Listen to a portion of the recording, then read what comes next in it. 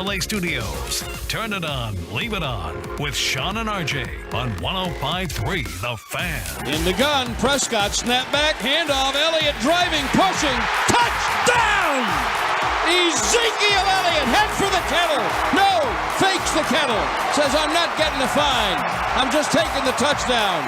Good morning, Metroplex. It is the Monday edition of Sean and RJ on your home of America's team, 105.3 The Fan. Sean Sharif, RJ Choppy. We got Peyton and Ryan in the back. We're live on YouTube, Twitch, and the Fan Cam after a dramatic and action-filled weekend, RJ, that had us all checking the blood pressure after the Cowboys barely escape in Arlington against the Armpit. Barely escaped. Every team will have a clunker at some point against it, and they'll lose a game that they have absolutely no business losing. And I thought that was yesterday. Well, I think it's been the last 3 weeks. So my blood pressure started to keep boiling. I listened to the post game. Zach Wolchuk doing a tremendous job there with Brian Broaddus, but I kept hearing it's the NFL. You don't apologize for wins. You take your W. I'm going to go at Zach here and not Broaddus because today is Broaddus' birthday, so happy B-Day. Happy birthday, big man. Look, I was the first one to defend the Packers' loss. Didn't care about it. Wrote it off. Whatever.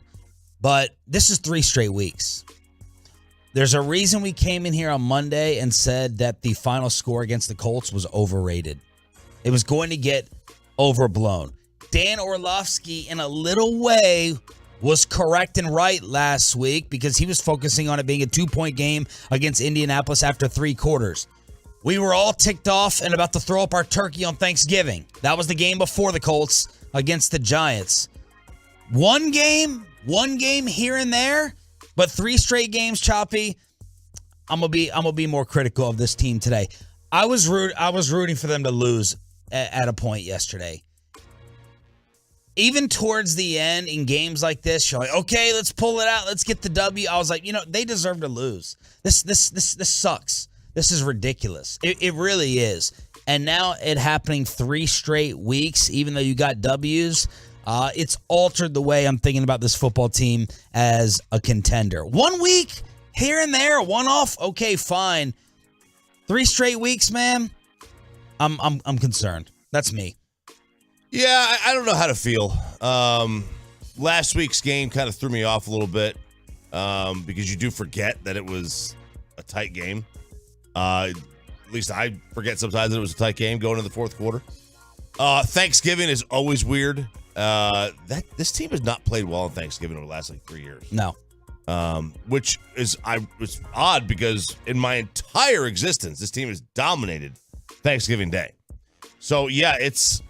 Like, if they had played well in the weeks prior, like really well, and then came out and did this against Houston, okay. There was a reason I took the points against Bobby Belt, and I believe we'll have Bobby paying off the bet tomorrow as he's got to sing his segment here on the show. But I looked at Houston's final scores, fell for them a little bit because Houston radio told us they had some garbage time touchdowns and accumulated some stats late in those games, but it was more about the Cowboys. It was more about the Cowboys playing letdown football, which they did, which I thought that they were going to do. And that's why Bobby is going to suffer a loss this week and tomorrow. And your ears are going to suffer listening and laughing to him try to sing his opinions right here on 105.3 The Fan. But I'm not taking the Wolchuk approach of it's the National Football League and a win is a win. I was actually sitting there so angry at them and ticked off at them. I'm like, just lose. Just go ahead and lose so you can go ahead and hit the reset and wake up a little bit because Mike McCarthy was dead wrong on Friday when he came on this show and said he's not worried about the slow starts. And I'm like, what? Are you worried now, Coach? To me, that's putting your head in the sand a little bit if he truly feels that way. And I think he does actually feel that way. Because he could come on and say he was concerned about these first halves without really calling out his team. Doesn't have to blast anyone individually because it's been everybody. But I really don't think he was too concerned about it. Well, I think you should be now. 1-10. You should have lost to 1-10. Oh, yeah, they should. Yeah, they should have. They should have. Now they didn't have a slow start yesterday. They had a touchdown in the first quarter. That Turpin punt return zapped all the momentum. All of it. I think that Turpin punt return may have cost Bobby. Right there, shifted everything. It shifted everything. And then you had they had a fourth down stop. The Texans did, right? On Zeke. Yep. And that helped. But, I was okay with going for it there. Me too. And I was okay with the play call. A lot of people, of course, X's and O's and the Jimmies and the Joes saying, got to run outside, load up the box. I was fine with both things right there. I hated the play call. To me, when you're down there, you have to spread out the line. You've got to get less people in the box. Either do a Dak run or, then you can do a Zeke run or Pollard run. But when you have fewer guys in the area. But the play of, just running the ball there, that's fine play. I just thought they should have had fewer guys in the box. Jerry Jones, and of course, look, the two good things about this game, we're going to get the start down at 6 o'clock. Tank Lawrence saved the game.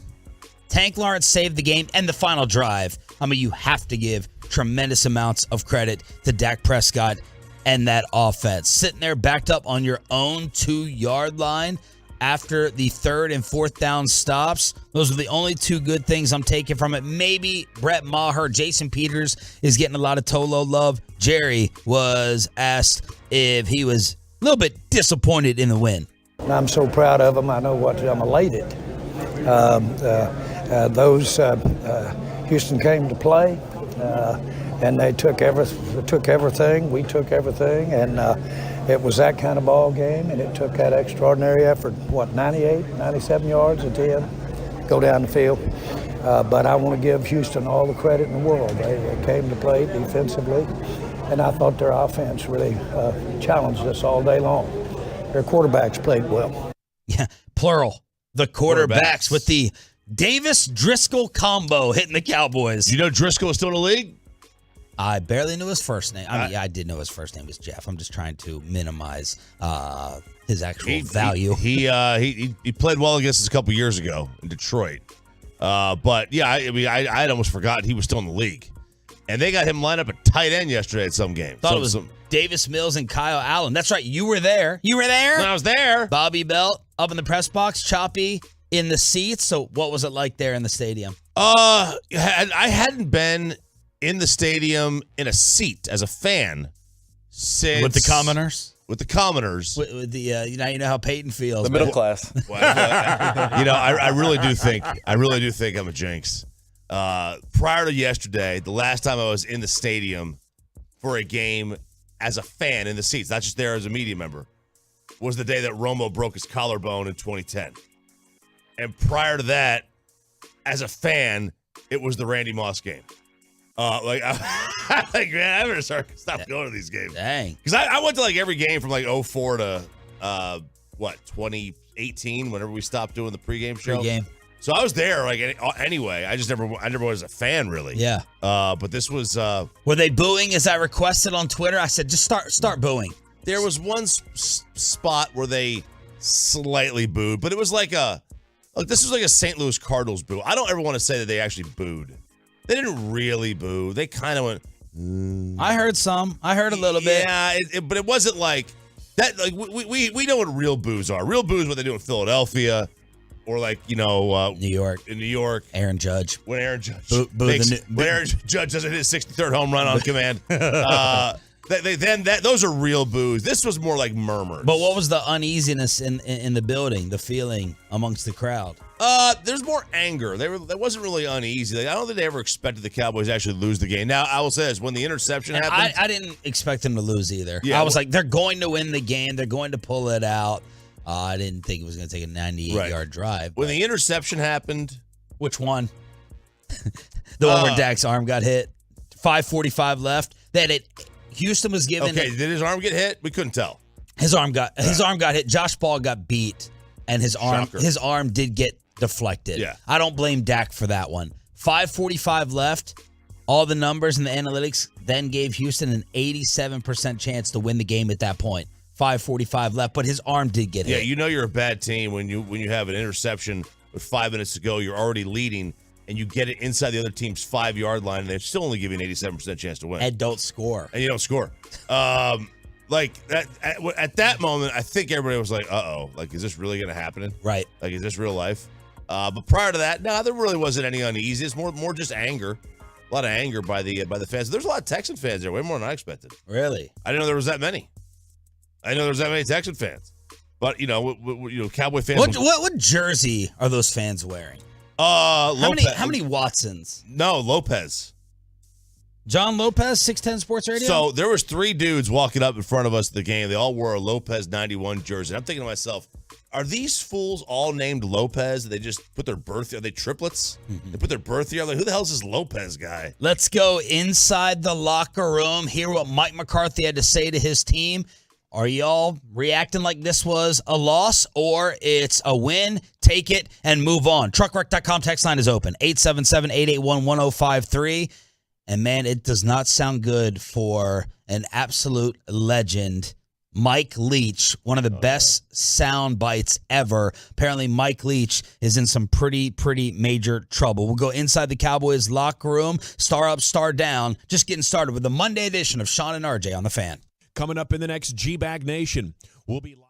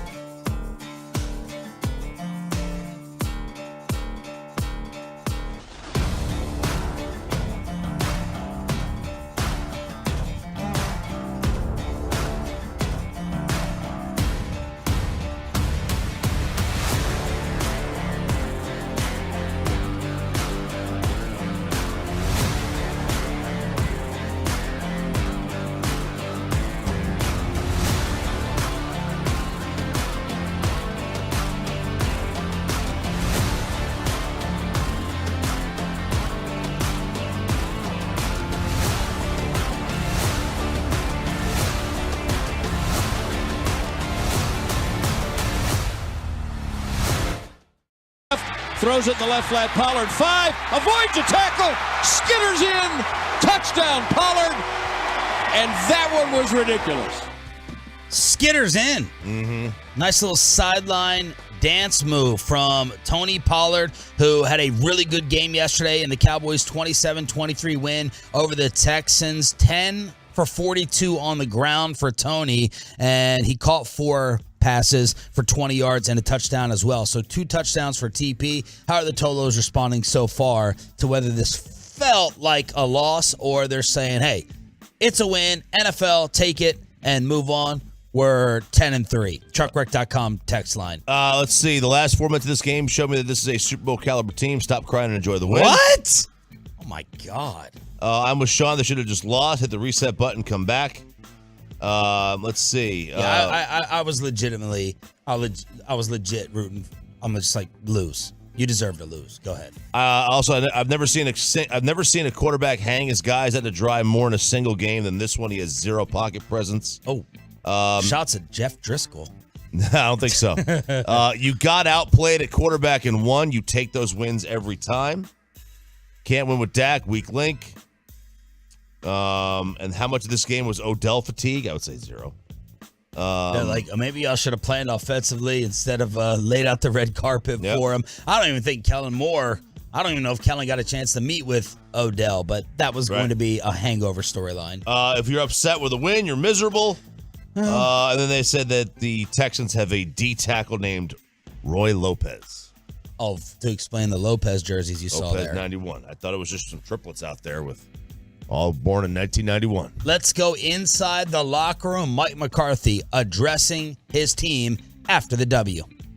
Hey, let me say this to you. I think the obvious is what? Adversity advancement.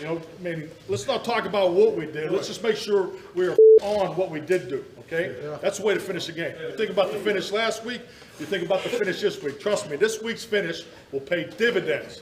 Dividends going forward. That's excellent team football. That's complimentary football right there. So proud of you guys. It's pretty early. What time is it? It's only 3:17! Anthony Barber. That's all, boy. Appreciate that. One of our best, we probably had our best. That's big time, man. Let's keep rolling. Cowboys on 3. 1, 2, 3. Cowboys. So there was in the locker room Mike McCarthy sounding very, very happy. I'd much rather have great finishes than great starts. Yep. And they seem to figure that one out. They don't start off. They used to with Jason. They used to start off great, and they used to then go into this lull for quarter and a half. And then now yesterday they started off well. Then the muffed punt, which you can't have. You can't make. The only way to keep a team like the Texans, engaged in these games is to give them short fields. Yeah. Let them score. And they did. They kept them in the game. Texans got the ball on our 24-yard line, and I think the 27-yard line off the Dak interception. So they got tremendous field position, 24 and the 27. Yeah. So, that's really good field position. And Now, they did not get good field position right before the half when they went straight down the field. I thought I was looking at Warren Moon throwing to Haywood Jeffries out there, just going right down the field for a field goal to give them the 20-17 lead heading into the third quarter, where they also received the football. But they got the huge Donovan Wilson play with Diggs turning into Romo against J.J. Watt and the Texans. But that was the reaction inside the locker room. Get set for your star up, star down at 6 o'clock. Jerry Jones was asked afterwards if they took the Texans lightly. Well, I think their record of only 1 win would make anybody take them lightly, but that's the miscalculation. Shouldn't take them lightly. And they've got outstanding football players. We know every one of them. And those quarterbacks today look like they were Brett Favre, both of them. Right. And so all of it, they just, I don't have to point that out.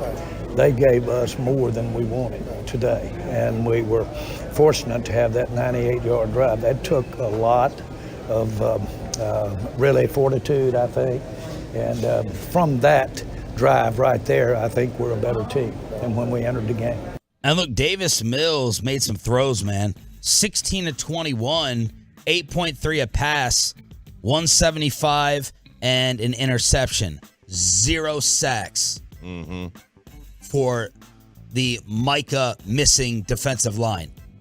0 sacks, nothing at all whatsoever. Micah has, Babe told me this yesterday at the Sandler event. Micah's got 6 games with 2 sacks and 6 games with no sacks. So he either gets 2 or none in a game. And being there, I kind of, you obviously can't hear the announcers, but I did not see. Why don't you have AirPods in? Where's your 105 through the fan walkie-talkie Walkman? He did not. I did not see him once in the jumbotron. Micah? Not a once. Not a once. And I was watching that most of the time. That was mostly Maybe he was planning his next rally. Maybe he was. Maybe he was. Maybe he was thinking about his tweets. Yeah. He was getting ready for the race. Yeah. So maybe that was Micah Parsons. Got all kinds of hot takes on the on the doing merchant doing his DeSantis research. 877-881-1053 truckwreck.com. We should get Bobby to have like a DeSantis t-shirt, walked into the locker room, like, can you sign this, and see if he gets it, see if he knows how that goes over. Walk in and wear a Miss Me hat yet or something like that. Miss Me hat. I think we got some type of red we have a hat back here behind the couch. country music great again or something like that. We should just make the pass rush great again and see if he'll sign it. Let's get a red hat. Make DN great again, because it was not yesterday. Good Lord. So Bobby Belt will be in. We got to talk about all the injuries. This team got ravaged with injuries yesterday. Star up, star down coming up. Man, this sounds scary with Mike Leach. The absolutely beloved head coach is reportedly in critical medical condition following an emergency he suffered at his home yesterday. And Ross Dellinger from Sports Illustrated said it was critical and that he needed a miracle. There are people that have coached with him, coached under him, former players and everything, saying, please, we need prayers. Dana Holgerson, my thoughts are with my mentor, my colleague, and more importantly, my friend. I'm devastated by today's news. Mike is a fighter. I know he will continue to battle. Lincoln Riley, prayers for my good friend Mike Leach. Please keep him and your and family in your prayers. So something really bad happened with Coach Leach. Yeah, and there's very few actual reports of what it is.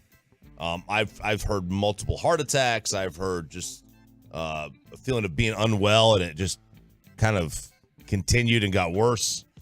It's terrible though.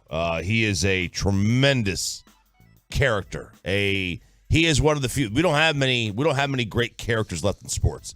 Everybody's been neutered. Yep. Everybody's been sterilized by coach speak and all that crap. And this guy will sit there and talk about why he hates coffee. Yeah. He's a perfect talk show host. He is. You give Mike Leach a 2-hour show. I don't know if he does one, but he would dominate. Yep. And then I was sitting there watching some Mike Leach stuff yesterday and last night, and one of them was like, your girlfriend or your wife, she'll lose her mind. Your mother-in-law, she'll lose her mind. Your mom will lose her mind. All the women in your life will lose their minds at some point. And it was just like, good God, this guy's all over the place. But I mean, he's so fantastic as a quote, as a personality, as an offensive mind. A lot of college football is the way it is because of him. And speaking of college offense, Caleb Williams does win the Heisman Trophy as expected on Saturday night. And it was the closest vote in 4 years. The closest race in 4 years. That's at least what Mac Angle put out there, which I can't really trust everything that Mac puts out there. Right. But Caleb got a 544 first place votes.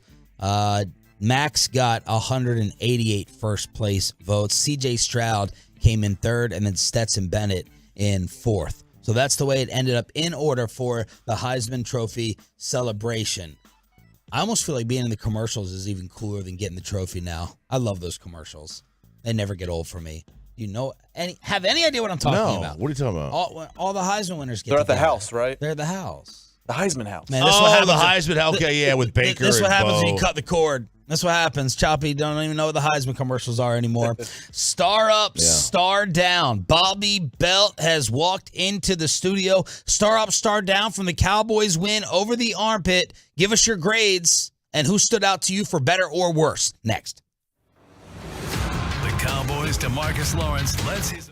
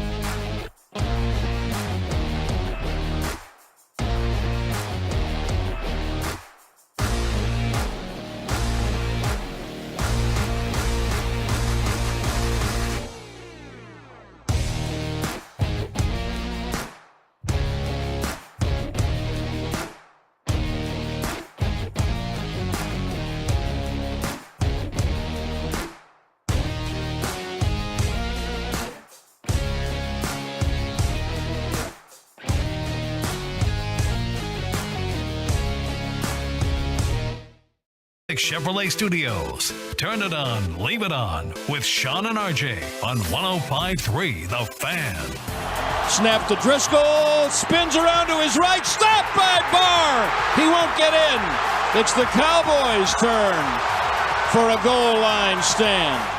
Good morning, Metroplex. It's time for Star Up, Star Down here on Sean, RJ, and Bobby on DFW Sports Station 105.3 The Fan. They escape with the 27-23 win after the game-winning 98-yard drive.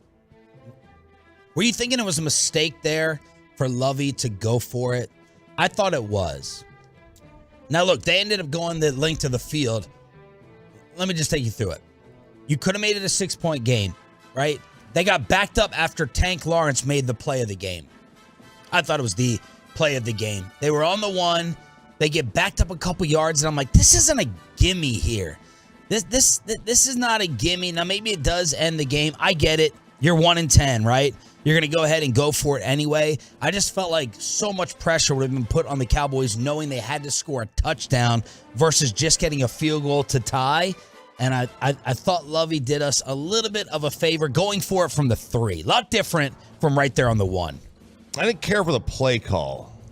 Well, no one cared for the play call. They didn't know what they were doing. No, it was a miscommunication there. It was an absolute miscommunication. You want a perfect example of a 1-10 team? A broken play, I think out of a timeout, Bobby, with whatever the Texans were trying to do, giving the ball, just handing the ball right back to Dallas. Yeah, I didn't have a problem with going for it at all, just because to me it's like you're terrible. You've been terrible. You're like, how long are you going to be able to bank on holding Dallas back? So get the touchdown, put it away. I didn't have a problem with that, but just the decision to hand the ball on those 2 plays, both really bad looks, I thought. But yeah, DeMarcus Lawrence coming in, that's play of the game. I mean, honestly, Carlos Watkins shoestring tripping up Chris Moore on that 2nd and goal to where he fell down at the half-yard line. Yeah. I thought he had got in live when I was watching. I was like, well, there's the game. Yep. That's over. We all get to wallow in this tomorrow. I agree. There was zero part of me that thought it was a field that they should have gone for the field goal. I thought 100% keep going for it because the Cowboys needed a TD to win either way if they were going to win the game. You know, if they were going to win the game, they needed a TD to win. Yeah, but a field goal to tie. Right. If they... Right, but what I'm saying is, like, you know, they were going to go for the touchdown. If you got the 6, you know, if you got the field goal there and it made it 26-20, the Cowboys were still going to go for the TD. You know, you were just going to make them more aggressive in that situation by kicking the field goal, going for the touchdown. You put the game away. Now, ironically, and I'm very, very surprised by this, the 4th down. What the 4th down bot Ben Baldwin's got this Twitter account where it's some kind of a computer program. Yeah, but it's this 4th down bot, and he says that thing pumped out that it was a pre-snap kicking the field goal increased the win probability more than going for it did. But had they gotten it, obviously, it's a 98% chance to win, and then a 49% chance to win if you fail. See, that's the thing. I don't know. Even if you don't score, it's 23-20 there on that final drive. If Zeke doesn't score on that 3rd and goal, I'm not convinced McCarthy doesn't go for it. I don't know. I don't know that McCarthy kicks the field goal for overtime. But this is where analytics can't be factored in. The pressure of getting 3 to tie is different from having to score a touchdown. Sure, it's totally different. Yeah, I'm just saying. And if it makes you more aggressive, as I know you're about to say, Choppy, that has been working against the Cowboys here with 8 interceptions in the last 8 games. It has to be a totally different stress level going down to get in Maher range versus having to score the TD. Once they're in that range, like, okay, we know at the very least we can kick the field goal, and that's the whole pressure intangible thing that people argue with analytics. But when you're 1-10, you know, you go for it there. I disagree on the 3. It's not as simple as that. Let's make it 6. Let's make them have to score a touchdown. But still 6 does nothing. It's still a 1-possession game. They had a chance to make one possession of a field goal to tie versus 1 possession of a touchdown is a humongous difference. It's really not in a passing league anymore. The humongous difference is making it a 2-possession game. That's the humongous difference. I like I said, I don't know that the pressure was off of them because I think McCarthy was going for it. Even though they were down 3 and they would have had a chance to kick a field goal on 4th and goal, I think McCarthy was going to try and score the touchdown. That's what I mean, is that I don't think they wanted to kick a field goal to tie. I think they wanted to score a touchdown regardless. So if Zeke doesn't get in on that 3rd and 2 there I'm at the just end, talking about from the start of the drive. I think it sure. can be different. Yeah, because it's like, I've got 50 yards to go instead of 98. Right. Yes, I get that. When they get down there, I agree with you. He may have gone for it to win it, but I'm just talking about the start of the drive and the pressure that builds, right? If I'm a fan watching at home, listening in the car at the stadium, I'm like, ooh, it's a lot more relief just getting to their other 40 than having to get in the end zone. Yeah, I guess probably the way Houston looked at it too was if we miss this, they have 98 yards to go versus if we kick a field goal, they have 75 yards to go for a touchdown. Absolutely. Houston wanted no part of overtime. They wanted no part of overtime. They were going to go for the win right there. And you're right. And that's the thing. That's why you should never kick a field goal from inside your own 5 or inside their 5. The other teams, even if you miss, the other team's got basically 100 yards to go if they want to get the touchdown and win it. Star up to the 11-play, 98-yard game-winning drive after the Cowboys took over. Zeke with the 2-yard score with 41 seconds left. How about Jonathan Owens with that play on Gallup? My Lord, what a textbook, picture-perfect hit to dislodge that ball that could have been the game winner. Dalton Schultz on that drive, 3 for 52. He had a tough catch over the middle to make up for the touchdown that he dropped. Noah Brown with a great diving catch towards the sideline. All this happened on the game-winning drive. Dak on what he told his guys before that first snap. Yeah, I told him we're going to go win this game. Honestly, I said it after the interception. Just having faith and trust in the defense, knowing that those guys are going to go out there and make a play. And then once they did that, us having the opportunity, told them one play at a time, heighten the focus, and that's something that I'm always remind the guys, but just hey, we're going to win this game. Don't blink, and none of those guys did. You could tell in their eyes they believed it. A couple of them said it themselves, and yeah, it was a great one. I mean, obviously it's the NFL. It was a tough game. Didn't play our best by any means, and we had an opportunity right there, 2 minutes left, and went and got it done. And at the end of the day, that's all it's about is capturing wins, and we're able to get this one. You could, I mean, I guess they could have played bad and lost. Like the best thing you could say about this is that they won the game. Yep. That it's the best thing you could say about the game. They won. And at the end of the day, it's really all that matters. You will figure out. It's not all that it matters the most. I think this matters more now. This is a pattern. It's developing into a little bit of a bothersome pattern. It's 3 straight games against scrubs in which you, at a point in time, definitely could have lost the game. Yeah. Halftime Giants, 3 quarters after Indy, yesterday to the very end. I'm at least bothered by it. No, and I mean, look, you're talking about you gave up a 2-touchdown lead to Green Bay in between there. You beat you did beat down Minnesota. It was a great game. But outside of Minnesota, the last 4 games have been blowing a 2-touchdown lead to the Packers, which I'm the most fine with of all this discussion. Sure. Struggling to put away the Giants, trailing at halftime in that one, playing poorly, struggling to put away the Colts for a lot of the game. And then honestly, yesterday it wasn't just like, had you lost to the Colts, I think you would have said they still should have won that game, even though they struggled to put away. Yesterday, you should have lost to the Texans. Yeah, Houston should have beat you. And so that's where it had the feel of one of those games like Denver last year, or in 2007, like when they had such a great run. They lose to Philly at the end of the year in an ugly football game that was just kind of like, it had the feel of like, if you lose that game, that's one of those shock to your system, this team's not as good as we thought, that the Cowboys have had a couple times over this last several years. And so that's what I was concerned with, and that's what I think the Cowboys have to guard against, is even though you got the W, like, I don't think anybody should be thrilled with the game. And that's the difficulty of doing this, right, Choppy? Trying to figure out if there is a hangover, a carryover, or they come out against Jacksonville and win by 24, and the last 3 weeks, you know what I mean? It's this rip this page out difficulty, and part of the reason why the National Football League is so great, because you never know what the hell's going to happen week to week. No, like, but, you know, there is a good silver lining. You know, the teams... Like, there are teams that will lose these one-possession games. They just trip all over themselves. That's why Mike McCarthy, I think, was so excited in the locker room talking about the value of the very end. Oh, there is tremendous value in this game. Like, make no mistake about it. Like having to go 98 yards, even though it's against a bad defense, I mean, you still got NFL guys at that team. Having to go 98 yards to win a game at the very end in a couple of minutes, that may pay dividends for them later on in the year. Yeah. Star up to the helmets this team was wearing because those receivers on that final drive should have had about 5 concussions. A couple of those guys got blowed up. So I want a big star up to, is it Shoot, Rydell, whatever else they got, the flex, the speed flex helmet, whatever Zeke wears. Star up to those helmets, man. Dak put them in some bad positions at times with putting them in spots where they were going to get blowed up. But they had to get those possessions, those plays to win. Mike McCarthy's thoughts on Dak's first 56 minutes and then his last 4.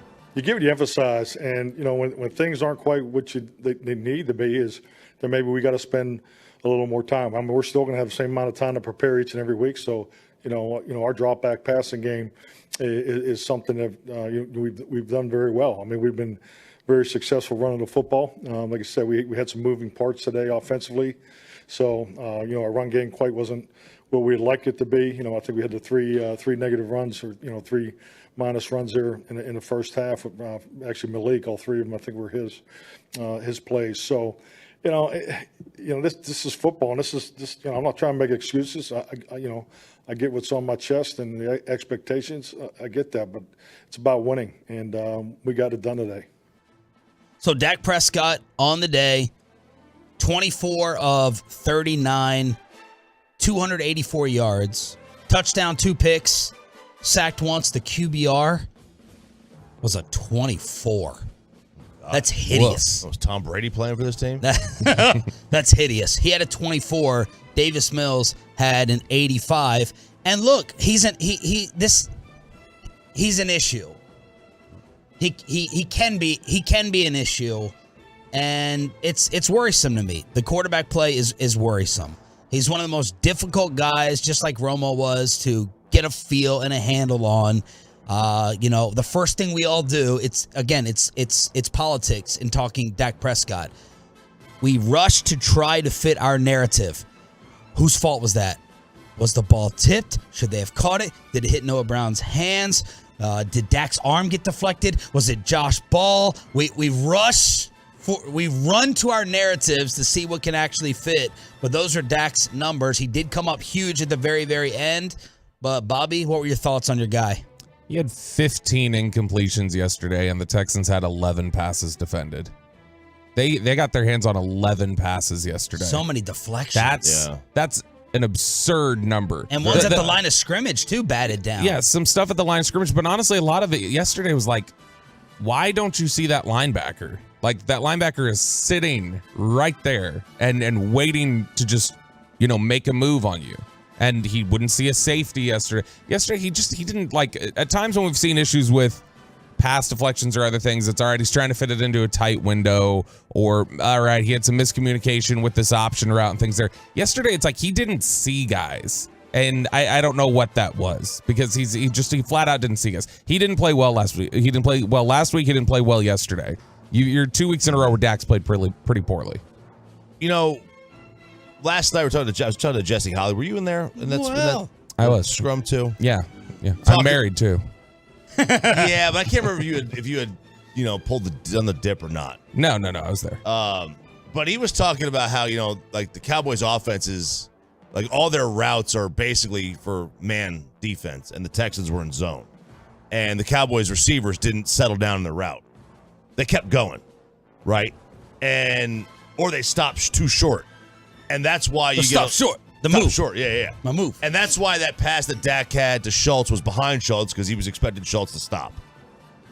Right? And that's now fans aren't going to care about that. They don't look at it like that. Neither does the media for the most part. But like that's part of the, whose real issue is this? That just clouds the, is this Dak's fault or not even more? Now you start to get like a little fight between the miscommunication between Dak and the receivers that we've been having for a couple years now. But like yesterday, like there were a couple of those where he's clearly trying to hit like a guy like CD who he thinks he's got beat, and he just doesn't see the linebacker off to who then just steps in front of it. Like that's stuff where it's like, whether CD stops or not, that's getting knocked down by the linebacker. Here's Dak after the game on how concerned he is with the interceptions. I'm damn sure not a fan of that. I think y'all guys know that. It's frustrating. It's very, very frustrating. If you go back in all of them, yeah, some were miscommunication in the past games. Tonight, first one, tried to fit it in too tight of a window. I don't even know if Noah necessarily saw it. You know what I mean? Guy tried to get a hand on it, ball pops up in the air. The second one, my arm got hit. Yeah, unfortunate on some of them, but we've got to find a way. I've got to find a way to take better care of the ball. But yeah, damn right, it's frustrating. No, it's not something that I've ever been okay with and never will be okay with. So there's Dak after the game. What was that face? Damn right. Yeah, damn it. All right, just see it better. Yeah. It's like the harsh reaction makes you believe. I really do care. Other star up, star downs, and Bobby on how hurt this team got yesterday, how ravaged they got by injuries. The Kevin Hagelin poll question. Win is a win. Take it. Happy? Or I'm not taking any pleasure in this one. Hey, Cowboys Monday continues on The Fan. But let's get you over to Blue Chew.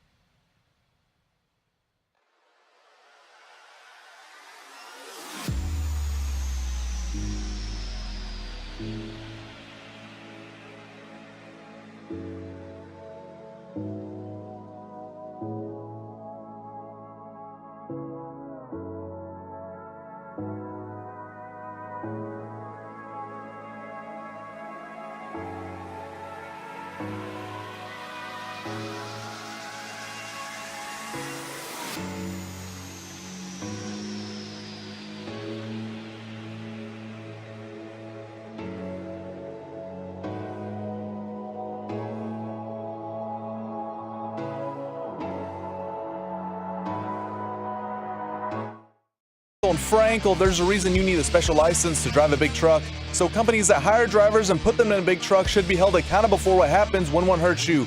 Frankly, you need Frankel and Frankel. Visit truckwreck.com or call them 214-333-3333. All right, here's the punt. The snap is a little off to the side of Cameron Johnston, the former Philadelphia punter. Turpin muffed the punt, and he fumbled it away. The Texans have it back. First time all year that Turpin has actually muffed a punt. He bobbled one a couple of weeks ago. Rolling on the field. And this one got away from him. He called for a fair catch, and he flat dropped the ball. Way to go, Nick Eatman. Way to go. Nick came on Friday, said this will be the Turpin game from DallasCowboys.com. And Bobby, I think this play right here is what cost you against me in the singing bet that will pay off tomorrow. What singing bet? The singing bet that we made on Friday. I don't recall one. Oh, you anyway, don't? But no. you recall your RJ bets. Oh, clearly. yeah, that was a great bet. That was a good bet for me. No, honestly, that's what I would have. If they lose this game, I think it's like that's the moment they lost the game. Was because they go down the field, they score in Opening 3.5 minutes, easy.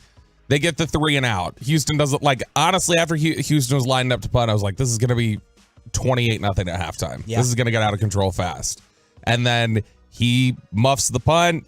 They end out, staying in the game a little bit, put some points on the board, go up by the end of the first quarter. And it's like, okay, this one set a tone that you never want to say like one play that early would totally ruin it. But I genuinely think if he catches that ball and just makes the fair catch and Dallas gets another drive, I don't think this is a 4-point game yesterday. I think they still win by double digits. And you can end them early. But instead, the Texans, of course, recover, and Dameon Pierce, who ended up hurt in this game. They didn't have Brandon Cooks, and they lost Pierce. They recover on the Cowboys 24. They score to tie it up at 7 apiece. So when did you know that you were going to lose the bet to me? When were you like, okay, I'm in trouble or I'm screwed? Sometime in the third quarter. I kind of felt it at halftime because I was just telling myself if they're up 10 at halftime, they then win by 10 in the second half. Yeah. It's 20 points right there. We're good.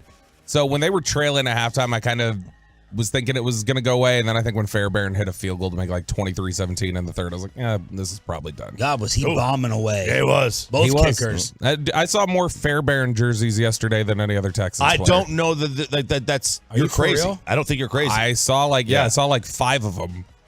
I saw this Lopez guy. 3 Lopez jerseys in a row. Roy Lopez, yeah. How many Watsons? None. I didn't see any.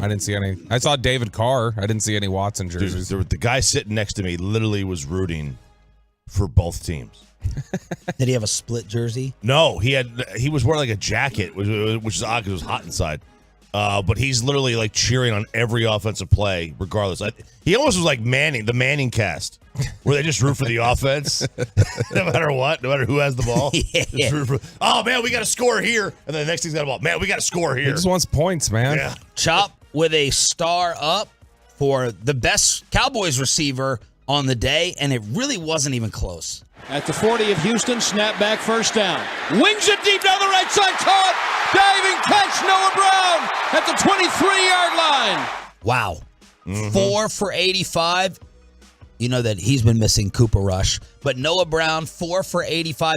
He made the turnaround adjustment catch that Michael Gallup should have made earlier in the game. And let me defend Dak on 2 throws, even though I'm starred down on Dak and have been for a little while now. I'm worried. I'm very worried about him at quarterback for this team to win it all or get very far. Stop criticizing him for the first throw to Gallup. He was pummeled up the middle. He got absolutely crushed. And then the other one that Noah Brown, if you would have hit him in stride, that's a touchdown. He was completely off balance running outside of the pocket. Those are 2 off balance throws. The first one, he got crushed up the middle. And then the second one, he was on the run. So I got to defend him on those 2. But you want to give a star up to Noah Brown? Yeah, I mean, he was to me the most consistent receiver in the game. Schultz may have had more catches, more targets, more yards, more drops though. The one feels like he has one of those or like a fumble. He does something to irritate me every game. Maybe it's because of the contract thing. I can't get it out of my mind, but I'm ready to pat. Yeah, I mean, look, he was about to get hit. And apologies, Mr. Schultz, because I know you're a Tolo. Yeah, he was about to get hit, and he's from California, so it's a little soft out there. He held on to the one at the end. end. A little soft there, but whatever, it's okay. It's because of his bad Tex-Mex takes. Yeah, that's right. what this is. But no, Noah Brown's the most consistent receiver in the entire game. They obviously tried to do something with CD to make sure that he was taken out of the game, which great. It happens to a lot of receivers. But Noah Brown was there when they needed him. Let me also defend Noah Brown. So this is the most maddening play of the game, the interception that Dak threw that was tipped first before it got to Noah. You people who sit here and talk about that ball has to be caught and it touched his hand. You Al Bundy middle schoolers who wear your varsity jacket around. Stop. You're embarrassing yourself. Yeah, you gotta be caught. I would have brought it in. Gotta be caught. Do you go back and watch how close Noah Brown was to the Texans defender, and you want that reaction time to be a cocaine heartbeat in order for Noah Brown to bring that in? That was not Noah Brown's fault with that interception that Dak Prescott threw. And anyone who says it is, I had to text Jesse Holly. I'll be like, I'm not crazy, right? Because he had tweeted something. I'm like, okay, I think we're in agreement. But I just texted him. He's like, dude, no. And we're sitting there at Top Golf, setting up the distance that Noah was from the Texans defender. Noah should have caught that. You're insane. Stop. No one can sit there and argue that to me, and I would change my mind. Do you agree with that? Yeah, but he should have caught it.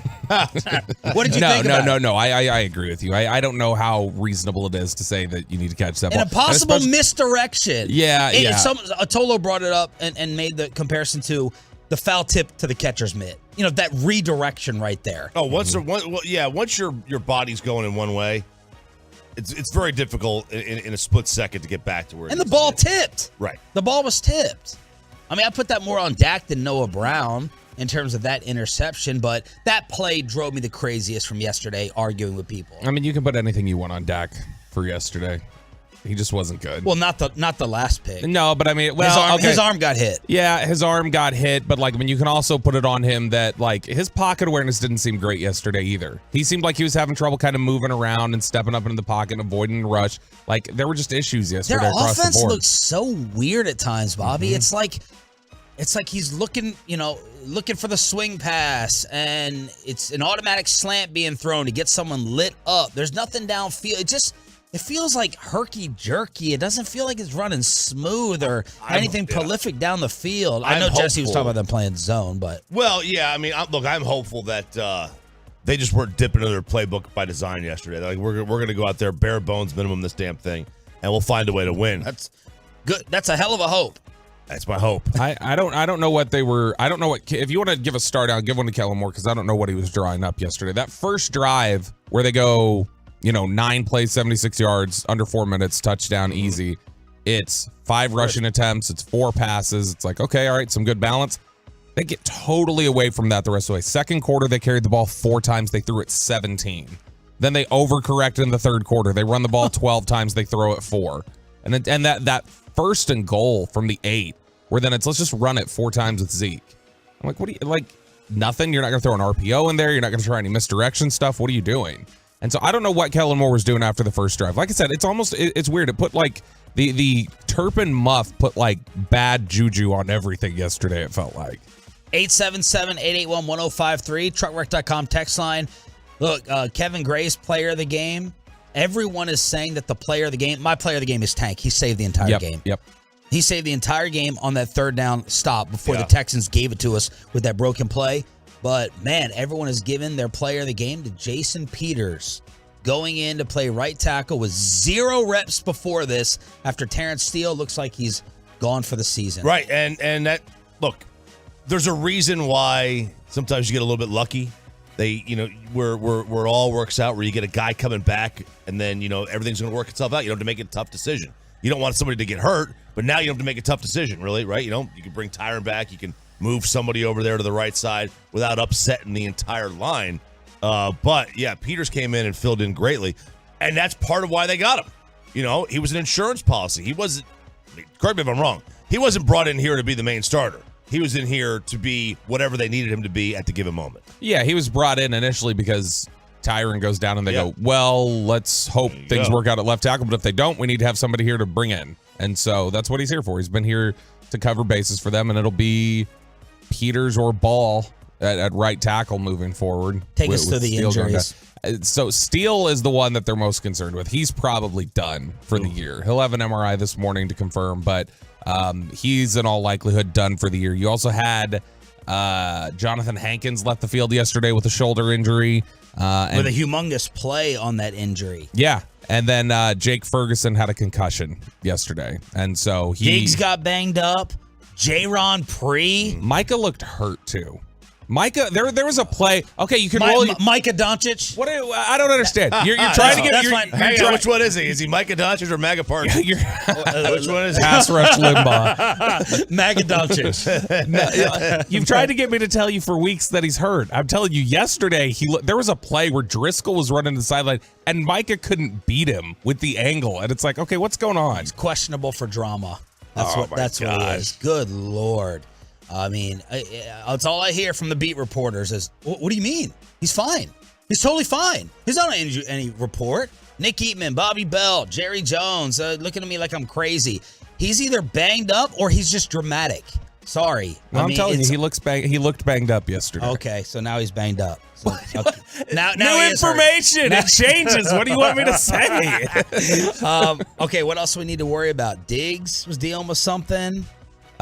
Diggs had both his thumbs had issues. You had the was that when he got out thumb wrestled for the interception by McQuamu at the end? Yeah, he's not happy about that. He feels like that should be his. They did fight each other for the ball. And Zeke told him you got bodied. Yes, right? Yeah, and I could totally, which I mean, Israel McQuamu's gonna box out anybody. He's 6'5", he's a big dude. But I almost was hoping they dropped the interception because they were fighting over which one was going to secure it. I was kind of wishing for that. Just like you were kind of wishing for a loss at one point yesterday. I was kind of hoping that you need some repercussions for fighting over an interception at the end. You got to get your numbers. Got to. At the end of the day, game's over. You got to get your stats. How's Curse? Curse played the most snaps of anybody yesterday. He's obviously been dealing with the shoulder thing. Then he had an issue with it. Looked like his left knee. He's allegedly okay, but I think that's one of these guys that he's played all season hurt. The entire it's been very like Amari Cooper like, more reliable I feel like at times, but very Amari Cooper like, just him being banged up for most of the season. And so I mean, who knows that we get that, but there's no telling coming out of this game who else might still be banged up that Mike McCarthy's going to tell us about later today. All right, your other star up and star downs on the truckwreck.com text line at 877-881-1053, 877-881-1053. Let's check in on the rest of the NFC East. Are we still within striking distance of the Eagles, or is that over after what they did to the New York Football Giants? And did you go asleep early for Sunday Night Football around the rest of the NFL on Sean and RJ next? But let's get that carpet.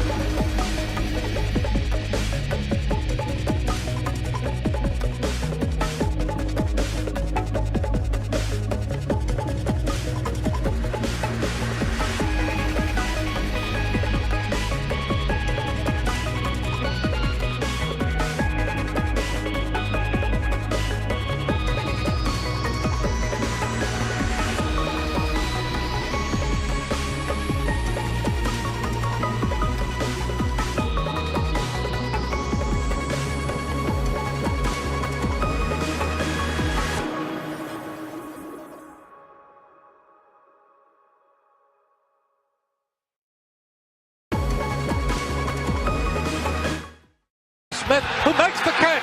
The Giants miss, and he walks into the end zone. Sean and RJ along with Bobby Bell here on DFW. Did you know what my joke was? I didn't finish it. All right. Yep. A little commercial break joke talking about Jared Sandler's event, which we'll get into a little bit later on. Thanks to everyone who came out. Brian from 407 Barbecue allowed us to get the $1 sweet victory. Oh, God. Over Corey and Kevin and KMC. It was so... I appreciated that more than the Cowboys getting the win. Getting the $1 victory to lead all shows at Jared Sandler's charity event. And you got to hand it to him. Like he left, and did you know? Who, Brian? After he left, his hey, he stayed for 45 minutes. He's like, yeah, I didn't see him in the barbecue world, man. I don't get much time. The wife is like, you're getting to our dinner, so he left his credit card for the table. Man. And that was for the auction too. Oh, God. What a stud. And I was trying to get the guys that were there that were with 407. Yeah. I was like, dude, bid on this. Yeah. It was 2 tickets to Saturday and 2 tickets to Sunday at the U.S. Open in L.A., plus 3 nights, everything paid for. Golf. Yeah, the U.S. Open golf. I was like, did they move the U.S. Open from New York? No, the L.A. Country Club. And I was like, dude, you got to bid on this. Is awesome. And, he's like, no, there's a reason he left the card for us. Because he knows we ain't going to spend like that. Yeah, I don't think those are golf guys. Those were. I don't see a lot of pit masters who are grinding it out with charcoal and wood stains everywhere, sitting there clapping up at the Open. I could be wrong. Yeah, they're not me. They're certainly not top tier golf guys. When are we going to unveil the Bobby Belt golf swing? A tease for a little bit later on in the show. But how about the Philadelphia Eagles? Man, no one will help us. Now, nobody will give the Cowboys a shred of help. 48-22. Didn't it feel good to be absolutely right about the New York Giants and the Minnesota Vikings? Feels great. Fraudulent before everyone else did. Got a 40% hit rate with my NFL predictions right now, but I'm always right on Minnesota and the Giants. They're bad. Neither one of them is any good. This was 24-7 at halftime. Jalen Hurts with 2 passing touchdowns, had a rushing touchdown. Miles Sanders, 17 for 144. A.J. Brown, 4 for 70. How Devontae Smith scored on that touchdown sickens me. That Giants safety was coming over to help and did nothing, basically escorted him to the end zone. And Bobby, Philly, yesterday, if the Cowboys lost, that would have totally ended the NFC East. But here's Philly now, 12-1, officially clinching a playoff spot. They averaged 8 yards a carry. They ran the ball 30 times for 8 yards a carry. That's absurd. Now, if you want to take one little bit of solace in the Eagles' performance yesterday, their biggest problem this year has been their run defense. That's what they've had issues with. And they weren't great at that again yesterday. They gave up over 5 yards per carry on the ground, but that's about it. That's the only thing that you can kind of feel good about. The Eagles are winning the division. I think that's done. Even if you beat them in a couple weeks, it doesn't feel like there's enough losses left on the schedule. Cowboys may win out and still not win the division. Yeah, they need help. They need some help somewhere. So that's what happened within the NFC East with the Commanders off last night. The Chargers beat RJ's Miami Dolphins. Holy crap, Tua. You talk about off. Some of these throws could hit the side of this building right now. That's how hideous he was in the first half as LA got a much-needed win. Herbert fakes the handoff to Kelly, rolls to his right. All kinds of green in front of him, throws to the end zone, caught! Touchdown, Chargers! Mike Williams, 10 yards from Herbert for the 18th time in their careers. Chargers radio with the call. To me, this is more about Tua. Tyreek Hill scoring 2 touchdowns, picking up that fumble return. I guess I had a little bit of a controversial tweet about Tyreek yesterday, which we'll get into in a second. Here's Tua in the first half. 3 of 15, 25 yards, 1.7 per pass. 3 of 15 for the highest QBR in the National Football League. He ended 10 of 28 for 145. What did I say Dak's QBR was yesterday? 39, 38, something like that. It was 20. No, it was in the 20s. It was like 24 or something. Okay, Tua's was 24.7. Yeah, he definitely looked Dak-like yesterday. Yeah. Tua did. Tua did not complete a pass left of the left hash mark the entire game. Say that again. He did not. He's left-handed too, right? That's like his initial vision. That's the throw. He did not complete a pass left of the left hash mark the entire game. His throw hand side, his arm slot side. Everybody's always given Tua crap for his release and how funny it looks. Have you seen this video online that some Dolphins fan made where they literally just mirrored the video so it looks like they're like, look, nobody complains about it when it looks right-handed. Your head just has to adjust to his. There is something to that. Like, it does look better. It's funny. His throwing motion does look better when you flip it to right-handed. It's wild how that is. It's like just we can't get over it. But yeah, he was 0 for 1, 2, 3, 4, 5, 6, 7, 8, 0 for 9. 0 for 9 left of the left hash mark. My Tyreek tweet was second most dangerous, second most lethal, scary receiver that I've ever seen besides Randy Moss. I'm just talking about someone who puts fear in you. The home run at any moment. Now, a couple people said, what about Calvin, Megatron? I'm sticking to Tyreek and Randy. Just at any moment, terrifies you with his speed and game-breaking ability that I've seen.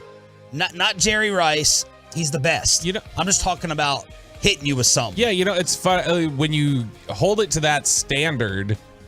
And I actually think he's underrated. But when you hold it to that standard, like I get what you're saying. And so, yeah, because Calvin, I don't think, put fear in defenses like that. It was a different kind of approach. The guy that comes to mind for me in recent history that's like that's similar, it was actually Deshaun Jackson. And Deshaun Jackson's not like one of the top receivers, but he was that same guy where it's like at any moment he could go for 80 on you. Yes. And so, yeah, like I can see that. That's a Moss, Tyreek, Deshaun Jackson. I think that's a different definition what you're talking about than what people interpreted. Yes, absolutely. All right. Bobby, he took his loss. He's going to take his loss to me with the Texans game, but let's give him his W. Let's give him his W, Choppy. Prepare for him to be insufferable. Purdy going to hand off to McCaffrey again. Gets into the second level. 20, 15, 10, 5. Touchdown! CMC! And the dynamite has detonated again. That's 49ers radio, in case you were wondering. 35-7. Sitting there with Darren Woodson, sitting there with David Murphy, sitting there at Jared Sandler's charity event. Look at those names. And all we're getting is Bobby Belt. See, look at Brock. Look at my cell phone. Look at the box score. As they destroy Tom Brady and the Buccaneers 35-7. Bobby's boy, Brock Purdy, 16 of 21, 185. Almost 9 yards a pass, 2 touchdowns, QBR 93. The floor is yours. So, I watch a lot of football, you guys, and I have I have a great understanding on this game. We're gonna ignore how Dak Prescott has looked for the last 2 weeks in this particular discussion, but no, Brock Purdy looked really good yesterday and really efficient. Like that's the game that he can play. That's the guy he was out of Iowa State. I was talking to Broadus when I was leaving. And Broadus was saying like some of the same stuff about Purdy. He's like, I liked Purdy coming out of Iowa State. He's like, I think he can run the offense that they need there. Because I mean, he's a slightly built guy. He's not like he doesn't have a big arm, but he's accurate, he's efficient, and he's mobile. You saw some of that on display yesterday. And so Chop, I got to know now that the 49ers beat down the Buccaneers, you're going to have to let go of one position. You're either going to have to let go of San Francisco's not a top 5 team, or you're going to have to let go of the Buccaneers are better than the Vikings, even though the Vikings lost. Oh, no. The Buccaneers are better than the Vikings. The Vikings are trash. So the 49ers are much better than you gave credit for. I don't know. I mean, they're good. They're a good team. The 49ers are better than the Cowboys. Yes. I will I think that we can. Yeah, right now, after 2 weeks of Brock Purdy. They're calling him Glock Purdy.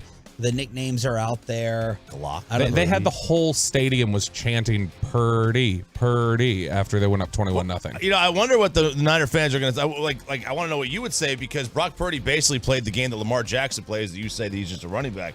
Going for 185 yards, only 16 completions. No, because he completed like 80% of his passes. Right, but not as only 4 of them were beyond 12 yards. He completed 80% of his passes. He completed the same amount of passes behind the line of scrimmage as he did beyond 10 yards. What's been my argument the whole time about Lamar Jackson? And I've said you should pay Lamar Jackson, that they should roll with him.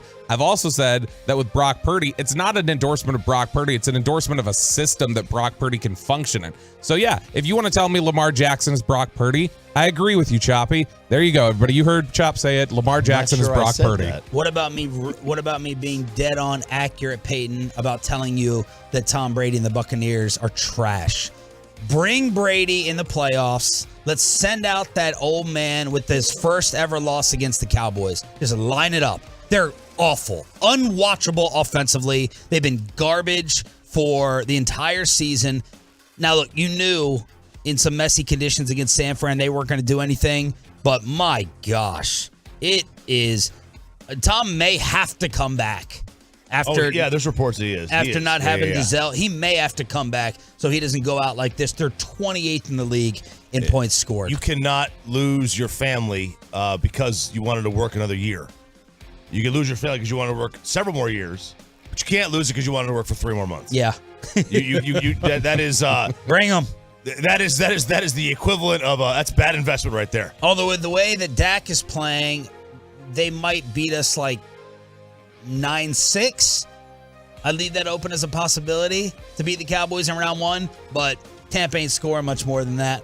I will say this on the fan text. The Niners got 2 home games again, and this point out, Niners got 2 home games against South Florida teams, which is the same distance as the Giants playing back-to-back weeks in London.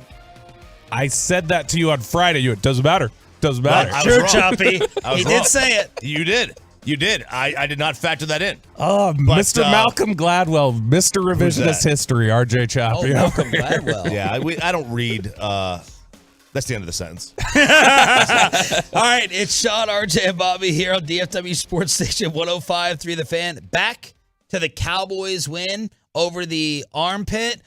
We have the Heisman Trophy winner. We got Mavs stars, and we got craziness coming. Absolute craziness and scariness from the World Cup and the Final Four. Headlines on a Cowboys Monday next. But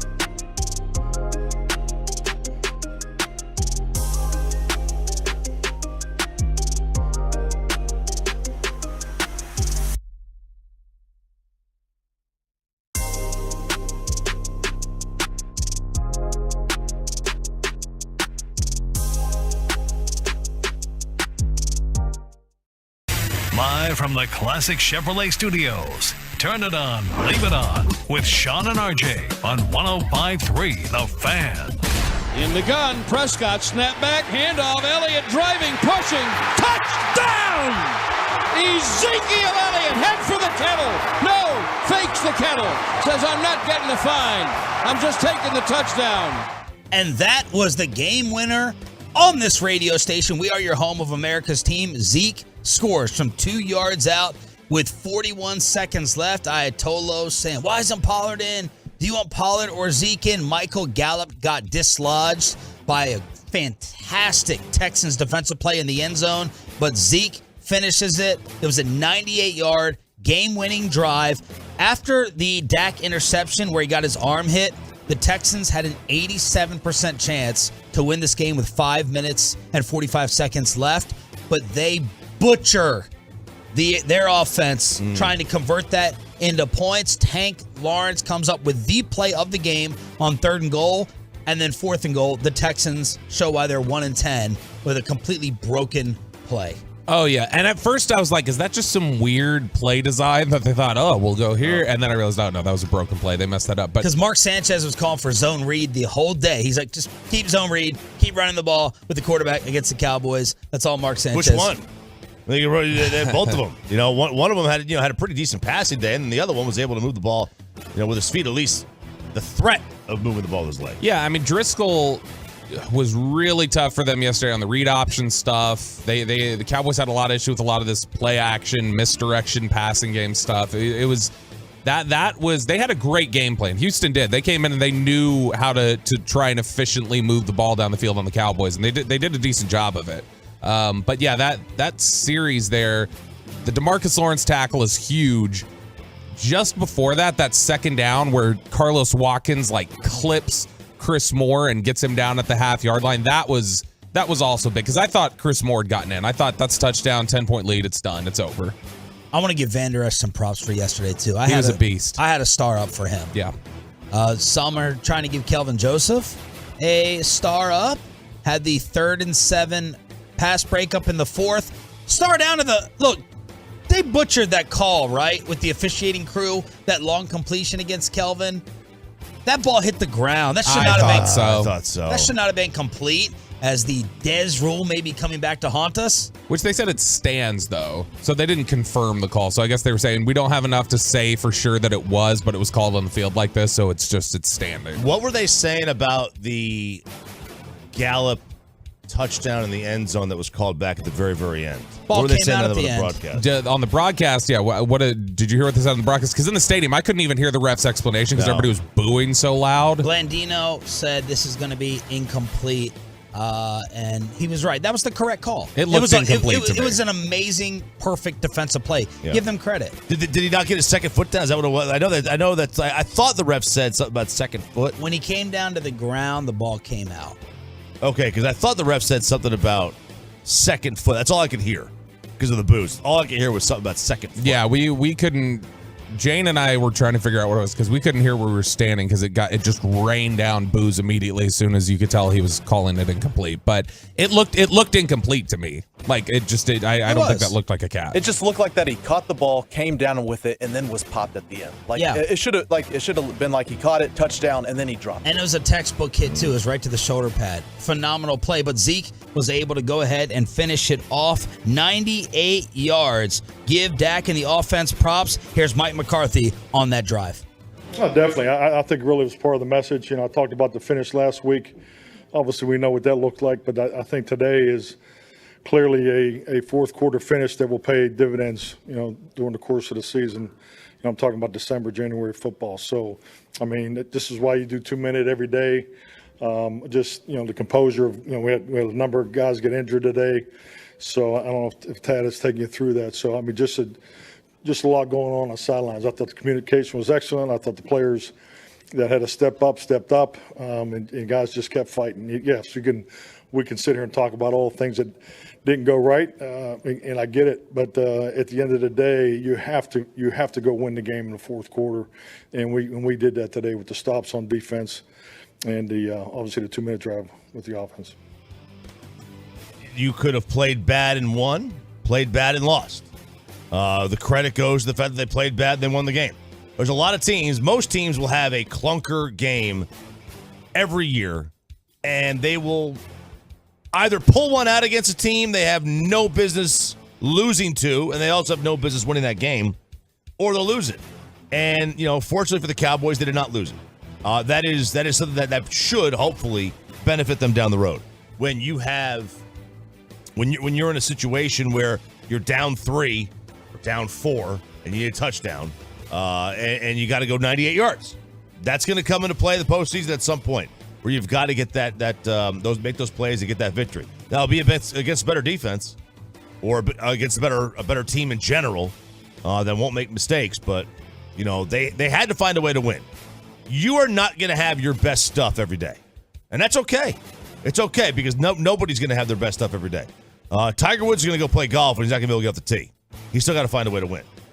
And the Cowboys did that yesterday. Terrence Steele, the worry is he's gone for the season at right tackle. Jason Peters stepping in for him. Tyron Smith should be returning very soon, but Terrence Steele probably gone for the year. Hankins got hurt. Ferguson was concussed, according to Bobby. J-Ron Kearse got hurt in the pregame, was able to come back and play the most snaps. Diggs got banged up. Man, they got taken down yesterday. This was more of, I know they won the game, but man, they got a lot of guys banged up, and this is getting to the point of the schedule where everyone's hurt. Like everyone's going to be. There's nobody that's 100% healthy right now. Maybe a kicker. Maybe a kicker. That's about it. Every team is going to have guys that are hurt. The difference is that you have guys that are hurt and can play, and guys that are hurt that can't. And you don't want to fall in that second column. Meanwhile, the Cowboys' next opponent will be coming off a win after what they did yesterday. Trevor fires left side. That ball is going to be caught for the touchdown by Evan Ingram in the left corner of the end zone. Are you kidding me? The Jags have extended the lead. Tennessee has lost 3 straight games. Jacksonville beats them yesterday 36-22. Don't look at your computer for a second. Trevor Lawrence, 368 and 3 touchdowns. Evan Ingram, remember him? I do. The former New York Giant, 11 for 162 and 2. Cowboys Jags, have you looked at the spread, Peyton? Cowboys Jags spread is out. I saw it. Did you see it, Choppy? I did not. Guess it. I'm pretty stunned. Okay, it's in Jacksonville. Although stunned might be too strong. I don't know if stunned is meaning that it's a high spread or stunned low spread. I'll say Cowboys by 4.5. 6. Yeah. Road game? Is that too low? No, because that's the equivalent of a 9 at home. No, more than that. Because you take the 2.5 away from Jacksonville. So now it's 8.5. Then you add the 2.5 to the Cowboys. So now you're looking at about 11. That's okay. They should beat them by a touchdown. I mean, you would think. Yeah. You would think. Jacksonville's 5-8, but Trevor Lawrence putting up numbers yesterday. We already told you, filthy, just handling the New York Giants, 48-22. Jalen Hurts, where's he going to be in the MVP discussion this week after Mahomes threw some interceptions? But man, Philly almost dropped 50. Yeah, they're tough, man. They're a really good team right now, and Hurts is playing good football. He should absolutely be. Let's see, Tua's dropped off. I think you could argue Hurts is the leader this week. You can make the argument. I mean, Mahomes has still had such a great year, and he's also doing it in a year where he lost the number 1 receiver before the season, right, with Tyreek going to Miami. So I think And it's tough. I mean, they always do this on surprise, right? They always give the guy who had the surprising good year, because you can give it to Mahomes every year, you give it to LeBron every year, Jordan. Yep. So yeah, I mean, I think you got to put Hurts in that category where he's the number one now. Heisman Trophy goes, as expected, to Caleb Williams, the former Oklahoma Sooner. Man, Lincoln Riley just grows him. Well, he transfers him. But Caleb was his own guy at Oklahoma, so he technically grew him. But yeah, dude, this was another one. Another. If you're a top quarterback in the country, how do you not try to go and play for Lincoln Riley first? Even like Alabama versus Lincoln, right? Like, think about that choice for yourself. You're like, all right, Alabama, legendary program, go play for the GOAT in Tuscaloosa, Alabama, versus Southern California, and my QB profile. Like, Lincoln Riley is the QB whisperer. Yeah, he's being known as that. There's a couple guys out there that do a really good job with quarterbacks, but he's probably named number one because his track record is just so long. How many does he have now? Well, he's got Kyler, Baker, Jalen Hurts. Did Jalen win it? No, Jalen didn't win it, but I was thinking the Heisman's. Oh yeah, so Kyler and Baker and Caleb. But remember, I mean, the only guy he didn't succeed with was Spencer Rattler, who may have individually had the most arm talent of any of them. You know, like he was a major recruit for Oklahoma, and then he went and he had a good end of the year, beating Tennessee and Clemson in back-to-back weeks. But that was the only guy he really didn't succeed with. Meanwhile, scary news. Mike Leach, who everybody absolutely loves, is reportedly in critical condition. Had a medical condition happen yesterday, and he's in the hospital, and everyone seems really, really worried that this is something major. Yeah, everything is pointing to a major issue, but we don't know what. We haven't seen, there has been no, that I've seen, concrete confirmation reports about exactly what is going on with Mike Leach, but people saying he needs a miracle.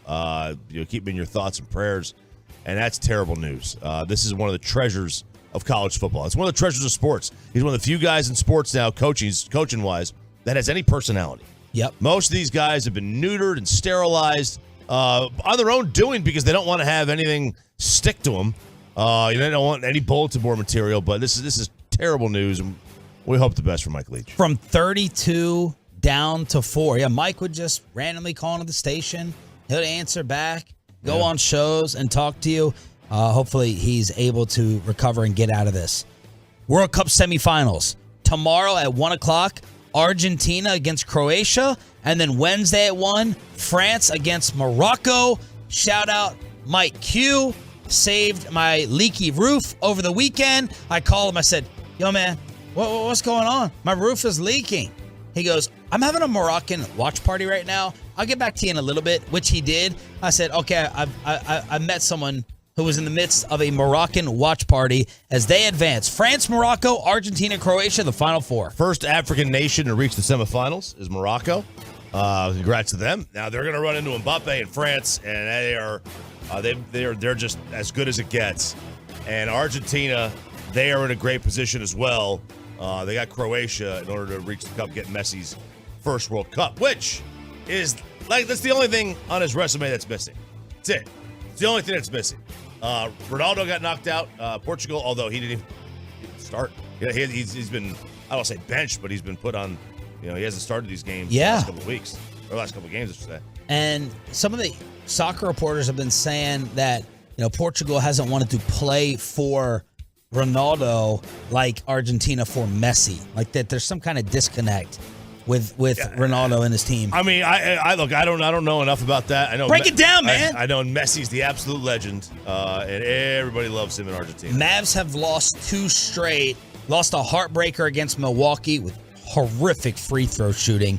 They sat Luka and everyone else. They got destroyed by the Bulls. Tonight they'll try to stop the losing at the AAC against the OKC Thunder. And Choppy, what's going on with the Stars? They won on Saturday, 3-2 Detroit in overtime.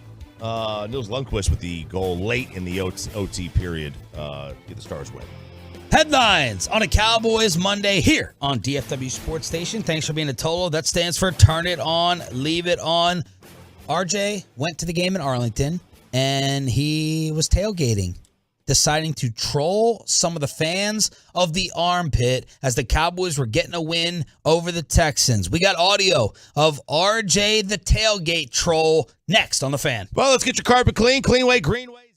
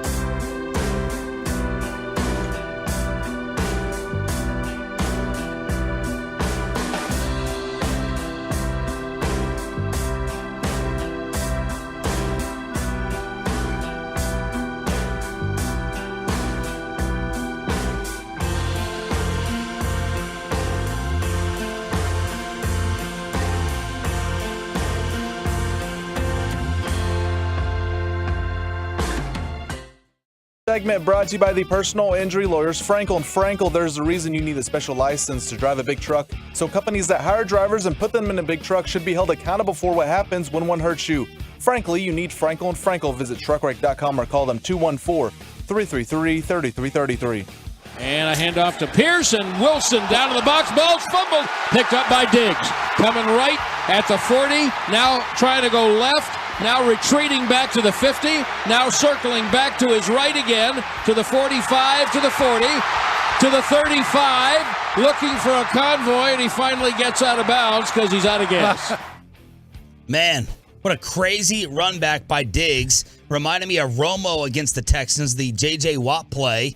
And then Donovan Wilson, that was huge because the Texans had the lead going into the half, starting off the third quarter, and there's Donovan Wilson popping that bad boy out. Cowboys ended up doing nothing with it. I believe that is where Zeke was stuffed on 4th and goal. So Wilson strips Pierce. Diggs takes it back to the 28, stuffed on 4th and goal. I was fine with him going for it, and I guess I'm in the minority that I was fine with the call as well. I feel like Zeke was running physical yesterday. He was running hard. I was about to give him a star up, so I was fine. If they did something cute, we all get mad when they do something cute and take it to the outside and versus just go straight up the middle. When they go straight up the middle, we get mad that they don't do something cute. So I'm not going to be hypocritical about it. I'm not going to have this double standard. I was fine with going for it, and I was fine with 4th and goal straight up the gut. Straight up the gut I'm fine with, but you got to spread them out, though. You got to spread the defense out. You can't have 11 guys right there knowing that they're going to run up the gut. You got to get these guys spread out and allow Zeke or Dak. I mean, when Dak does those, it's usually in that spot, best 2-point conversion play, right? You run your best 2-point conversion play, which a lot of times for this team is Dak running right up the middle. Yeah, spreading things out in the gun, and then he takes a draw right up the middle. They've had a lot of success with that. You got to spread teams out down there. I don't have an issue with the exact call on 4th down. What I have an issue with is you called 4 straight running plays. That was my issue on 1st and goal. Like, change something up. Give me an RPO. Give me one of those play-action boots. You have a lot of success down there throwing to the tight ends a lot of times. Do something like that. Although, again, running up the middle, don't have a problem with. The Cowboys are 5th in the NFL in yards per carry when running up the middle. And so they've been efficient. And you were talking about how bad the Texans' run D was. Yeah. Honestly, I thought they got away from the run way too early. One of their big mistakes yesterday, I felt like, was they didn't run the ball in the second quarter.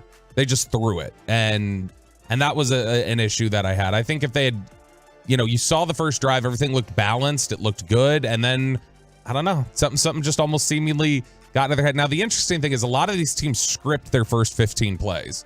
So did they script balance, and then when it got away from the script and they were just calling it, they were overreacting to things, overcorrecting?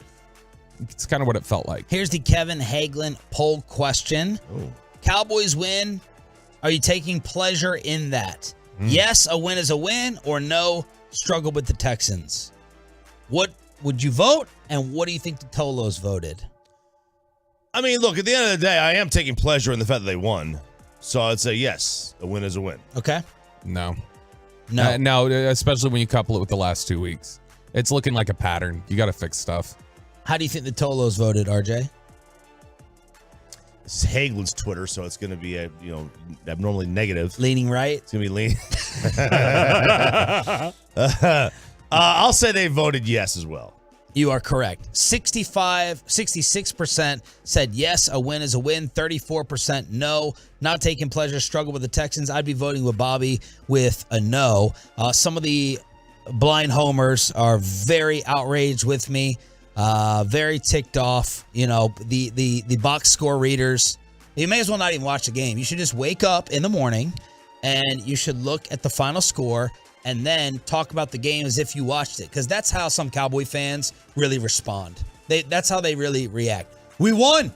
It's all that matters. Like, there's 3 hours of things that take place in a sporting event, in an NFL game, that should add a little bit more to your mind in terms of determining how your team played. And the last 3 weeks, I was the first one. Y'all were panicking and freaking out on this text and on these phone lines that were going to open at 8 after they lost to the Packers. And I was like, it's the NFL. Don't worry about it. Chill, relax. It's fine. Minnesota, they're going to beat Minnesota. The Vikings were a fraud. Y'all don't say nothing to me when I was right about it. And now I'm worried because it's 3 straight weeks. You have 3 straight bad days or 3 straight bad weeks at work. That's a problem. That's a little bit telling. One day here and there, fine. One loss here and there, one bad performance. They were bad against the Giants. They were even with the crappy Colts. And you should have lost yesterday. You want to put your head in the sand? Put your head in the sand. You want to be naive and ignore it? Go ahead. I'm not going to. Because last year they had a second half downturn that you were pointing back to after they lost to San Francisco. So don't just completely erase last year, the Denver game out of your minds. But 66% said yes, a win is a win. Yeah, when you look at you say last year, it's not just last year. There have been other seasons where they've played well and then they get into like the final stretch in December and they start having, wonky games like this, whether they win or lose. Yeah, and senioritis. And then it leads to you're out of the playoffs early. Like I think it does matter how you win. Like yesterday I was saying like they got to beat down the Texans, and I got a bunch of like smart ass comments on Twitter about like this isn't the BCS, this isn't the CFP, this is it doesn't matter. A win's a win. It's like, no, it does matter. Like if you're talking about like predictive for how your team is going to fare going into the playoffs, you need to beat teams like the Texans. You need to beat them bad. You can't let the Texans hang around. It says something about where your football team's at. Look, there is something predictive about it at the end of it, but it's also true in any activity, be it your regular job, or any sport, you are going to have days where you have to find ways to win when you don't have your best stuff. Yeah. And it's okay. It's okay to be off because everybody will be off. Nobody can ever be, have a great day every single time out. Even teams that go undefeated, even when the Patriots went undefeated, they had days where it was like, okay, they don't have their best. Yeah. Now, it was very few, but it's okay to win games like this. Yeah, you have to win games. Yeah, but like you need this. to finish the sentence. But when do you start getting concerned when it's happened 3 straight weeks? I would say I would start getting concerned is when they start losing games like this. So you're just going to be end results guy. See, No, I was not expecting that from you. I'm not being end results guy. I'm not being end results guy. It was not a perfect game, and this is something that is so there is a concern. If they lost that game yesterday, you have a different opinion today? Yes, a little bit. If they convert 3rd or 4th and goal, or the Cowboys don't go 98 yards, you change your opinion? There's a difference because then they didn't find a way to win, and that's concerning. It is a good thing they found a way to win this game. What's the difference between the Cowboys the last 3 weeks and the Vikings the first 10 weeks of the season? Good question. It's a good question. Now, the difference is 10 weeks versus 3. Right, but the last 3 weeks, you're winning games the way the Vikings won games the first 10 weeks.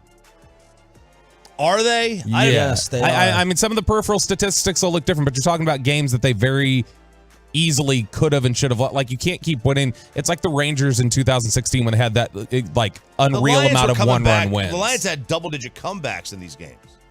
Like that was the Vikings. I'm sorry, the Vikings. The Lions they lost. The Vikings had double-digit comebacks in these games. Tolo said fourth quarter comebacks where the Cowboys haven't had to have that.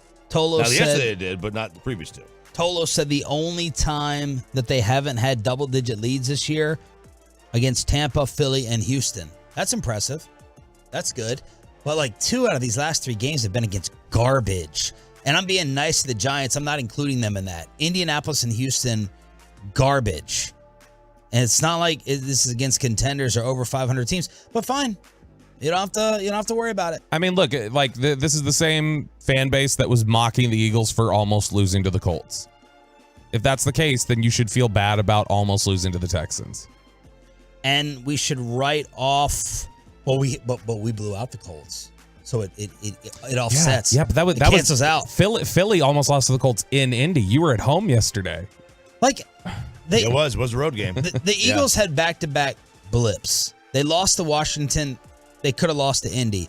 But they've had back-to-back statements. They humiliated Tennessee 35-10. And yesterday, they ended that game. Giants-Eagles TV viewers were switched over to us at the beginning of the 4th quarter. That's how much they took care of business. So, okay. All right. Jerry Jones was asked how scary things can get. if it's 60 minutes like this in the playoffs. I know that there's 75,000 playing college football right this week or this season, 75. There'll be 400 of them drafted. Be about 150 of them left after they're drafted. Here we go. If they're on that football field, they're a good football player, and they can, as a team, beat you any day. Any NFL team can beat the other one. And so I was, like everybody, dismayed that we were giving them some turnovers. We felt that was one way, but I want to give them credit. Their defense really played well and really gave us probably what that score indicates. Why is it? This is why I tweeted back to J-Ron Curse as well, when Curse is like, someone else says it, that they can win the ugly games and the Cowboys do it, they suck. And I said, the difference is this is 3 straight weeks. That's my problem.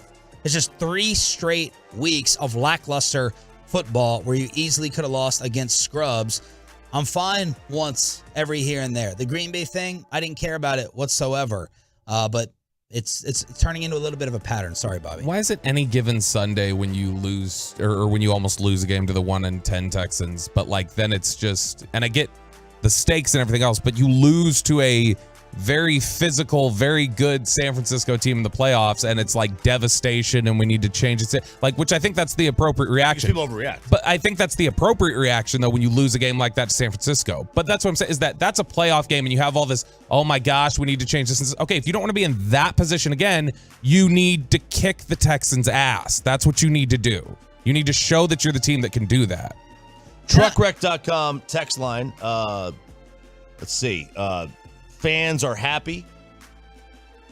35% are not, according to Kevin Hagelin's poll. There's such an entitled fan base. Cowboys will bow out in the first round. This is on the coaches for having the team prepared and motivated. We cared more about San Francisco as the playoffs. Guys, it's not 3 straight weeks. Dallas struggled but won. May have lost Steele. Vikings lost to the Lions. Why isn't it 3 straight weeks? What am I missing? Well, did you see the Indianapolis box score? I mean, come on. Yes. And in a way, I hate to say it, I mean, Orlovsky, like, man, he was about to have himself a morning if the Cowboys didn't drive 98 yards. He was going to sit on there crowing and talking about how he was right by falling asleep and not even watching. He still will. He'll still do that. Yeah, he still probably will do it. A lot of this falls on McCarthy. Cowboys played down to bad teams. They go in taking it easy. They're not prepared. You guys are reaching. The Giants game wasn't really that close, and they scored 54 against the Colts. 2 weeks before that, they blew out the Bears. The Eagles almost lost to the Texans, too. There we go. Pick apart the Eagles' record where they clinched a playoff berth yesterday. That's what's real. That's what's funny. Yes, a win is a win, but we should have known this was going to happen every time we expect the Cowboys to blow them out. They either blow it or make it close. I disagree with that. The Cowboys generally over the last 10 years have destroyed bad teams at home. For the most part. The Denver game last year, even though Denver wasn't a bad team. Garrett won a lot of the games he was supposed to win, it felt like. Yeah, when Jason Garrett's team played a really bad team, they owned them, man. They did. They dominated them. Yeah, I mean, like 34-7 was just like a general score. Let me go see fan reaction on November 8th last year. Any given Sunday, anybody can lose to the Broncos. What was the reaction on December 13th after you squeaked by against Washington? Road victory, division victories are tough. The NFL wins a win. And then let me find the reaction a month later when they lose to San Francisco. Burn it down. Okay, well, if you don't want to be in that position, show what kind of a team you are leading into the playoffs. This is not the time to play sloppy football. Right. I'll say this, when you win a game where your quarterback gets outplayed, you do not apologize for that win. That's a hell of a, because your quarterback cannot get outplayed and win a game in the NFL very often. And he got outplayed. Put in order the Cowboys' 3 biggest issues. Maybe we'll do this for 9 o'clock. We have offensive line issues now with Steele hurt. We got cornerback issues for sure. And is quarterback one of the top 3? Last 2 weeks it is. It's a problem. Final hour of the show, we'll do it. But Ralph James Choppy was out there with Bobby, but Choppy was able to tailgate and have a little bit more fun. What was it like, the tailgate scene in Arlington? Oh, man. I had not done the tailgate scene for a Cowboy game in several years. Went out, and our friend Gloria was able to get us tickets to the game. Gloria. Yep, absolutely. And went out to her tailgate spot, which is it's sponsored, Sean. Ooh. I didn't know this. Vatos Locos Tailgating. It's over on Stadium Drive, right over like by the on the other side of the globe. They had beer sponsors. They had a DJ. They had TVs. It was insane. They brought their own porta potties out there. Wow. This that you gotta have like a name. The dude that runs it, Big Mike's got a QR code sitting on his lanyard where you can sit. I'm like, what is that for? But it was awesome. So there was a ton of people walking, strolling. What was the food setup?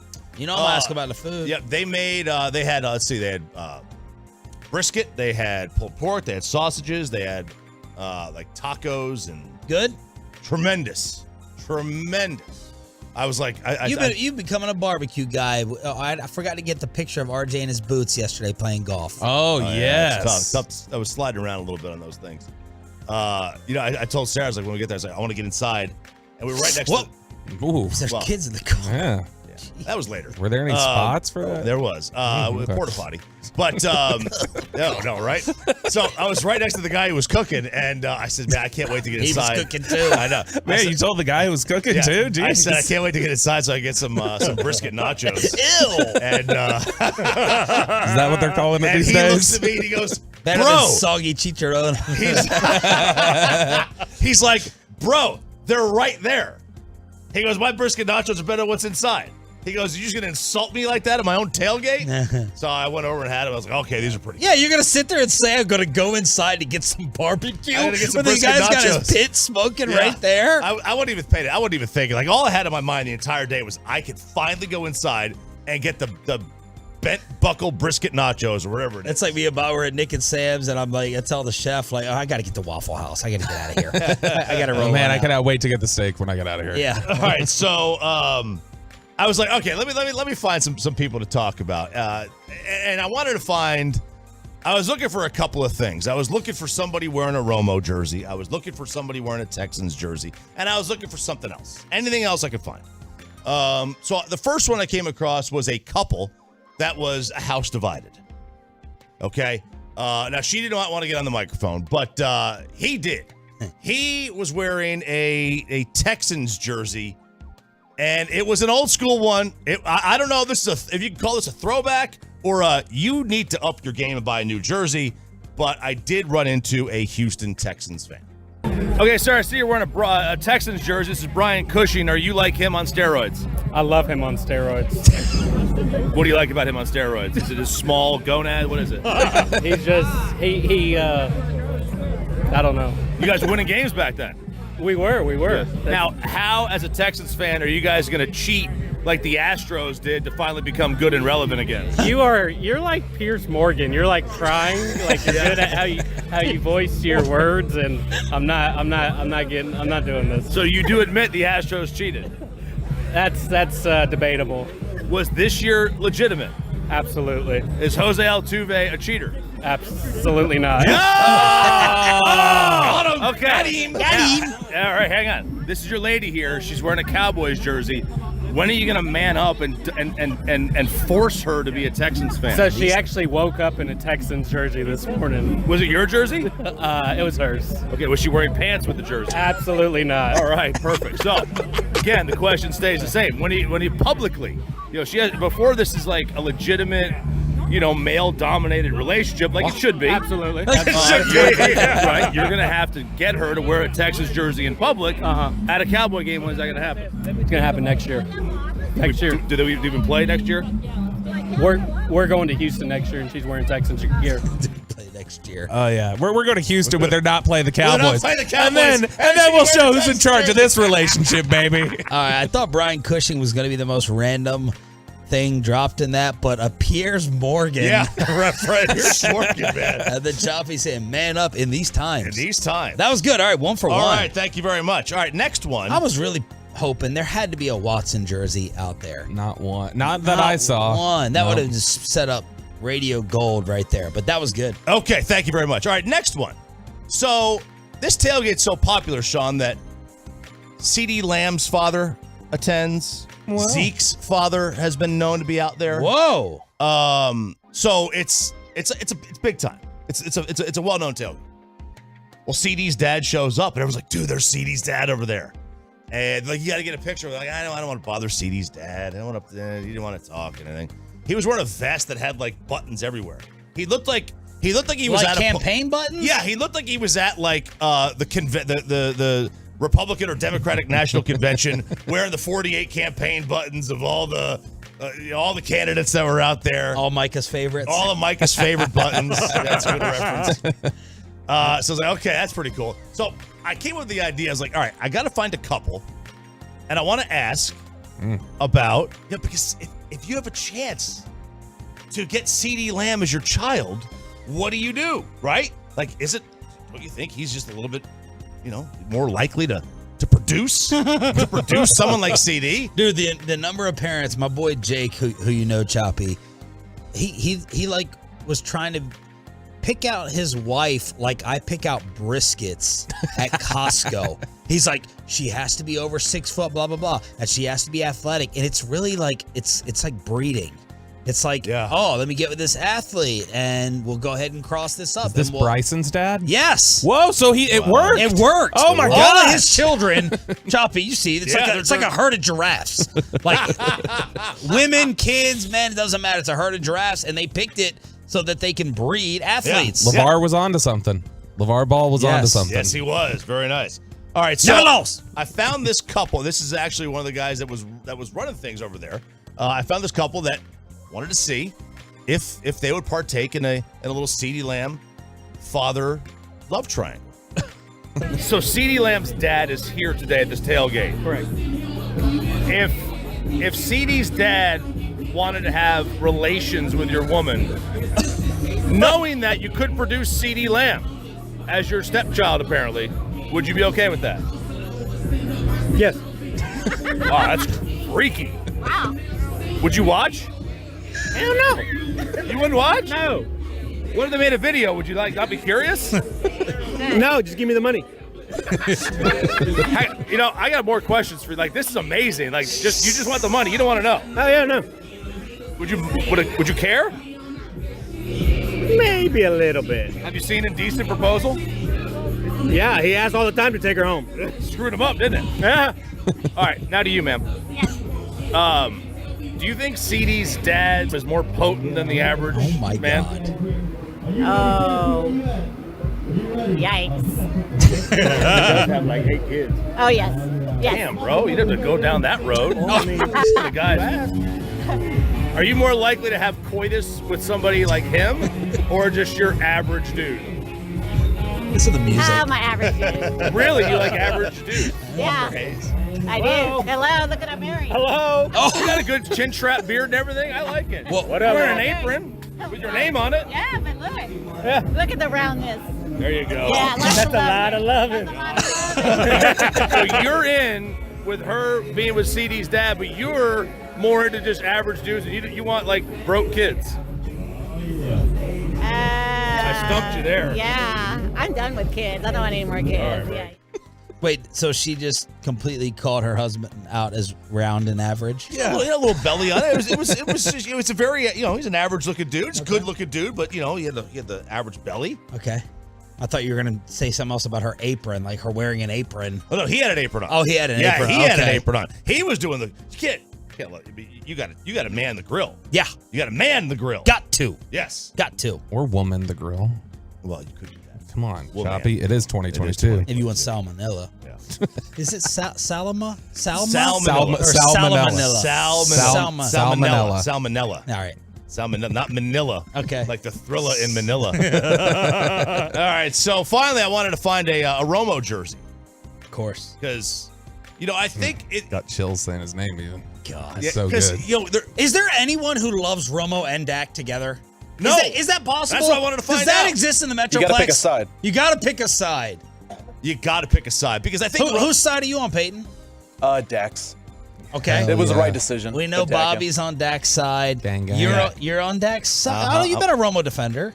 I think Romo's misunderstood in general. Misunderstood. I don't think he was a choke artist. Yeah. I think he was a very good quarterback that got a little bit unlucky. Dak will. My stance is Dak will never be as good, but I'm on his side. Yeah. I am on his side. You see, balance. Balance. You see the T-shirt they made That's for not me balance. yesterday? It's just a wrong opinion. You see the T-shirt they made for me? Fair as F. Sean Sharif.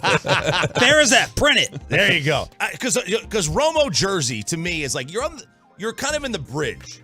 He's legendary enough to have a throwback, but I think he's too close to being a player to call it a throwback jersey. Okay. Right? Yeah. So yeah, it's not a throwback. You're in a weird time. Like you have a goatee in 2010. All right. You're waiting for like 2018 for it to come back. And when was your goatee gone? He had a goatee in 2010. Yeah. I had one in 2010. But well past 2010. I think I got rid of it in like 2016 or 2015. So do you have a Romo jersey too then? I do not. Oh, well. No, I have one NFL jersey, and that is a Peyton Manning jersey. Oh, From Indy? Denver. Yeah, Ugh. Denver. It's not even an OG. It's not an OG. Well, I'm getting one. I'm getting one. Okay. You're going to get Dak's? I already have a Dak jersey, but it's autographed, Sean. I'm not going to wear that Whoa, one. look at that. I tried it on. Doesn't fit either. Those jerseys fit weird. Very weird. They're awful. Very tight. Very tight. Okay, so I found a Romo fan, and I just, wanted to know why.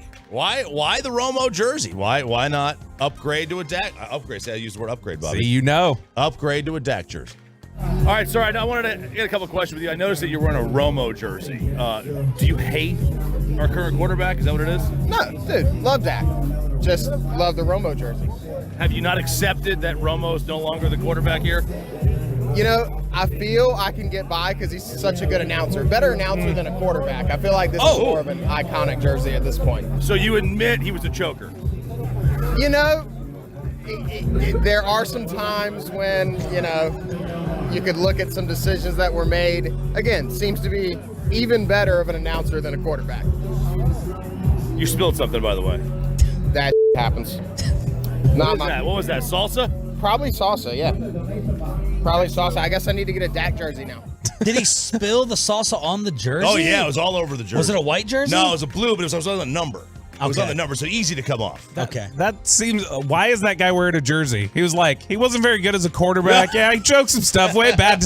Why are you wearing this jersey? Yeah, I didn't seem very happy with it. Got it as a gift, something like that. So well done. Thank you. RJ Choppy. I wish I could tailgate. I wish I didn't have to work Monday morning at 5 a.m. to go out to these games. Man, I would get blasted. You can only do I would go game. the whole day. I feel like I can't talk about the game without watching it on TV. I really don't. A lot of times I will, like, if I feel like I'm not seeing the game well enough, like from my press box seat, I go into the dining room and watch it on the TV. Yeah. Because it can be hard to I'd get always be everything. behind doing the pregame show, race home. I never walked in the stadium. I'm like the only car leaving during kickoff, and then I got to rewind the first quarter and try to catch up during halftime because, man, the replays, it's so good. They replay every single thing, the different angles, the commentators, the stats they put up. I mean, I can't be there and feel like I know what's going on. I felt they did more replays. Yes. So I'd been to a game in the stadium in probably 4 years, 3 years. I thought they did a better job with the replays yesterday than they had in the past, especially the reviews. I remember when the review process first came out, you were lucky if you got a single review in stadium. I got to say something else about the stadium presentation yesterday that I don't recall them ever doing before. On the final drive, when they got into the red zone, the PA announcer came on 3 plays in a row and told the crowd to be quiet. I don't remember them doing that before. He's like, the offense is working. Please be quiet. Our boy Roger Emmerich would never be that disrespectful towards the audience. They needed to be quiet. You don't want any false start penalties on the goal line. And like there are some teams where the fan base is just trained to hear a pin drop when the team's on offense. Why is Jerry spending more money for improvements? What are they improving? We'll ask him tomorrow at 8:30, but this came out $300 million in stadium upgrades. Is that how much blinds cost? They have blinds. They just don't use them for football for some reason. I thought it was for the World Cup. I think he's already planning for that. Okay, that makes sense. I think some of that had to do with it. I don't know what exactly. Grass? But I think, well, it's funny you say that. I was sitting there, I was driving around listening to all the shows this weekend on the Fan, and they're giving the high school football recaps, and I was like, you know what? I'm going to defend these teams for not having grass. I'm going to defend it, even if it tears up the legs of their players. Yeah. Because it's too much. This is really about all the other events and making the money. Oh, for sure. So what happens if they have grass on Friday for these high school football games? And then we're bitching about it's chewed up and someone breaks a leg because the field is damaged for Sunday. Here's the thing. And all the concerts and all the events and all the outings, that's why they do it. Jerry's not going to give up that money, and none of us would either. None of us would either. One word. Arizona.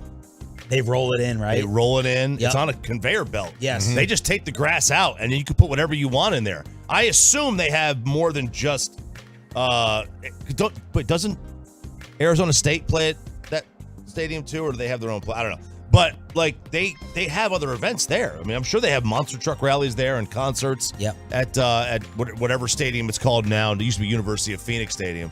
That you could do that. You could That's the create answer. it and roll it out. But I don't think they could do that at this stadium because of the way it's constructed. Not without $300 million. I mean, they couldn't even figure out East-West, so they're going to figure out how to roll out grass. Yeah. Do you all honestly think that they... I have no idea what you could spend $300 million on that stadium to change. To be honest, unless, with inflation, just like lights and stuff cost more or something. Yeah, everything costs more. We got to ask Although we're not in a recession. No. 877... God. Stock market opens 37 minutes. I had to get business advice from Darren Woodson yesterday. I was talking to David Murphy. Man, you talk about two absolutely special human beings. David Murphy and Darren Woodson Awesome. at our golf bays for Jared Sandler's event. Oh my God. And you feel like they genuinely are interested in asking you questions and talking to you. David Murphy, I was talking to him about broadcasting, family, being a dad. He's got 4. And then Darren Woodson, Bobby and I were asking all the stories about ESPN, 13 years there. And then I was getting real estate advice.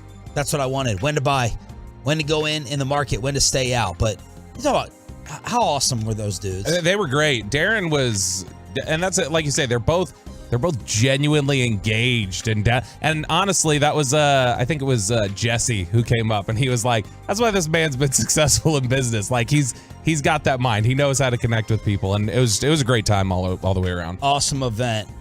877-881-1053. 877-881-1053. That's usually the text line. It's also the phone line. Cowboy calls. Diamond Factory hotline. You treating this like a loss? Should we be shutting up and celebrating more with the Cowboys' victory? 877-881-1053. We do it every Monday. Your Cowboy calls after this. But let's get you over to QC.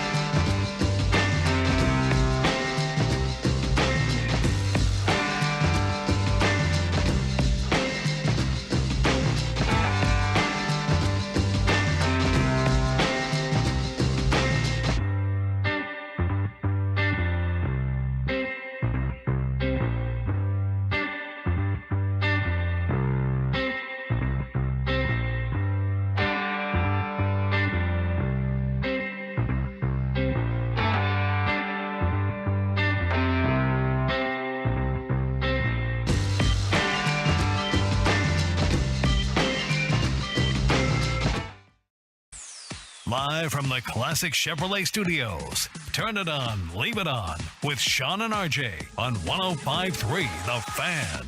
Back to throw. Pressure's coming. They flush him out. Standing and looking. Lawrence chases. He throws it into the end zone. And the ball is intercepted by Diggs in the end zone. That was Brad Sham with the end of the Cowboys win over the Texans. 27-23. Stop fist pumping Bobby Belt. Here on DFW Sports Station, they get the win in Arlington. Brad will join us at 8:40 this morning. Hit us up on the truckwreck.com text line or right now the Diamond Factory hotline. And Peyton just told me in the commercial break to put on a helmet and shoulder pads because the Tolos are coming after me. Oh, no. Not being satisfied with this win. So let's go ahead and start it off with Jay in Dallas. Jay, you are live on The Fan. Go ahead. Hey, good morning, guys. I think from yesterday, the biggest takeaway that I had is we still have not figured out how to stop a running quarterback or stopping runs off tackle. Do you think the Eagles yesterday were looking at us going, we just can't wait to see the Cowboys again? Yeah. Bobby? Yeah, no, I think that's especially after the Eagles run for 8 yards a carry. Look, I know when you look at the stats in a vacuum, they did okay against the run yesterday. And I think in the second half, they performed better. They had a couple big stops. But overall, there were definitely moments yesterday where it's like, this is still a problem. Some of the misdirection, some of it getting flowing this way, the counter runs. That's hard to defend. It is. Mm-hmm. It is. My biggest issue, I wasn't sitting there watching this game saying they're helpless against the run. It was, where's the pass rush? Where's Micah Doncic? He's been totally, completely missing. I know he's got to be limping around. I know he had probably be airlifted to the bench and brought back in as well. Damn. With how, dramatic he has to be. But, maybe he's I wish some of these Cowboy fans were my parents. I really do. I mean, the ends of the earth that some of y'all go to defend and turn a blind eye, it's incredible. The excuses. It was Odell fatigue. Odell distraction. Micah was thinking too much about President Biden and Griner. That's what it was. That's what, I'm like, I wish I had a parent who would go to bat for me this much. And I love my parents, but y'all, some of y'all, you are the ultimate dream. I could go and be Bobby's kid with a vape pen 5 days a week, which we'll get to tomorrow. Oh, yeah. And y'all would find a way to blame the other kid. Nope. They stuck it right in my kid's mouth. He didn't have a choice. Pinned him up against the wall and made him smoke it. That's what happened. That's how some Cowboy fans are. It's funny. It's hilarious. There is and every fan base has that. Of course. Sure. They all do. Every fan base has entitled fans. Every fan base has negative fans. Every fan base has blue belly homie fans. Blue belly homer fans. Yeah, what the hell was that? Like some not even understanding yesterday when I tweeted, I just want them to lose. I want them to lose. Like, they deserve it. And you just have some blind homers who just don't understand what you're saying. And you need a real wake-up call. It's been happening for 3 straight weeks. One thing does, you're right. You're right. It has been. Not a real fan. It has been. No real fan can ever say that. At the very least, they've played poorly in 7 of the last 8 quarters. Or wow. And if poorly is not the right word, it's been like below average. Yeah, underwhelming. Underwhelming at best. Yeah. If I want to put a positive spin on this, I'll be like this. Like, what did you think their record was going to be to start the year? Not this. Bobby and I probably said 7-10. Okay. They've already got 10 wins. Yeah. They've already blown by many people's preseason expectations. Like, what are we really upset about? I don't care. As None of that Jerry would matters. say, None of that we're matters. circumcised and mosquitoes. None of that matters because things change throughout the season. Things evolve. It's not what I thought was happening at the beginning of the year. It does. What has changed? What has changed? The conference is wide open. Wide open. You're relatively healthy up until yesterday, and your quarterback is back and healthy. I'm now thinking, what opportunity is blown here if you don't meet Philadelphia or you don't win 2 playoff games? Things change. It's not what I thought before the season. It's what is reality right now. And reality right now is no one is going to have us, definitely not the best team in the conference. And now there's an argument against San Fran. Is this fan base livid in 2 weeks if they lose to Philly? Are they melting down if they lose to Philly? I think they are. And going, we're not real contenders. Because that football team that's taken the field the last 2 weeks doesn't beat Philly. 3 weeks. Yeah, probably 3 weeks, yeah. The last 3 weeks they don't beat Philly. Yeah, you're right, they don't. But if they beat Philly, is everything okay? That's what you've got Jacksonville and 2 weeks of practice to correct it. Like, it's hard to come up with a number 2 in the NFC. This is a tremendous opportunity. It's crazy open. Who's the second best team in the conference? Philly. Who's oh God. I ain't doing that. I had Cowboys higher in my power rankings last week than Philadelphia.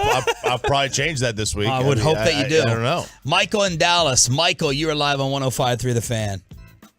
Good morning, fellas. I'm kind of with Sean on this. The last 3 weeks have been pathetic wins. I'm going to say pathetic wins. I was with him yesterday. I told my wife, I was like, man, we need to lose. You know, reality needs to slap these boys in the face a little bit. They're a little bit too high on their high horse over there. Yeah. And I'm tired of the excuses of miscommunication. We're 12 weeks in. Yes. What miscommunications? Are you not practicing? Do you not go to the film room? Do you not study? Your $1 million players do your job before the game so you could do a better job at the game. This is the ridiculousness of the excuses by the fan base, by the quarterback, by the coaches, by the owner. Needs to stop. These are grown men. Stop treating them like babies. Make them go earn their paychecks. This is ridiculous. We work every day. You work every day. You put in the hours. You bust your ass every day, just like I bust mine. Excuses has got to stop. You can't lose. You can't barely win to somebody like this. And Philadelphia puts on a display. It beats the crap out of the Giants. The San Francisco 49ers come in with a rookie quarterback and demolish the Buccaneers. Brock Purdy looked better than Dak Prescott yesterday, and that's ridiculous. Thanks for the call, Mike. Drinks on me.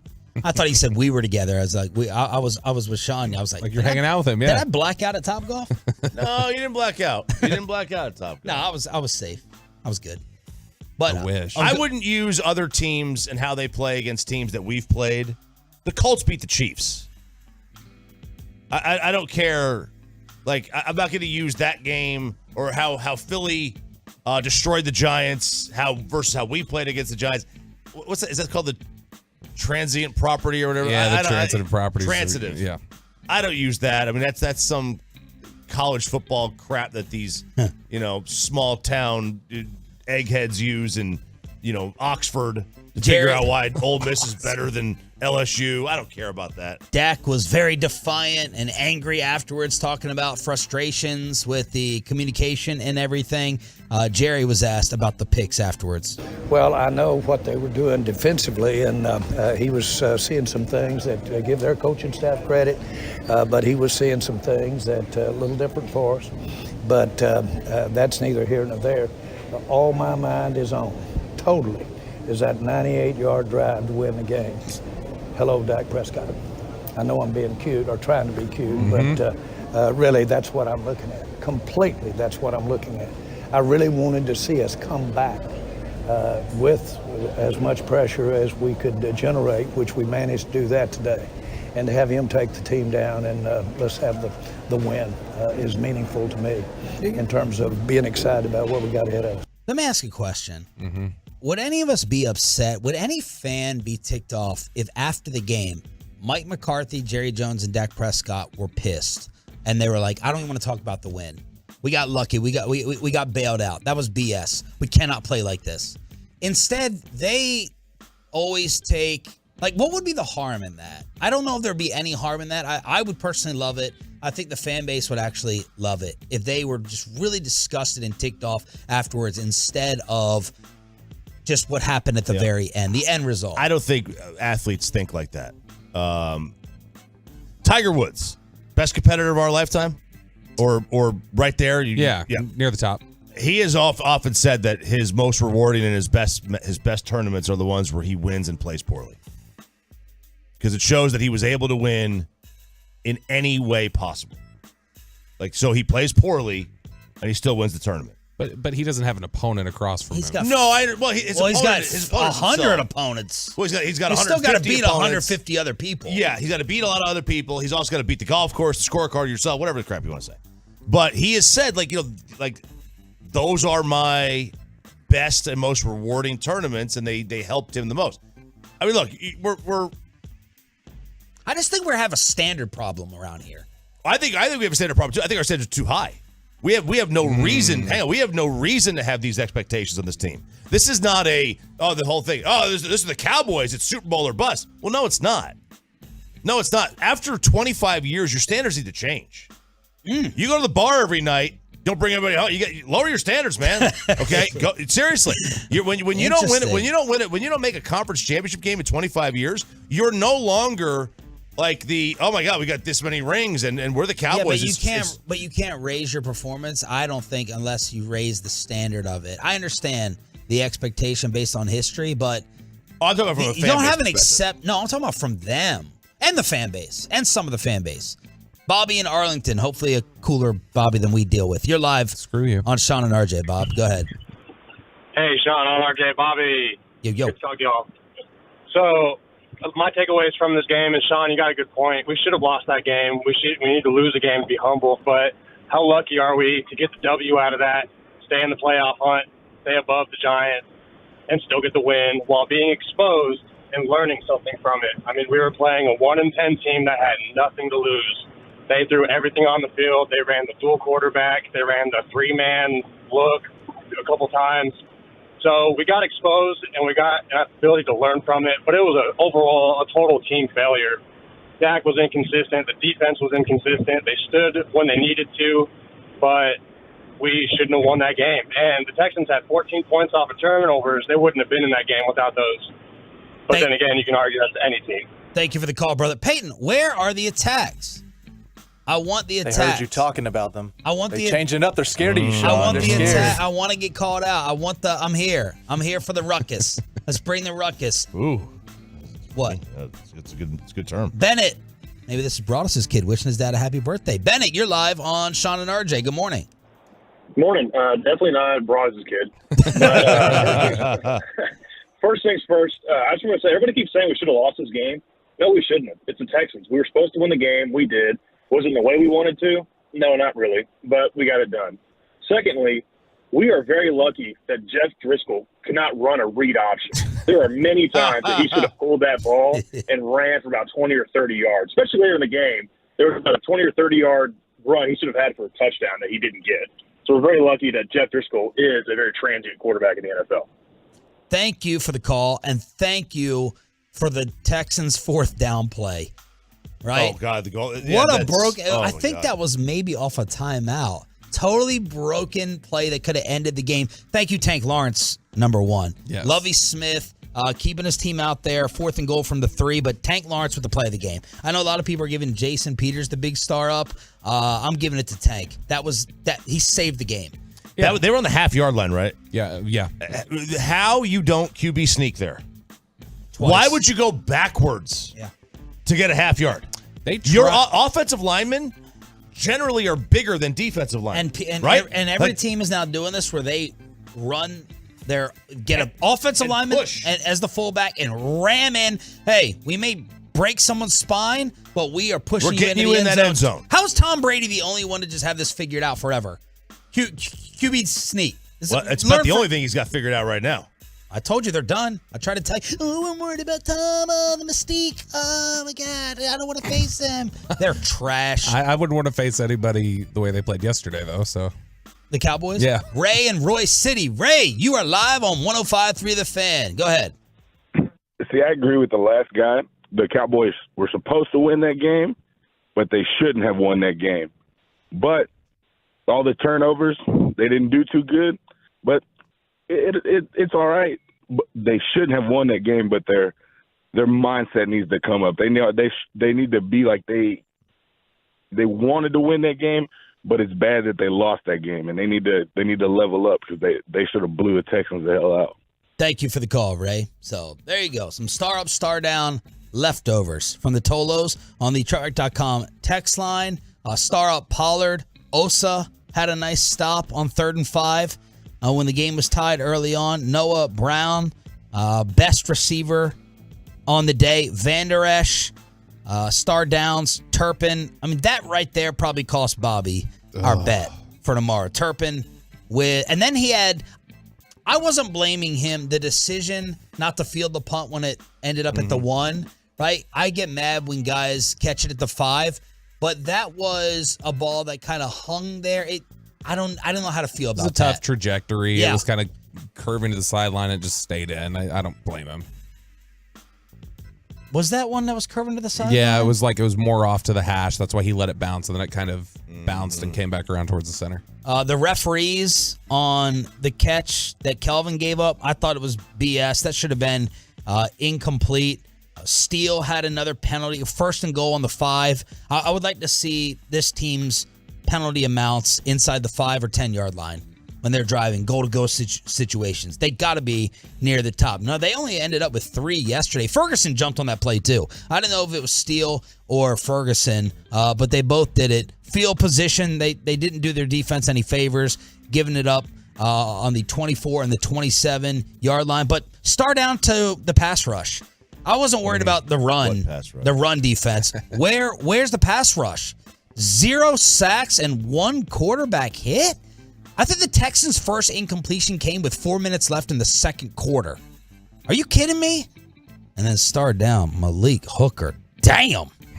He got destroyed. He got trucked yesterday by Pierce. So there it is. Some star up, star downs. Brad Sham will join us at 8:40 this morning. Let's go around the rest of the NFL, and we got to figure out what happened to this journalist at the World Cup.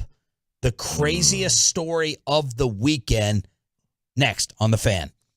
But first, it's crazy if you have not hit up DFW Security.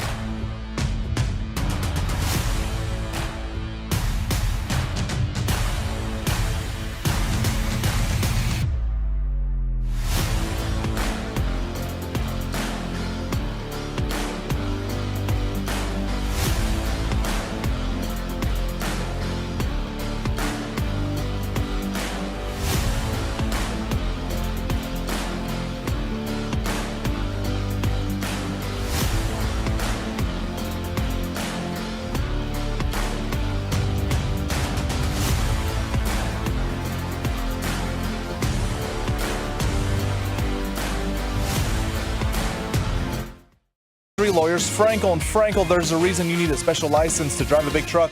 So companies that hire drivers and put them in a big truck should be held accountable for what happens when one hurts you. Frankly, you need Frankel and Frankel. Visit truckwreck.com or call them 214-333-3333.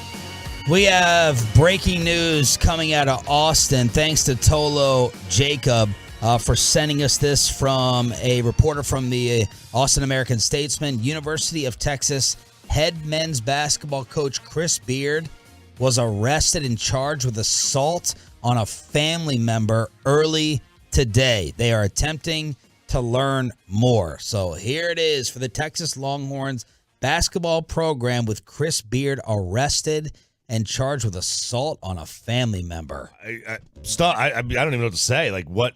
I want to know what happened, how it happened, everything that went on to that, into that. There is a follow-up from that reporter just about 2 minutes ago. Says Austin police spokesman Brandon Jones says it's alleged that Beard strangled a person at a home in Terrytown. Officers responded to a 911 disturbance urgent call at 2:07 a.m.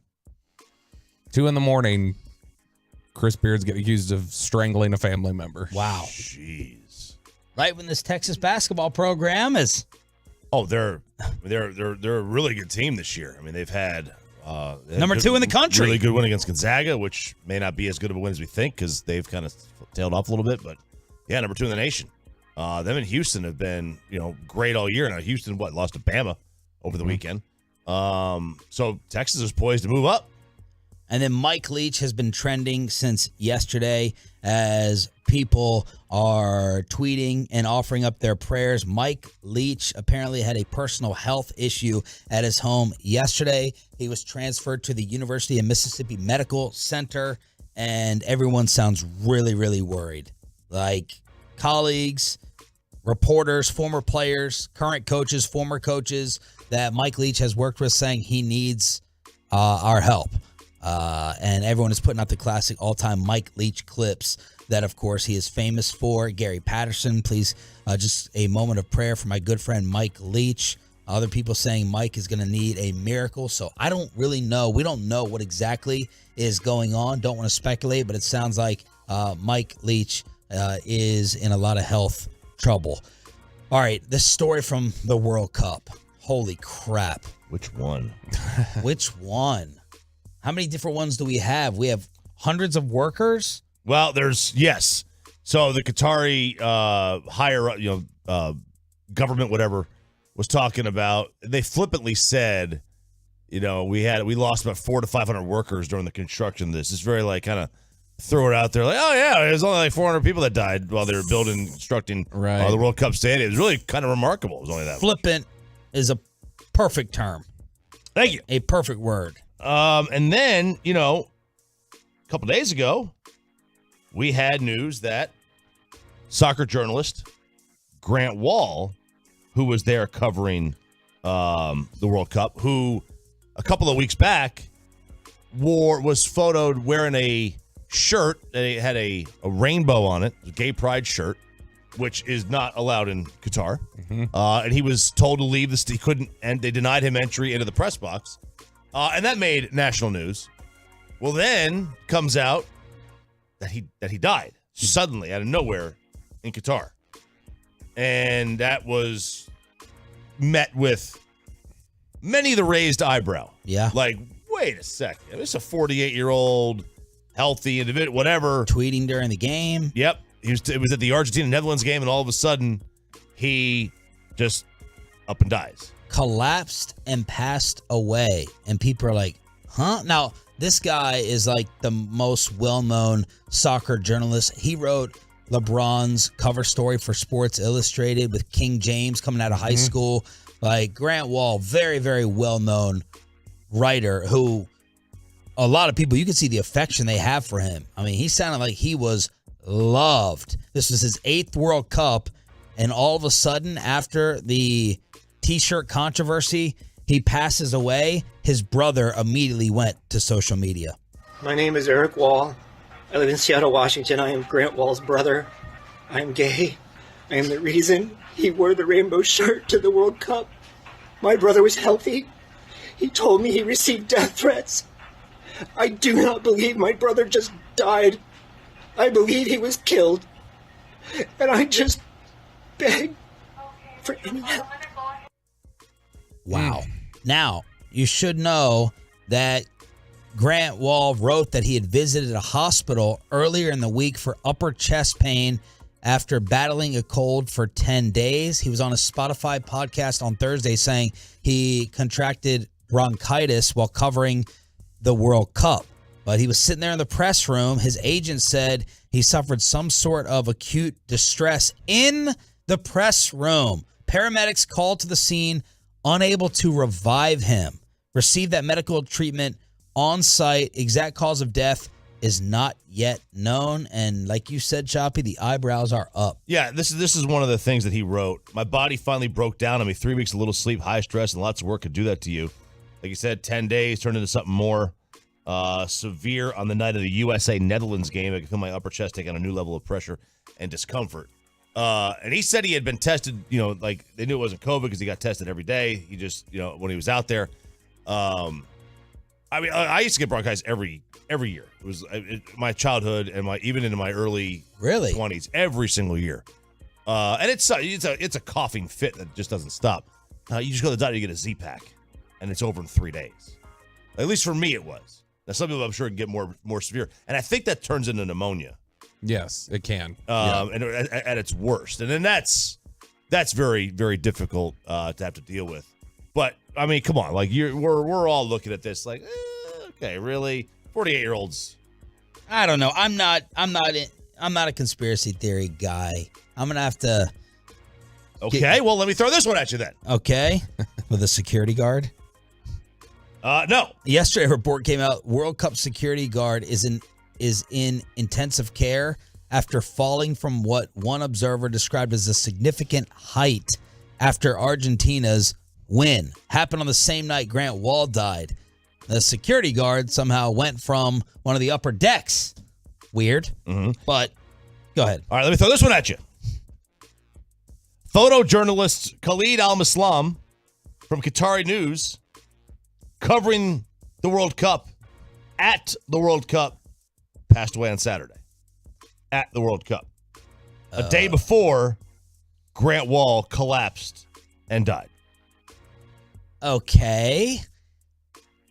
That is a little harder to refute. What circumstances around his death are unknown? Did he have some controversy surrounding him? Not that I'm only seeing like this. Like, y'all gonna have to tell me that the food in the press box was contaminated. That someone went in Grant Wall's backpack, opened up the bottle, poisoned it, and caused him to pass away. That's what I would have to believe. I would, and I'm a naive individual a lot of times, I would be like, okay, he got bronchitis, he was sick, maybe he had a medical health condition, and he unfortunately, had an issue where he dropped to the ground. What's odd about the Grant Wall thing too is that the reports say there were just people in the press box, like other folks in the press box trying to revive him for 20, 30 minutes, and then they stuck him in an Uber to go to the hospital. What? Yeah, apparently they said they weren't sure if he died in the Uber to the hospital or he died at the hospital, but it's like they don't have EMTs like on site at the World Cup? Yeah. That took 20 to 30 minutes before they then put him in an Uber to go to the hospital. Any other circumstances surrounding this other reporter? No, I mean, everything. I'm seeing literally nothing about this. Now, this guy is from a Qatari news channel. I have no idea, like, if there's what kind of covering up there's. I mean, who knows, right? You're never going to get information out of that. Yeah. But I'm seeing literally nothing. Everything that is, even as of 12 hours ago, reports, circumstances around his death are unclear. I know I don't trust an autopsy there. No. I'm not trusting anything that comes out of any hospital there after they do this autopsy on Grant Wall's body. I'm not just going to say, okay, it was natural causes. He had a heart attack. It was something like that. I'm not trusting that medical information with whatever results come from it. No, I mean, I wouldn't trust that at all. This is a police. This is damn near a police state. It's so weird too because Grant Wall posted a video on social media like 3 hours before, and he did not seem. I know he had been dealing with bronchitis and everything else, but he didn't. You wouldn't have known he was sick listening to him talk. He didn't sound sick. He didn't look ill. It's just, I mean, it's very bizarre. And again, the breaking news is that Chris Beard arrested and charged with assault on a family member early this morning. According to the Austin American-Statesman, a police officer said it's alleged he strangled a person at a home in Terrytown, 2:07 a.m.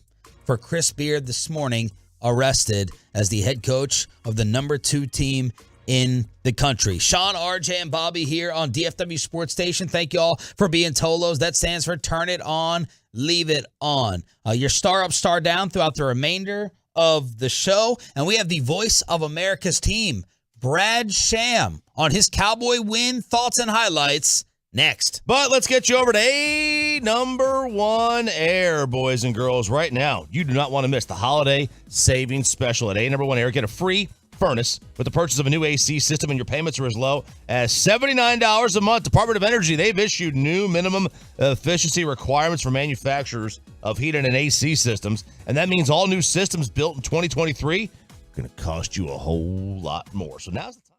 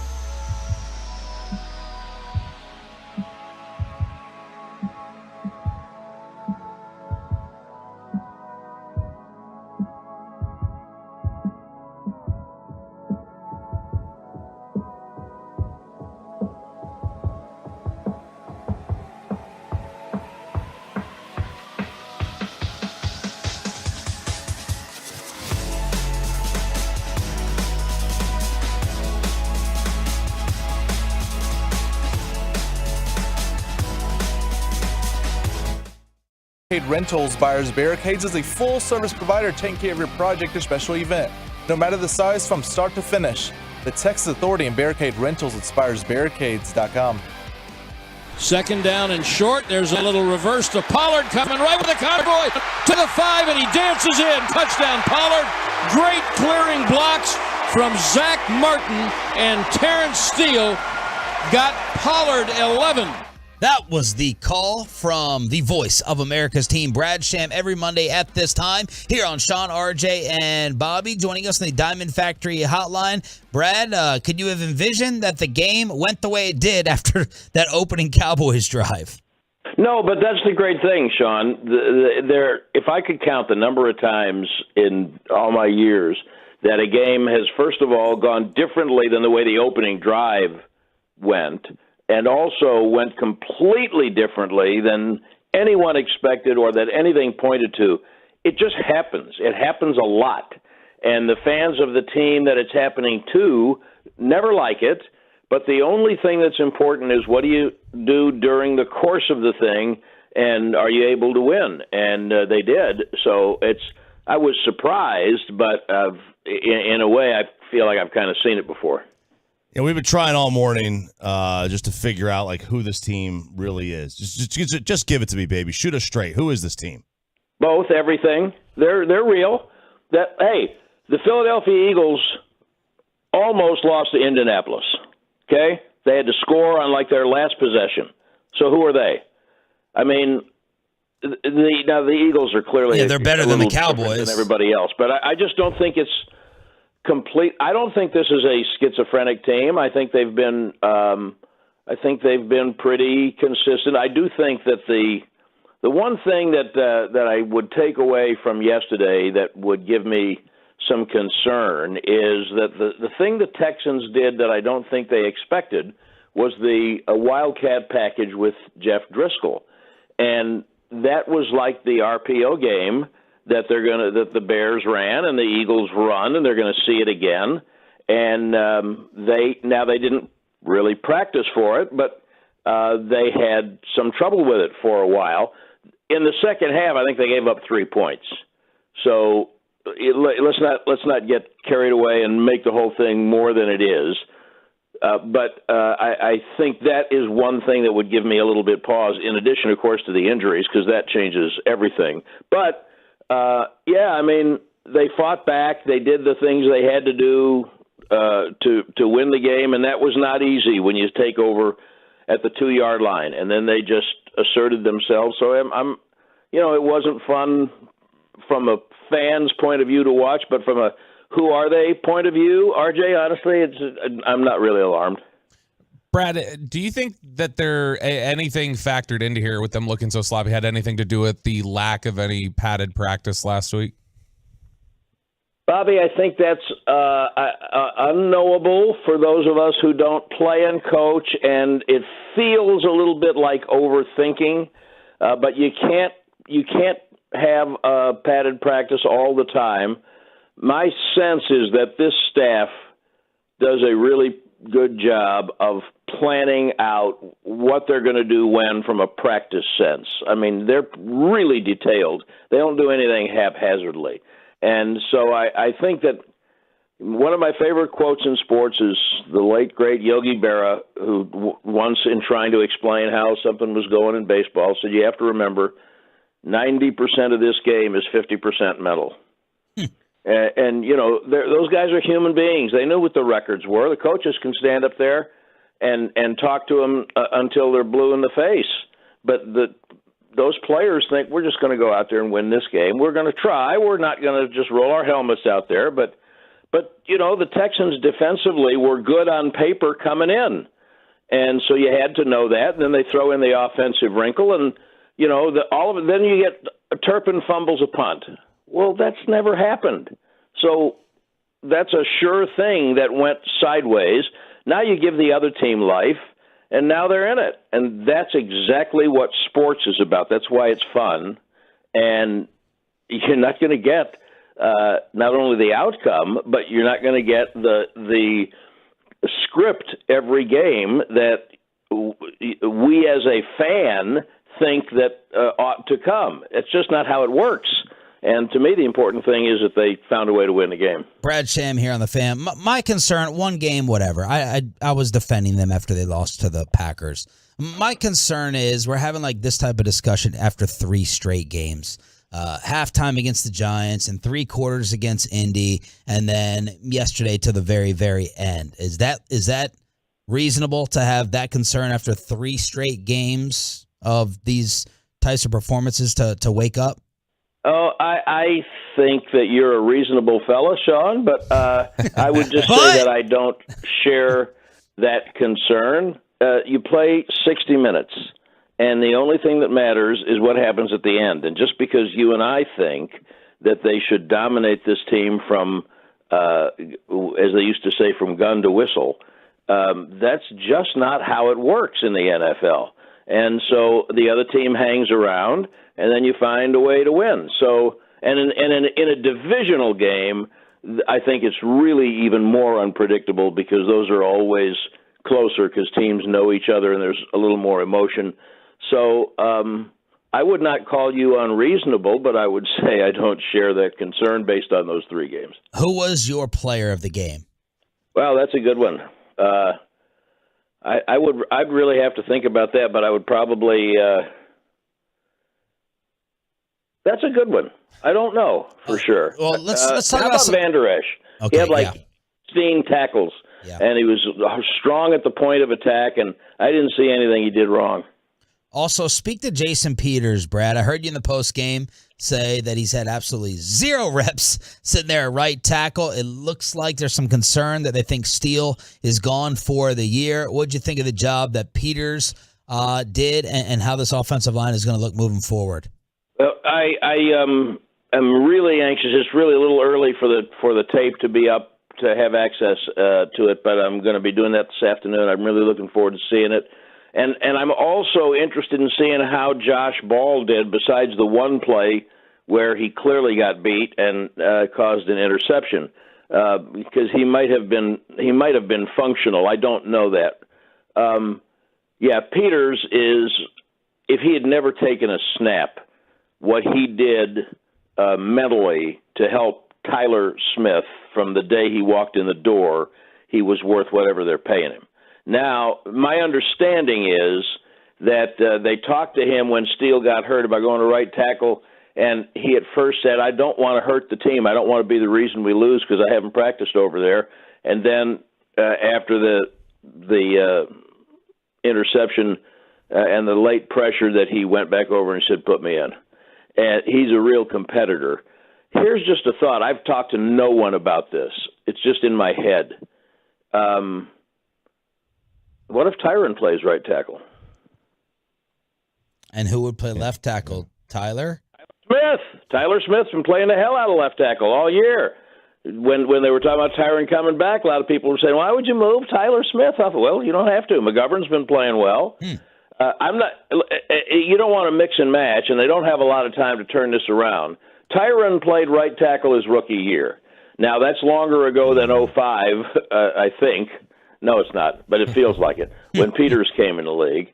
And, they may have to do it by committee, but I'm sure that's kept some of them up last night. If Steele is done, and we hear the same rumors, and it's all rumors until they say it, but if he's done for the rest of the way, then I think it's reasonable to say what is your best offensive line. Now, my hesitancy about moving Tyron would be the same thing it was about moving Peters, because I talked to Zach about it afterwards, and I said, how about the difficulty of what Peters did? He said, I think going from one side to the others is the hardest thing to do. Now, don't overreact to this because I don't like the idea of where it leads people to think. But Zach Martin said, I would rather move from right guard to right tackle than right guard to left guard. Now, I don't think they've got another guard right now who can approximate what you would get from Martin. So I think you have to throw that idea out because I think it would really compromise the interior. And the communication lately, for the most part, has been really good between both guards or all three if you want to throw Tyler Smith in for when he moves in and the center. So I'm not for that idea, but the point is someone who knows a lot more about it says moving from one side to another is not easy. But if anyone can do that, guys like Jason Peters and Tyron Smith would be those guys. And when we talk to McCarthy this afternoon, I'll be a little surprised if he doesn't say they're considering all options. Brad, Dak was a little bit inconsistent, or maybe you didn't think he was. But how was your evaluation of his game, and do you look at it like, man, maybe he was just a little bit too inconsistent and is a little too inconsistent, or like that 98-yard drive is why they pay him $40 million? Both things are true, in my opinion. Yeah, I didn't think he was really very good throughout most of the day. There were a few throws, RJ, that I don't know. There was one on a third down where the ball was just short, and I said to Babe on the air, "What is wrong with him today? What's going on?" Some days, you have a bad day at the office. I didn't think he was sharp overall. I don't blame him for the interceptions. The first one, I believe, got tipped just before it got to Noah Brown. And then, I thought Brown fought the ball. It hit him off the numbers, and I thought that was a catchable ball. And then there were a couple of others that were dropped, and the protection was the cause of the second interception. But there were some other throws that were just not – they just weren't smooth. They just didn't look great. And then the guy who took over at the 2, that was the guy that you would like to see all the time. Now, I don't think there's a quarterback in the league who hits 100% of his passes. But I did think that he was a little inconsistent for a good part of the day until he absolutely could not be. And then he was just magic. I thought some of those throws, a couple of those throws to Schultz were some of the best throws that he made all day. So I think both of those things are true. You guys have any discussions over the pass rush? Seeing, I know that they were running a little bit with their college system that they were going at with the alternating quarterbacks, but where was the pass rush yesterday? It's a great question, and we didn't really have time to talk about it, but we did mention it. I mean, there wasn't any, and especially when they had to throw and they left Davis Mills in, who, by the way, I think is a little underrated. I'm not saying he's the next great thing, but Davis Mills throws the ball well, and if he's got some weapons around him, I think he's a more than serviceable quarterback. But yeah, there was a complete absence of a pass rush yesterday.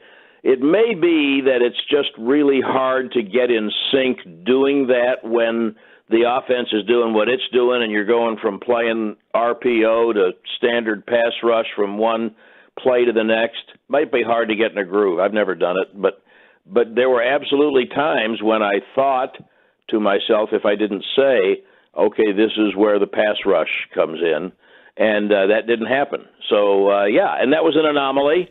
So it was not a good part of the game, but I'm not going to panic over it. Player show tonight? Yes, and we were going to have Jake Ferguson until he got himself into the concussion protocol. But we will have Damian Clark, and I'm really looking forward to having everybody meet this young man because he's going to be a big star, and he's already playing a huge role in their defense, and I think he's made it better and added an element in just the last few weeks that he's been playing. So, yeah, I think that he'll be a fun one for everybody to see. Cane Rosso in the Star District in Frisco. Thank you, Bradley. Appreciate it. Have a great Monday, boys. Brad Sham, voice of the boys, via the Diamond Factory hotline here on DFW Sports Station. Let's go inside the locker room to hear what Mike McCarthy told his guys about this win. And Nick Eatman, DallasCowboys.com, the guy who calls the muffed punt from Turpin and cost Bobby Belt his bet against me. Final hour of a Cowboys Monday next. Well, let's get you over to the all-new Platinum.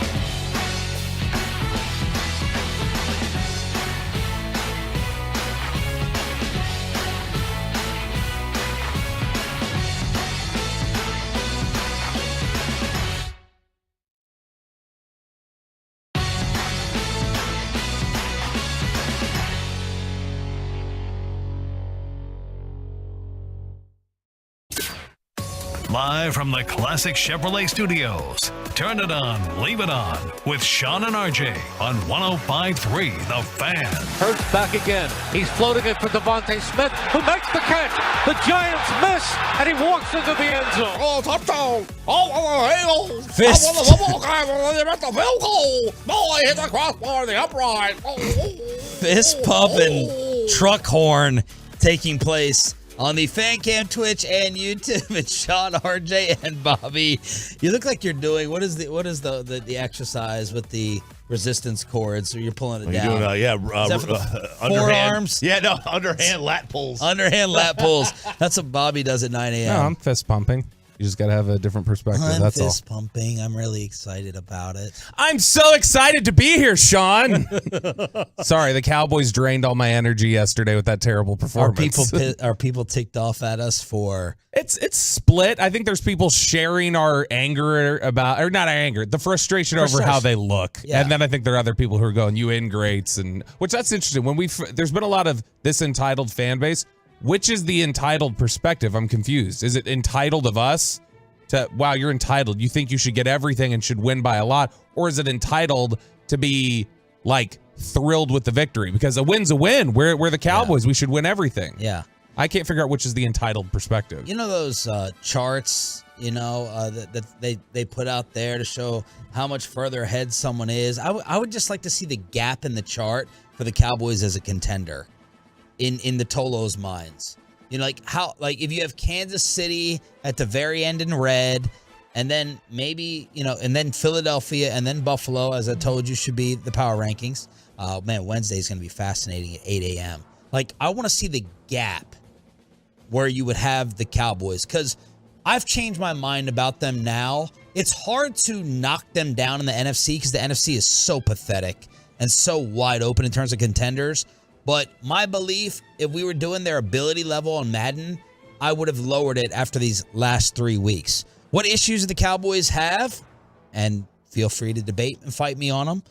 Right now, they're a slow-starting football team with very inconsistent quarterback play, with 8 turnovers in 8 games, and major questions in the secondary. We're more worried about the secondary than the offensive line, with Terrence Steele being out for the year. I mean, TBD, I guess, on the offensive line. I'll say this. I'm going to be more. I'll say I'm more concerned about the secondary. Yeah, that's soft radio, Bobby. Without really no, thinking it about is. Give an answer, Chop. Okay. Here's the answer. The cornerback 2's bad. Kelvin Joseph's bad. So I know that's bad. I don't know how bad right tackle is yet. It could be worse. Look, they're both. I'll tell you why they're both huge. That was hot. As long as you yell it qualifies as good. Okay. If your quarterback gets beat, it's 6. If your O-lineman gets beat, it's Cooper Rush time. Like that, it's really hard to say which one's a bigger loss. Soft radio from Chop. Where's the criticism there? Very soft. But I'll go with corner's worse. I would say corner. I would say corner's a bigger concern. I'm way more scared about corner. Way more scared. Even though Josh Ball was the reason that Dak threw that second interception on his own end. So put them in order. Quarterback play right now, offensive line, secondary. And am I missing one? 1, 2, 3. All right, O-line. Corner. Quarterback, corner, O-line. Quarterback is your... Because I 2 weeks in a row with it being inconsistent, I can't... Lately, you can't bank on what it's going to look like. So that 2 weeks unfair, too short of a... No, because it's because he was inconsistent against Green Bay. He came back, he was great against Minnesota. He was okay at times against the Giants. But Indy wasn't great. This wasn't great. That's just the problem, is just the inconsistency. And that's the most important position on the field. And so just not knowing, even, it's almost like the devil that you do know. Even knowing if, hey, he's this guy and he's in these limitations, or he's this guy and he can do this, at least that's consistent. You can game plan around that. You don't know from week to week on some of these what he's going to see, what he's going to do. Lately, it's been way too inconsistent. I'll agree. Not because he's the biggest concern from a player standpoint. Right. The weight of his position. Yes. Literally the only thing, the quarterback is always the biggest concern on any team, because if they don't play well, you're not going to win more often. Like the Cowboys did something yesterday that is very difficult to do. they won a game where their quarterback got grossly outplayed. That is not easy to do in the NFL today, and they did it. Give a sentence or two about the way he's playing or how you feel about him right now. He's playing inconsistent, jittery. I think his pocket presence is not there. I think I don't want to say, I love that he's being aggressive. I love that he's being aggressive. I do not want him to lose that at all. I don't know. You know how sometimes people are like tough they're acting tough to act tough on purpose? Like NBA players or any sports fight? Yeah, right. I don't know. Is he like being aggressive just to be aggressive? No, I think you've seen aggressiveness has benefited them. Like when he like it's just I but think is he forcing it. The Problem is the aggressiveness when he's not seeing the field as well. Like he can be aggressive and oops, I was aggressive, but it was within the context of I didn't see that linebacker. Had I known that linebacker was there, I would not have made that aggressive throw. And then there are other times where he makes the aggressive throw and you get an incompletion, whether it's Dalton Schultz or Noah Brown. They've had issues with drops at times this year. When he's on, he's really good. It's just lately there hasn't been a lot of consistency there. Do I think it's a long-term problem? No, but again, the weight of the position and what you need out of that, you've got to know consistently what you can get out of them so you can game plan around. Like his numbers, like some of his advanced numbers are still pretty good. I mean, they're very good, at least since he came back. But we are talking about a smaller sample than Patrick Mahomes, who's got 13 games, and Dak's got 7 or 8. So a little smaller. Here's Dak on the struggles yesterday. I'm damn sure not a fan of that. I think y'all guys know that. It's frustrating. It's very, very frustrating. If you go back and all of them, yeah, some were miscommunication in the past games. Tonight, first one, tried to fit it in too tight of a window. I don't even know if Noah necessarily saw it. You know what I mean? Guy tried to get a hand on it, ball pops up in the air. The second one, my arm got hit. Yeah, unfortunate on some of them, but we've got to find a way. I've got to find a way to take better care of the ball. But yeah, damn right, it's frustrating. No, it's not something that I've ever been okay with and never will be okay with. So that's Dak. I just don't have enough confidence of him going into a playoff game right now where I'm like, okay, he's gonna ball out. I got the advantage at QB. I just don't know. It's just way too uncertain for me, and that's just the way it is with the passing game. May have to rethink my formula. I may have to divorce RJ with the formula take on how they need to win. They need to be San Fran 2.0, maybe. I'm thinking about it. I can't get divorced twice. I'm talking to an attorney. I can't get divorced. I'm talking to a quarterback attorney. I haven't filed. Yeah, you have two once. You have 2 divorces. You're untouchable. You're a walking red flag if you have 2 divorces. It just can't happen again. 2 divorces are like 2 kids left from the first one. What's the bigger red flag? Oh, no. 2 kids with 2 separate women or 2 separate guys. Chop Cannon, Nick Choppy. Yeah, that I think is a bigger red flag than the 2 divorces. I don't know. Who knows? Nick Cannon's got out of trouble. I didn't realize he had 8 as of like 2 years ago, and now he has 12. Yeah. Like I didn't realize it's really ramped up in the last couple of years of him. So there's a little Cowboy review on DFW Sports Station. You heard the Eagles highlights. Dan Orlovsky was quoted this morning as saying Jalen Hurts, I think I got this right, Jalen Hurts has made the most improvement as a passer he's ever seen in the history of the NFL. With the Bobby looks nauseous with the way look at what Philadelphia did to the Giants. We can't get any help.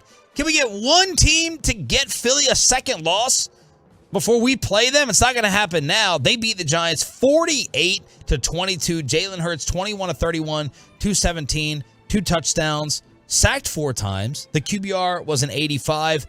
Miles Sanders had 17 for 144. Oh, is that good? As they crushed. No. They had 8.2 a carry. That seems like a really high average. Dang, 17 for 144? 8.2 a carry. You want to say something? No, I mean, if you want to turn this into Friday where I'm throwing up in a trash can, we can keep talking about Dan Orlovsky. All right. You guys battle it out for the next highlight. Vegas being right, and I think the degenerate or Bobby being right. Which one, Choppy? You get to pick. We go to Bobby. That's fine. He deserves a victory. I mean, I get so many of them, so he deserves to have a small one every now and then. Okay, so I think your record against Bobby so far is 0-1. I'm 1-0. And what an eye roll that was. And Bobby will be singing his punishment tomorrow on the show. Yes, I will. Let's get Shamona. Let's give Bobby his time. Purdy going to hand off to McCaffrey again, gets into the second level, 20, 15, 10, 5, touchdown!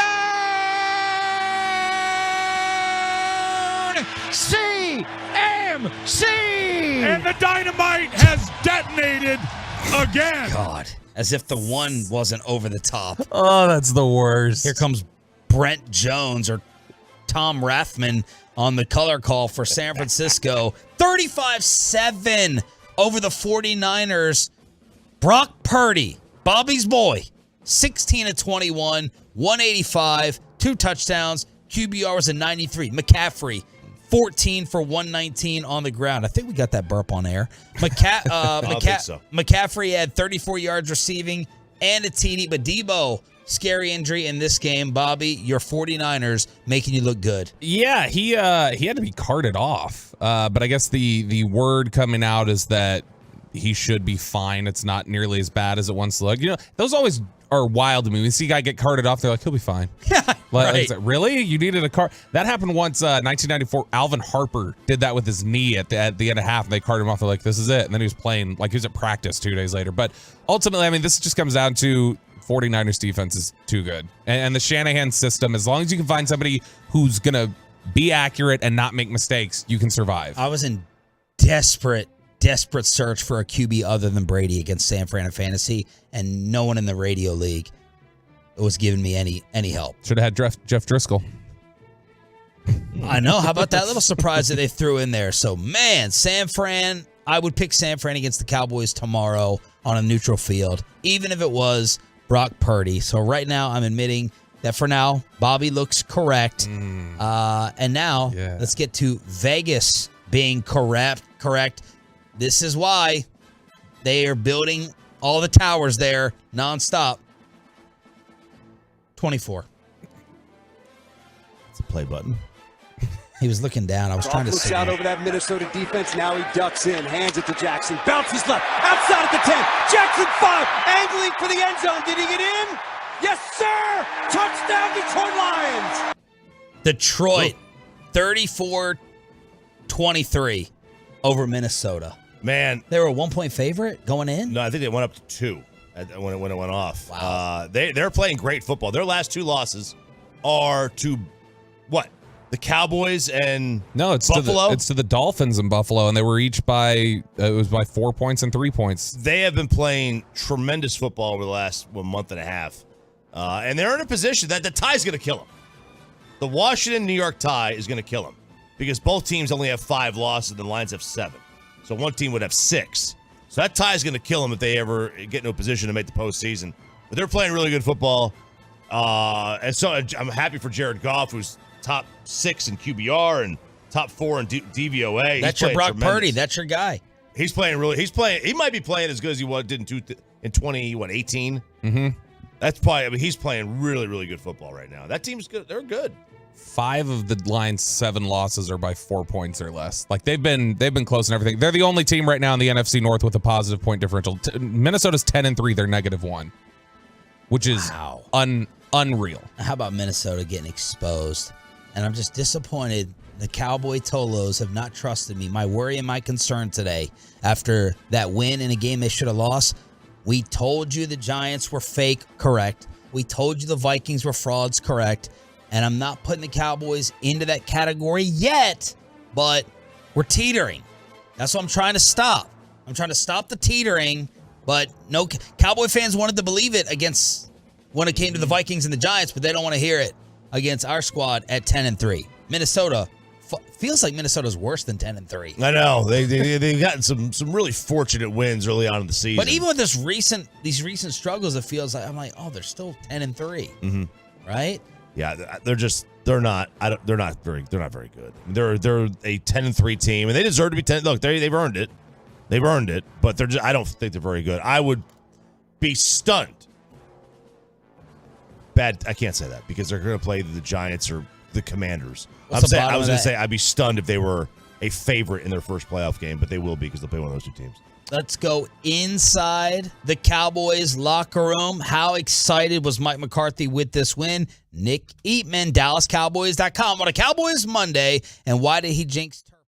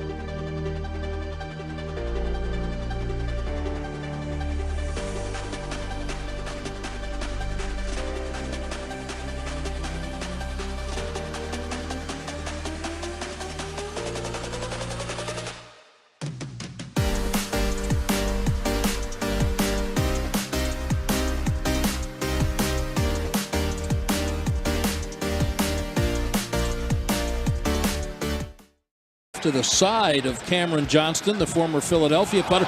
Turpin muffed the punt, and he fumbled it away, and the Texans have it back. First time all year that Turpin has actually muffed a punt. He bobbled one a couple of weeks ago. Ruling on the field. And this one got away from him. He called for a fair catch, and he flat dropped the ball. All the fault of Nick Eatman, blamed by Twitter for saying Turpin may break one this game. Nick is about to join us from DallasCowboys.com, brought to you by Ford, built for Texas, built for you. He was in the locker room after Mike McCarthy addressed the troops following the Cowboys win. Hey, let me say this to you. I think the obvious is what? Adversity advancement.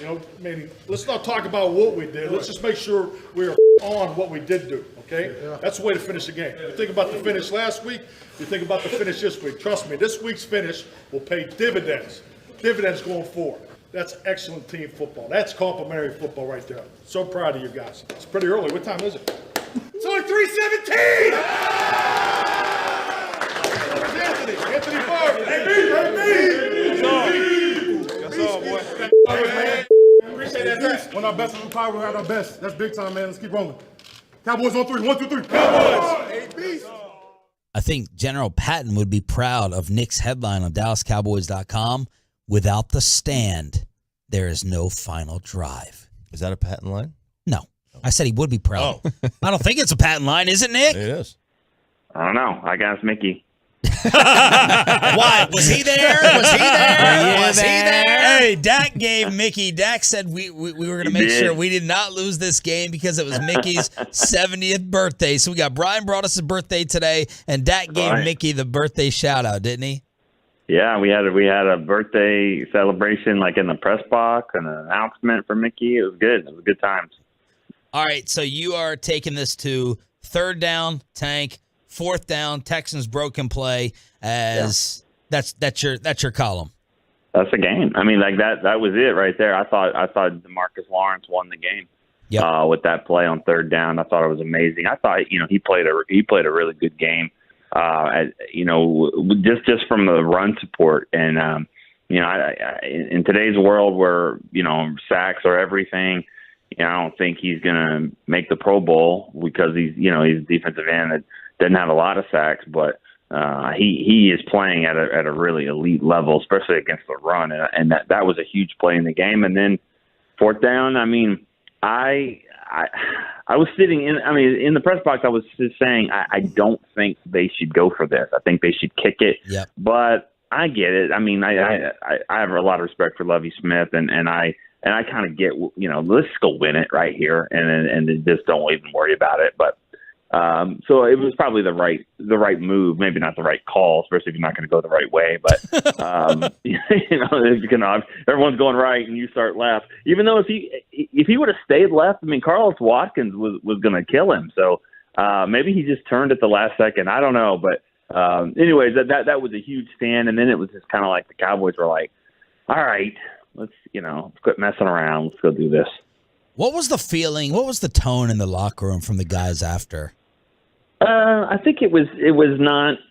It was just more kind of a relief. I mean, I did kind of see Curse and Tank, and then I can't remember some of the other guys that were right there, but they were like, we needed this. We definitely needed this. And of course, you say that after the fact, but I think that they were just kind of like, all right, well, we escaped one there. I don't think there was a lot of excitement, a lot of everyone going crazy or anything like that, but it was relief to get the win, and especially to play that way and know that you can still win. And I don't know if I agree 100% with what McCarthy said about this game will pay dividends, because I do believe it gives you confidence that, hey, we can go win the game. But I also think that you keep winning these games where you're having slow starts. At some point, you're just not going to do it. And you just keep like, well, we'll come back until you face that team that just puts it on you for 4 quarters. So I don't know if it sometimes that can give you some false confidence. What was the most frustrated you've been like in these last 3 weeks? Halftime against the Giants, end of 3 against Indy, or at any point in time yesterday? Yeah, it was definitely yesterday. Okay. I think it was just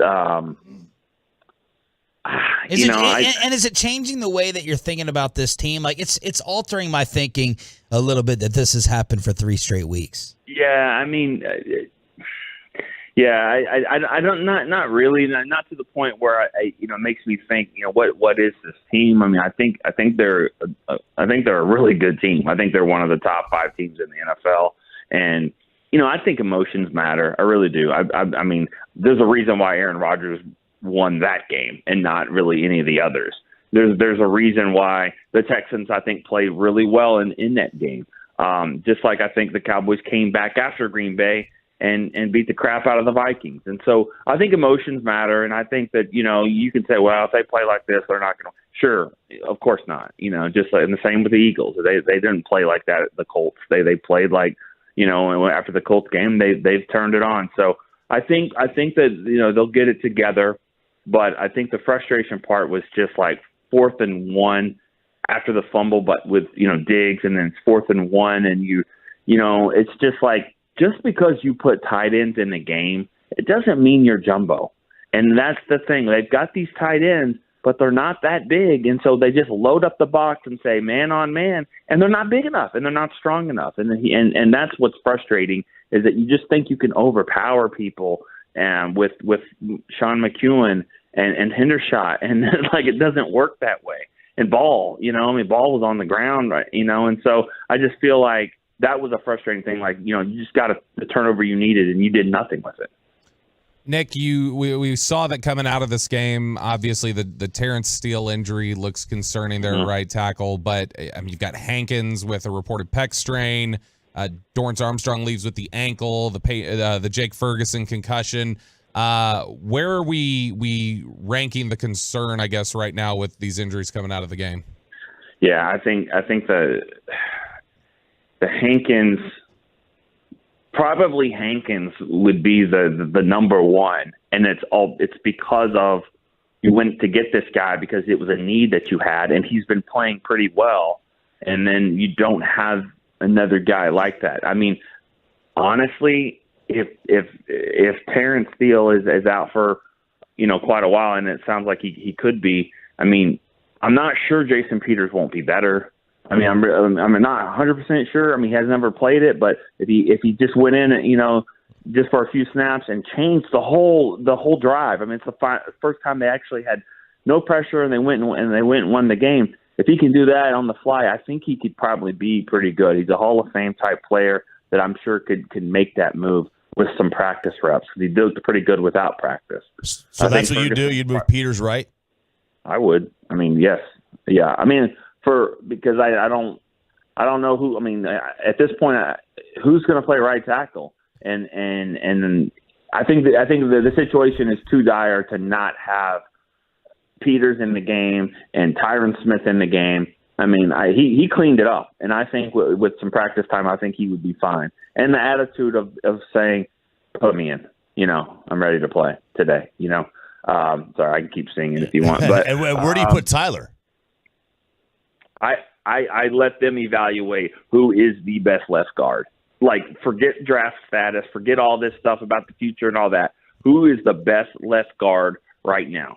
If it is Tyler Smith, like today, then I'm doing it. But if it's like, well, it's going to be Tyler in the future, then forget all that. This isn't the time to get to rub anybody's belly. Like, let's go and let's play. And if it's truly Connor McGovern, then play Connor McGovern. It's not like he's not a third-round pick that you had some high hopes for as well. So now I'll say this, though, going back to my point about the jumbo package. If it's pretty close between Tyler and McGovern can get back there and play some fullback for me and do some different stuff versatility-wise, then I'm for that as well. Because I think your run offense there next around the goal line certainly needs a boost, and I think that he can provide that too. So let them decide, but to me, it's Tyler left side and Peters on the right side, and then they can figure out the best option for them at left guard. Nick Eatman, DallasCowboys.com on the Diamond Factory hotline. What are your current thoughts on Dak in the passing game? Yeah, I thought, there's that old adage about when you have two quarterbacks, you have none. and Houston was playing too. Yeah. And they were both better than Dak for about 3.5 quarters. I mean, that was the problem. I mean, Dak was not playing well, and O-line was part of it. But he looked confused. He was missing some throws, and they just looked off. And sometimes he was throwing it behind the receiver. But sometimes you do that because your receiver is supposed to sit. And I don't think that they were just on the same page. It's hard to really pinpoint. This was your fault. This one wasn't. But when the ball hits the ground, like free hopper back to the back judge back there, then somebody messed up. So he did not look good. He didn't look sharp. But I'll say this: he is starting to look like Dak again in the way of running on the move and making some throws. I mean, there was that deep throw to Noah Brown early in the game on 3rd and 13 where he's rolling right and he throws it. I mean, and then the pump fake and just plays like that was Dak, vintage Dak, I thought. And that final drive, just the calmness to say, all right, we're going to start from our own end zone and we're going to take this thing down. And they did. So there's some confidence there for him to rally the way he did. But they certainly did not look on the same page for most of that game. Thank you, brother. We'll talk on Wednesday. Okay. See you guys. Nick Eatman, the Cavante killer. Yeah. The Jinxer. The Jinx that has me singing tomorrow. Oh, man. And I got a jukebox all set up. I got genres in it, I thought I'm supposed to just be singing my points. It's got to be. Yeah, you're going to be singing your points, but I'm going to change it then. Yeah. So I'm going to go. Oh, my gosh. I got country set. I have R&B. Oh, that's out. I we gotta have go straight hip-hop. heavy metal. Ooh. I got hip-hop. Yeah. Do that for the whole segment? No. I'm depending on what we switch on the jukebox. Which segment is this going to be? I haven't decided. Moms. It'll probably be What about your Expressway. mom? The entire Expressway I have to sing when I want. 7:20 to 8 a.m. We'll see. We'll talk about it. We got a big post-show meeting to discuss important things like this. That was Nick Eatman, DallasCowboys.com, brought to you by Ford. Built for Texas, built for you. Sting is going on Sting on KMC at 11 a.m. Let's preview the show. And this band called me out yesterday on stage. Yes, they did. I hope my mom is listening, making fun of my parents after what happened at Sandler's event. Crosstalk with KMC next. Let's get you over to Boomerjack.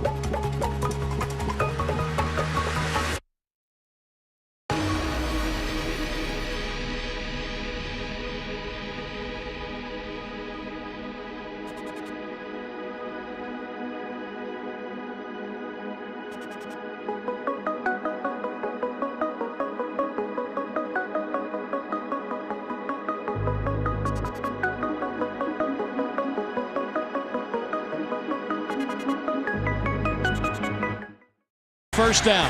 Wings it deep down the right side. Caught. Diving catch. Noah Brown at the 23-yard line. It's time for Crosstalk. What a very busy oh my gosh podcast break. The commercial break, soon to be podcast here on Sean and RJ 105 through the Fan with Mike Bassett, Kevin Hagelin, and Corey Majors. College sports updates. Mike Leach, we don't have an update on him. Apparently suffering a humongous health issue yesterday at his home. Sounds like he's in critical condition. I don't have details on what happened, but everyone is putting out their prayers for Mike Leach. Sounds like a scary health situation.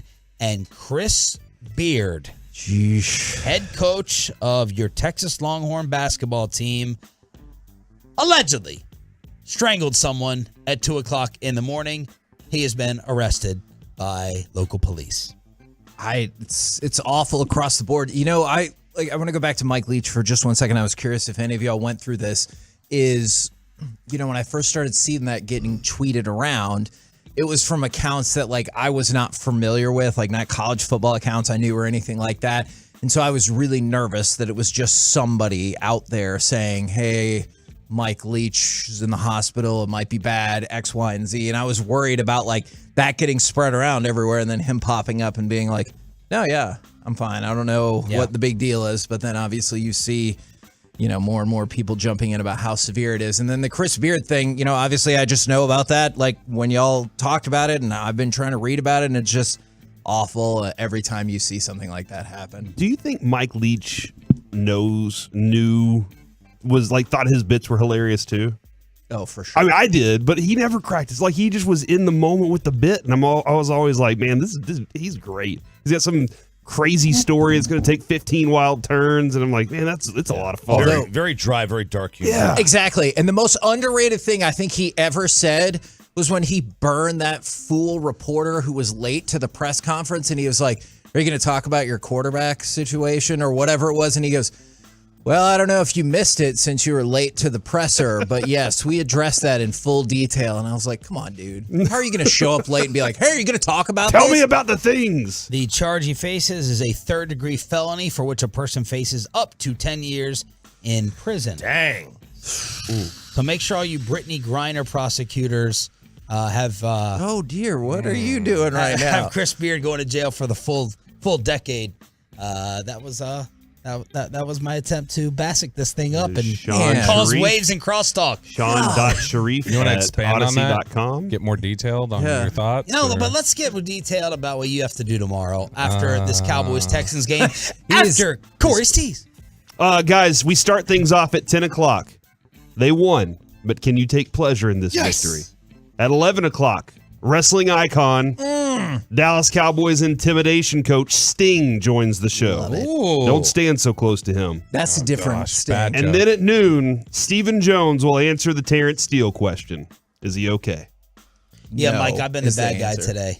Oh, yeah? Why? Yeah, I've just been crapping all over the win. All over it. Are people getting mad at you? 50%. Survive in advance. Brad Sham, but that was about it. He did. Sure, I could see that. Yeah.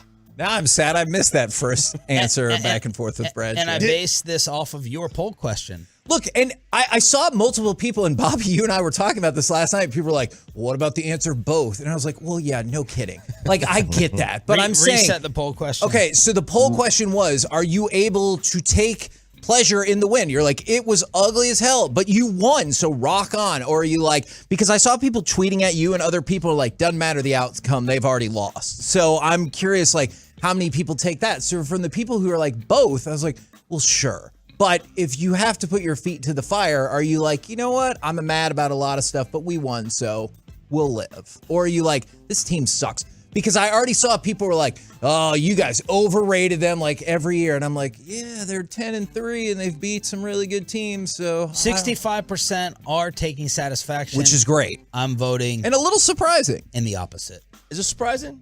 I was a little surprised just because, like, in the first, like, as soon as I posted it, as soon as it popped up, it said 80% no, and I was like, oh my god. So I was just a little surprised, but I'm glad that people are stoked. Come on, give it. They're great. No. I'll tell you what.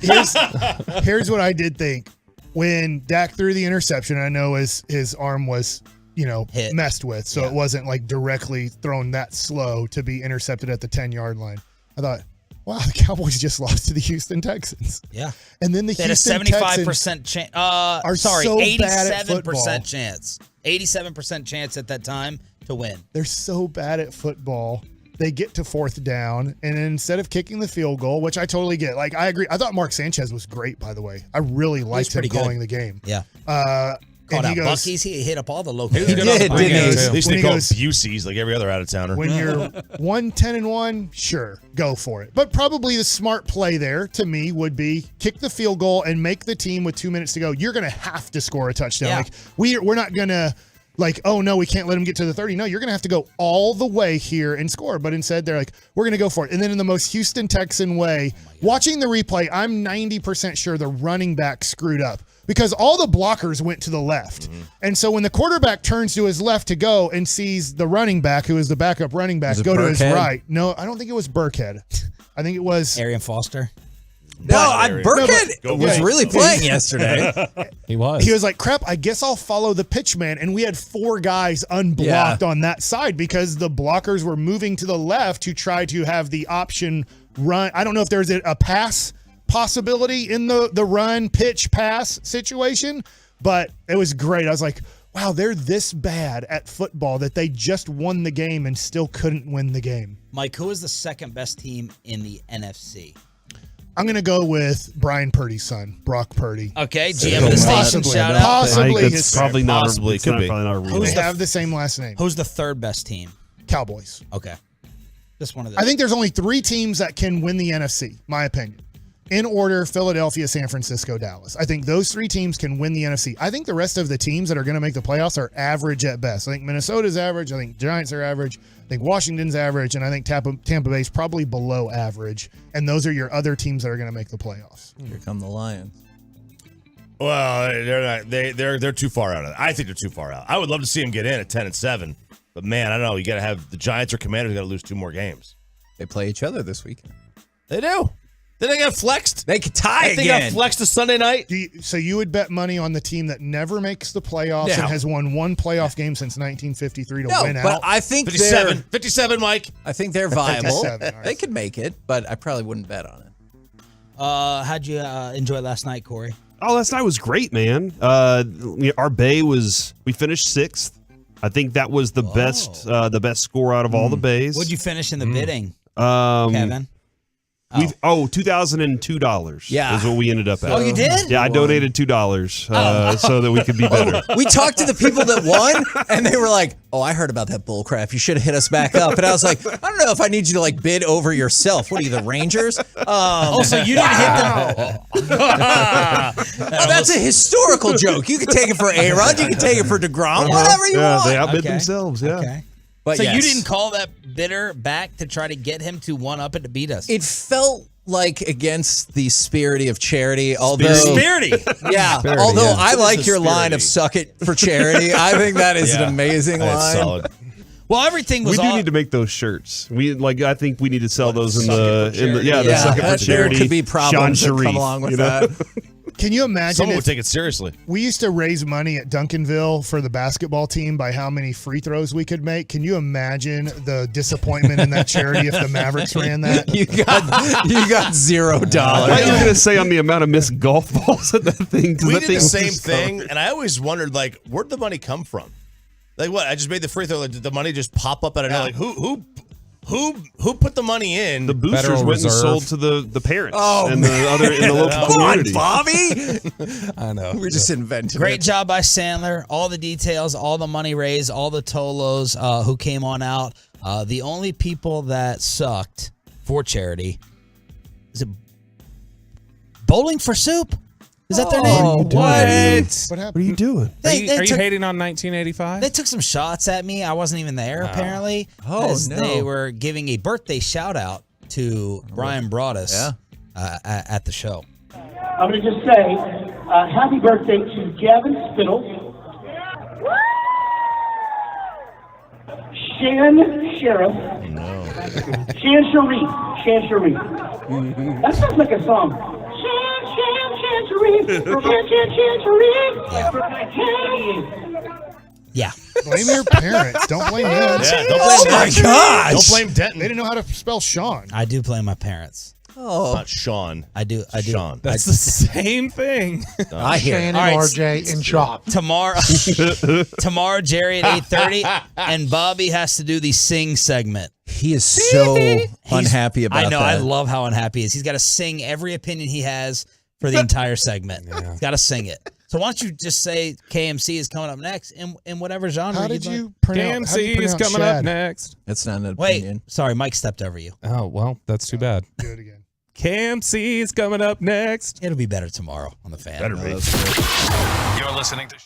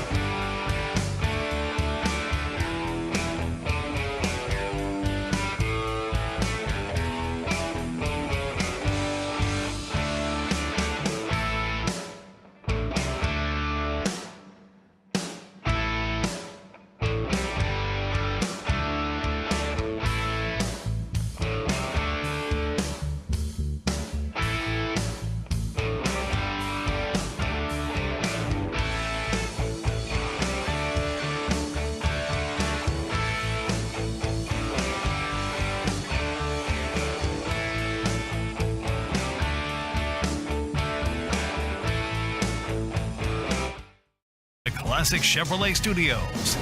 It's the KNC Masterpiece on 105.3 The Fan. In the gun, Prescott, snap back, handoff, Elliott driving, pushing, touchdown! Ezekiel Elliott, head for the kettle. No, fakes the kettle. Says, I'm not getting the fine. I'm just taking the touchdown. KNC Masterpiece right here on 105 through the Fan, and I have to admit, in that moment, I was like, yeah, you probably should not jump in the kettle with the game. Like, still kind of in the balance, because all the other kettle celebrations are like you're winning by, multiple scores. Only get in the end zone so many times in your career. You need to celebrate those moments. Like, don't just, Mike, this is exactly like Kevin, right? Where he's like, no, I can't celebrate getting to our goal. That's not something that I did. We talked with the talking doctor about that. I beat myself up about not attaining a goal, but I can't Just celebrate. Win, baby, what a win! What a great win!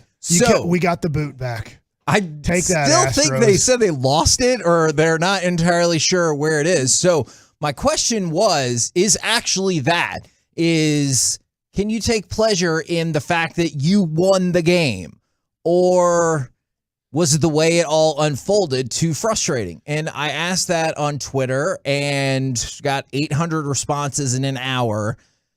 66%, yes, a win is a win. 34%, no, struggled with the Texans. So what was the other option? No other option necessary. All right. So by 2-1 margin, people are like, well, hell yeah, you won the game. And I think at the end of the day, Steven, that is where I fall.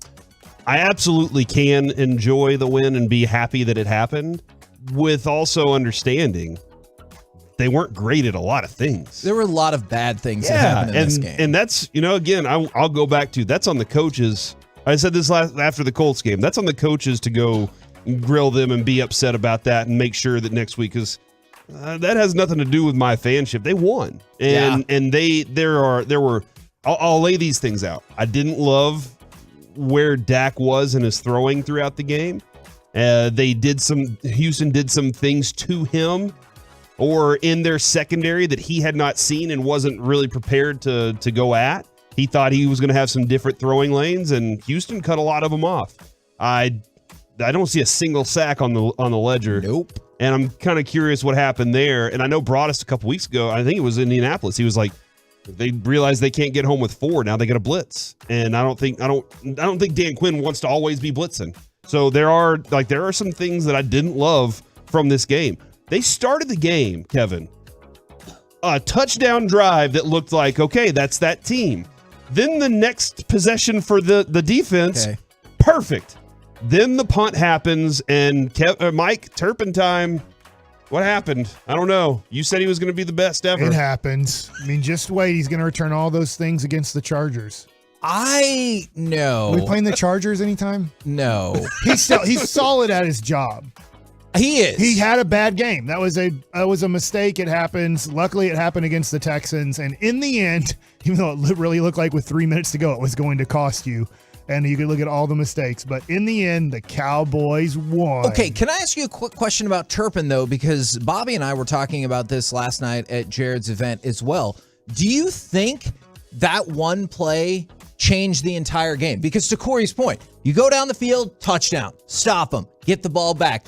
Well, after that, I was like, we're going to win by 50 points. Do you think that play alone changed? It's always, I think it's a great question because you never know, right? Absolutely. If I would have done this, if I would have asked this to this girl at this time, would she have gone out with me? Would we have gotten married and had kids and lived happily ever after, right? But to your point, probably I would lean towards no, because I don't think the Cowboys came ready to play football, and eventually mistakes were going to happen. I think we can look at it. We're not playing in the game. I totally get this. I can't go pitch against, name the worst team in baseball, the Oakland Athletics. I can't go out there and act like the way I act here because I think, well, they're horrible. I'm going to beat them. If I act that way, I'm going to make so many mistakes. I'm going to have a good chance of getting my ass kicked. And yesterday, the Cowboys went out and they played like they were sports talk radio hosts.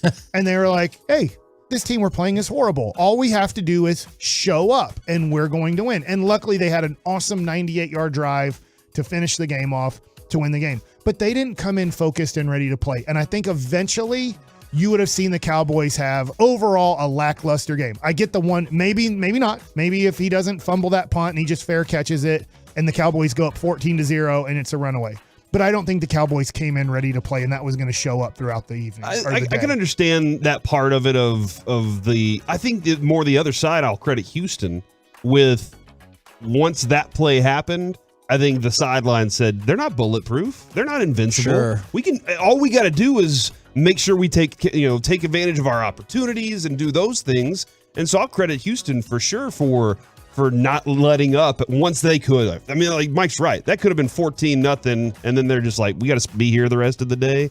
And they didn't. They showed up after that. I thought that Houston did a decent job. They're a bad team, and you could like Kevin the late play in the game when your quarterback runs the wrong way and then all that falls apart in their face. Like, that's the proof that they're a bad team. I thought that was Luka Doncic and the Mavericks right there late in the game. Wow. All right, so you brought up they're a bad team, and there were a lot of bad things that happened in this game, from the muffed punt to the 2 interceptions, one of which was Dak's first in the second half, dropped passes, including 2 would-be touchdowns, stuffed on the 4th and goal. Like, there were a lot of bad things, but I did take notice of this, and I've seen some people text this in, is J-Ron Curse tweeted last night, when someone else does it, they show they can win the ugly games. When the Cowboys do it, they suck. Sometimes I just wonder if that is my focus on the Cowboys. Like, I don't particularly care what Chiefs or Bills media say in the aftermath of, their games. Like, is everybody in Kansas City today being like, how the hell did you let Russ cook once the game looked like it was over? He's terrible. And then obviously I know he got hurt. I have no idea if that is how their media is deconstructed and everything like that. But he might be right, is you still won. You've got back-to-back double-digit winning seasons for the first time since 95-96, which is sad, but also astonishing all at the same time. Well, that's because you have more games in the season, Kevin. That's why the Cowboys have back-to-back you still have many games to go. I feel very confident they would have gotten to 10 games, even without this extra one, since they still have 3 to go. But they have to go up against T-Law this next week, so that's going to be a tough one. Oh, my God. But that's 27-24 Jacksonville. Mike, we'll get into that later in the week. We'll have to definitely go out after that later in the week. This game specifically, I can say it was another game in the season. Like that's where at the end of the season we're going to look back and be like, man, that game taught us everything about this team. I think the Packers game would be a better example of it than anything, and then the Vikings game. Like this is the Jekyll and Hyde that is the Cowboys. Each week you can show up and not know exactly what you're going to have that week. Cowboys, I really liked that 2 minutes. That last 2 minutes was terrifying. It was fun. There were lots of that's the part you like about sports. You don't like being in that moment, but you do like the outcome that happened from the last 2 minutes of that game. It's interesting to hear you say fun. Yeah. Right? Like, you won. That is fun. I have to admit, I was not having fun on that final drive, though that final drive was spectacular, just because the Dak interception right before that was honestly the first time it really came crashing down that we were going to lose that game. Like, I know they didn't, but most of the time I was like, oh, it's not looking good. What happened to the pass rush? Where did CeeDee Lamb go? Like, all those questions everybody had along the way. But then after that pick, I was like, oh my God, are they actually going to lose this game? So when they scored, I think I was more relieved than excited. I was excited, but also like, oh, thank goodness. Yeah, maybe that's the other thing too. Like, I just kept thinking to myself, there's no way they could lose to the Texans. Like, that was in my mind, is that they just can't lose to the Texans. It can't happen. These guys, they're better players. They will make the better plays. But Kevin, I do think that coming from 40-3, 28-20, and always kind of seeming to have control late in the game there, 54-19, you're like, you don't know what it's like to be in those moments yet. Again, like, you didn't feel like, oh, my team can win this game, because you've seen them blow people out lately and just go on about their business. But it happens sometimes, and you can learn something from it for sure. If I'm the coaches this week, I'm not taking it easy on these guys. Like, this is not one of those weeks where I'm like, all right, y'all were perfect, guys. We got the win. No, man, I'm turning that thing and saying, all right, Remember the crap that we went through after Green Bay where y'all were yelling at each other and holding each other accountable? We need to reset that. But Mike, we talked about, for example, go like, hey, Josh Ball. You look at him in the room and go, this is an example of how not to be ready to play if your guy in front of you gets hurt. Yeah. He was awful. Yeah, he was bad. But you know how you always say that managers can't sit there and have 15 different player meetings and yell at everybody all season? You only get one chance to really do that. They do need to have that reset of what are our expectations. We did win, but what are we compared to the rest of the league? And I know I've told you this before. It was always a fascinating insight from the old Allen coach when I was like, hey, does losing this game help you teach the lessons to the players? And he goes, no. Yeah. There's nothing that I can teach them now that I couldn't have taught them even if we won. And so I hear that from a coach's perspective, but that's not from a player's perspective because losing always made me, and I would say more the majority focused. of the people work harder that next game. And that is fascinating because I was hoping then that you could have got the best of both worlds out of this where, Corey, to your point, you won, but also there's a lot of things that you need to fix. And maybe it would have taken the more jarring loss to the Texans to be like, pull your head out of your ass and let's get going. And so I don't know how much of that perspective will go through. I'm sure there are plenty of allusions to, you think he can beat Philly like that? Well, at this point, I don't think they can beat 30 other teams like that. Whether you played the Texans. Yeah, at this point, I'm definitely in a. You have a lot of other things you need to grow with this team. Like Josh Ball does need reps. No, I think we should release him. No, well, or somebody. Yeah. You got to have somebody that can play the position. Peters did. That's why we went 98 yards. Yeah, but okay. So here's the other thing. What happens if he gets hurt? We're screwed. What happens? Oh my God! What happens if Trayvon Tyler Smith plays right tackle? Connor McGovern plays guard, and Tyron, of course, is back at that point. What if, and Tyron's getting hurt at some point. What if Trayvon Diggs gets hurt? You have how many other cornerbacks that you trust? Like, the season's over. At this point, the season's over if those things happen. Let's be honest. You have to get these guys into some game experience. There are a lot of other guys that need you can beat Tampa to be ready. It's the next week. Yes. You beat Tampa, and then you get hammered by San Francisco or Philadelphia, and you say, hey, we just were unlucky with an injury late in the season. You know what? I do kind of want to pick that back up tomorrow because I was watching that game, and I was like, all right, the good news is if we play Tampa in the first round, I feel better than ever. And then the bad news is I was like, but then if you have to play San Francisco, I have a lot of concerns about that. Just the biggest thing that I think bothers me about this, to J-Ron Curse's point, is I saw a whole bunch of people taking this game to say, see, I told you the Cowboys aren't good. Like, that's just a foolish thing to say. If you think they can't win the Super Bowl, okay, like that's a different deal. They're 10-3. They're objectively good. Yeah, you saw just last Sunday night what they can do in a fourth quarter with the lead, right? I mean, they put up 33-0. Was that the? Yeah, that is correct. Right. So you look at that fourth quarter. You look at what they did in Minnesota with the crowd going crazy. You look at the way that I know the Giants aren't very good. I think they're average, but they're probably going to make the playoffs, and you handled them pretty easily, in your kind of last month of games. So, look, I can hate on the Cowboys. I'm not the biggest fan of the Cowboys anymore. I'd say out of the four people that are doing the show today, I'm probably the fourth best Cowboys fan. That game didn't affect me emotionally at all. I've let the Cowboys go as emotionally affecting me, good or bad. It's just like if they win, great. If they lose, hey, it happens, whatever. And I watched that game going, hey, that was their worst game of the year. They won. Yep. Luckily, they played the worst team in the NFL. Literally any team, whether it was Jacksonville, whether it was the Rams, whoever you think that's bad at football, they would have won that game. But the Cowboys got to play the worst team in the NFL, and they gave you a chance to win in the end, and you took advantage of it, and you won. Yeah, don't hate on a win, bro. I'm the one who started off this by saying I'm not hating on the win. 1053, all you win haters out there. What are y'all worried about right now? What are you worried about? Your double-digit wins. Everything's fine. I mean, I think you can be worried. I'm just not going to point out. Don't be worried. No, it'll fix itself, man. Okay. I'm sure they'll do their regular non-padded practices this week.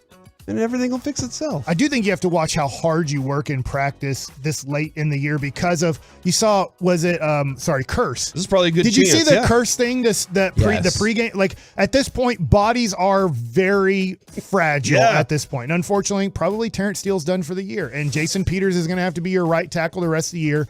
And honest to God, if he gets hurt, you're done. Like, you're not going to make it to the NFC Championship game or Super Bowl. So at this point, I'm not prepared to say that, but I hear what you're saying. You need pretty much your 5 guys that you think you have pretty much coming down the stretch. Smith and Smith, Martin Biotic, and I guess you have McGovern to help out there. So you still have 6. Yeah, that's right. So you still have 6. That's okay. right. Now, that being said, I don't know how easy it would be. It was very great for Tyler Smith to jump out to left tackle after never practicing it in preseason and doing great. If you throw him all the way to the other side, I don't know how that would go.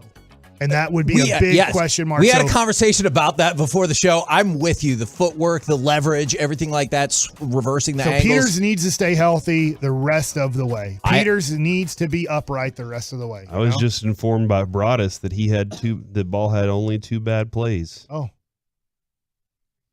Man, it felt like he was getting pushed back into He just Dak finished every the all time. 22 1 minute ago and said he had 2.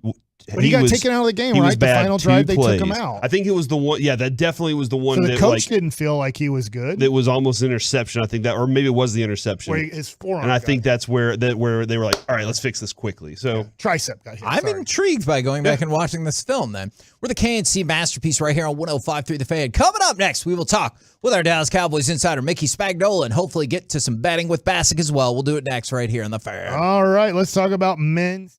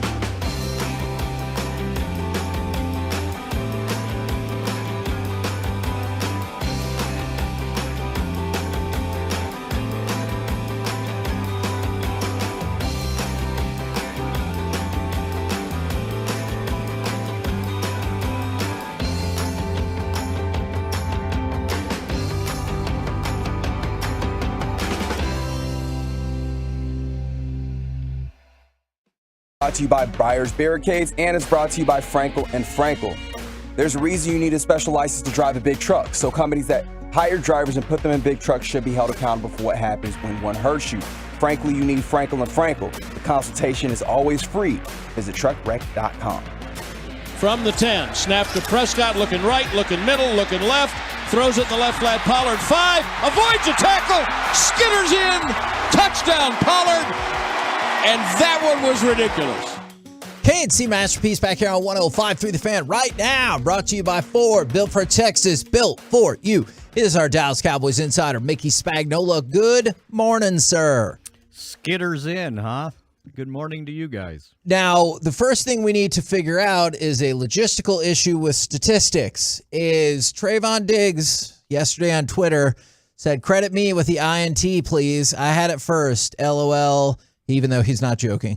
Or we can split it 50-50. What do you think about the concept of the split interception since we have split sacks all the time? Yeah, go for it. Yes. But Sorry, on McQuamu. this official thing here, it says McQuamu. It was really weird to see them lying on the ground next to each other, knowing the game was over and you had won, but neither one of them got up because they were both saying, give me the ball for the interception. Or were they saying, we won the football game. Congratulations to us. Let's just party. Yeah, let's not I thought it was split good by the hairs. Texans as the ball was in the air for two of their receivers to run away. Away from that was a good decision. They thought the ball was going 10 yards to the left. They were hoping for the tip, right? Yeah, it was just funny. Kind So of, many you saw people do. all five Cowboys back there kind of saw the ball and two of the receivers. And I get probably their job is to hope that it gets batted forward. But they kind of didn't go forward. They kind of went way to the left. But anyways, that's the Texans. Thank God we were playing the Texans. Yeah, okay, so we were just having kind of a philosophical conversation. Is it deep? No, it's a surface level philosophical, if that can be a thing. Do you think that players and teams can learn the same lessons in a win that they would have in a loss? Like, obviously, there's plenty of stuff you want to fix up from this game, but do you think those lessons are as impactful, seeing as how you won, as opposed to if you would have lost this game? Hell yes. Okay, great. Yeah, especially it's easier to fix things when you won, right? Because now not only do you get the win, but the head coach will come in today and chew on a bunch of things that have to get better. And it's easier to do that after a win than everybody being morose after a loss, right? I've always felt that way, and I will continue to feel that way. So, yes, so they've got things to work on, but a win is a win in the NFL. The story. And I know a lot of people don't feel that way this morning. Oh yeah, I feel that way. I'll take the win. I'm a win is a win. Kevin's too. the one that's just throwing everybody under the bus. I think what people have to understand is if you look at all the circumstances that this team had to overcome to win this game, including themselves. You're right. And the mistakes, some of the mistakes they made, and they still were good enough to go 98 yards in 2 minutes and 39 seconds to win the game. That's not common. You got to be a pretty darn good team to do that.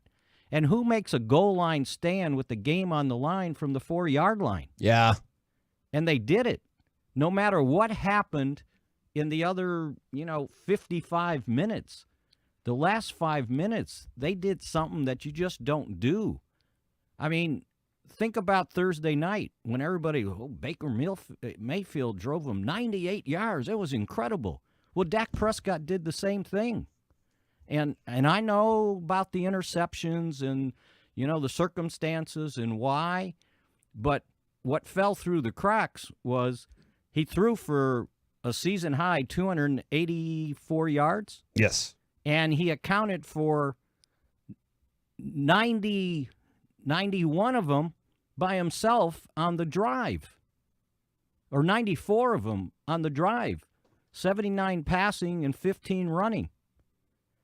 It was rather remarkable to me that, with the game on the line and all the pressure, this team stood up and did what they needed to do to be able to win a game that by all rights, with 3 turnovers, losing your starting right tackle, playing with your without two of your top three corners, and at one point, all three of them were missing. I just thought it was remarkable that they were able to overcome those things to be able to get a win when they walked out of that stadium. What did you think of the way that they handled the right tackle position this week? With the Peters story is very interesting to me right now. Right. Yeah. Here's the other thing, and I know, Josh Ball wasn't what you wanted in that game, but you realize he's only had 11 previous snaps on offense in his NFL career, and none of them were in significant playing time, right? Did he struggle? Yeah, he had a couple missed blocks, and they decided, okay, let's not, this is pretty important. Let's get the 40-year-old man in there with 18 years of experience who hadn't played right tackle since 2005. And it kind of worked. But you do have Tyron Smith coming back, right? Yes. Yes. Maybe this weekend, I believe. Maybe for, a handful of snaps, maybe get him a series here, a series there, and then have him, ready to go for the Philly game. Or maybe you say, no, let's just get the old dude out there and let him play, right? It'd be interesting to see how they work it, because I think you would still like to keep Peters as your backup. And if Tyron's ready to go, then you go. And so, that'll be interesting to see how they handle that, because we've seen in previous years how missing a offensive tackle can destroy a game. That'll be interesting to see which way they go with that. Speaking of missing, what do you think happened with the pass rush yesterday? It was missing in action. It was. Well, I think, and this is what's going to happen with some of these teams that don't trust their offensive line. Now, we've seen it 2 weeks in a row, right? The quarterback's rolling out of the pocket, bootlegging and throwing on the run to get away from the pressure, getting the ball out as quick as they can. A lot of short stuff, quick stuff. I think that's kind of the recipe, because teams don't want to face that pass rush. And, credit the Houston coaching staff. They're probably beleaguered too, right? But I thought they did a good job of devising a scheme to kind of keep that rush at bay, including, the fact that they still ran the ball 37 times and were able to, somewhat keep them in good down and distance, including running the quarterback, right? Who thought of that? Yeah. With Driscoll running for 30-some yards. So, I think they did a good job of managing that. And, you were just thinking with the game on the line, at some point they were going to get that sack that they normally get to turn things around, and they just never got there. And they only had one quarterback hit. Wow. But guess what? They won.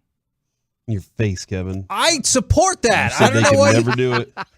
I think actually, didn't you bet against them with Mike against the spread this week? How many points did he get? I got 1.7. I got 17. I got 17 points and was victorious. I put a point there. It wasn't 1.7. It was not. I'm sorry, Mike. Oh, sorry, Mike. That's going to be tough I for think you. a lot of people lost some money. They took the points, right? I could definitely see. But that's the NFL. It happens. And, and I know it's happened, with the, I keep hearing slow starts. Well, they did take the opening drive for a touchdown, by the way. It was pretty good.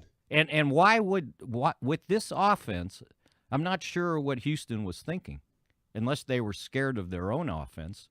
But I certainly wouldn't have given the Cowboys the ball first. And knowing I'm going to be down 7-0. Clearly, looking at the way it played out, they should have just kicked it to us first. Right, punted. Yeah. Well, it would Okay. have been, it would have been nice if the guy on that side of the field would have held up the gunner. The gunner shouldn't be behind my guy that's trying to catch a punt.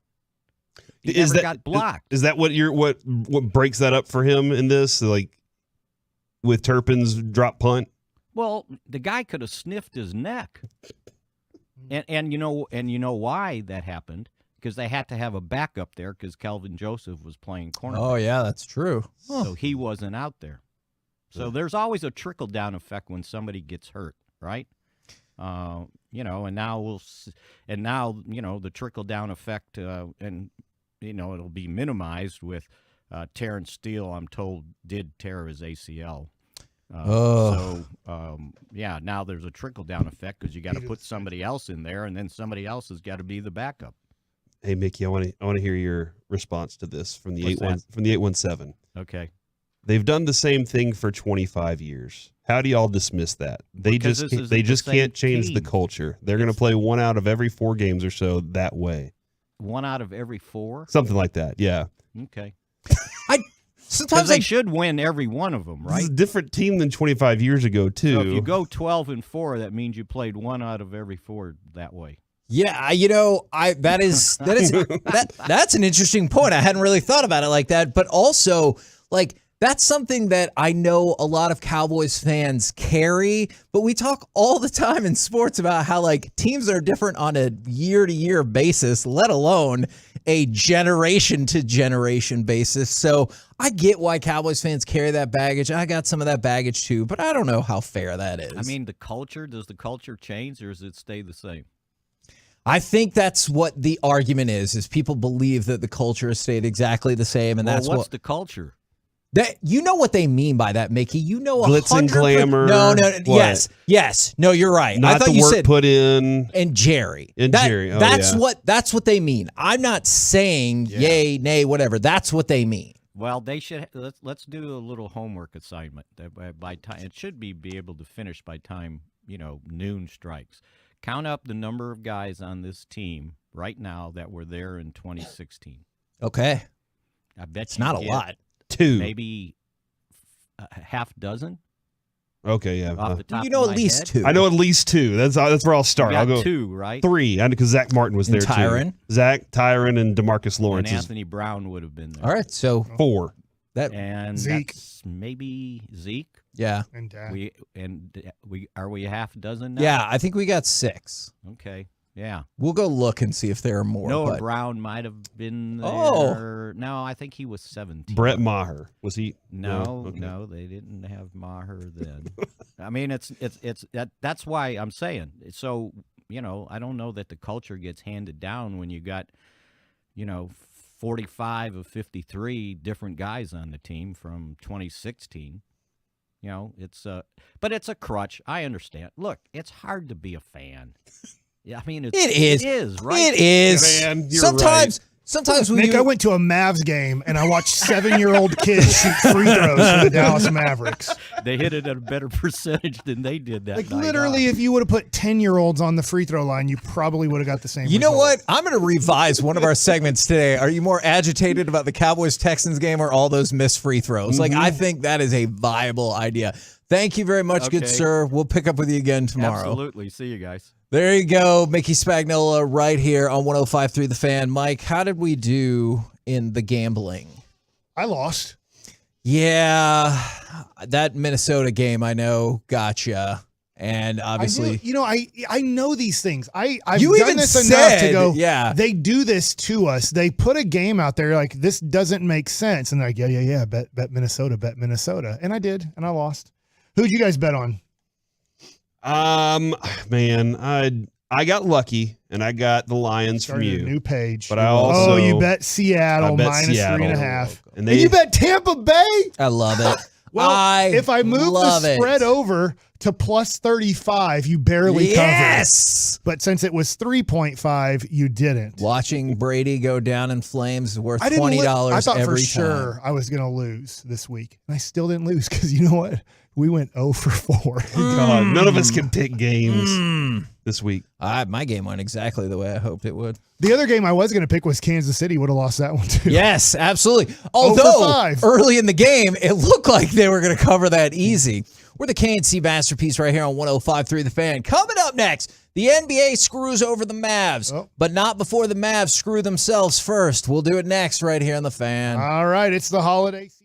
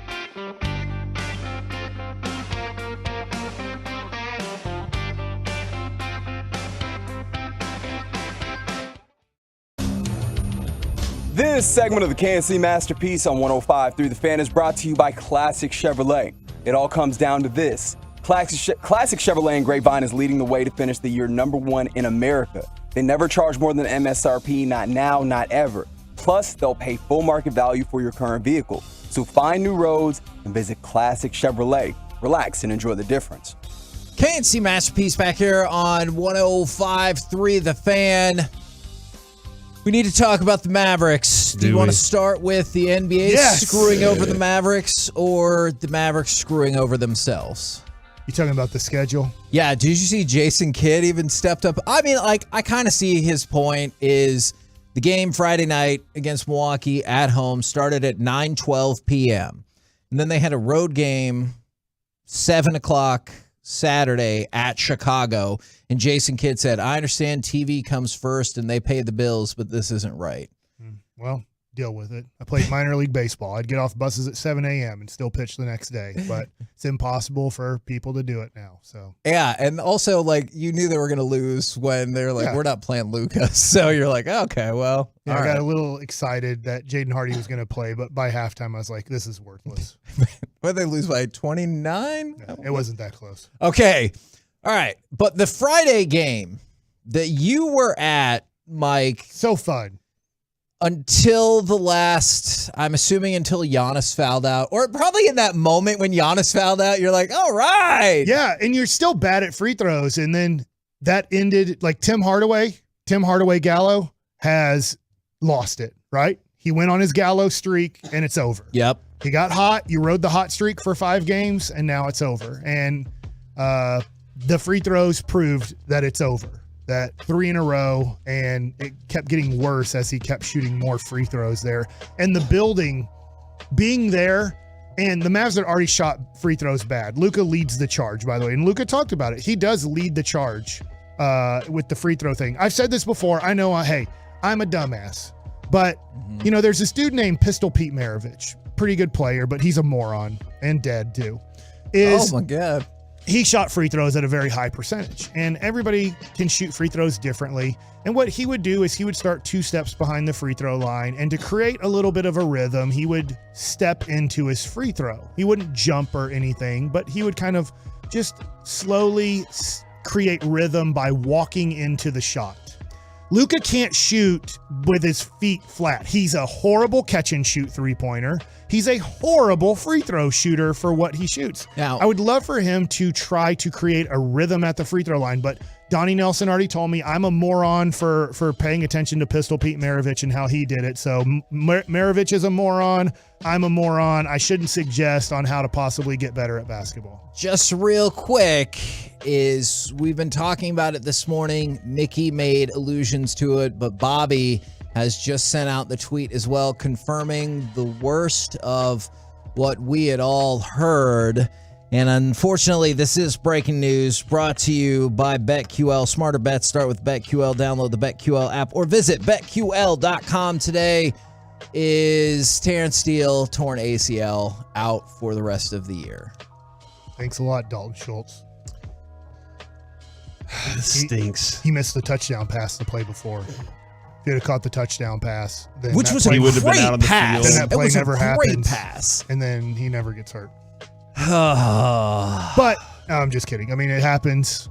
Yeah. Unfortunately, this is Injuries football. This is football. It's the whole thing of like, I try to warn everybody, but nobody wants to listen to the guy who played 13 years of pro ball. Is whenever you expect, like, we're going to be completely healthy when Tyron Smith gets back, and you guys said stop it the other day when I was like, yeah, but you have to hope everybody else doesn't get hurt through the whole 13 weeks, which doesn't happen. No. And so now that Tyron Smith is getting close to coming back, you're dealing with a guy who's now out for the rest of the season. All the NFL teams have to deal with this. It's not unique to the Cowboys. You're right. They make it unique to the Cowboys at the end of the year when they lose in the playoffs, and I hope they don't. But when they do, they say, well, what were we supposed to do? Player A got hurt, and we just couldn't replace player. But then you look at the team you lost to, you're like, well, didn't they have 2 guys missing from their starting offensive line or 2 guys missing from their defensive line? And it's like, no, we don't want to point that out. We just want to point out our injury that caused us to lose the game. It stinks because for the team purpose, you're losing a very significant and important part of what you're trying to do is get to the Super Bowl, win in the playoffs. But the other part is like this dude, look at his career so far. Terrible first season. He's a free agent, right? I believe he's a restricted free agent. Terrible first season, better second season, reliable right tackle. Like, you didn't expect him to be good this year. He was kind of one of those. Mike, remember we were talking about training camp? Yeah. Is Terrence still bad? No, Mike is just really, really good. And he's turned into a good player, and he's young, and you're like, oh, yeah, this is great. Now he's got to go through an offseason of recovery and all that part of it, And too. you're probably going to have to give him like 4 years and $60 million. And he's going to be recovering from ACL. You're just going to have to, right? Yeah. I mean, because I would scale that down, but I hear you. Chicago's going to offer him $15 a year. I don't know about that. We'll see. Why? So you're saying a starting guy who has been, what has he been? What would you grade him as this year? Terrence Steele, a B. Yeah, B's very accurate, and it's based $15 on million for right tackle. I don't think that's an assumption. And based I would on scale that down. I would say based on expectation, I would give him like an A+ because Sure, it's one of those, sure. But yeah, I think a B to B+ is not a bad grade at all for him. He's a solid starting tackle to be sure. I just know. Let's if he'll ask get you right 50. now, what is he going to get in free agency? I think 4 for 48, 45 to 48 is possible, or is maybe more reasonable. Yeah. Jeez, and you're still trying to sign CD. But he is a and you're still trying to restricted sign- free agent, so There's- that it's not going to be that kind of deal after this year. So you're saying tag him? No, if he was an unrestricted free agent, I might consider other things. But You want to tag him for the next 3 years? No, I am not saying that whatsoever. All right, Back to Mavs. And so we will go back to Mavs. All right. So we were talking about the free throw philosophy, and you brought it up about Luka. He was 4 of 10 from the line in that game, 71% for the season. They missed their final 6 free throws. I know people get caught up on the final 5. They missed one before that, too. Josh Green. So Giannis fouls out, and it's looking like, hey, got a great chance. You're going to win. And then Hardaway misses all 3 of his free throws. Dorian Finney-Smith missed 2 free throws. And this was the part that I saw, and I know what Mark Cuban sent out, and I guess I see what he's saying, but that ignores, this has been the fact for a chunk of the season.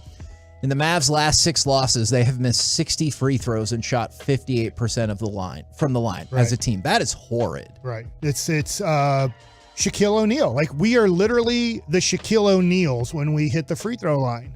And the sad thing is nobody can bring it up because who do you want to get fouled at the end of the game?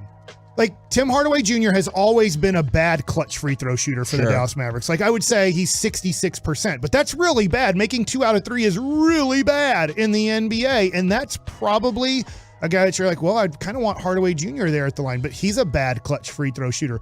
Luka's pretty darn bad at it. You're probably at 66% with him. And the weird thing with him is he's either 80% or 40%. There's no 66% at the end of the game.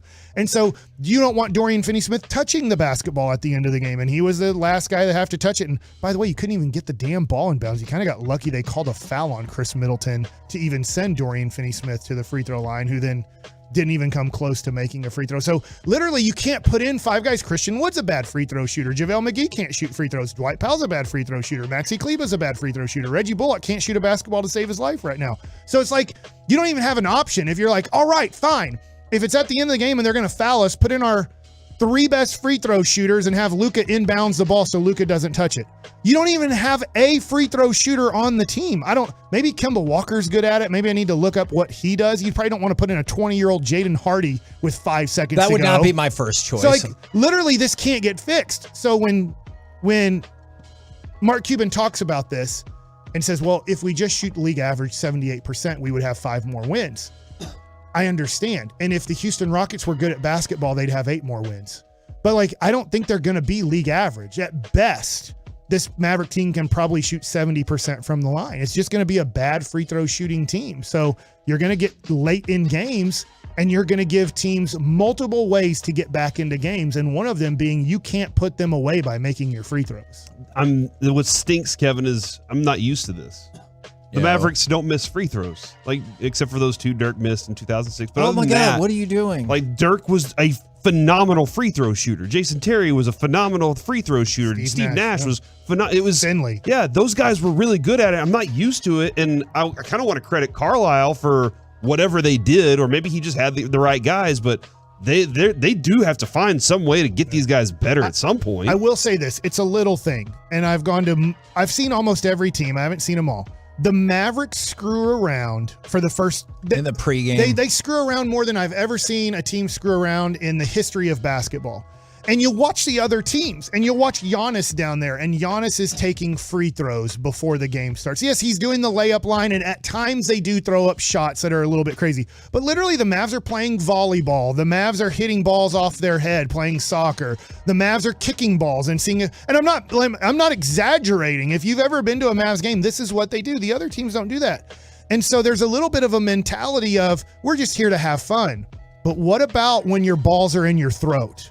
How are you going to be in those situations? And the Mavs aren't good at those situations. So I'd say, let's take a little bit of the ding around before the game, and let's get a little bit more. Let's see how it goes if we take the pregame a little bit more serious. Jason Kidd doesn't like it. Jason Kidd is on record saying, I don't care for that, but it's the way Luka wants it. So I love Luka. I think he's one of the best players in the NBA, but that's one of the things that Luka demands, that they D around before the game to kind of keep loose.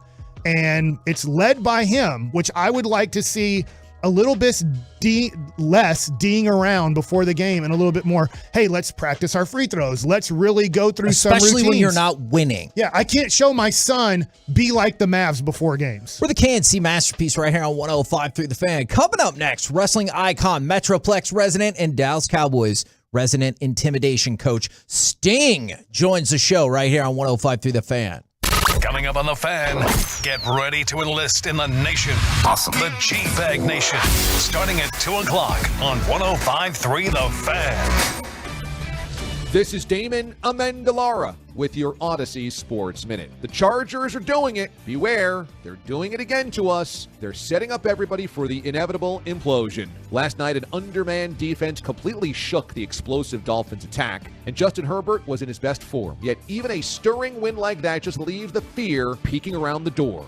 When will they blow it? This is Damon Amendolara.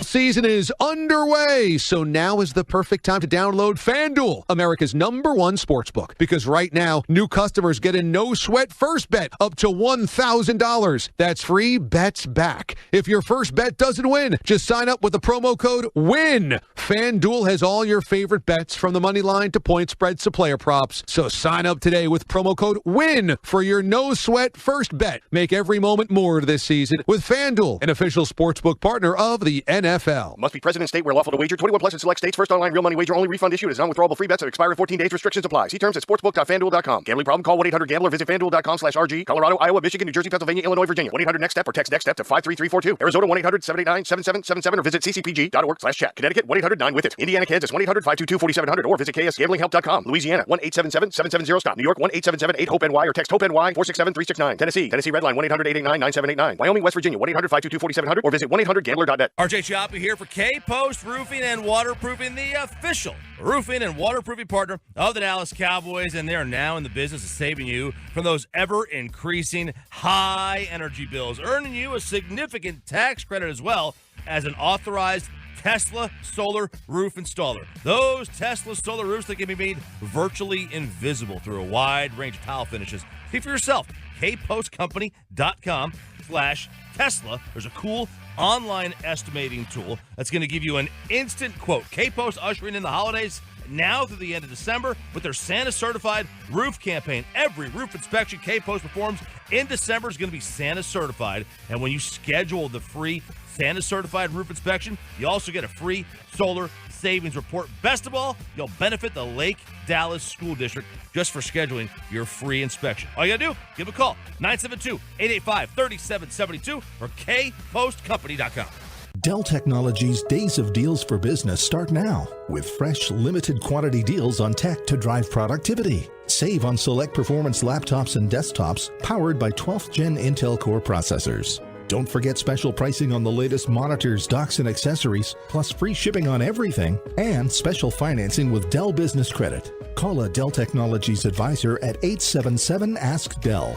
That's 877-ASK-DELL.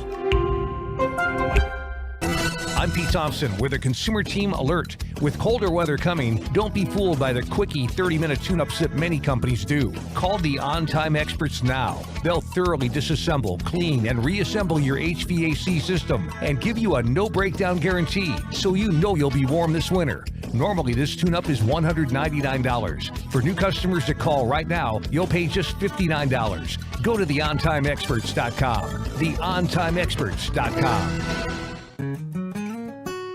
Donate to Junk for Joy. Donate to Junk for Joy.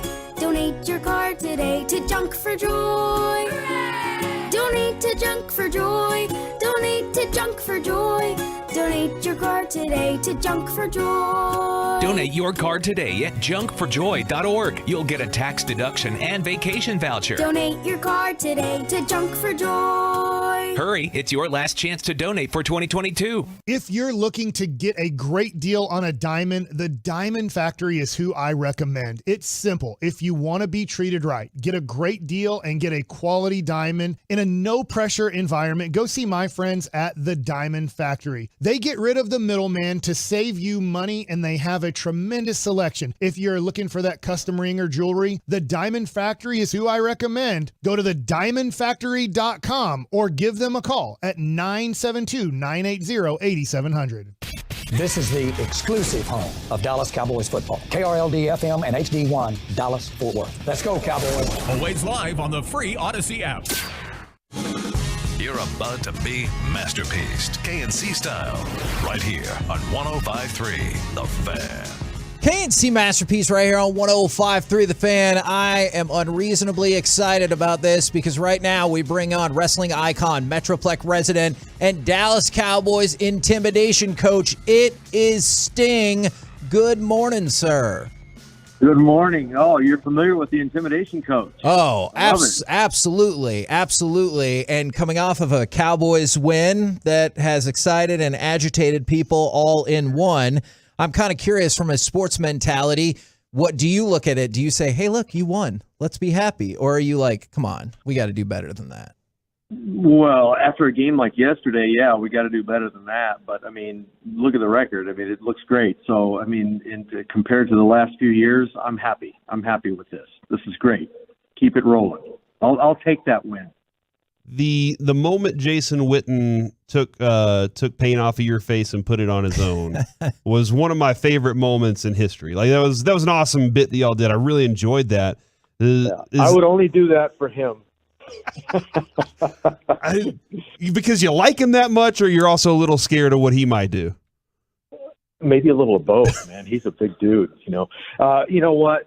I had so much fun doing that, and I had a good one-on-one conversation with him as well, and so we have a lot in common, and had a lot of fun that day meeting those guys, and just to see their faces, they were surprised. A lot of them, they had no idea I was there, and then to do the commercial was just, you know, ESPN style. Love that stuff. You know, I'm starting to brainstorm when you talk about the Cowboys and your interactions with them. We have Mark Henry in studio with us quite often to talk football. We need to get this like wrestling football combo podcast thing happening. Yeah, I like it. You know, everybody's got a podcast. I mean, it'll happen just because you said that. Okay.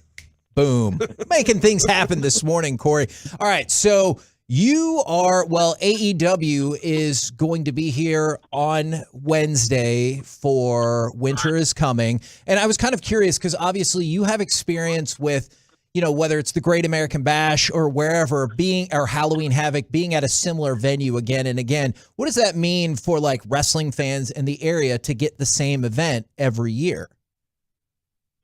Well, I'd like to think that wrestling fans would really appreciate that, and you know, judging by the reactions when we do come, I think it's true, and I think they do appreciate it. And man, I can remember over the decades so many of these cities that were some of my favorite cities to go to. We would come back every year, and you know, it's incredible. And even after all these years, it doesn't change, and it's fairly new. You know, AEW, and coming into the Dallas area for Winter's Coming every year. But, you know, we're building momentum, that is for sure, and looking forward to being there on Wednesday night. Now, last year for y'all's Winter is Coming, I brought along my co-host, Mike Bassick, who used to be a Major League Baseball pitcher, he had not seen wrestling since kind of the Von Erichs heyday and everything. And I was like, it's going to blow your mind. And the very first match was the 1 hour world championship draw between Adam Page and Bryan Danielson. And at one point he goes, are matches usually this long? And I'm like, they are not. You are seeing something unique. Yeah, it is unique. I mean, back in the day when I first started, it was very common to have those 1 hour, we called them Broadway matches, 45 minutes to an hour. I can remember wrestling Ric Flair for 45 minutes on TBS, live, commercial free. The first time any sporting event of any kind, I think even entertainment of any kind was commercial free for that long of a period. And back in the old school days, it was common to have these kind of matches. Not so common anymore. People want to see, fast and quick, give me a YouTube channel to look at instead of watching an entire 1 hour, sitcom or something. And so people just want it fast and furious. And I think wrestling has changed with the times, and we are delivering that. But when you do have the opportunity to see a match like they had, which was incredible, it's a good thing, and I think wrestling fans really appreciate that. I mean, these guys they're working their butts off, so all good stuff. You've been with this for so long. Did you imagine when you first got into wrestling that you would have this much of a connection with it for the rest of your life? No, I was the opposite. I'm a strange breed, let me tell you. I mean, when I got into wrestling, I didn't even know what pro wrestling was. Somebody asked me to do it, and I said, what is it? I had no idea. Hulk Hogan used to come into the gym. People would freak out and say, don't you know who that is? I said, who is that? Who's Hulk Hogan? I had no idea. That was a gym that was in the San Fernando Valley. I was in the Santa Clarita Valley, which was just a little bit north. We didn't have pro wrestling on TV when I grew up, so I had no idea what it was or who he was until they said, he's the guy from the Rocky movie. And then I knew. Then Thunderlips is here? Yeah. Yeah, man. So the gym was freaking out. And anyway, I ended up going through this wrestling camp and then had a great feud with Hogan over the years and had a lot of fun doing it. Okay, since you brought this up, I was promising myself I was not going to ask you this, and I'm sure you've been asked this a million times, but I'm like doing some old WCW rewatching because I know how to party. Is what happened at Starrcade 97? Because how did they mess up the finish to that amazing build-up? Man, I to be honest, I think it was a package deal. We had a great build up for a good solid year storyline wise. And the truth of the matter is we did not follow the build up. Hogan and I did not deliver in that match. And, what went wrong with the count and all this to this day, I have no idea. I just know that, there were a lot of changes that were happening that very day. And, we didn't know for sure how we were going to handle the deal, how we were going to do it, how we were going to do the finish until literally when we walked through the curtain. And then as far as the count goes to this day, I don't know what happened on that one. I'm sure the backstage politics of wrestling are far more complex than I could ever understand, but I don't know how everyone didn't agree long before this. Sting comes in, whips Hogan's ass in about 6 minutes, and we send everybody home happy. But that is for another conversation, I'm sure. I appreciate your answer on that. That would have been what we call good business. Yes. Wrestling icon Sting on with us right now on the KNC Masterpiece on 105.3 The Fan. We are the home of the Cowboys also. We did see an offensive lineman, Terrence Steele. This is kind of breaking news at this moment. He tore his ACL. He's out for the rest of the season. I'm kind of curious from your perspective, the process of going through the rehabilitation process and then kind of coming back and what that perspective is like for you. Gosh, man, it's funny we're talking about this because I just had surgery. It's been 6-7 weeks ago now. Basically, just a clean out on my very old knees. But it is I'm getting a phone call. Hold on one second. There we go. Okay, that's my daughter. I'm going to have to call her back. Please apologize to her for us. Sorry about that. No worries. But yeah, I know one thing. I've seen those that went through the physical therapy process, with flying colors and did what they were supposed to do and worked through the pain versus those who did not. And those who did not, they never recover. They never have the game never comes back to them. So I know that is of the utmost importance. Of course, when you got the Cowboys behind you and, a whole bunch of people, coaches and fans and players and who are expecting a lot of you, you're going to do it. But man, it in some ways can make you better because you have to learn sometimes new ways to get around. For me, I had to do things differently in the ring. I had to prepare differently. I had to train differently. I had to think differently in the ring and come up with new, more innovative ways to accomplish my goal. And I think the same would be for an NFL football player. So hopefully he'll become even better. It's an ACL. Yeah. And so many of them come back from the ACL great, with no troubles. And, but you do have to learn how to maneuver on that knee now because it is not going to be the same.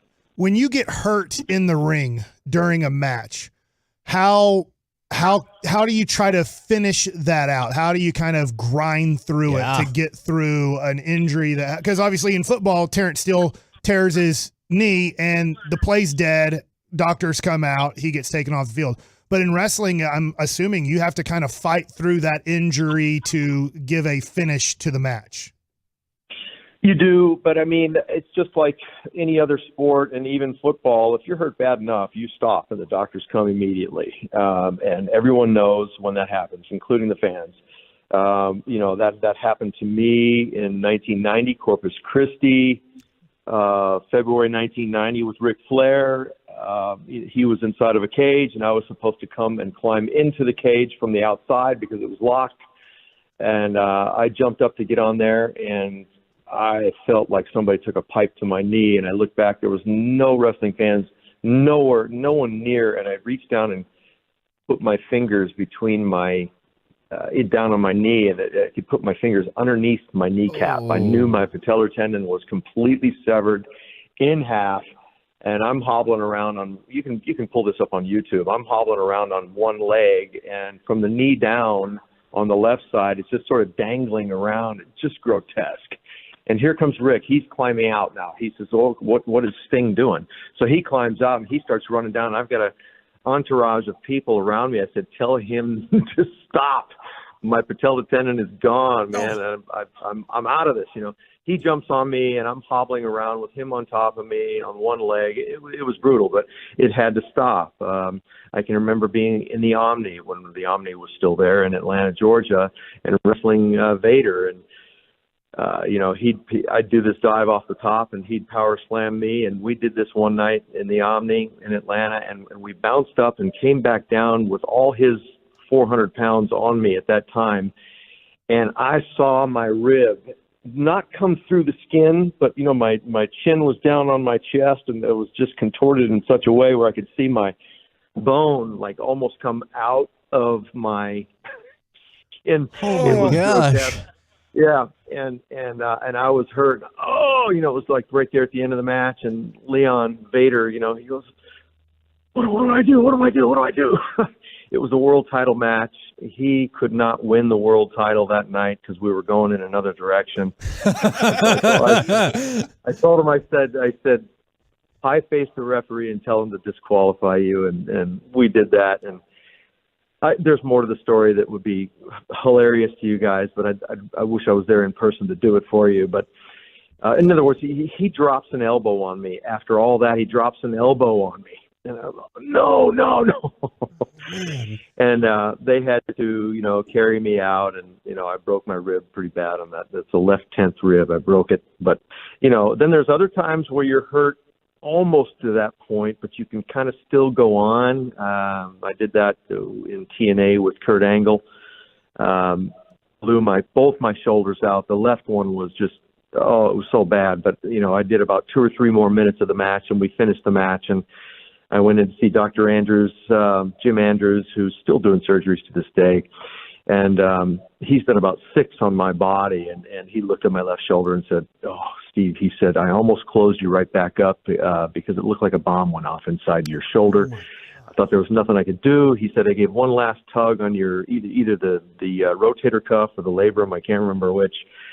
And he said, "I got a little bit of action out of that, so I tied you back up and cleaned you up. But your rehab is going to be brutal, man. You're going to have to really baby this thing for a few months, for many months." So, football is going to be the same way. I mean, you're going to have some injuries that are going to take you out immediately. I mean, the stretcher's going to come out, and they're going to carry you away. And who knows if you're going to come back from one like that. But, yeah, I've dealt with all of it. Man, fantastic stuff. I want to let you know also we have multiple people texting in. It's like, "Oh, man, I'm nerding out so hard right now." And just to let you know, you have an open invitation to come down to the studio like Mark Henry does at any point. We would love to have you in the studio. You can elbow drop Kevin anytime. Sure. Yeah, when I get there, I'll show you guys the flying toe hold, all right? Fantastic. Yes. I feel like I just got volunteered for something that I'm going to very much regret. Hey, I'll let you put it on me. How's that? Okay. Now I support that a little bit more, even though I know it's going to turn poorly on me eventually. All right. Wednesday, Curtis Colwell Center in Garland, right down the street from my house. I'm super pumped about that. Winter is coming. AEW Dynamite, get some Rampage action going as well. Sting, thank you so much for joining us on the show today.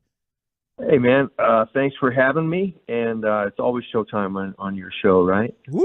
Yes, love to hear it. There you go. Sting right here on 105.3 The Fan. That was awesome. What's great is we're going to get to hear that again on Friday. Oh, did I say something stupid? Well, I feel like Sting just... He did. He definitely did. And you agreed with him. That you get to put it on him. Yeah. I'm telling you, those are the masterpiece of the weeks that I regret the most is me. Somebody says something dumb, and I'm like, oh, yeah, for sure. But you didn't even notice this one. Like, you were so invested in, like, geeking out that Sting was talking with you and just carrying a conversation. Like, that was a really cool conversation, man. Yeah. Like, his insight on rehab and what Terrence Steele might be facing and how you have to adjust as an athlete, I thought was really interesting. That was a great question by me. Yes. As I predict, you will hear another great question from Corey tomorrow. We're the KNC Masterpiece right here on 105.3 The Fan. Coming up next, Dallas Cowboys thank you notes. Who deserves a tip of your cap following the nail-biting win over the Texans? We'll do it next right here in The Fan. It has the entire...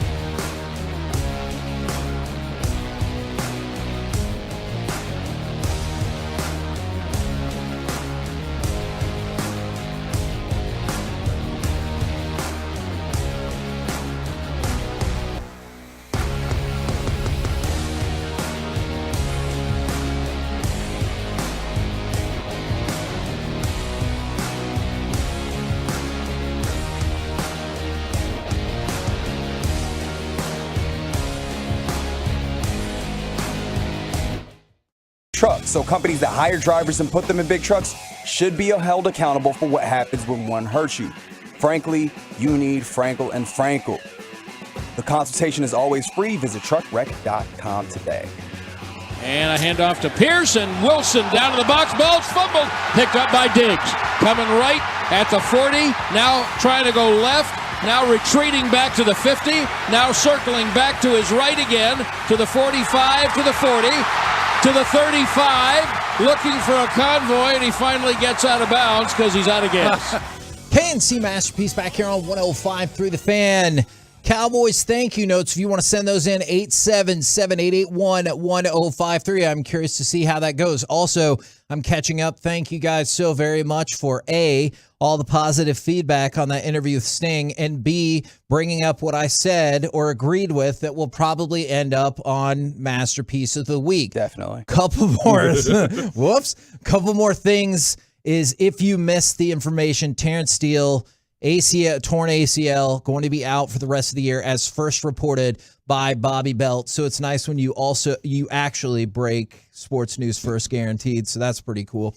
And then also, if you're a fan of the G-Bag Nation, which why would you not be, and a fan of the Rangers, holy cow. Today, they're going to be out at the Texas Rangers Toy Drive at 2:40. They're going to have on John Gray. In the 4 o'clock hour, Chris Young. 4:40, Marcus Simeon. 6:20, Michael Young. So it's a charitable Rangers extravaganza Heck, today. they don't need me. They said I had to go on because I'm signing autographs from 5 to 6. What? Are you serious? You can either get like Marcus Simeon's autograph or Mike Bassick Jr.'s autograph. So big decisions there on which line you want to get. Did you ever in. sign Junior on there? No, because I don't consider myself a junior. I have a different middle name, but a lot of people call me Junior, which is fine. I have another question.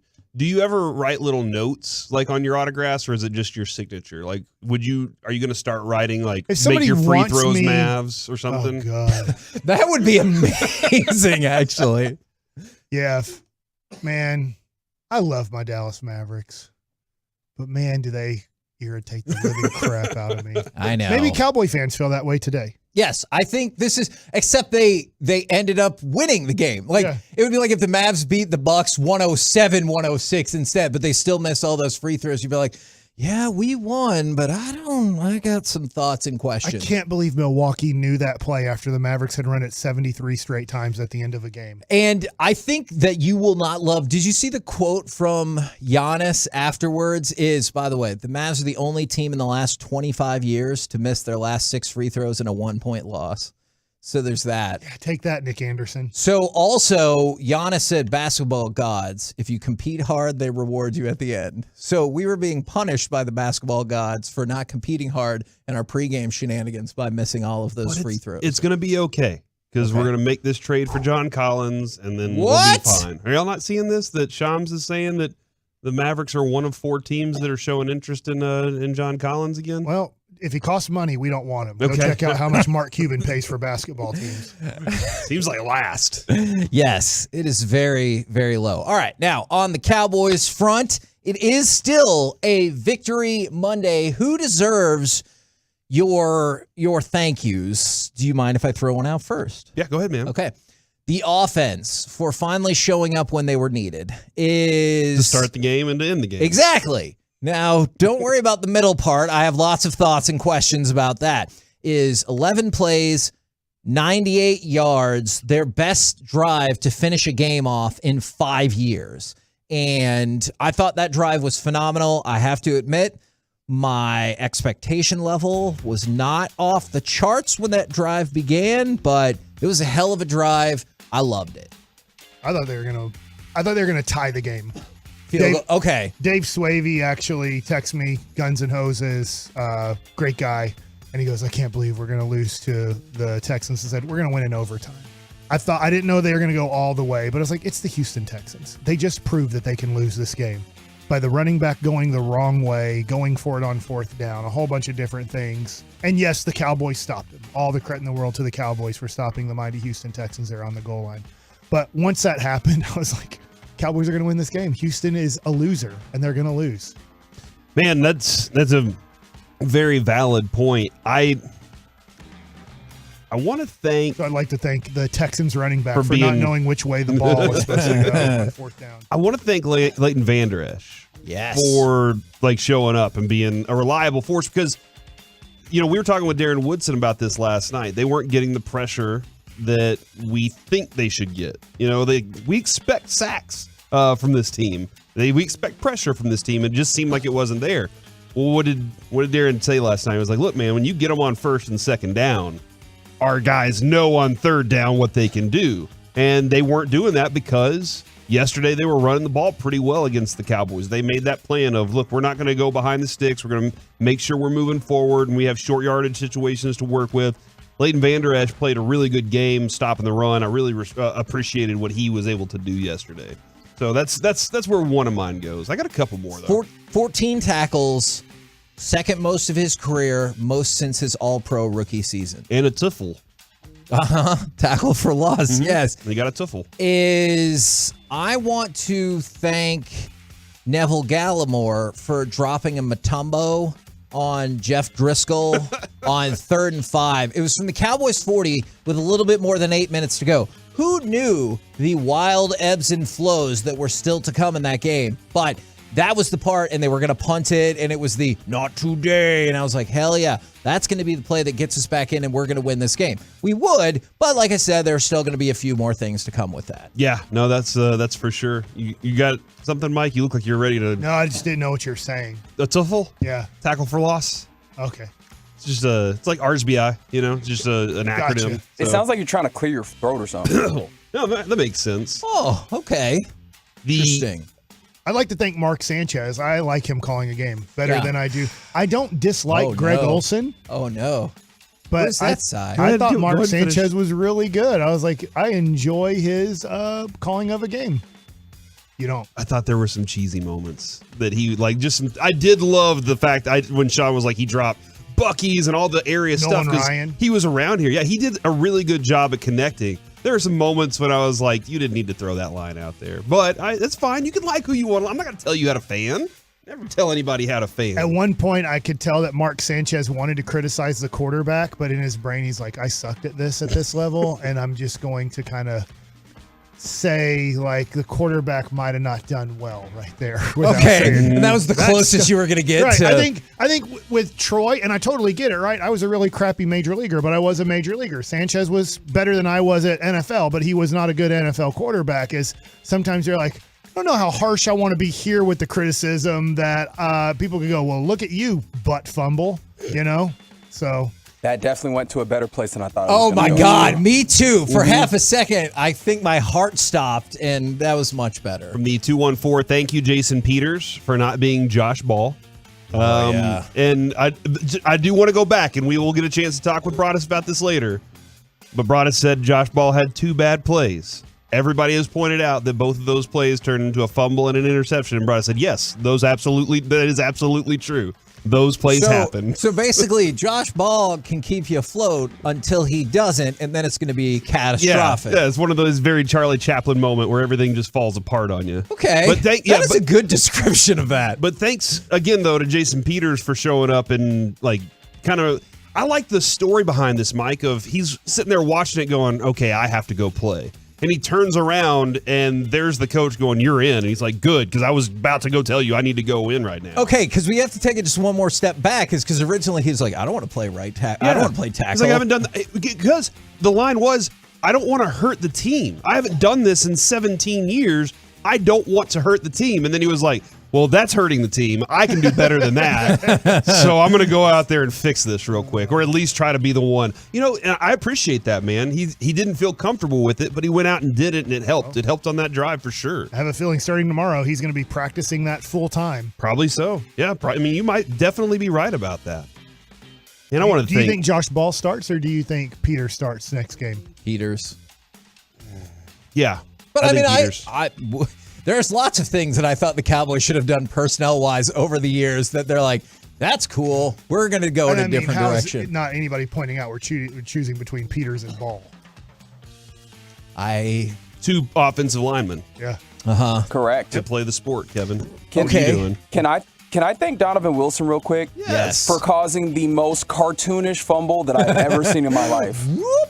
Like, Yes. I needed sound effects for that fumble. Absolutely. Did that fumble? I thought that fumble was going to hit the Jumbotron. Yes, honestly. I thought it was incredible, the hype that you got off of that. Absolutely. All right. Okay, so what amused you more then? The cartoonish fumble aspect I'm of watching that. it right now. Okay. Actually, it just popped up on my Twitter timeline. Yeah, just point to me and I'll be like, whoop. Just imagine it looked like when Sonic gets hit and the rings fly out, Oh, except yeah. it was a football. That's a good one. Man, I want somebody to recreate that, but with all the footballs flying out, just like they're the rings from that. I would love to see that. Did that amuse you more, or did Diggs and Mokwamu laying on the turf together when the game was won, arguing with one another about who gets the football for the interception amuse you more? That is 100% what was happening. Listen, when Mickey was talking about that this morning, and Mike threw out the they all ran away, the Texans receivers all ran away, and Mickey was like, well, I think they were expecting the tip. You can't expect that with Diggs. Yeah. Like, that dude's getting the football. If he has a free chance to get the football, he's going to get the football. He's a receiver. He catches the football. So that was, I understand most teams probably would be like, hey, don't forget Diggs is back there, so you're going to have to go up for this thing. And that was the rest of the fumble that you were talking about. Is I went back and tracked it. So Diggs ran around with the ball for 15 seconds. At one point, How many yards? Did you track yards? Okay. Okay, I didn't get like up and down across the field yards, but at one point Let me check Next Gen's chat stats, because they keep that stuff. Okay, I would love to know that. At one point, he went back to their own 45 before eventually advancing it. So here's how it went: it was a Barry Sanders play. Absolutely. He got the ball at the Texans 45, eventually ended up back at his own 45 before advancing 43. it back to iShow 45, before advancing it back to the Texans 28. So he went all over the field, and I thought it was phenomenal. Yeah, no, that was a blast of a play too. And that was one of those plays, Kevin, that I had to like pause and go back because the kids were all rambunctious around me, and I missed part of it and was like, what just happened? And then I came back to it and was like, okay, that was a lot of fun in a game that wasn't a lot of fun for the majority of the time. No. But that definitely was. I want to thank Dak for the 2-minute drive. Sure. I mean, he put his body on the line with some runs. He completed some tough passes. I really wish that throw to Gallup in the end zone would have been a lot better, because then you wouldn't have had the moment of was it a touchdown or not. There were moments in this game that Dak's window was like he was throwing through at bigger windows, at bigger targets that didn't exist. And underthrew a couple. There were a lot of moments in this game that you're just like, what is Dak doing today? He needs to hone in just a little bit more, and I'm sure at some point he will, but he delivered on a lot of plays in that 2-minute drive that ultimately got the win for you. My biggest thank yous might be reserved for Tank, Barr, and Gallimore. DeMarcus Lawrence broke through the offensive line and destroyed Rex Burkhead. And then Barr and Gallimore, I know we've talked about how things broke apart, but Barr and Gallimore double-team tackle on the 4th and goal that saved the game. Like, even if things break apart, he still could have scored off of that play, but the way they converged and just stuffed that and obviously gave you the opportunity to win the game was incredible. This is one of the best DeMarcus Lawrence seasons we've seen in a long time. That's why we got to get him up in the Pro Bowl voting. Yeah, I think we should definitely make an attempt to get that for sure. We're the KNC Masterpiece right here on 105.3 The Fan. Coming up next, it's time for Gridiron Gravy, where I ain't lying. Detroit is on a roll. We'll do it next right here in The Fan.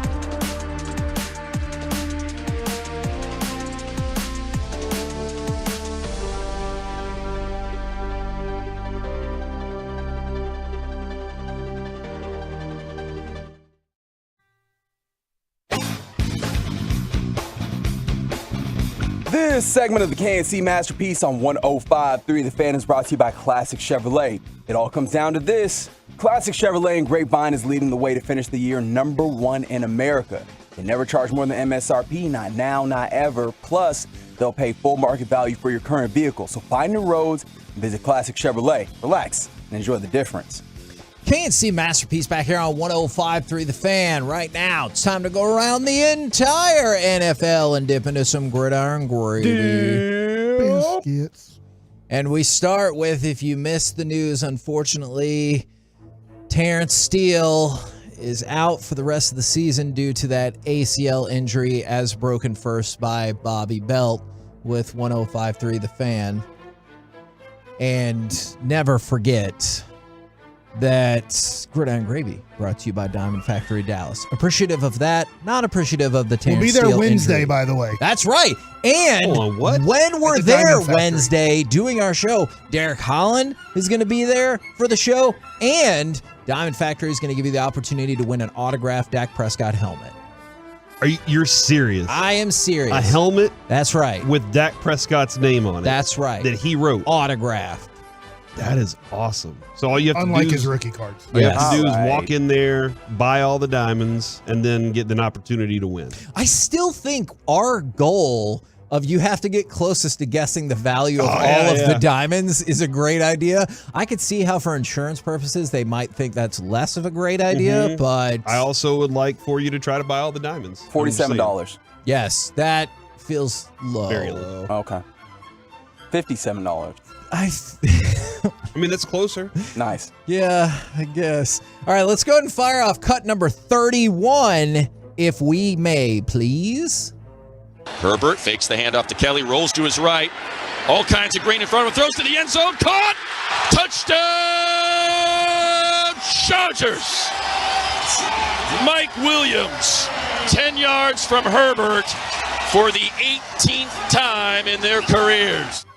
Justin Herbert saying, hey, I can win a game for once that matters. Gets them up to 7-6. The Dolphins looked bad. On Gridiron Gravy and Justin. Did you know, Corey, if you could guess one player that he's going to snap on, what's that one player's name? Russell Wilson. Justin Herbert. Oh, Justin Herbert too. Yeah. So two players. He hates that guy. I don't know. understand I just think it he's either. very, considering what he's accomplished, he's a bit overrated. Now, keep that in mind. This is going to fly in the face of that. That's true. Yes. No, I think he has a very good point. The guy has all the physical attributes. Absolutely. The ball is like when he throws, it's like wow. But the team's not. It hasn't come together for them yet, and I can blame it on a lot of different things. But he's the guy that plays quarterback. Yeah, including injuries this year. But people were already penciling him in as a no doubt top 5 quarterback, and anyone who doubts it is a fool. And you're kind of watching it play out, and you're like, yeah, I don't know. I do wonder, Kevin, how many GMs and coaches would take him in that top 5 right now. Like, Yeah, I because can see they that. look at it and go, oh, I could work with that quarterback. He Yeah. can do everything. They just got to be better at calling the plays for him. Justin Herbert did, however, surpass Andrew Luck, another quarterback who I'm sure some people have similar feelings about, for the most passing yards through 3 years. So congratulations for him for breaking that record, but more importantly, for staying in the playoff hunt. I know we talked about it, it's tough, but you're seeing the Dolphins have been struggling. The Chargers pick up a very key win, so they're still alive in that shot to make the playoffs. Man, I don't watch a lot of Tua T except for highlights, but when you get to watch him play in yesterday's game or last night's game, I was like, oh, this doesn't look like, this looks like all the negative things people say about Tua T. And all of a sudden, they're at 8-5. The Chargers and the Jets are both 7-6. I think the Chargers hold the tie break, but still 4 games to go. So now the Dolphins have gone from, hey, we look like the second or third best team, to, hey, we need to make the playoffs. Mike, having been a red zone watcher, I do see a lot of Tua, and this dude, he'll make it up with a 50-yard bomb to Waddle, or a 50-yard throw to Tyreek Hill, who has an ankle injury. I mean, like, this is there will be moments where you're like, oh man, but then all of a sudden the next play you're like, wow, there it was. So it's not Jekyll and Hyde, but that does pop up. I mean, it does pop up where you're like, nah, he's just not complete. All right, but Mike McDaniel's done I wonder it how really. good he would be if his dad would have let him throw with his dominant hand as a kid. Oh, Do you know that? I don't think I did know that. His dad made him left-handed. He's not naturally left-handed. Oh, okay. That wasn't God's plan for him, but he made him throw it left-handed. Drake. I had not. I don't think I was aware of that. All right, we're going to get to it sooner rather than later, so let's go ahead and do sooner. Let's go ahead and fire off cut number 26, please, and thank you. Trevor fires left side. That ball is going to be caught for the touchdown by Evan Ingram in the left corner of the end zone. Are you kidding me? The Jags have extended the lead.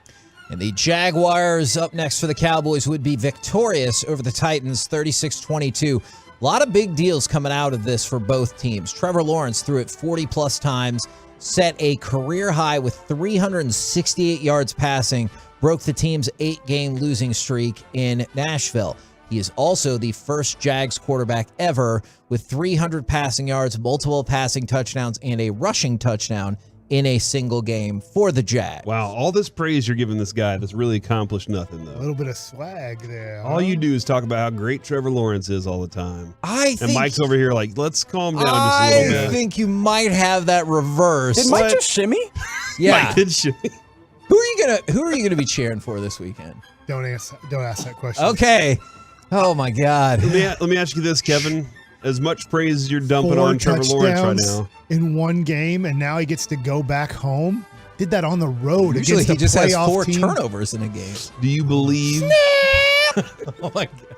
Do you believe that the Titans are still a really good contender, or are you coming to my side a little bit? They're going to win that division, and I don't even know if they have to win another game. This is the first time in 4 years that the Titans have lost 3 consecutive games. They are spiraling. But don't get it twisted, Corey. When you asked that, they were in the mix. Now they are falling apart. I will continue but they're to still believe going to win their division. that they are frauds until they prove otherwise. That's my stance on them. Ooh, we're going to have the all-time fraud bowl, or the 2022 fraud bowl. The Titans and Vikings? No, they got the Chargers next. Oh, so yeah. we'll see who's going to... Can you imagine if T-Law beats the Cowboys? The hype going into next season. The hype from you?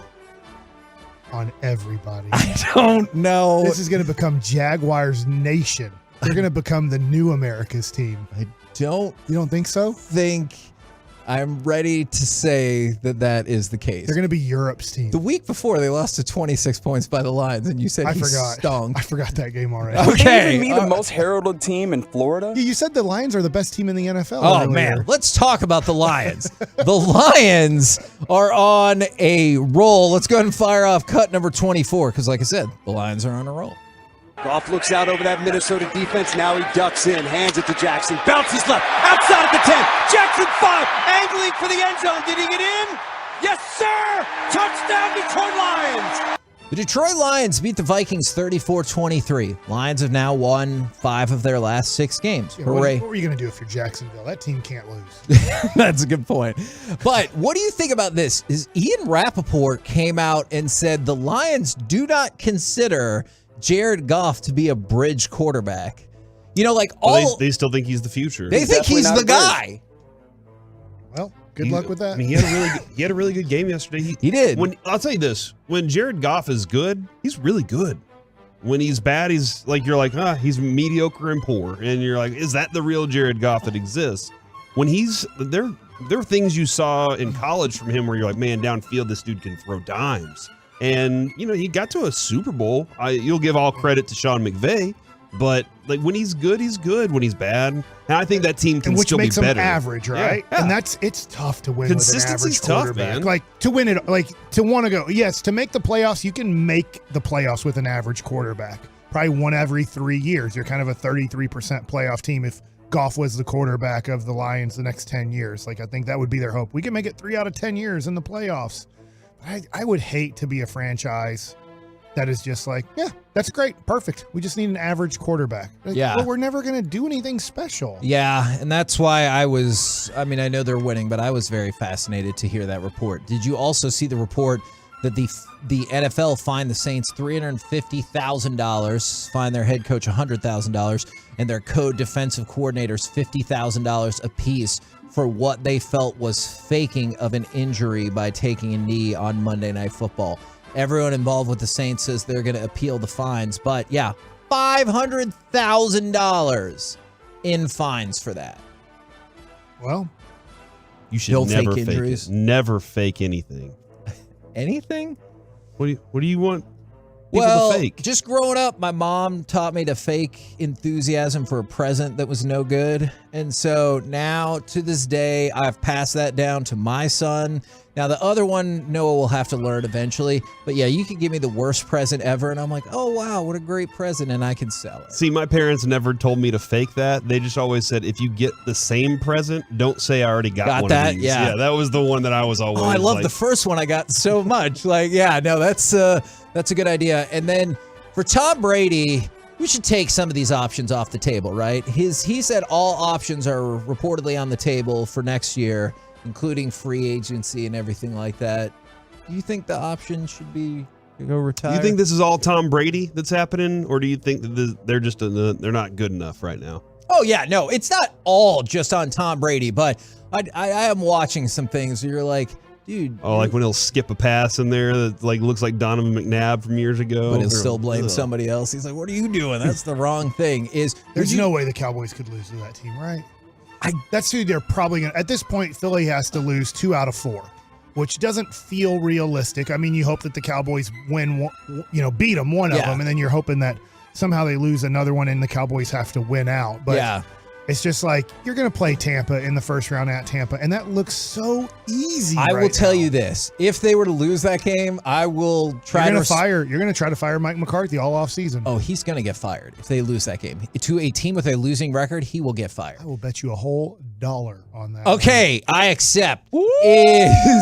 I'm just saying that seems like something logical. I will try to respond to everyone who said the Cowboys were fraudulent all year. If they lose to Tampa Bay, I'll be like, all right, you win. I don't think any of that is going to happen. Will you throw a pizza party for it? No. We're really trying to get that pizza party going. Why would I throw a pizza party to celebrate something crappy? Because pizza parties It's are like, hey, let's have an Avatar sequel release party. Cauliflower crust pizza. Because pizza makes things better, and you would feel better after the pizza party. You hate cauliflower, right? Oh, it's okay. Yeah, so cauliflower pizza party. Okay, still no. We're the KNC Masterpiece right here on 105.3 The With Fan. vegetables on it. I mean, look, that wouldn't be my favorite pizza, but Coming up next, we will talk with our Dallas Cowboys Executive Vice President Stephen Jones right here on 105.3 The Fan.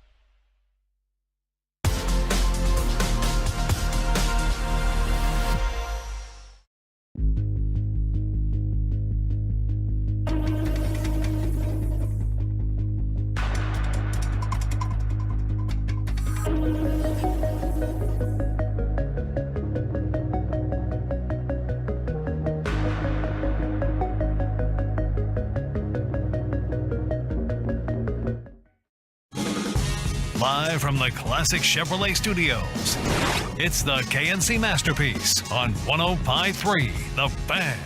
KNC Masterpiece back here on 105.3 The Fan right now, brought to you by Ford, built for Texas, built for you. It is Dallas Cowboys Executive Vice President Stephen Jones. Good afternoon, sir. Good afternoon, guys. Well, we are excited about the win, and then we got the terrible news with the Terrence Steele injury that he is in fact out for the season. How tough is that to see for somebody who has worked their way up and been playing very well? Well, exactly. I mean, you hate it for him first and foremost. He's put a lot of work in to his trade. I mean, he has really had him a great year. He just keeps getting better every year. Does everything the right way, and certainly a tough deal for him. Obviously, a tough deal for our team. But at the same time, we've been resilient this year, and we do have some depth in that offensive line between Ball and Peters, and certainly we got Tyron coming back, so that'll be a big plus for us. So we just have to, as all coaches like to say, next man up, and at the same time, like you said, your heart goes out for Steele, for Terrence, and all the work that he's done, and know he'll make a great recovery and be ready to go next year. When you heard that Jason Peters initially didn't want to go in at right tackle because he didn't want to hurt the team, but then said, "All right, never mind, I do need to go in right now." What did that speak to his character for you? Well, he just says everything. That's why we have him on this team. He's a winner. He's had a Hall of Fame career, and he wants to do anything he can to help this team win. And certainly, he went in there and did a really nice job for us. Certainly, Ball's getting his feet wet as we move forward there as well. But certainly, hats off to Jason for going in there and doing a really nice job, and we'll continue to prepare and see what the best group of guys are as we move forward, for these last 4 games of the season, and hopefully start to prepare for the playoffs. Stephen, can you explain to the audience how difficult it is maybe to go from left tackle to right tackle? Because they both say tackle on it, just like left field and right field say the same thing, but I can explain how much different those positions are, even though they look like the exact same position. Some guys have a real propensity to be able to move around and go left and right, but I'd call those guys ambidextrous. It's like been using your right hand, and all of a sudden you got to use your left hand to do everything. It's certainly different, and even though I've been in this league for many, many years, and certainly a pro, it's just once guys start playing on one side, they tend to want to. They're comfortable there, and they tend to want to stay there. So it's certainly a challenge, but certainly guys do it and are able to pull it off, but it's certainly not easy. At 10-3, y'all have now notched double-digit wins in consecutive seasons for the first time since 95 and 96. Do you take any pleasure out of that, or are you like, that's not really what we're trying to do this season? It's not, and we certainly. It's great to have get 10 wins. It's a compliment to what our staff has done, what our players have done. Certainly, a nice bar to hit. But as we all know, when we start every season, your goal is to win to get in the playoffs and win the East, and then certainly win playoff games and try to win a championship. And that's certainly the goal of this football team. I know yesterday we had our challenges and didn't play as well as we're going to have to play if we're going to go where we want to go. But at the same time, I thought the last stand the defense made to get the offense the ball back and the offense to go 98 yards was to me a big check mark in terms of character and sticking with it and doing what you have to do to win a football game. But certainly. When we go in there and look at this game, which we are, and see what we have to do better, there's going to be a lot of things we can be better. And we know that, but it is good to get the win. Anytime you win a game in the NFL, it's a big deal. They pay their guys, too. Certainly don't understand why they'd ever have 17-point spreads, but that's the end of the day, like I said, they're paying their guys. They got great coaches, great scouts, great personnel people, and they're going to be a really good football team in due time. When Trevon Diggs was out for a few moments in that game, was there a little bit of concern for what your cornerback situation was going to look like there? Absolutely. I mean, we've lost two top-notch guys, and Jordan Lewis and Anthony Brown. We do, as I said, earlier in the year, we've got great depth there. I thought Kelvin Joseph really took another step in terms of getting his consistency there at corner, and Nashawn Wright got him some experience there. But after losing two, you don't want to continue to lose them. So it's great that Diggs got back out there. Certainly made a big play for us. Was real close to making another one when he undercut an out route. But he's certainly we need him for this run, and need him to get accomplished what we want to get accomplished. Well, and I'm glad you brought up Kelvin Joseph there. I was going to go to that place next because last week, obviously, Jerry told us, it's time for him to become a man. And is he there or still progressing towards that right now? Well, he's getting his first, big doses of it. I think, one of the most encouraging things is he's become one of our top special teams players while he's had to, bide his time behind Anthony Brown and Diggs. But, the fact that he's, is consistently week in and week out one of our best special teams players, if he applies that same focus and consistency to being a great corner, a lot of people, in this organization believe he may be one of the most talented corners we have. He's got all the skills, all the tools. He's long. He can make plays on the ball. He showed it in college. He's just got to go out there and be consistent. He obviously made a great play yesterday to stop a drive, and we'll expect him to continue to get better. And that probably kind of answers this question, but you talked a lot about his physical skills. Are y'all confident he has the mental makeup and mentality to excel at that position as well? Absolutely. I mean, like I said, he's shown it on special teams and, being consistent week in and week out, one of our best guys along with CJ. And if he'll apply that same focus to being a great corner, I think good things will happen. I know a lot of conversation happens about culture with the Cowboys and everything like that. I was reading an article in the Dallas Morning News about Anthony Barr in his role on the Cowboys versus the rest of his career, and he was like, I'm really buying all in. I had to put my ego to the side and do what was best for the team. Do you feel like that selfless mentality is big in this locker room? Absolutely. I think we got a great group of men playing the game for us, led by, I think, a really top-notch coaching staff that instills that in them.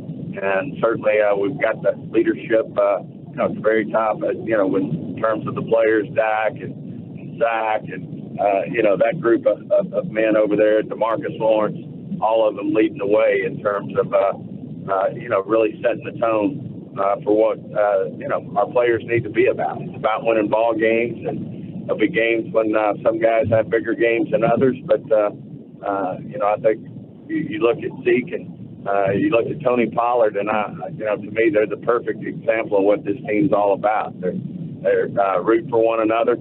They're very comfortable in sharing that load. They're a great 1-2 punch and a big part of why we're winning football games right now. Steven, there were some moments yesterday that Dak looked kind of uncomfortable, and I can't really figure out or put my finger on what it was. I mean, that first drive was really, really good. That last drive, that last 2 minutes was really, really, I said fun. Kevin said terrifying, but it's a lot of fun. But there were some moments in the game where he didn't look like he wanted to pull the trigger on some throws. Was it because Houston was throwing some things at him that he wasn't prepared for, or what was the feeling there? Well, I think obviously you start with Dak and you start with Kellen and Mike, and in terms of what their thoughts are on that. We're obviously going to go through the tape and look at it, but hats off to the Texans. They, everybody comes up with great game plans. Lovie Smith's one of the better coaches in the NFL in terms of his track record. So you have to start with taking your hat off to the Texans and what they were able to do. But certainly we all know, Dak's desire to be great. I'm sure he'll go back and look at that and clean up any mistakes that need to be cleaned up. But as you said, he made plays when he had to. And that last drive was, I agree, both terrifying and fantastic. But certainly he came up big when he had to come up big. And I know there's no one going to, put the work into it, the time into it. Certainly his passion for the game to be the best quarterback that he can be and ultimately be the quarterback we need to go win a championship. I know it's difficult on a Monday with injuries and everything like that, but can you give us any insight, or have you gotten any updates about Jake Ferguson or Jonathan Hankins? All those guys, we're in the middle of certainly evaluating them, and as we move forward, we'll have more details. But we'll certainly, as we get the information, we'll make the proper moves accordingly and go from there. We've got a great medical staff, Jim Maurer and Brett Brown, and we'll do what we have to do to get prepared to play the Jaguars. On a bigger scope, again, reading some stuff about the upgrades and renovations y'all are planning at AT&T Stadium. I was hoping you can kind of give us some insight into what kind of stuff that is. Well, believe it or not, it doesn't feel like it when you walk in there. We've been in that stadium now. We're in our 14th season, and to me and most people, it feels brand new. But certainly there's some areas. You're starting with our big scoreboard, we're so proud of it. But it's over time, you get to where you can't find parts for equipment, and it's time to upgrade that scoreboard, which I think our fans will love. Audio, video in general around the stadium, needs upgrading, as we all know, just from our own homes. That changes constantly, and then in general, just freshening up all of our suites, our club areas, things of that nature. Should be something that for the most part all fans will benefit from, and certainly we'll take the next step to have AT&T being hopefully one of the best stadiums in the world for the next 14, 15 years. Are you suggesting that the board's going to go higher and that punters will never be able to hit it? Is that what you're saying there, Stephen? Oh, not necessarily. It's kind of at a good height for our fans, and that's what's the most important. And the video hasn't been hit much, but certainly understand that part of it. But it is at a level that's optimal for our fan base, and I think it'll continue to be that way, and hopefully even better as we move forward.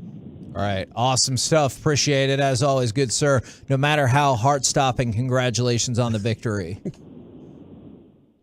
Thanks a lot, guys. Always great being on with you. Have a great week.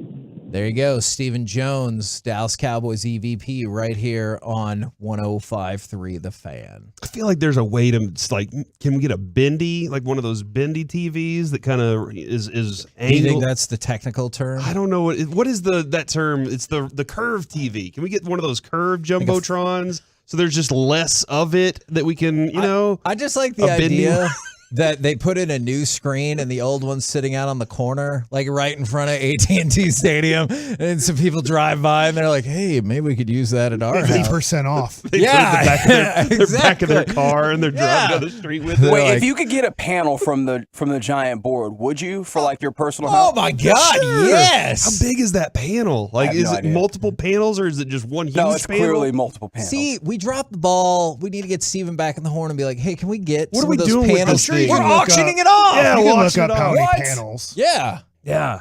No, absolutely. Or we can auction it off. There's so many things. Maybe they put it on loan to some. Maybe they give it to the Rangers and they're like, "Hey, put this in the other stadium that y'all used to have." Oh, just put it in center field. Yeah, or take it to the Star. We're going to take it to the Star. And it's Give going it to be to out Mark there. Cuban. He seems to need money. We're the KNC masterpiece right here on 105.3 The Fan. Coming up next. Oh, let's did we go. ask about curtain? We didn't ask about curtains. What? Who gives I a asked S last about- time and to he's Jerry like, Jones, I don't and it give a did not go damn. well, and I'm not asking about curtains. Did he? I heard that. He was like, I got 500 things or whatever. And he was like, that's below all those on the list. Coming up next, we go around the NFC East where the Eagles continue to be very scary. We'll do it next right here on The Fan.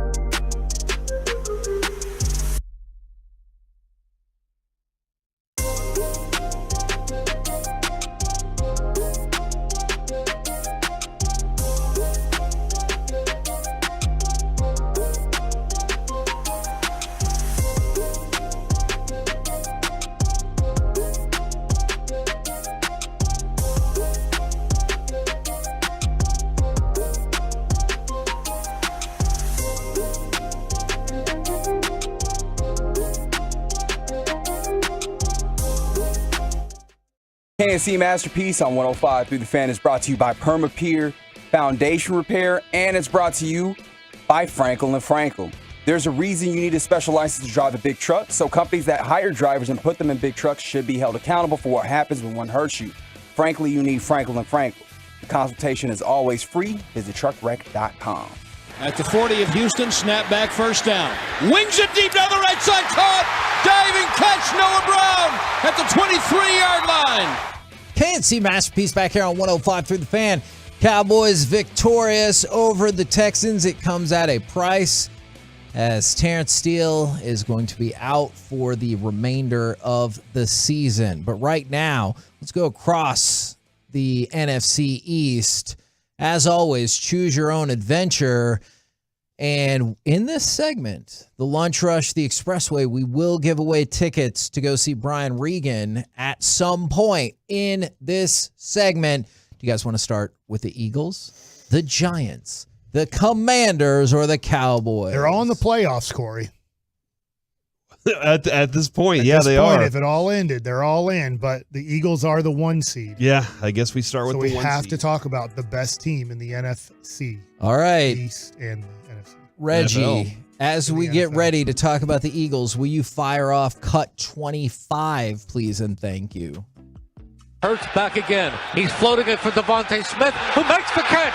The Giants miss, and he walks into the end zone. Again, like how many times is this dude going to throw to wide open receivers for touchdowns? It is. This dude does it, man. And I know that was Devontae Smith right there. MVP. Are you ready for it? He's going to win it. Oh, you're done? You're convinced? I'm convinced. Okay. I will say the game that will matter the most to put him over the top will be Christmas Cowboys Eve. game. Yeah. If he beats the Cowboys in Dallas and has a good game, and I expect if they win, he's going to have a good game, then that will put him over the top, and they will give him the MVP. Mike, I can now tell you for the first time, it is still close, but Jalen Hurts has surpassed Patrick Mahomes as the favorite to win MVP. He's about minus 140, whereas Mahomes is about plus 180. those are your two. Joe Burrow's there, but he's way back at 7-1 than Allen and all the likes. But I wonder if you put truth serum into 32 general managers, if they would take him with the number 1 overall pick. Yeah, no chance. You think all 32 would choose Patrick Mahomes or Josh Allen or somebody else? I think most of the GMs would say, look at the rest of their team, how much talent is around him, and then they would add into it how good they've done at like making sure they utilize him the right way. The talent around him, I think, definitely helps there. I think that would be the first thing they would say is, I'm going to go pick somebody else, but I got to build a team just that good. And part of that talent, and we lamented this at, I believe it was the draft when they made the deal for A.J. Brown, where we were like, oh, crap, is A.J. Brown has now surpassed 1,000 yards. He's the 4th Eagles receiver to have 1,000 yards receiving and 10 receiving touchdowns, and there's still 4 games to go. That's pretty impressive. But perhaps more impressive, Jalen Hurts and Miles Sanders both have at least 10 rushing touchdowns. That's the first time in Eagles history they've had multiple players reach that benchmark. 10 rushing touchdowns at least? Yes, and Miles Sanders is one of them. I guess we gotta put respect on his name at this point. That's right. Because he said at the beginning of the season, Mike, that he was going to earn the respect that he deserves. And Did here he he earn is your respect? with 10 touchdowns. Okay. Did he earn your respect, Mike? Yeah. His mommy kept him healthy. Wow. All right. Should have known. By the way, speaking of A.J. Brown, did you see that he got fined $13,261 for spanking the goalpost last week with his towel? It's too far. What? It's too far. What? He was like kind of spanking it with his towel. Well, you know, Thank you, Reggie. son of a gun. We're still not going to beat you and Sting doing each other. So, yeah, he was fined $13,000. Darn it, Kevin. I don't understand why they it's not the goalpost is there. These guys have towels. You're telling them not to celebrate, not to make the game fun. This is insane. Well, it's like, and we'll bounce right back, but it's like Dak and Zeke got fined the same amount for the celebration in the Red Kettle, even though the Salvation Army came out and said they had a giant influx in donations after the back-to-back weeks of celebrations. They're like, that's fine. Fine. Yeah. I mean, this is every team should say, hey, how do we get some charity out on our field some way so we can do the same thing. I did see though, Kevin, because I was like, where do the fines go? And it is a lot of NFL players, former players, and stuff like that. DK Metcalf says it goes to the referees. No, it goes to like players who are having a tough time after their playing career. Okay. They're Here's why I don't like that. That is the NFL's responsibility that they should have taken care of to begin with. Like, don't tell me you're like, well, we had to find the players so we could help out the old. No, you don't. You make billions of dollars in profit, not money, profit every year. You can't help out any of those people on your own accord. I mean, of course they could, but that's not how business works, I guess. I'm glad those guys. You think they should donate the fine to the charity of the finees choice? That would be lovely. And then you're like, you know what? We're going to help out our older players because we're not pieces of ass, and we'll take the fine money and give it to a charity. I think you might have answered your own question here, Kevin. Because they're not pieces of ass. Yeah. Your words, not mine. Business gonna business. All right. By the way, Cowboys, Eagles are still close to the top of the heap for turnovers and turnover margin. The Cowboys have forced 23 turnovers, 12 interceptions, and 11 fumbles, which is second in the league behind Philly, who's forced 24. Philly leads the league in turnover margin, plus 14. The Cowboys were second after yesterday. They are now third at plus 8. Third? Third. I think the Ravens moved up above them. That's unacceptable. I'm sorry. Being third? They're losing to the Eagles in both. In this NFL? First or nothing. Okay. First or go ahead and fold the team. I have terrible news for you, Corey. They trail the Eagles in a whole lot of categories.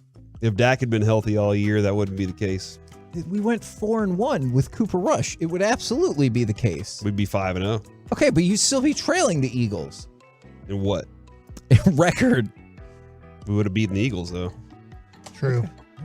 So then we would have that to stand on and be like, we might be behind you, but we... He just beat you at your own math game. So then we would be tied? If that's what your math tells you. No, they would be ahead. We'd have the tiebreaker. Yeah, that's true. All right. Now we just need somebody else to knock them down. I'll tell you what. Unfortunately, they play on Christmas Eve. Jacksonville. If you're here ready to work on the 26th and the Cowboys win, I will concede that you were right. All right. Okay. Corey just said he's working on the 26th of the Cowboys win on Christmas I never Eve. said that. All right. Do you want to go to the Giants, the Commanders? That one will be quick. Or the Cowboys? Cowboys. They're in second. All right. Ezekiel Elliott has rushed for a touchdown in 6 straight games, joining Emmitt Smith and Tony Dorsett as the only 3 players in Cowboys history to have a rushing touchdown in 6 straight games. E&D. E.D.? Emmitt and Dorsett. I am watching the first drive. I was been watching that back.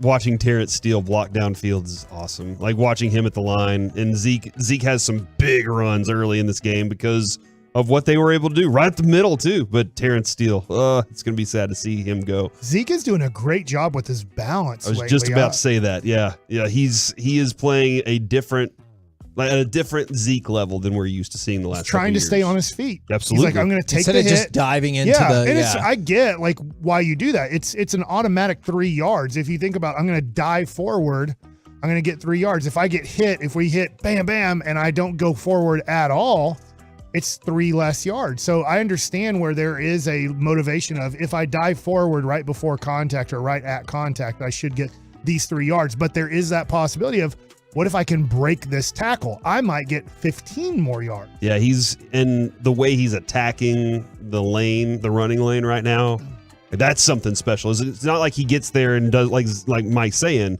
just goes, okay, I got enough. He gets there and goes, oh, there's a lot more. Let's go get it. And it's something that's really nice to see right now. Believe it or not, I have a couple more positive Cowboys facts for you. They're now 7. How? After that barely win yesterday? I know, but look, they did win. Mike McCarthy has 153 career wins, 22nd most all time. Do you know who he just broke the tie with?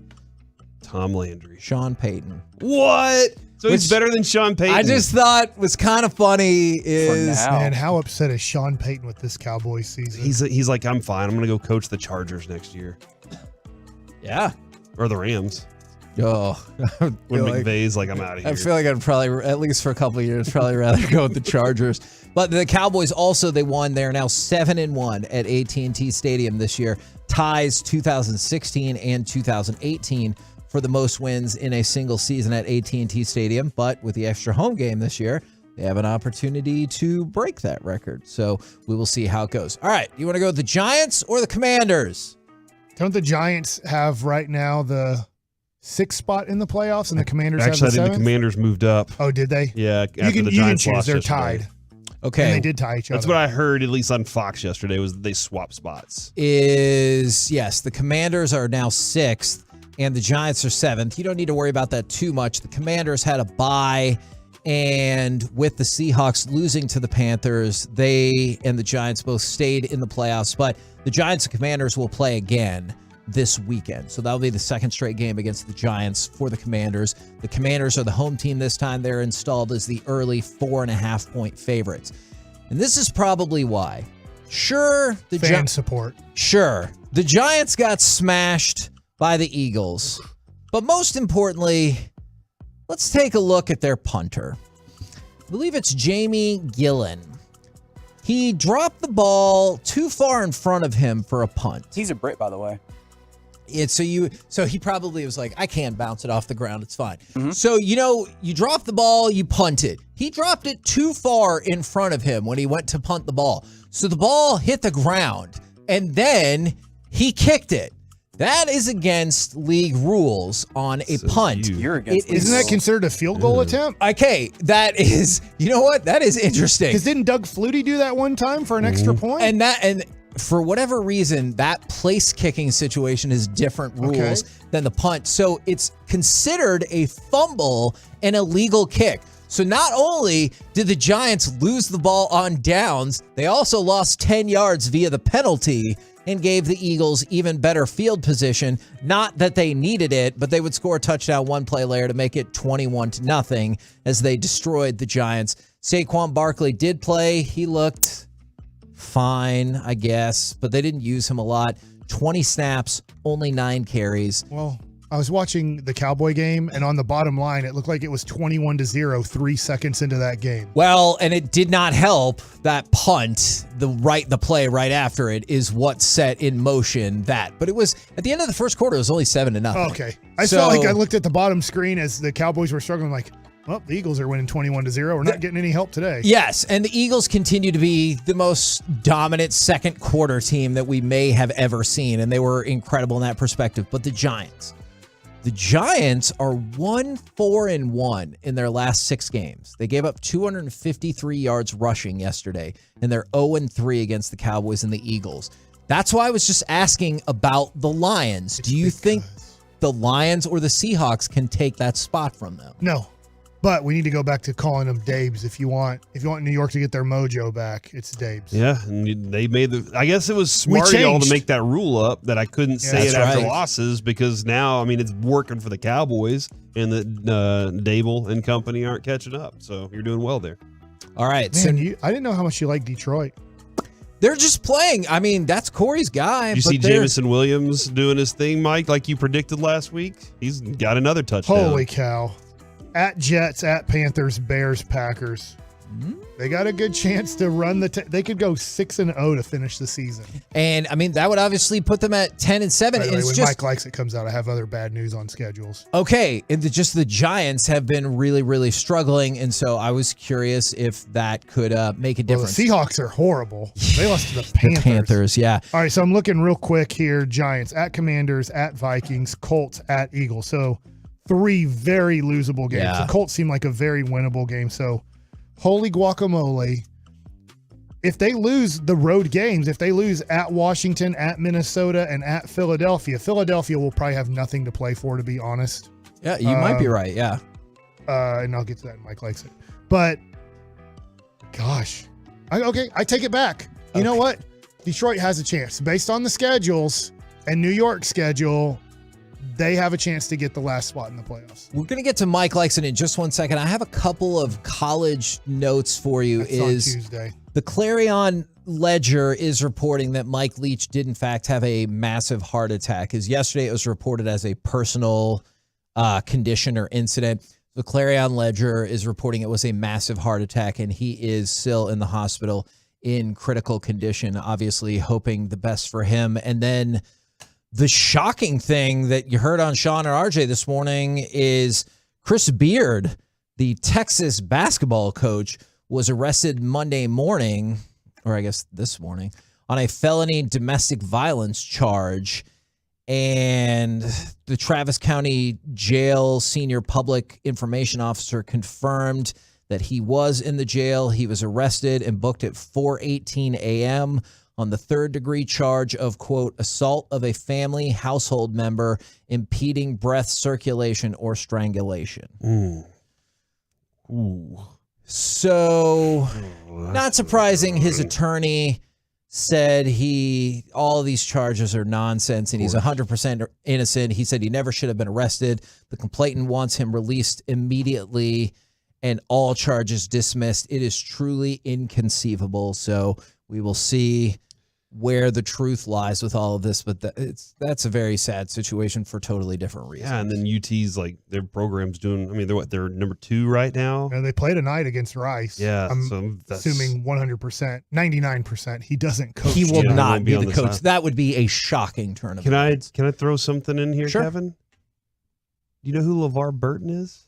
Yeah, from Reading Rainbow. He's getting and Roots. He's going to be the recipient of the Lifetime Achievement Award at the first ever Children's and Family Emmys that's going to be taking place in That's the December Roots, 11th. right? Huh, what's that? That's Take the a Roots, look. right? It's in a book. Next Generation Star Wars, Star Trek. Yeah. Was he? Yeah, I think so. Yeah, I think so too. Yes. He's been in a bunch of stuff. Yeah, and I think it's definitely, mostly for his well-known 23 years on Reading Rainbow. But that's my childhood right there. I will just say, if you go back and look at the ratings, I'm pretty sure Roots was like one of the biggest TV events in the history of broadcast. So, I mean, that helps a lot. Or he's just awesome at multiple things, and that helps even God. Yeah, they changed the song and they changed the tempo, and it made me angry when I heard it, when I watched it with Brandon when he was a little kid. Don't be angry. All right. Is he still doing it then? No. They have eventually switched out, or they were like... Was it Ozzie Smith? Because he took over for Mel Allen in this week in baseball. I don't recall Ozzie Smith hosting Eating Rainbow. All right, we got Mike Likes It coming up, but I also feel like it's about... Let's give something away! Caller number 10. Basketball games. Now! 877-881-1053 will win a pair of tickets to go see Brian Regan. The comedian will be performing at the Will Rogers Auditorium on January 20th as part of the Fort Worth Stock Show and Rodeo Auditorium concert series. You can buy tickets at livenation.com, or you can win them for free right now. Caller number 10, 877-881-1053. We'll be doing that giveaway all week long. And now, how about some Mike Likes It? All right, so I continue around the NFC East because I was doing this before you asked about the Giants and Lions kind of question, which made me go look at schedules and go, I guess the Lions could pull this off because the Giants have probably 3 games they're going to be dogs in, and if they lose all 3 of those games, and the Lions figured it out, they figured it out. Here's bad news, Dallas Cowboy fans. Here's the remaining Eagles schedule that you need them to lose one other game besides the game you play.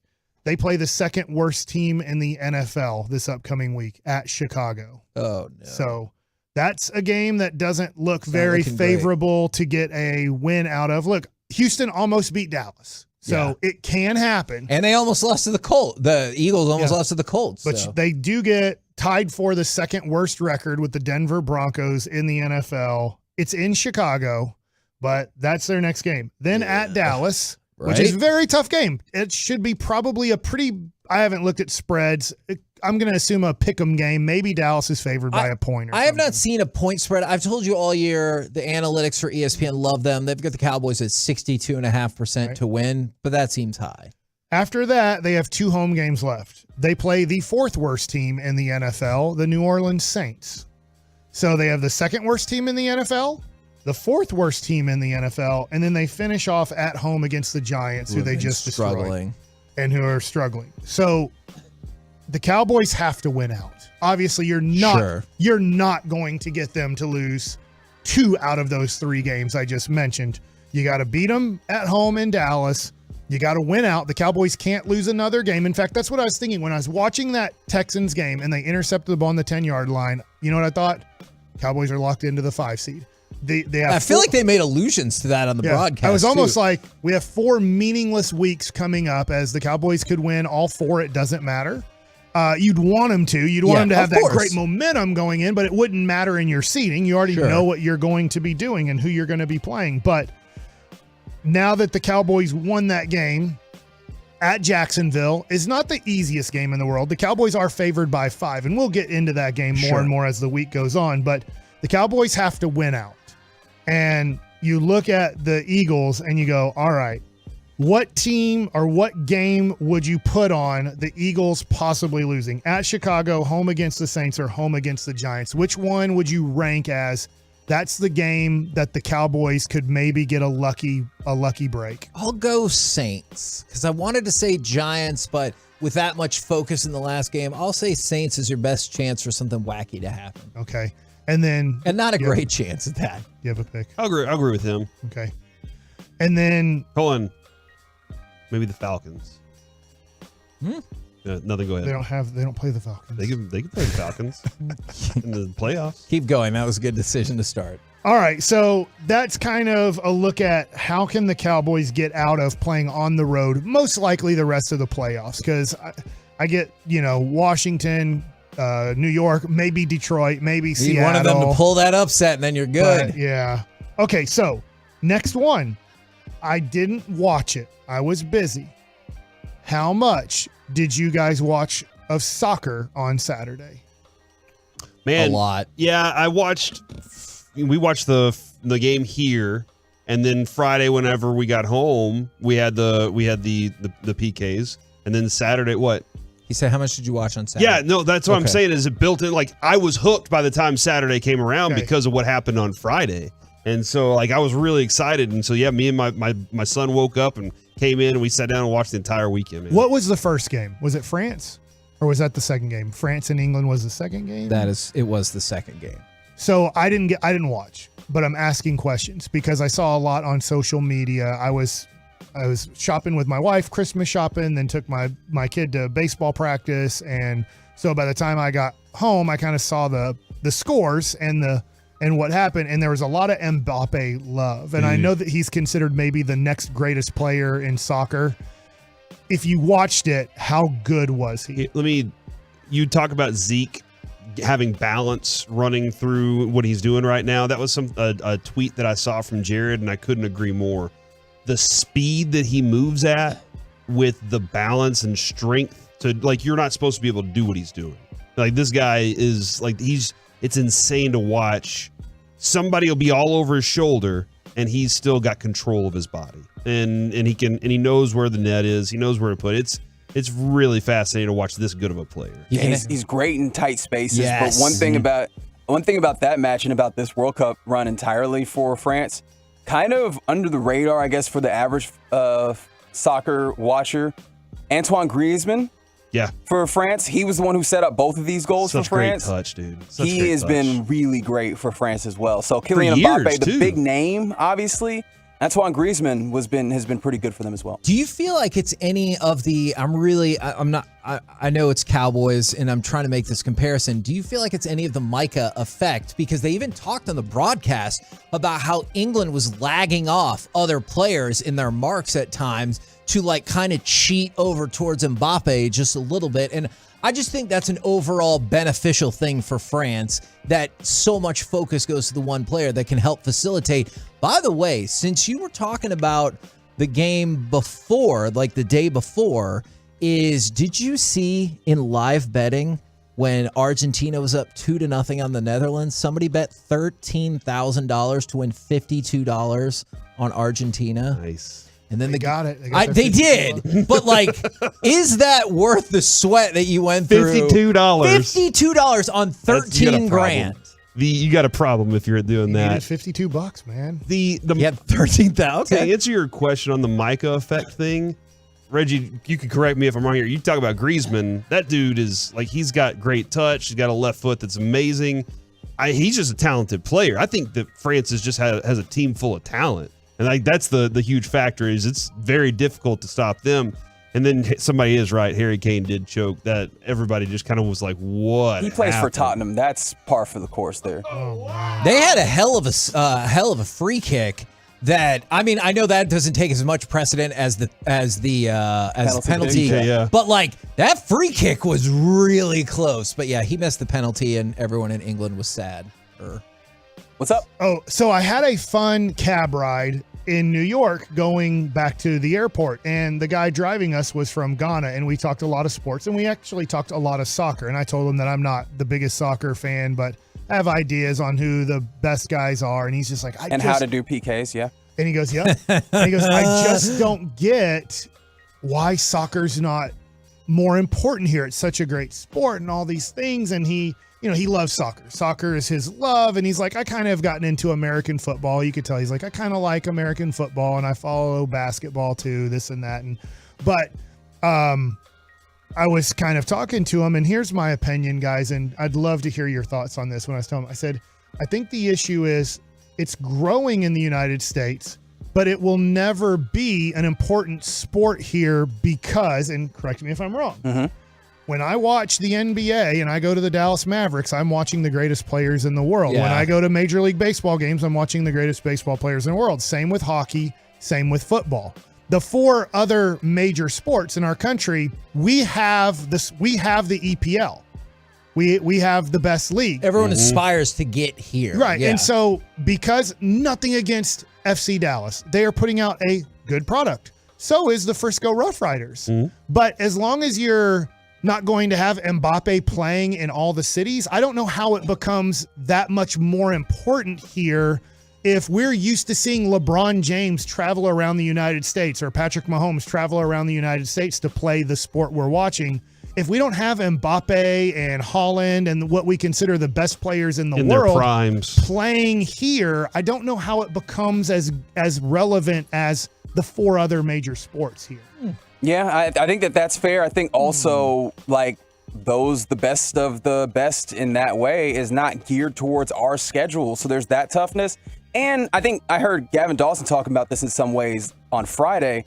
Some of this is just, cultural, right? As a culture here, we have kind of made it part of our sports watching culture that we, downgrade or denigrate soccer. And that's coming around. But I think cultural shifts take some time. And I think as that shift happens, I think we might be more accepting towards it later. Well, shift does happen, though. All right. So. I've heard that. It's true. Next thing. From up here.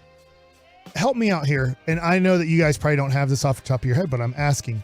When the Olympics were in Russia or places where we thought like it might be unsafe recently, did anybody die?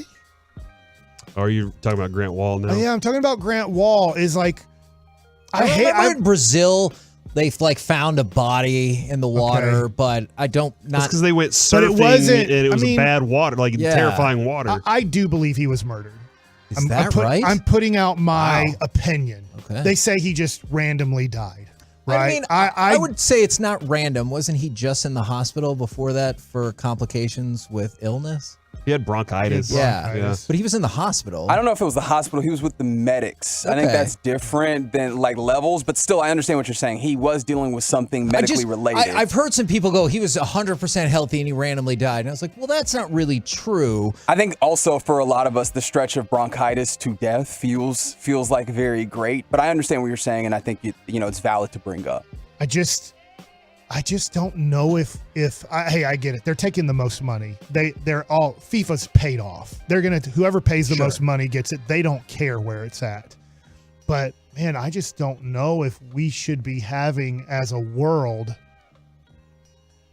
Cups, Olympics. I'm not saying they all need to be in the United States. I think there's plenty of other countries that can host these things and do a great job and keep everybody alive and not get possibly killed for going over there. And let's face it, Grant Wall took stances over there. Yeah. And he put himself in jeopardy.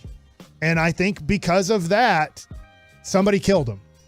And his stance is one of the things was outside of bringing up things about Qatar is it was like a whole to-do when he wore his rainbow shirt and everything like that. And I don't think he should have not done it. You did put yourself in a position where the people over there could be like, let's kill him. It's just weird that those are the stances that that would be the outcome. I was about to say, I hope you're not right. I guess either way for his family and everything, it's awful, awful, awful nonetheless. I think it would be horrible that it's horrible and it's a bad reflection of why the World Cup is there, that would even be a viable explanation.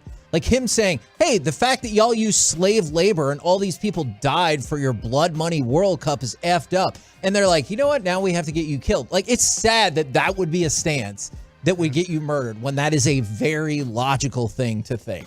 Well, I mean, I know it starts up again tomorrow. Tomorrow and Wednesday are the semifinals, and I'm kind of interested. Obviously, it builds up, momentum, and especially when you have superstars left. You do. Messi's left. I know he's an old superstar, yeah. Mbappe's left, so I think that's great. But also, I just feel horrible that most likely our most known soccer reporter absolutely died over there, but my opinion is got murdered over there because he showed American stances. We're the KNC Masterpiece right here on 105.3 The Fan. Coming up next, it's time for the C Block starring Corey Majors. Hey, go ahead and give me your top 3 Cowboys right now.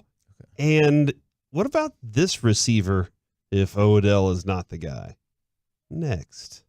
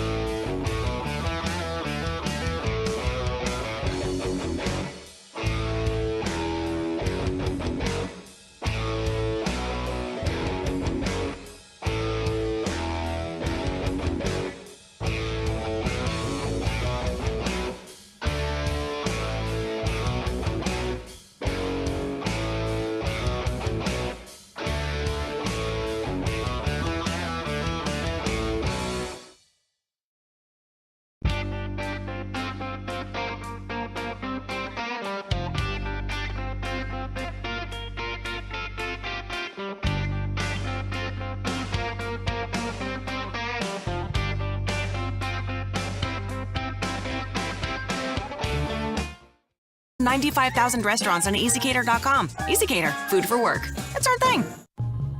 Hey, did you get that proposal done? It can wait till tomorrow. Some things can wait.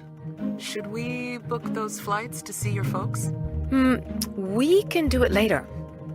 But untreated COVID isn't one of them. If you're 50 or older or have a chronic condition, COVID can be deadly.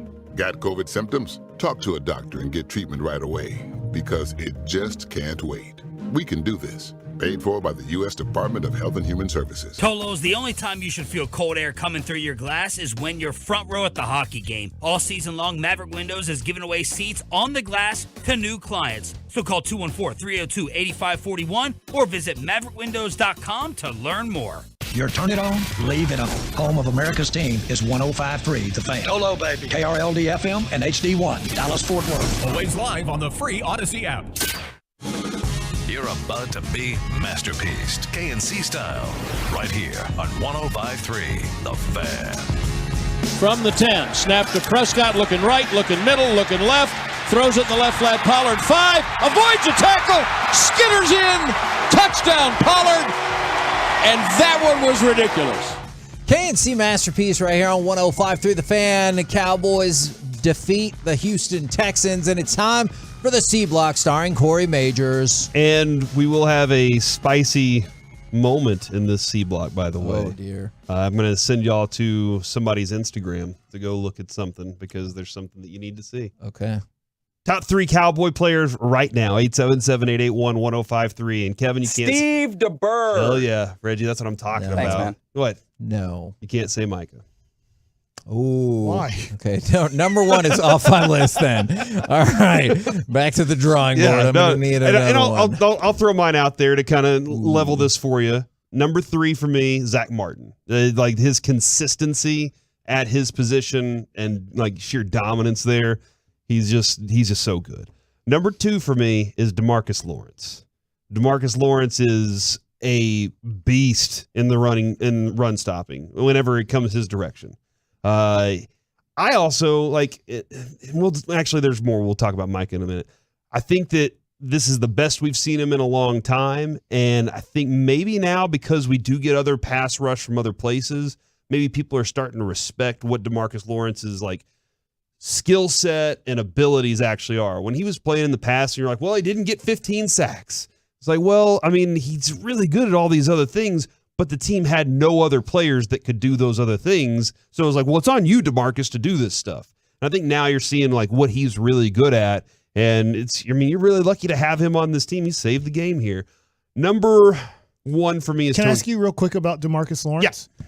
I'm just throwing it out here as a question. Do you think that he's getting to shine more because he's not as high on the scouting report as Micah Parsons is? So big possibility. For like, let's say the last 3 or 4 years of his career, it's like stop DeMarcus Lawrence, double DeMarcus Lawrence, make DeMarcus Lawrence's life miserable. He's the only thing on that defense that can hurt us. After half of a season of Micah Parsons as a rookie, it started transitioning to Micah's the guy we have to double. Micah is the guy we have to really watch out for.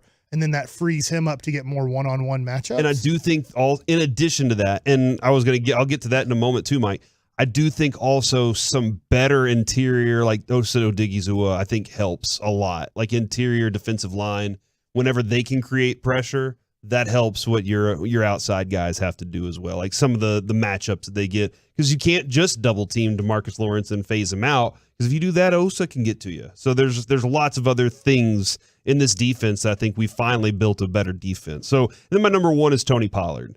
Tony Pollard has now become my favorite. Those are my top 3 Cowboys right now. I love Tony Pollard right now. Micah. Yeah, that aren't Micah. Okay. Yeah, I'm sorry. I just wanted to reset that because I'm like, if that's back in play, I'm going to say Micah. Yeah, Micah's just in a different category, but I do have a Micah question here. But yeah, Tony Pollard, he got a receiving touchdown and a rushing touchdown in this game, I do believe. Am I wrong about that? The first 2 touchdowns were his. So they're like that's, and again, Mike, that rushing touchdown he had to open the game, 15 yards out, like he gets out to the edge and then says, okay, I'm upfield, and boom, he's gone. It's just He is a different speed that allows for this Cowboys team to do a lot of different things offensively. Terrence Steele leading the charge on that one? Yeah. I can't remember because we had a guy out in front of him that did a great job. And Tony Pollard's super fast, does a great job in space. My guy Mark Sanchez talked about that. He's my new favorite guy.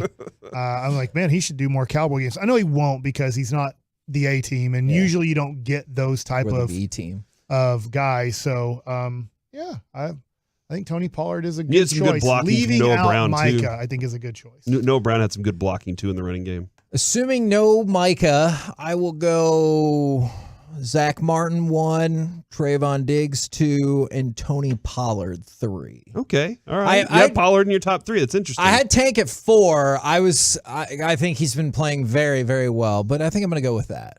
Diggs got another interception. Is that why you have him No, there? I mean, if that didn't count for him, and he's like, come on, NFL, let's make it happen. He's looking at that next deal. They got half sacks. Where's my half interception? But also, he got the fumble recovery, and you just see more and more how much teams stay away from him. Now, that might also be in part because they're like, hey, let's go attack the young guy or the younger guy, because Trayvon Diggs is still pretty young. But, yeah, I feel pretty good about that. Martin, Diggs, Pollard.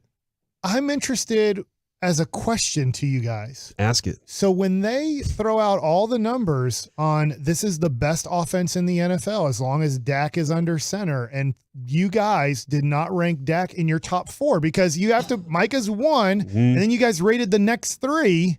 And so you guys did a list of 4 Cowboys, and neither one of you listed Dak, and you said Dak is better than Jalen Hurts.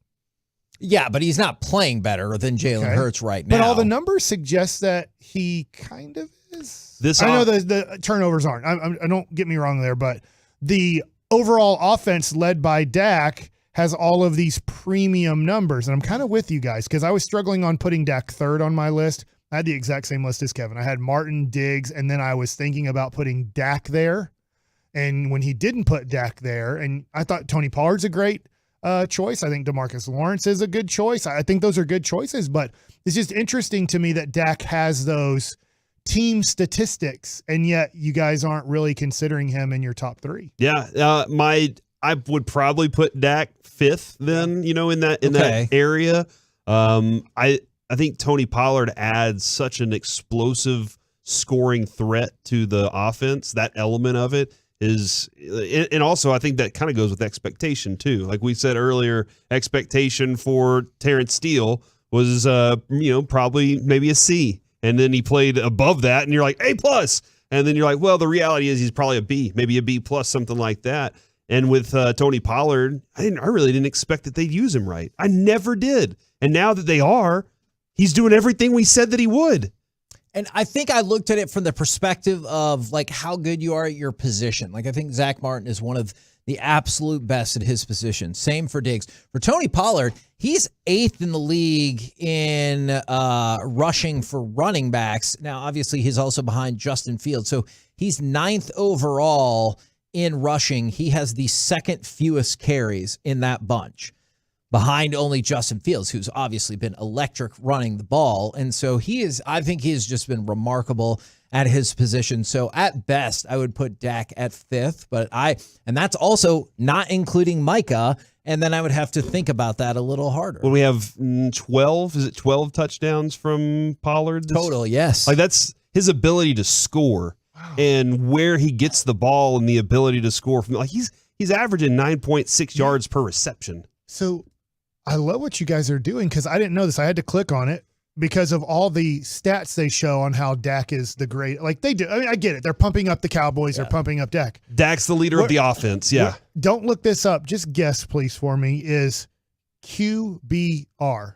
Dak is in what QBR? Like, is he first in QBR? Is he 30th in QBR? Where would you put him in QBR? Because that takes out, he can't accumulate stats this year because of missing the games.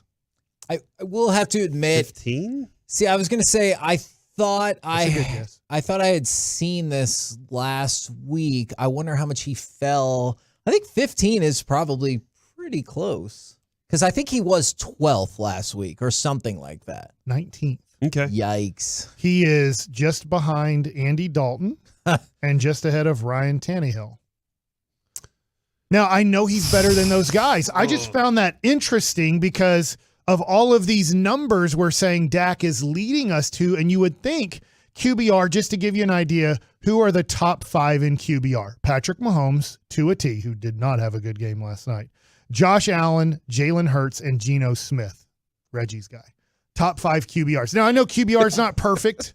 There's different. Can I tell you something about that? I had this discussion with somebody about Jalen Hurts because Jalen Hurts has an overall much better QBR than Dak. One of the things that's amazing about that is Dak has 2 games against the Vikings and the Bears that are better than any QBR that Hurts has posted up all season. But he also has some that are worse. Yeah. Like yesterday, it was 23.9, which is abysmal. Even Probably the week opening before week was horrible, right? Yeah. Oh my God. But he had like a 3. Yeah, that was awful as well. And so you have seen, and the Packers one, I'm sure, wasn't that great. So the heights of Dak have been amazing. However, even the mediocrity has been not so great. I had no clue about Dak. I thought for sure with the points per game that he would be top 10. I wasn't expecting him to be top 3, don't get me wrong, but I was like, all right, I'm going to click on this and he's going to be top 10. I get he can't be in touchdowns or yards because of missing so many games, missing the 5 games. Don't the interceptions hurt in QBR also? Absolutely. Pretty significantly. Well, and then the other thing is, and I'm not killing him for interceptions right now. 13th because I'm taking out Brian Hoyer, who is 5 of 6. Okay. So everybody else has played in, honestly, 10 or more games except for Dak, who has 8, and he is 13th in that, just behind Aaron Rodgers, just ahead of Daniel Jones. And that will make his QBR swing more too, because like I said, before this game, he was 12th, and he did not have a good game, and he fell all the way to 19th. So even at 12th, you guys did a good job great. keeping him off the list. I was wrong. I should have him way off the list too. Well, I don't think you can do it. It's your list. It doesn't have to be way. Well, I had Martin, Diggs, and Dak. But I thought, I did think DeMarcus Lawrence has had a very good year. I can't put Van Der Esch there, even though he's had a very good year. Yeah, he is. And I thought, CeeDee Lamb, somebody was like, y'all are sleeping on CD, but yeah, Pollard. Oh, yeah, and you know what, CeeDee Lamb, and then too. How much do you think his overall statistics are impacted by the defense? Like, for example, when we talked about points and margin of victory, some of that comes via the defense either scoring themselves or all the turnovers. I told you they're second in the league, putting him in advantageous situations. Yeah, man, it's an interesting team right now that you have a lot of different names. You have a lot of different names up in an area where you're like, oh, I didn't expect that. Do you think that would work as a segment? The Cowboys are interesting. Why? Yeah. Because I bet we would get like next 50 million different answers for why they're interesting. How a large port, probably 10% of them are because in the last 25 years. I know. All right, I did want to add this real quick. And somebody said, huge shout out to Noah Brown with all the talk lately about OBJ. I feel like Noah Brown really stepped in yesterday without a huge diving catch, but the blocking game as well. He did have a good game blocking as well. Second best Noah yesterday? Man, yeah, because Noah Hagelin really dominated yesterday. Didn't, as loud as he is, that's on you. He is very loud. I couldn't hear him, and maybe it's because it was so loud there. But he seemed like he was like, "Look, I love this noise." Well, you said he was very good. Now you're just talking about how he got out louded. Yeah, he got out. Well, yeah, maybe he should loud better. Yeah, no, I will tell you as a parent, I am not wanting him to out loud anybody. I wanted to add this though. I want him to be great. Noah Brown 4 for 85 yards yesterday, a 21.3 yards per catch average. Wow, as predicted. Oh. If you go to one Jane Slater's Instagram, you will find that she has said, keep your eyes on T.Y. Hilton. Eugene. Yeah. Hold on. Is that his name too? Mm-hmm. I never knew his name was Eugene. You're welcome. I think. Okay. T.Y. Hilton, and I don't know anything beyond this other than it's a possibility. I don't know if they've reached out or he's on their board. I don't have a clue about this. I just know that and go check Jane's Instagram. Jane Ashley Slater, I do believe is what it is. If Instagram is actually working. Yeah, if Instagram's happening. Go check it. And there is in her is it Reels or whatever? In her story, she did drop keep an eye on T.Y. Hilton. Now, you can go look at T.Y. Hilton's numbers. There's your discount, Odell. Washed. Yeah. How long has it been since Okay, hold on. 2 seasons. Hold on. Maybe 3. Let's go back to 3 seasons ago. Okay. All right. See, I said 3. We're going to go back to 2019. Okay. Who was his quarterback? Luck already. It was the last year of Phillip Rivers, I believe. Oh, gross. 2020. Phillip Rivers. Hold on. I think Rivers was 20. Retired in 20. All right, fine.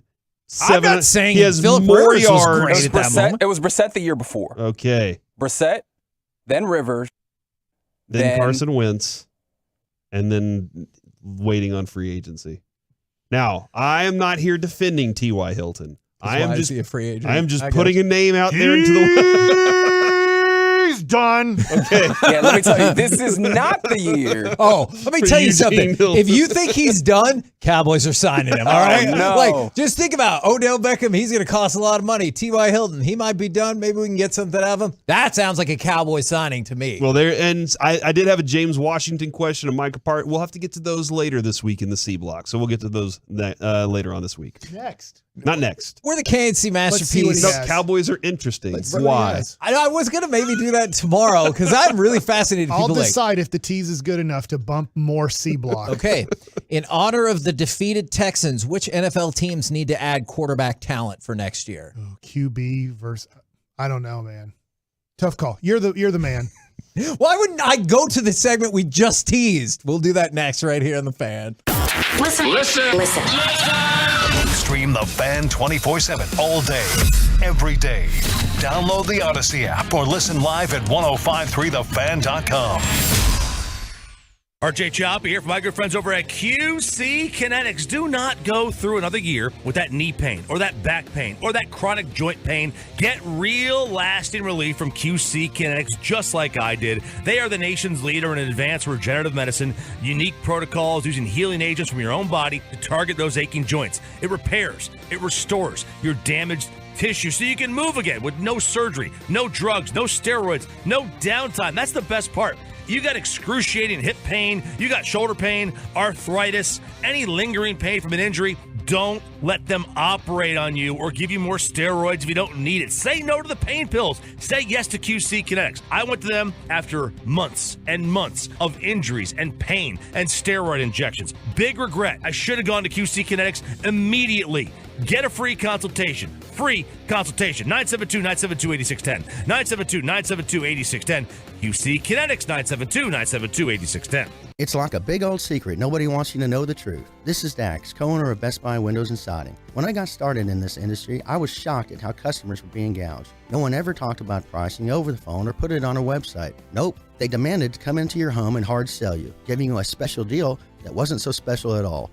So my family decided to do something different. Our prices are right up front. There's no secrets, there's no surprises. Just an honest value that you can count on every single day. And with Best Buy Windows and Siding, you can get 10 double-pane single-hung windows for $54.50, or 10 upgraded double-pane single-hung windows for $59.50, or get the very best of the best, 10 triple-pane double-hung windows for $79.50. It's all right there at BestBuyWindowsAndSiding.com. No secrets, just real savings. Call 972-200-4485. That's 972-200-4485, or visit BestBuyWindowsAndSiding.com. Amazing quality, the very best prices. Best Buy Windows and Siding. Have you tried dieting and exercise and feel there is something holding you back? It may be your hormones. Optimizing hormones can have a dramatic impact, both physically and mentally. BioT is the world's leader in training healthcare providers on bioidentical hormone optimization. BioT's providers treat low T, low energy, muscle loss, low sex drive, and performance. Get your edge back by visiting myhormonelevels.com to see if you qualify for a reduced cost program offered by a BioT certified provider. That's myhormonelevels.com. Attention Dallas football fans. Twin Peaks is giving away epic Dallas jerseys all season just for catching game day with them. Get to Twin Peaks for every boys game for your chance to win. Ask your Twin Peaks girl for more details. Where do holiday happenings take over every aisle? Lowe's, actually. Right now, you'll save big on everything you need for the holiday season. Get up to 50% off select pre-lit Christmas trees and holiday living LED string lights. Plus, save on your gift list with up to 50% off select tools and accessories. The holidays are here, and so are the savings. Only at Lowe's. Offers valid through 12/14. Selection varies by location while supplies last. So I switched to Boost Mobile and got this free Samsung Galaxy A23 5G phone. Why do you think they call it the Galaxy? Maybe because the Samsung Galaxy A23 has a huge screen, and galaxies are huge gravitationally bound systems of stars rotating around a supermassive black hole. And the phone is free? When you switch to Boost Mobile. Cool. You lost me at gravitationally bound. Switch to Boost and get a free Samsung Galaxy A23 5G phone. Boost Mobile. Unleash your power. Limited time offer while supplies last. New customers only. Excludes tax. One device offer per line. Only available on certain networks. 5G not available everywhere. Additional restrictions apply. See your local Boost Mobile store for details. Here's to Prilosec OTC. Just one pill each morning and no heartburn all day. My holiday hero. Prilosec OTC. One pill a day, 24 hours, zero heartburn. It's possible while taking Prilosec OTC. Use as directed for 14 days to treat frequent heartburn, not for immediate relief. Want to change the lives of children right here in our community? Donate your vehicle, boat, or motorcycle to carsforkids.org. As a thank you, we'll send you a $50 Visa gift card. So call 866-835-5437 or visit carsforkids.org and write off the car, not the kid. It is well known that in a rising interest rate environment, auto leasing volume surges because the monthly payment difference between loans and leases increases significantly. We feel like leasing has always made sense, but it makes more sense now than ever. Want to find out how to save money and delay monthly payments for up to 90 days? With over 50,000 active clients today, the market has spoken. D&M Leasing has the best lease deals. Call D&M now, any local area code 35 lease, or visit dmautololeasing.com. We make leasing easy at D&M. Stay cool all summer and warm all winter with Baker Brothers Plumbing, Air, and Electric. Get up to $5,000 off a qualifying new Lennox AC system. Call or visit us online today. Baker Brothers makes great service fun. This segment of the KNC Masterpiece on 105 through the Fan is brought to you by Baker Brothers Plumbing, Air, and Electric. And which teams, this is honor of the Texans picking up Jeff Driscoll, or playing him, I guess. Which teams desperately need to add quarterback talent before 2023? The Texans. Yes. Yes. Or do you have desperately more? All right, segment over. Yep. Washington.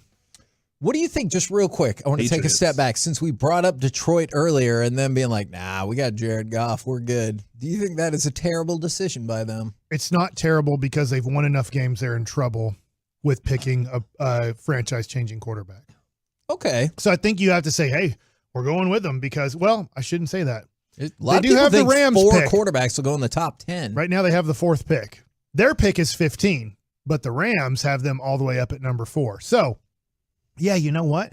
If one of these 4 quarterbacks, if they really like them, I do think you have to take the risk in taking a quarterback hoping they're better than Jared Goff. Not immediately. Yeah. You play Jared Goff, that guy sits behind him for a year, but, New Orleans, they need a quarterback. Okay. I think that is Panthers. a good answer as even well. better. Actually, did they have one that they're looking forward to? Is it Matt Corral? Yeah. He had just gotten hurt earlier, obviously, I know. All right. So I was reading an article about this. I think it was in Yahoo. Broncos. For the Carolina Panthers, because it gives like explanations for all of them. In the Carolina Panthers, it says this one does not need to be explained. Okay. So that's all you get Yes. for that. All right. They need better quarterbacking. You said the Saints. Well, they're willingly starting Andy Dalton. Because they know. They're like, look, what happened when Andy Dalton started, and eventually the Bengals got Joe Burrow. So, like, the Saints are sitting there going, maybe it'll rub off for us, too. Just felt like there were so many times when Jameis Winston might be able to do something with his career on a longer scale basis. And then just never it just all falls really apart. works out. Yeah. All right, who's next? Broncos. The Denver Broncos. No, what are you doing, Mike? You can't shake your head about Russell Wilson. He's miserable. They can't do anything about it. Mm-hmm. I mean, that is true. Hold on, they're 3-10. Do they not have any draft picks either? They don't have any draft picks. All those are Oh my God! Seattle has a second They're overall gonna have to pick. trade Russell Wilson for more draft picks. That nobody wants him. They're gonna have to trade. But also contract-wise, I think they have to give it one more year. Yeah, okay. So They're gonna trade Jerry Jeudy. Where it stands right now with Russell Wilson, you would have to eat $107 million of dead cap. However, that's it. You could get out of some of it via a trade, but it would still be a lot. And even the year after that, it's 85. If you're like looking to get out at a reasonable dead cap money, but that would be a situation where you just cut him. You're looking at the 2025. And even then, I guess probably 2026 where it's $31 million. But if you traded him, you could cut that number. But then Mike brings up the point, who the hell wants Russell Wilson, who now also is hurt? He had to go into concussion protocol while they were making their comeback against the Chiefs yesterday. That being said, though, yeah, man, he did throw 3 touchdowns to Jerry Jeudy yesterday. So maybe everything's just now starting to work out. Did you see the really mean stat that said for a time in the season he had more official playing touchdowns than he did touchdowns in real life? What do you mean playing? Like when it touches the ground, then he did touchdowns. That's rude, but I think it's fair. All right, who else? The Colts. Indianapolis Colts. I think y'all have already joked about like maybe Matt Stafford is who they go to next because they seem to love the aging, doesn't have it anymore quarterback, but they got to do something, right? Mm-hmm. They definitely do. And I honestly did think they had a better team than they've shown this year. That proved me wrong. I'll tell you what, Dabes needs a new quarterback. The New York Giants. I mean, Tarad's there. Daniel, okay. Are you prepared, Reggie? No, not to at all. say that next year? Okay. Hey, nobody knew Brock Purdy was about to be the next Tom Brady. I'll tell you this. I would not be willing to rule out the Tyrod Taylor thing next year as much because of how much I crapped on the Geno Smith pronunciation, and here we are. Daniel Jones has played well enough to get a shot at being the quarterback, but he doesn't just get that job, right? Or do you think he has not played well enough? They're like, the hell with you. You're not good. Yeah, I think there are a lot of things missing from his game. Like a lot of things bad habits he got early with poor coaching. And this year, he's been better. Accuracy, reading defenses. Those are small things, Arm but strength, those things you kind of want. But yeah, I mean, and that's something that if I'm the head coach, I go, okay, I did it. We tried it. It's not good enough. We got to do something else. But what's their option right now? They've won too many games to draft a quarterback like legitimately that high. Picking 23rd right now, according to Tankathon. Like, so there might be a guy that slides in that area, but that's more of a gamble too. Another team, the Tennessee Titans. Okay. They should pick up Kellen Mond, go in that other A&M direction. Just keep running the Aggies. It's worked. I guess. Is Stephen McGee still out there? Okay, for them, I'm sure if you wanted to sign Stephen McGee, there would be no impediment to making that happen. But no. Okay, so you think we've reached the end of the line? Do you think Tannehill can squeeze out another year, but you're just going to be sitting in the exact same situation as before? They will probably keep Tannehill as a quarterback because where they're drafting. I think you're probably right about that. What about the Atlanta Falcons? I think the Falcons. Desmond Ritter. Yeah, didn't they get the Desmond Ritter era going? Yeah, well, they're off, but it's going to They've start. announced it. Yeah, I want to see how that goes. Is this enough time to make any sort of sweeping decision about him? I don't think it is. Reggie, can you give me a quick rundown on the Desmond Ritter era in college? What was he in college for you? I mean, a fairly high level game manager, definitely accurate, got the ball where it needed to go. Decently mobile, but he's not a runner of sorts. I think he's capable, and with the talent that they have, I would love to see what he has. But I also don't necessarily view him as the incredibly high ceiling guy where maybe he's going to come in and become, or the things that you've seen with Trevor Lawrence, right? The high ceiling of those of that. Right? I don't think that you're going to see that necessarily, but I think he's more than capable of running an NFL offense. So I would say that maybe they don't need all the help right now. It's not imminent that they have to draft a quarterback high, but they may want to make sure that they have a backup plan. The Baltimore Ravens. Wow. I think you're going to trade Lamar Jackson now. What? Because of the contract and everything? Yeah, I don't believe they think he's their guy. In a weird way, even though he won an MVP there, I could see Baltimore looking at the teams we've just named and going, oh, you're willing to give us 2 first-round picks and maybe 2 third-round. I'm just throwing it out. 2 first and some other things. I could see Baltimore going, we're going to take the high pick from whoever and another future first and a few other assets. We're not going to pay Lamar Jackson, and we're going to draft another guy. Wow. What about the Raiders? Do you put them on that list as well? Well, see, so here's where I am with that. Like, I'm trying to figure out how to send Derek Carr to Indianapolis. Like, that's the option that I have. does seem like it's the perfect combination. Yeah. But you just signed Devontae Adams to specifically play with Derek Carr. Like, that was the whole reason that you wanted to put that pair together. Yeah, I know what you're talking about. Well, fine. And you know what, Reggie? You're right. That's a very valid point. Mm-hmm. I don't think Derek Carr is the reason that they're bad. I think there's a lot more that goes into it. I don't think Derek Carr is the greatest either, but I don't think that they need quarterback help right now. What about the Jets? I think they need quarterback help. Like, I mean, Mike White is not the answer. You don't. Zach Wilson's not your answer. Hold on. What makes you think that Mike White is give me one reason. They whipped his ass all day long, and he didn't go, yeah, I didn't let anybody down. Zach Wilson, he's an old soul. That's why he likes the moms. Is that the direction that we're going right here? God, are they ever going to get quarterback right? I don't know. What's amazing is they should trade for Lamar Jackson. They got so many. That would be a good one. They got so many other things right during this offseason that it's shocking to me that they don't have the quarterback there yet. Like they nailed a bunch of their picks this year. Yeah. And 2 out of the top 3 rookies when I went through that deal are they picked. And you're forgetting about the running back that they added that got injured that was doing really well too. So Breece Hall. Yeah, Breece Hall. Like, so there were some really good qualities of what they've added this team, and they're still a quarterback shy of being there. And think back, that was the Mark Sanchez era, right? Right. He was the quarterback, and the rest of the team was pretty good. Yeah. And the Chad Pennington era, Sam Darnold era. Do we call those eras? The Geno Smith era. Oh my God! What about the Washington Commanders?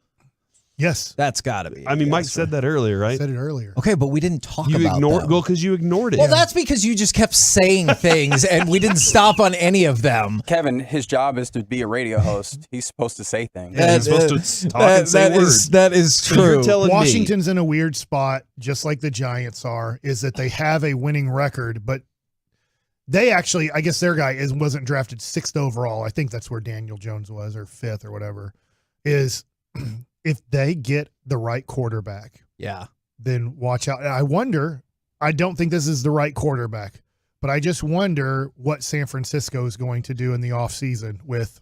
Oh my God, especially now if Purdy can really play. If Brock Purdy wins 2 playoff games, let's just say he beats, what is happening let's just right say now? this. He beats Washington and then he beats Minnesota.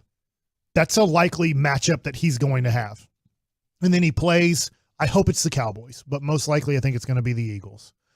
And they lose to the Eagles, but they lose 33-27 in Philadelphia. Do you just go, well, Trey Lance was our guy?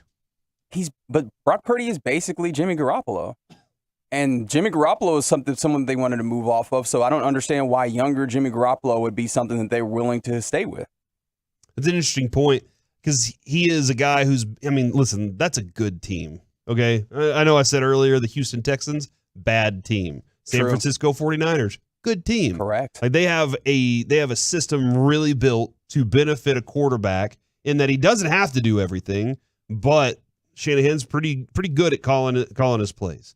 It feels kind of early to put that stamp already on Purdy. I will also say after week 4 of him starting, if defensive coordinators haven't figured him out, then I'll be like, okay, this is interesting. I'm going to give it just a little more time because I think there's the Shanahan effect for one. But whenever it's time for him to make some other things happen, I want to see how that goes. But I think it's exciting right now for sure, especially as you were telling me the card world's going insane for him right now. Oh my gosh.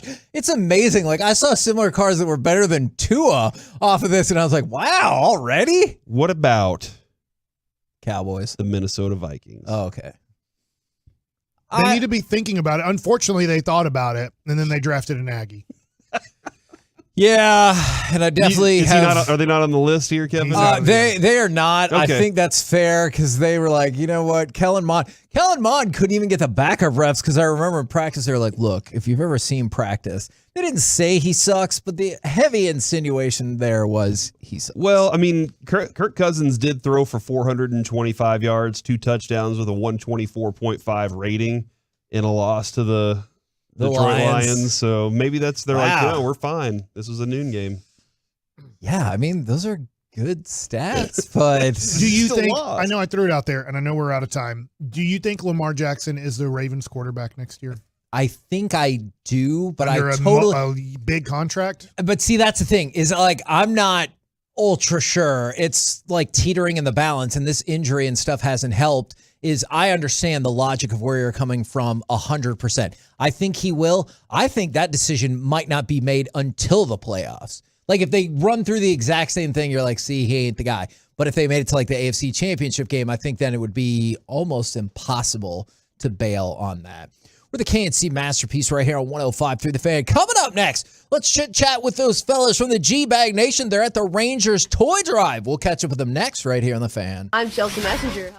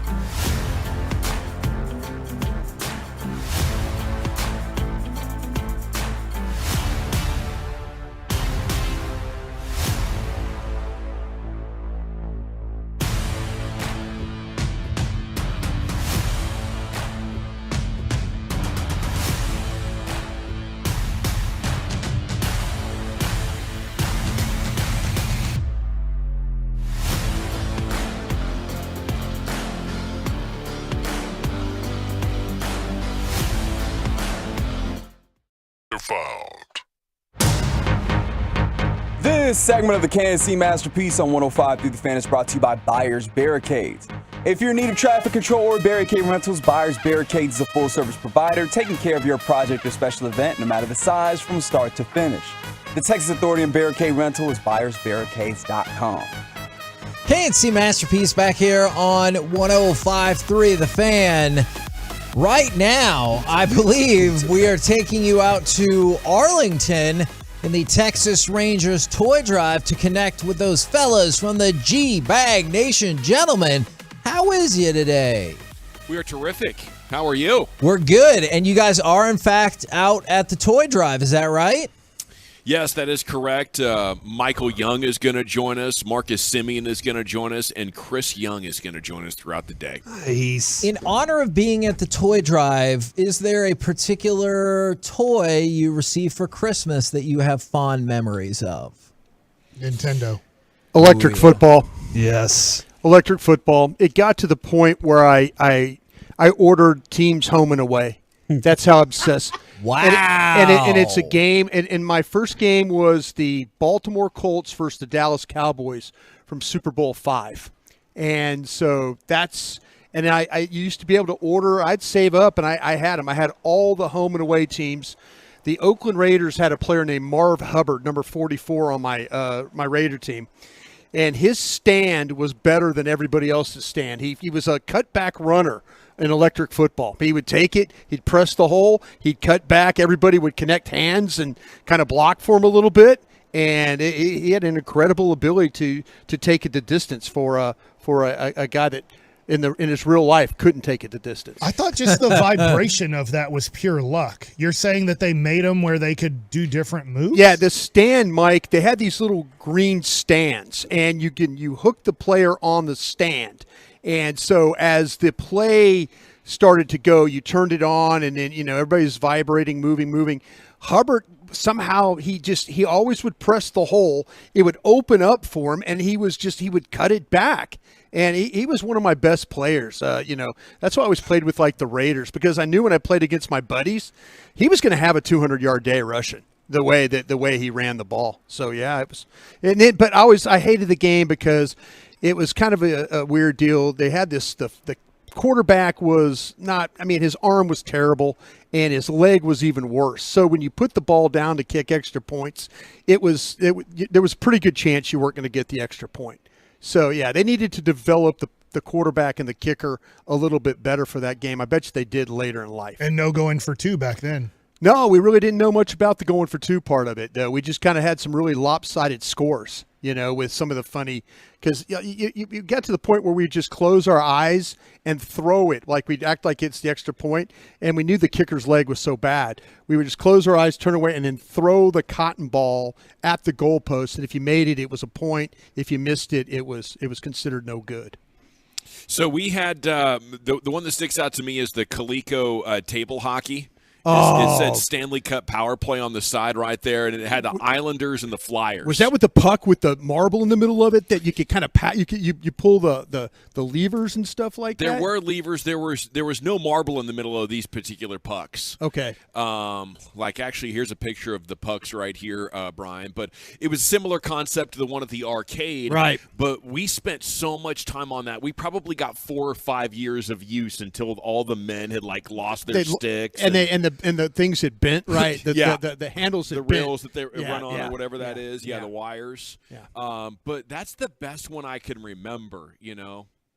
I guess for what's weird is with Christmas, the older you get, the less memorable it is, and trying to think back to some of those items from my early childhood is tough. But that's one that sticks out because we played it forever. It was always on our kitchen table. I'll tell you how old I was. My goalies didn't have masks. Wow. It was just a regular face. Yeah, just regular face guy, out there playing. That's how old my game was, for sure. Do you, since you talked about getting older, is there a present that you got maybe your kiddos that you were just so pumped for? You're like, oh my God, they're going to love this. And you were just as excited as they were opening it or anything like that? There a couple of years ago, I had it, Mike, remember we were at that hobby store. And I got some awesome RC cars. And I was pumped about these, and Abby was like, "Meh," and even her cousin, even her boy cousin, who was around the same age, was like, "Yeah, whatever, I'll just play with my iPad." These things rip too. I would have freaked out as a kid. Like I probably spent. You also did more things to it than just bought it, right? Yeah. Because the guy was like, "Now this is super high powered, but if you don't get the posi traction or whatever it was, then they'll spin out. You won't have good enough control." So I upgraded like $75 worth of additions onto each one to give them better handling. And I had in my mind we were going to be racing around like the wood floors and out there in the driveway and everything. They didn't touch it once, bro. It was so. Did you just take over the game? I did. I took them outside and I jumped them and stuff. And then you're like, do you still like them? Yeah, they're cool. Yeah, I bring them out probably once a year. They got a sophisticated charging device that gives them like a battery superpower. They got turbo. These things can really move for RC cars. And I was disappointed the generation just. I get that you don't want to go outside and play if there's iPads, but RC cars are pretty close, you know, and you don't have to exercise. So I thought it'd be right up their alley, but they were out. I brought Bennett a Ping driver. He's starting to play golf. Yeah. So I bought him. I spent a lot of money on a Ping driver, and I was kind of hoping it was the same thing, Gavin, that he wouldn't really like it. Yeah. And it's like, oh, hey, Dad, I don't hit that driver much. Yeah. I went and tested it out. Yeah. I went to the store and tested it thinking he was not going to like it. And then I was going to get a new driver. And then we went out there the first day. He started crushing it. I never saw that. Never saw that driver again. Never. Now, tell everybody one more time where you're at, and should they bring toys or should they bring toys and birthday presents for Brian Broaddus? I'm going to get all the details on those toys, but they do have it set up where you're going to be able to enter through the store here just by the north entrance of this beautiful ballpark, and you come on in and you drop your toy off and you have yourself a time here at the Rangers ballpark for this amazing toy drive they have going on. And we have some great guests coming up. Michael Young at 4 o'clock, Simeon at 4:40, and Chris Young at 6:20. Man, I'm excited about that. I'm also really interested because Broaddus, you and Corey started this conversation on the All-22 film study of Josh Ball. I was hoping you could just give us a little bit of a preview of your takeaway from that. Yeah, I played 28 plays. 26 of them I felt like he played okay. It was the confidence on that final series. Everybody saw what happened to him at that time.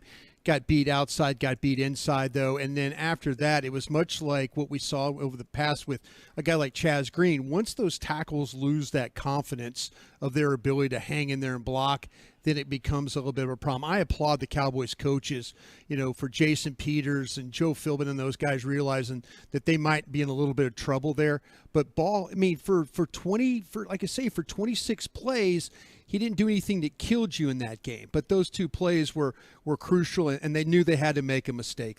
They knew they had to try and make up for the problems that he was having on that final drive. Do you think that they'll give him Ball more opportunity out there in the next few weeks, or is it that was it for now? Man, I was kind of hoping. Stephen Jones really didn't answer any of your questions. No, he didn't. And so I was driving along okay, please tell us, but he wasn't going to tell us. And so, do you think they know? I feel like this is how I would handle it myself, and we'll get into this today, but I feel like that I would put Tyron Smith at left tackle, and I would move Tyler Smith to right tackle. I don't know if they want Jason Peters playing 65 plays. I don't know that. Maybe you could get away with Ball and Peters maybe kind of working in kind of a tandem thing. I just don't know about Peters and all those plays, especially right now. He did a heck of a job when he came in there. Helping Zach Martin, helping inside is a big thing too there. So, but man, I'll tell you this, I do applaud them. Jason Peters playing in that game. If you don't play Jason Peters the whole season and then all of a sudden he gets thrown in that situation, Lord knows what was going to happen. But the fact that they've used him a little bit every game in some form and fashion, I think that's a credit because he was out there ready to play once he got that opportunity. There ain't no rust or anything like that.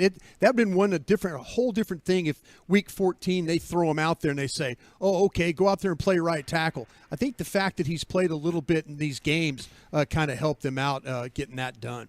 Feel like we've hit a lot there, but anything else y'all want to tease for the program today? Bring a toy, receive a ticket for a 2023 Rangers home game. They'll have face painters, crafts, and Santa, plus free autographs, including Mike Bassett. From 5 to 6 o'clock. And Mike, and then maybe I'll jump on at 6 o'clock.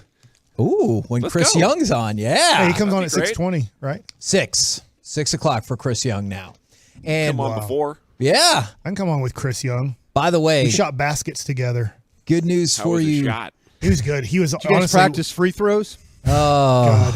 I can't believe Broadus, that just hurt my soul, man. Mike, I can't watch it anymore. I can't watch him shoot free throws anymore. I'm sorry. I can't. They're not 41%, but they're going to be probably one of the worst free throw shooting teams. I said this. You can't put 5 guys out there that can shoot free throws. You can't let Luka inbounds. If Luka inbounds the ball, I can't put 2 guys who can shoot free throws out there. Like, I don't know who to pass it to. None of them can shoot. But, Mike, you're okay with, like, when they elbow the ball in the air and back kick it into the air and kind of do all the stuff in the pregame, right? You like all that? I think it's so stupid. I just don't. You already knew that, Broadus. I know that you did.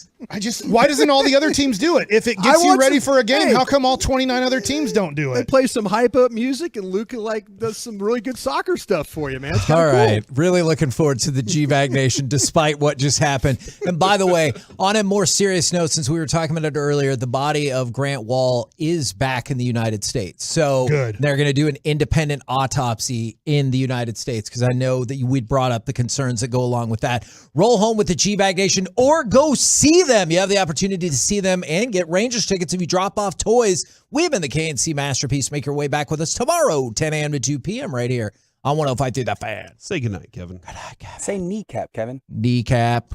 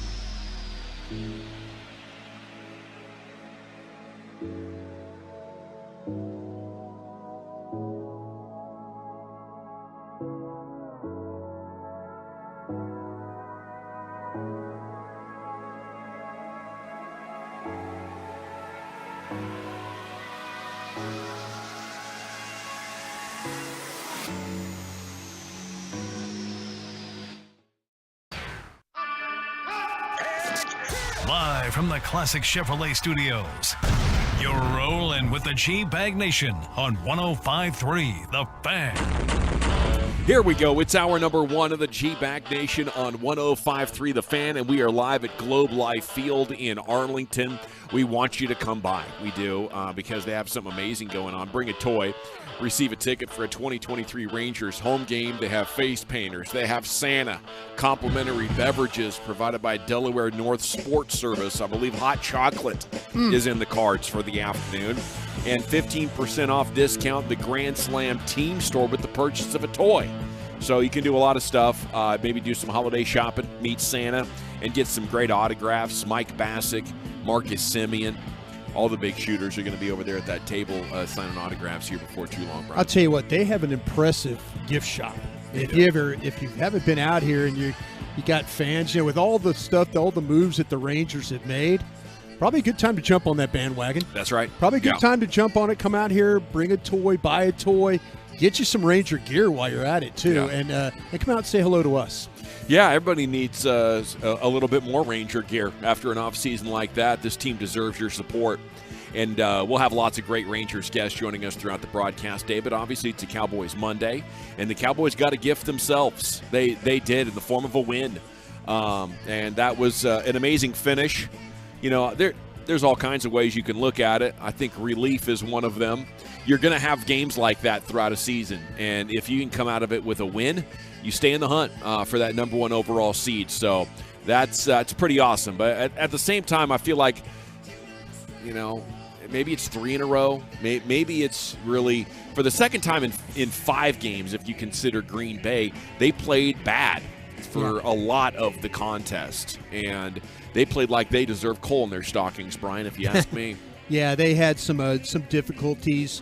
I think what I'm learning, Gavin, about this quarterback, and it's funny to say this because I charted this when I did the All-22 this morning. And I'm thinking, what did they do to him differently that he hasn't seen? Lovie Smith in postgame goes, we threw everything at him. To be honest with you, Coach, you really didn't. You played cover 2 every single snap the whole way down the field. But that had given him some problems in the game. And you've made mention of this before. Clog and cover. Mm-hmm. Make Dak have to read. When you pressure Dak, he shines. Mm-hmm. When Dak has to make or feels a blitz, he shines. The 51-yard pass that he threw down the field, there to Noah Brown. That's great. Was a pressure and release and run kind of a situation. And so you're like going, wow, okay. Well, it seems when he feels those types of throws or has to make those throws, he's able to make them. It's the ones, I think he got fooled on the first interception. I'm sure there's somebody out there in Cowboy land that always listens to our broadcast. And just with the All-22, I think he got fooled on the first interception because they were in a situation where it looked like to me the nickel fooled him, that he thought that the nickel was going to go with Schultz. So he tries to throw the ball behind the double slant. So, maybe that's what's happening a little bit with Dak Prescott right now is that if you can make him have to read your secondary, that's where you kind of throw him off in these Make games. him second guess it a little bit, or hesitate a little bit, because you maybe don't get too worried about pressuring him. Just you can let time go as long as you're covering. Right. That's what the kind of situation we're making mistakes in. But that's interesting because if you don't know, our former Cowboy scout Brian Broaddus is always the first to get the film amongst the media. And you've seen the All-22 already, and it's nothing new. Like there's been a lot of talk about what's new, but it's just back to being disciplined with the clog and cover techniques. It is. It's like there were a couple of times where they played the single high stuff. But it was mainly cover 1, cover 3, and the cover 2 stuff. So, but the majority of the game that he faced yesterday was the cover 2 variety with the 2 safeties on the hash. Yeah. There was one time where they ran the Mike linebacker vertically in between the safeties to try and carry a route. Now, when you do that, all you're doing is taking your Mike linebacker and facing him to the side of the strength. And where if there's, say there's the strengths to the right, well, then the linebacker will turn to the left and he'll run with the guys vertically is what he does. So there wasn't a whole lot of that. But what they played a lot of zone coverage yesterday. and they made Dak have to. And let me tell you this, though, and I'm not telling you something because you already know this. If Dak isn't willing to run at times, they're going to keep making him clog and cover. Yeah, the running is there. The running, because there was a couple of times where he, in the final drive, he ran for 9 yards, and you're like, okay, that's what you got to do, So teams are just going to make him have to read, and there's going to be a point in time where maybe the blocking. I'm going to tell you this, though, Gavin.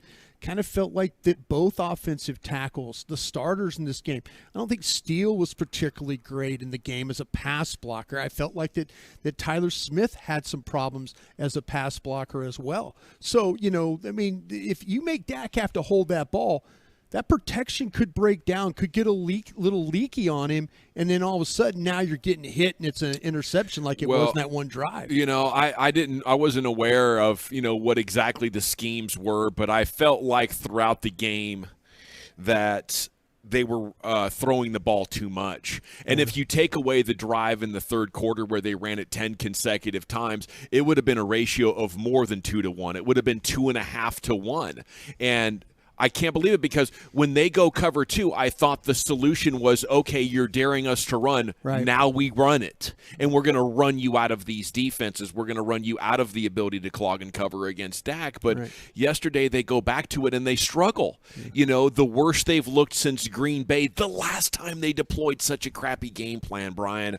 I want to believe that Kellen Moore and Mike McCarthy have this figured out, but you made it way too difficult yesterday. It's like they're trying to prove that Dak Prescott can be Tom Brady or Peyton Manning. Stop trying to prove it. It's like Wilt Chamberlain trying to prove I can shoot jump shots. Give me the ball in the post and let me dunk on people's heads for another 40-20 game. That's what we got to do. And the running is crazy because it's such an advantage. Even Jeff Driscoll can look somewhat viable as a quarterback if you're just willing to run it a little bit. And, hey, in the regular season against Houston, if you want to save it until the fourth quarter, fine. But once you get into the playoffs, you have to deploy that. They looked yesterday the same way they looked the day that Dak got hurt with that leg. It was against New York. The offense was sputtering. They had a promising start that we're like sitting there scratching our heads going, why aren't they moving the ball against these Giants? Dak started running, got hurt. Yeah. Freak injury. I don't know if you can turn down that big of an advantage for moving the football once we get to the playoffs. And I hope that Dak and Kellen and Mike are all on the same page with this. But as we saw yesterday, what is common sense can't be agreed to over there. What are we doing passing the ball so much? That's what we learned when Dak was out. This team can win easily with Cooper Rush. You don't have to crank up the level of difficulty. Just take advantage of the plays that Dak is going to make when you do decide to pass, which should be about half the time, not 2/3 of the time, Brian. It was very frustrating to watch that because you don't have to struggle like this against Green Bay or Houston. You're almost losing to another crappy team because you're ignoring the blueprint that we thought you'd spent 10 weeks identifying as the obvious way to optimize success for this team, Brian. They can't handle success. I'm ready to fire these coaches today, really, for that almost loss.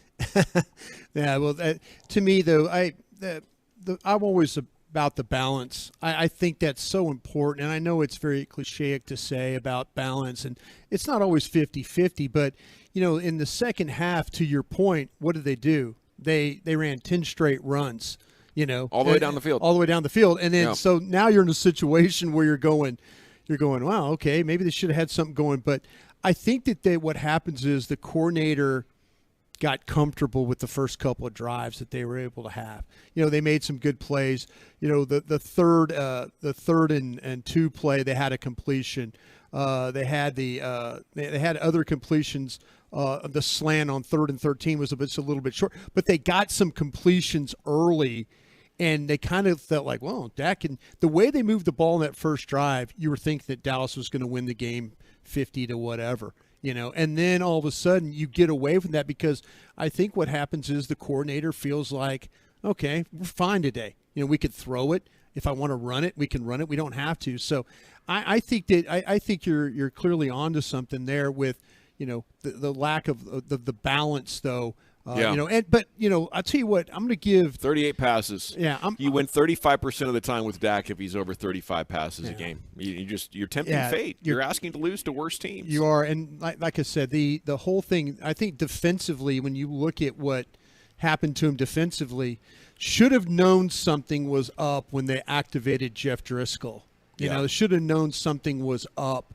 Had a nice plan. I give the Texans a lot of credit for the plan they had. And their defense isn't horrible. Yeah, their defense. I mean, we were talking to Mark Vandermeer, the play-by-play voice for the Texans. He's like, listen, he goes, the problems the Texans have had have been like quarterback and offense. We've, the skill guys, the line. I mean, he was really complimentary about what the Texans defense could do. But their offense, they did something that other teams that play the Cowboys probably need to figure out better.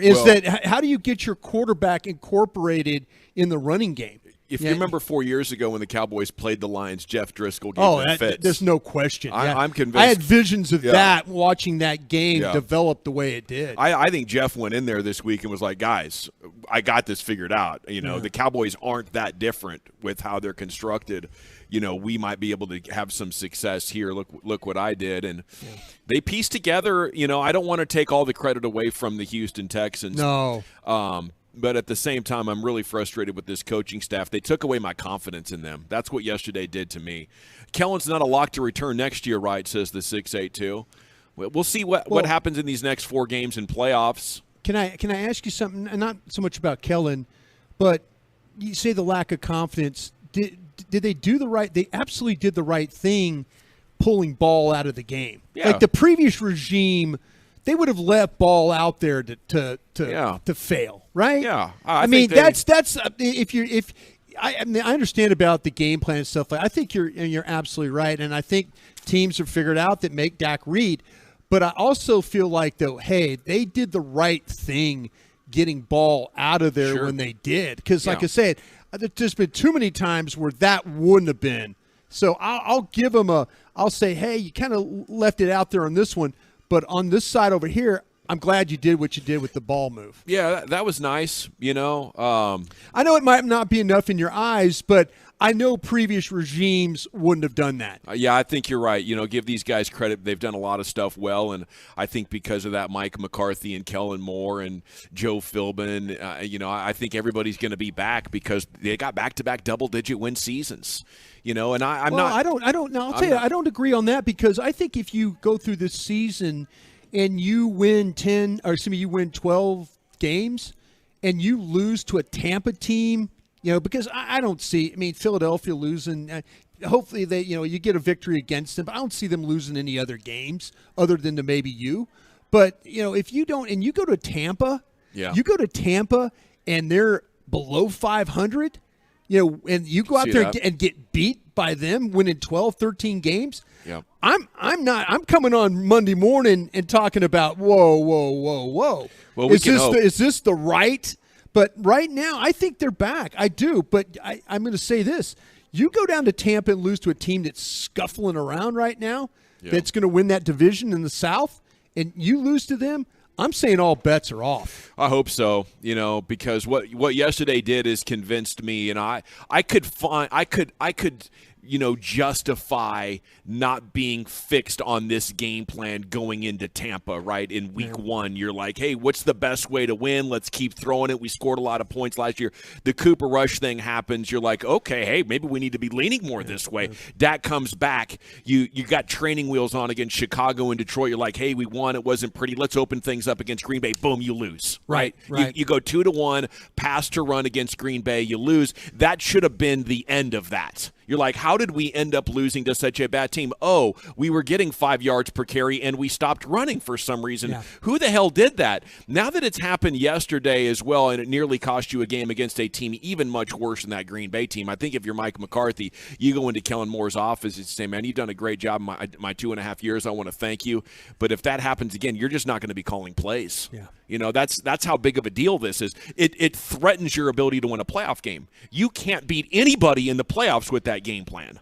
You're lucky to have beaten Houston with that game plan. You lost to Green Bay, a team that can't get out of its own way except against you with that game plan. I'm stunned by the. I know we can talk about Dak, and maybe he's playing a role in deciding to continue to pass into cover 2. But that's again where the coaches say stop passing into cover 2. Okay, we're fine in the run game. 4.2, 4.5.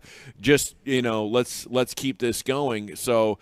I don't know. What's going to happen is you're going to feel really good about how your regular season went. Maybe they win a playoff game, but at some point they're going to fool themselves into thinking it's time to pass it a bunch.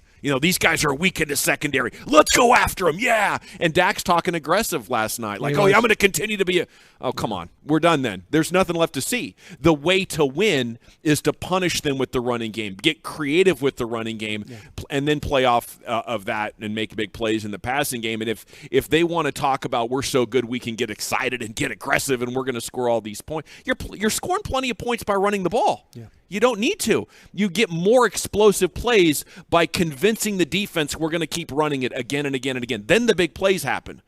Oh, man. So, hey, great job pulling the win out of the fire. Yeah. I think they got a nice call from the refs there late. I thought that was a touchdown. Great job by Tank Lawrence stepping up and getting the big tackle for loss. And then your guy leads a hell of a drive. Yeah. 98 yards, and I'm sure that's going to convince them maybe they should just pass all the it's time. So funny, and I talk about the cover 2 stuff, but every single snap they stayed in cover 2. And he made two of the best throws. The throw to Noah Brown along the sidelines, and then the throw to the middle of the field to Dalton Schultz. Yeah. You couldn't have back-to-back throws were just money. Big time money. Yeah, I don't know why his rating is higher in the fourth quarter by far. He's got something about him there. He is like fourth quarter Patrick Mahomes, just about. G-Bag Survivor. Does anybody have a bet payoff after an exciting weekend of NFL football? Bring a toy, receive a ticket for a select 2023 Rangers home game. There's face painters. There's Santa's going to be out here, autographs, and a discount in the Grand Slam team store with the purchase of a toy. And we're back with the G-Bag of the day as well right here on The Fan.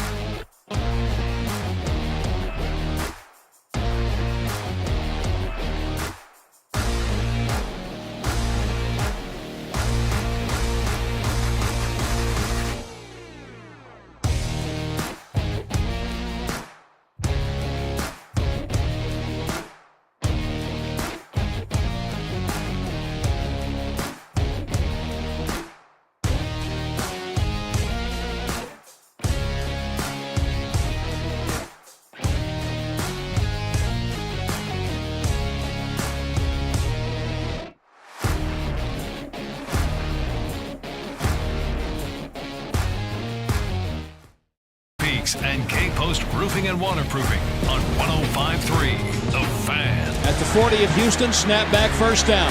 Wings it deep down the right side, caught. Diving catch, Noah Brown at the 23-yard line. Alrighty, welcome back. It is the G-Bag Nation here on 105.3 The Fan. It's time now for some G-Bag NFL Survivor. As every week, we put it on the line. And if you lose, you got to do a bet payoff to get back in. I was pretty fortunate that the New York Jets couldn't figure out a way to get some points because they can play some great defense against the Bills. And Buffalo had to punt on their first 5 possessions, Brian. They ended up beating the Jets 20-12. So I have survived once again, and I am 4 weeks away now from making it through this season with only 1 bet payoff. So I feel very fortunate.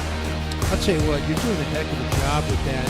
Your only loss, week 3? Yeah, Green Bay? I put my faith in the Chargers, actually. Chargers that week. Justin Herbert, and he was hurt. Yeah, that's right, because we didn't do it the first week. That's right. And so, yeah, you've been on a heck of a run. You've had winners with Green Bay, Minnesota, the Rams, Miami, Tennessee, New England, Giants, Baltimore, San Francisco, Dallas, and Buffalo. So great job on your part. Now, how about you and the nosebleed guys? Did we got to pay off there? Yeah. Okay. I picked Kansas City, and they got the victory against Denver.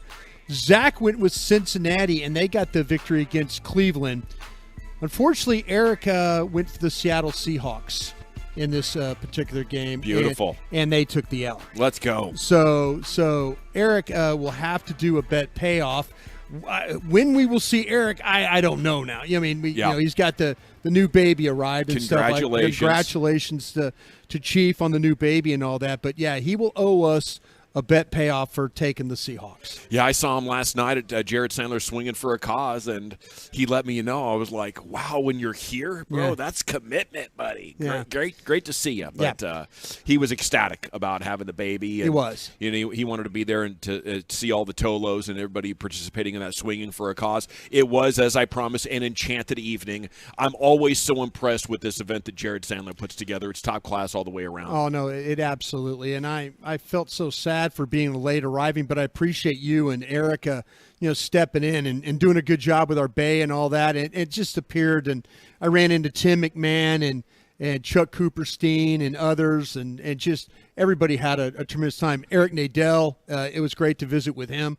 It was a lot of fun. And again, I hate arriving late, but I'm glad to see that Jared, talking to him this morning, there was a lot of really positive things that came out of it.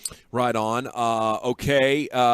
It is the G-Bag Nation here on 105.3 The Fan, and we are live at the Rangers Toy Drive. Bring a toy, receive a ticket for a select 2023 home game. We just parked in the north parking lot right there, closest to Texas Live, and then you'll be able to come in through their merchandise store and access all the good times to be had. Mavs are back in action tonight. They're going to host the 11 and 15 Thunder. Luka probable with a quad, coming off back-to-back losses now after getting blown out against the Bulls Saturday, and this horrible free throw game on Friday that's left MFFLs traumatized. They were 10 of 24 at the free throw line, including missing their last 6, which allowed Milwaukee to win by 1. So there's some really good things happening with the team, and the fact that if they could make free throws, maybe they'd be right there for first place is fun. And I feel like free throws are something that you can get a handle on. I don't think this is going to be something that's going to haunt them for the rest of the season. But, as Lucas said, it starts with him. And it's not something that's going to necessarily turn into a strength anytime soon either. No, it's not. And it's something that's really unfortunate because when you start to talk about getting into those crunch time, the end of those games, and all of a sudden it comes down to, it turns into fouling and you have to make free throws. Yeah. I mean, I don't know what 5 players you put out there on the court. I mean, of course, Luka's going to go out there, but, who else? Who else wants to go out there and line up and take free throws when the game's on the line? Because, Mark Cuban said it this morning. He's like, listen, we feel like we'd have won 5 more games if we could just shoot free throws. I think he's absolutely right about that. You might have to have some sort of a free throw shooting contest in practice and find your 5 best. And even if they haven't played all game, it's like, all right, guys, it's free throw shooting time. 28 seconds to go, 4-point lead. It's your time. Go. Yeah. It's time now for the G-Bag of the Day, curated by Losers. Sir. Yeah, what's up, folks? How you doing?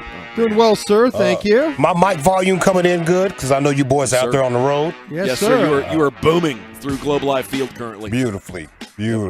All right, let's see. When we last left off, it was Bill Burr and a man who could not swallow pills. They tied for G-Bag of the day, which I got a lot of response on that man who couldn't swallow pills. Come to find out, there's a lot of folks out here who can't swallow pills. Wow. That's funny. We're going through that right now with Abby at home. She's 11 now. Time flies, but she's got it figured out over the last week or so. So that's beautiful. Bill Burr right here. Let's see. A lady tried to read Bill Burr, trying to understand his mind, and he wasn't here for that nonsense. Because you flog yourself for being vulnerable. Oh, would you stop it like you have some sort of psychology degree? 10 years in therapy. So what? I've watched football for 40 years. I shouldn't be somebody's coach. So what? Yeah. So what? Yeah. And this man right here, this is the guy who cannot swallow pills. He's going through it. His girl is in the car trying to help him. If you have not seen this video or heard us play it yet, this is what I say, do not do in front of your old lady. Do this in front of your mom or somebody like that, man. I can't do it, Joanna. I can't do it, bro. Baby, you're going to feel better if you drink it. Just drink it. Swallow it. Swallow it. I'm going to chew it, dude. You can't chew it, babe. It's a pill for a reason. Drink it like you're drinking normal water. Swallow it. Swallow it. Swallow. Don't even think about it. Just swallow. Just swallow. Really, Calvin? I can't, babe. Really, Calvin? You can't swallow a pill? No, Joanna. No, I can't swallow a pill. No, Tawana. No, Tawana. I can't swallow that. It's just a pill. It's just a pill. Yeah, and I can't do it, I can't swallow pills. It's out. No, I struggle with this since a kid, bro. I struggle with this since a kid. Yes, it's embarrassing. I can't swallow a pill. Baby, then you're not going to feel better. I know! I know that! Man, that is greatness. That's terrific audio. Yes, sir. Yes, sir. All right, let's see. Illinois basketball head coach Brad Underwood. Oh, yeah. He makes a fart noise into a microphone when asked about his senior guard, Terrence Shannon Jr.'s leadership. I guess Terrence Shannon Jr. didn't have the leadership that he needed to have on this last game right here. And Brad let it be known. Brady talked a lot about TJ's leadership since he's gotten here. Oh. Wow. Yeah. Big rejection on that leadership. He went on a rant, Lucius. I don't know if you saw the press conference. He called out every single player, and he even talked about practices that were 2 and 3 ahead of that game. And he went off on his basketball team. For sure. Brady talked a lot about TJ's leadership since he's gotten here. He's lost it. Yeah. That's a coach that's gone off the deep end. That's frustration right there. That's frustration. Playoffs. Yeah. Exactly. On microphones? Yeah. Like we 8 now? Oh, yeah. We're really mad. Let's see. How about Shannon Sharp? He got heated at Skip Bayless. Skip Bayless took personal shots at him trying to win an argument. They're talking about Tom Brady. I feel like Skip Bayless got that thing on him when he's broadcasting. Because how in the hell you going to talk to Shannon Sharp like that in his face? Skip Bayless got that thing on him, y'all. Yeah. Still playing at a high level at 45 when you had to stop at 35. That's what you do. That's the point. That's what you do. Every time I call something into question, I'm jealous. No. I did what I did. never said you were jealous of Baker Mayfield. I did what I did. You make it seem like I was a bum. I'm in the effing Hall of Fame. Okay, I got 3 Super Bowls. So what? He's way better than you were. I'm better than you. Better. I got to see what you do. You take personal shots. No, I don't take personal shots. You started it. Time out. You would take a personal shot at me. I didn't take a personal shot at you. Wait a minute. What are you talking about? You would take a personal. Put your glasses back on. Bro, what? Can I finish? Wow. You're willing to take a personal shot at me to say this man is better than me because I say he's playing bad this year? Well, because you disrespect him. It's just so. You know what? It's beneath your dignity. You would disrespect me to support him. No, well, I'll support him over anybody because he's the greatest player who ever played your game, and it's by far. Have at it. Okay, Take off, bro. I'm going to have at it. Wow. Man, I'll tell you what. Got that thing on him, bro. That takes some guts, though. Yeah. It really does. I mean, I wouldn't mess with that man, but I'll tell you what, that guy believes it. He believes it. You know, I mean, he was fighting for his guy, and I'm okay with that, though. I'm okay with them going back and forth like that. That was a good debate. That was good Yeah, it was. entertainment. I feel like Shannon took it a little personal, though, right? A little bit. Say what? Did Shannon take it a little Yeah, personal? it got personal. But that's what I'm saying, though. Yeah. Do you feel like that he? I mean, I understand Skip was trying to defend that his, Tom Brady. He was D-Rodding. That's what I'm saying. Oh, yeah, exactly. Well, the thing about it with Brady, though, I kind of feel like that he is the greatest to ever play, right? Yeah. So I can understand his point on that. But he used it as a hammer on a Hall of Fame tight end. Is what he did. Yeah, it sounds like the debate had gotten already pretty heated. Yeah. Like it was getting. They were already engaged, and then Skip starts going into he's better than you. Doing that type of stuff. I'm taking my ball. I'm going home. I'd say they're equal. I would, man. Shannon Sharp was the goated tight end. He was. That's what I'm saying, and that's what. Okay. I thought you meant Skip and Shannon, and this argument was equal. No. I was like, bro, what are we talking about? I mean, I can understand why Skip has the opinion. It's like, man, the guy is a better player than you. Even though you're in the Hall of Fame, he's a better player. I'm a 3-time Super Bowl Hall winner. I know there's so much spit coming out of his mouth. Oh, he had to take off the glasses. That table, I just got to be soaking wet. Broadcasting live from a sponge is what they need to do from now on. I think if I'm Shannon, though, I'm looking back on that, I'm thinking, man, I needed to play the card that quarterbacks aren't real football players in today's game. Whoa. I'm actually hitting. He's back there pitching. He's a pitcher. It's a different sport. This dude's played so long, I don't think he had a face mask on his helmet, though. So, I mean, I don't know. There's some that you could talk about this day and age, but that cat has played a ton. So, I don't know about that. Yeah. Yesterday was a church day. Church day. You fellas go to church? Any heathen? I tell you what, I missed it because of pregame show. Didn't even watch it on YouTube. You can always watch it while you're getting dressed. Yep. Seems like you're running from the Lord. Don't block your blessing, bro. Hey, I'm still alive today, so I'm fortunate. Oh, okay, don't play like that. Don't play like that, dude. There's a pastor right here. I think he's been hanging out in the clubs. He remixes a Migos song for the church. Better white. Talk like I walk it. Talk like I walk it. That's what he says. Talk like I walk it. Talk like I walk it. Talk like I walk it. Walk it in victory. Talk like I walk it. Walking in victory. Walking like I talk it. Talking like I walk it. Walking in victory. Walking, talking like I walk it. Walking in victory. Come on. Walking like I talk it. Talking like I walk it. There we go. Walking in victory. Walking like I talk it. Talking like I walk it. Walking in victory. Walking like I talk it. Talking like I walk it. Walking in victory. Church is getting wild out of here, bro. Yeah. Lucius, you always have to have the organ in the thing, though, right? It's not a church. Oh, you got to have the organs. Absolutely. You can mix everything you want, but you got to have that little bit of organ. You got to have the mighty organ. And he's got to be paying attention to the pastor. So when the pastor hits a strong point, that organ hits him too. Boom, boom, boom. Right there, with you. All right, man, let's get on out of here, bro. Is it the pastor remixing Migos? Is it Shannon Sharp getting heated with Skip Bayless? Illinois coach Brad Underwood farted into a mic when asked about leadership. Man who couldn't swallow pills and Bill Burr serving a therapy chick. We're tied coming in. I'm going to go with Billy myself. Lucius, how about you? Skip Shannon. We're tied at 1, Brian. Yeah, Skip and Shannon. Suffering succotash. 2-1. Need a rain suit to be on that show. G-Bags Shannon Sharp against Skip Bayless. He should show up in a rain suit tomorrow. You need one of those Mr. and Mrs. Paul's fish stick guy suits. Those yellow slicker. I'm ready for a debate. We are live at Globe Life Field, just inside the north entrance by Texas Live, where you can bring a toy and get a ticket for a select 2023 Texas Rangers home game. There's going to be autographs a little bit later on, including Mike Bassick, Marcus Semien. Semien's going to join us on the show. Michael Young's coming up at 4 o'clock. But Krusty's Corner is next. Where are we headed with that today, sir? Yes, Gavin, as we always talk about, we saw the All-22, and we'll visit that next. Coming up Tuesday morning.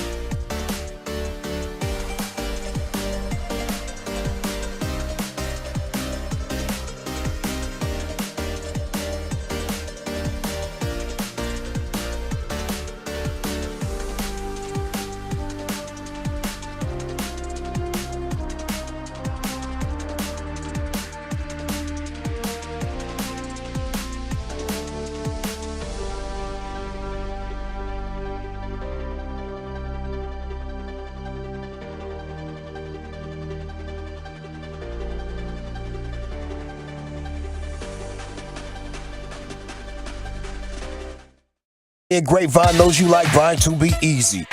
That's why they created the Classic Chevrolet Easy Pass online buying tool.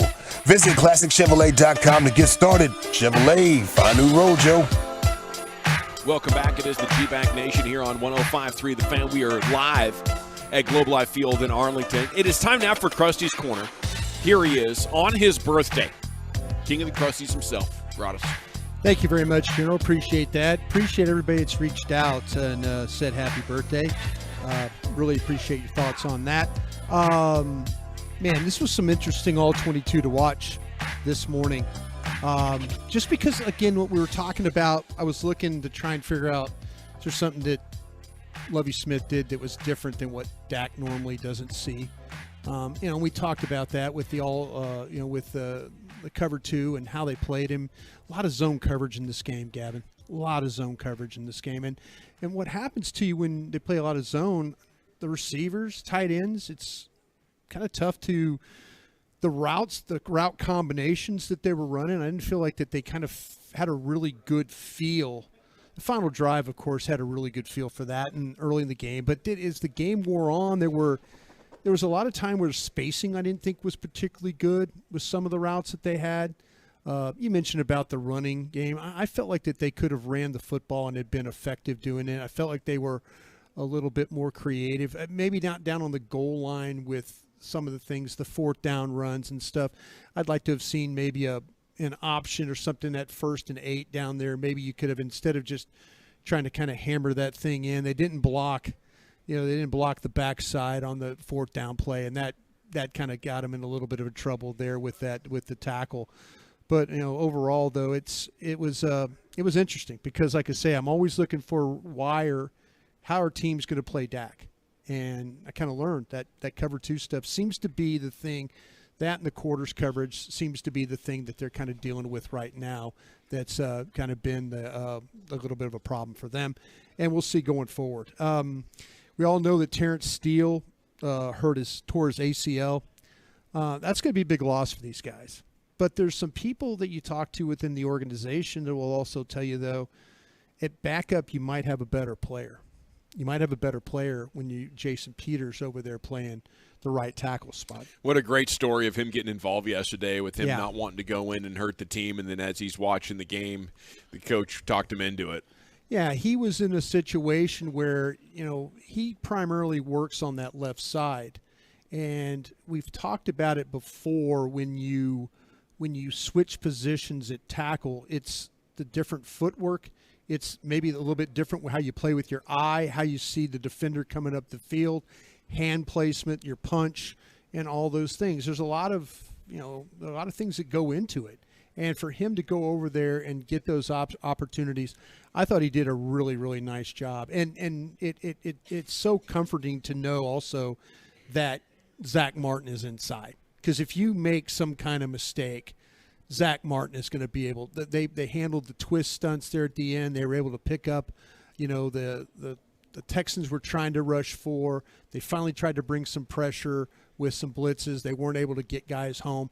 I didn't feel like particularly even to start the game or as the game wore on that Tyler Smith and Steele played exceptionally well. I didn't, especially in the passing game. It felt like to me these guys tend to give ground, and I think the Texans understood that.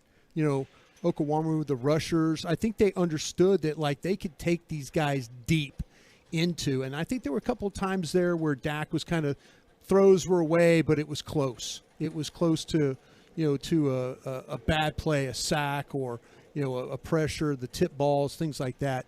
That they had to deal with. One he got his arm hit on. Yeah, that was a clean win inside. I mean, you had upfield rush, inside rush, ball just he played 28 plays.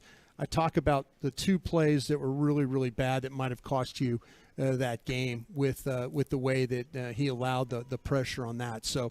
But they fixed it, and that's something that is. You think they score that game-winning drive if Ball's still out there? I have my doubts because what happened was I don't feel like that Ball was a very confident football player at the end. I felt like there were things that he was doing during the game that, it wasn't like just hanging on kind of a thing. It was, he was into the pass sets, he was into the run blocking stuff. But that once you see a tackle lose his confidence, then you're kind of like, okay, on the inside rush, he oversets the outside. And now you're worried about the inside rush, so you set down hard inside, and now the rush comes around the end.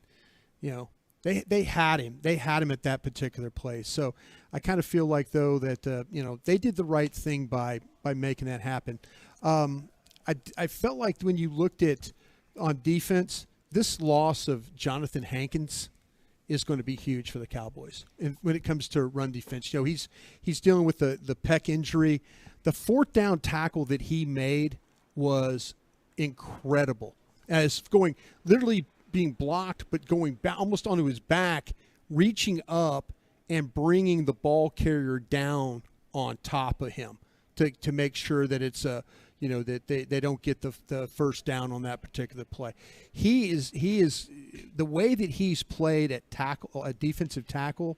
I think you couldn't have asked for a better get when it came to going out and going and grabbing a guy that fit perfect with what they're trying to do. And how long is he going to be out? That's what we're trying to figure out right now. I've reached out to some people in the organization, but he's got the strained pec. That's something that could be long-term right there that you have to deal with. So hopefully by the end of our show, I'll have some updates on some of these guys. Dorrance Armstrong was in a walking boot too. I felt like that, they really didn't get much pass rush in this game. And I think the Texans did a really nice job. What happened was Parsons was rushing against Laramie Tunsil a lot in this game. And I felt like that Laramie Tunsil is their best pass blocker. So you ask, well, what's happened is with Parsons, disinterested, hurt, banged up, what? No, I mean, he just was going against the Texans' best pass rusher. Kind of felt like that the Texans did a good job of handling. They should have been able to take things attack this inside group a little bit better with Green, the defensive line. Oso Digizua, I thought, had a pretty good game when it came to the run defense and him getting up the field. There was some pressure with him in the pass. They just couldn't get anybody home on that particular. But if you look at what Parsons was playing, a lot of it was against Tunsil, and that was the best matchup right there. I felt like that Kelvin Joseph got a little worked on that long ball. To me, that looked like a drop. On the tape, it looked like the ball hit, and then there was some movement there. Unfortunately, though, they gave him the completion on that play. Or he would, I thought, played pretty well. I thought he drove on the third down play, got him off the field. They need to play him in more press coverage, Gavin. They need to walk him up on top and let him play with a little bit more press coverage there. All righty, Krusty's Corner every afternoon at 2:40. We do have breaking news. The Cowboys are securing veteran wide receiver help in the form of T.Y. Hilton. His agent's telling Cats Bros Sports, this is from Ian Rappaport. He's on a visit with the team and should provide help down the stretch in the playoffs. That's from Ian Rappaport. Unable to play up until this point this year. How much can he help, Brian? Yeah, I tell you what, that's and I'll tell you what, I want to give Bobby Belt credit because Bobby Belt knew that the Katz brothers were coming in, and they was trying to figure out if there was a tackle with the Katz brothers that they were looking at, but it was T.Y. Hilton. Bobby called me and said, hey, keep an eye on this one if you hear anything. And he was absolutely right. He was way ahead of the game. Yeah, Rappaport reporting it right now. We'll see. I'm interested to see what happens with the situation with James Washington, because he only played a couple of plays. He had the drop, had one of the particular plays where he was on the field as a blocker for one of the running plays that they were able to have in the game. I wonder if there's going to be a swap out here. We'll see. Right now they got a pretty kind of a large group there at wide receiver. Yeah, they do. I feel like T.Y. Hilton is a great route runner, a quick underneath guy, hopefully someone who can appear in windows and be open, precisely where Dak needs him. Last year in 10 games, I think he caught 37 balls for 331 yards, 14.4 per reception. So I think he's still got something. Obviously, it's not prime T.Y. Hilton, who was in the conversation as a decent number one wide receiver, but as a number 3 now, another guy for the Cowboys to look at. Does it mean Odell Beckham Jr. is out? I would say so. Yeah. I would say Yeah. so. They've probably moved on because he's not going to be ready likely for about 8 weeks. Okay, when we come back, it's time for hour number 2 with the G-Bag Nation and the Mike McCarthy Monday press conference. Then we'll move into some Cowboys Twitter here. It's the G-Bag Nation and the Fan. Listen.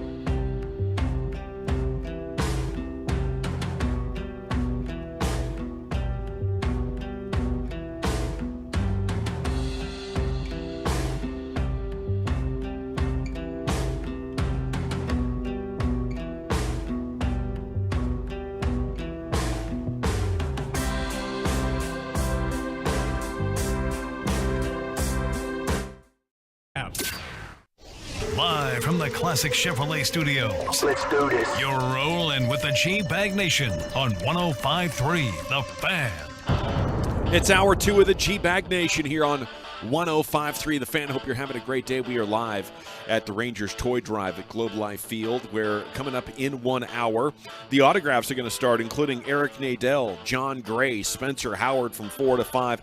In the 5 to 6 group, Mikey B. Look at that. Mike Bassick Jr. signing autographs over there. So will Marcus Simeon in the 5 to 6 group. That looks like where you're going to obviously get your most star power there with Simeon. Okay, from 6 to 7, though, how about this? Jonathan Hernandez, John King, Josh Spores, Dave Valley. Autographs starting at 4, running all the way until 7 o'clock. You have the toys. You drop off a toy, and you get a free ticket to a 2023 Home Rangers game. Jared Sandler, look at that. I tell you what, from 5 to 6, I'd It's a stand big in time. between Bassick and Sandler. Who would you stand in line for? Oh, Sandler, no doubt about it. Yeah. I mean, I don't see him as often as Mike. You know, Mike scratched one out for me in crosstalk. Would he? You know, as long as I pay the standard $100 fee. Yeah, Yeah. Mike is gonna have pen in hand, but you gotta give him the fee, right? Yes, Yeah, okay. absolutely. All right. Let's jump into some Cowboys Twitter here. Top tweets going viral about America's team. Mike McCarthy press conference coming up live from the Ford Center here in a minute or two, 10. You know, whatever he decides to do.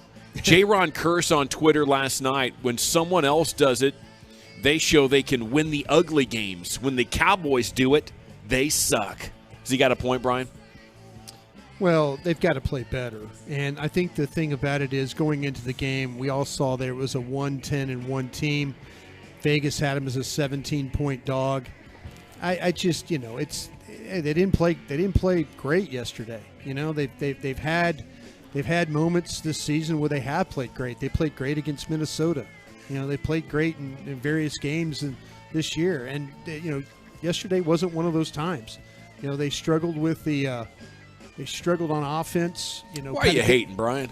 I'm not hating. I'm just saying that it wasn't. I think what happens is we go into these games, they put so much into it during the week. We talk about it all the time. And, you know, their pass blocking wasn't great. And yesterday they pass blocked. You know, I'm talking about the Texans. You know, their run defense has been bad. You know, what they do, they kind of choked you a little bit on the run. You know, if you look at the numbers for the two backs, they were over 100 yards.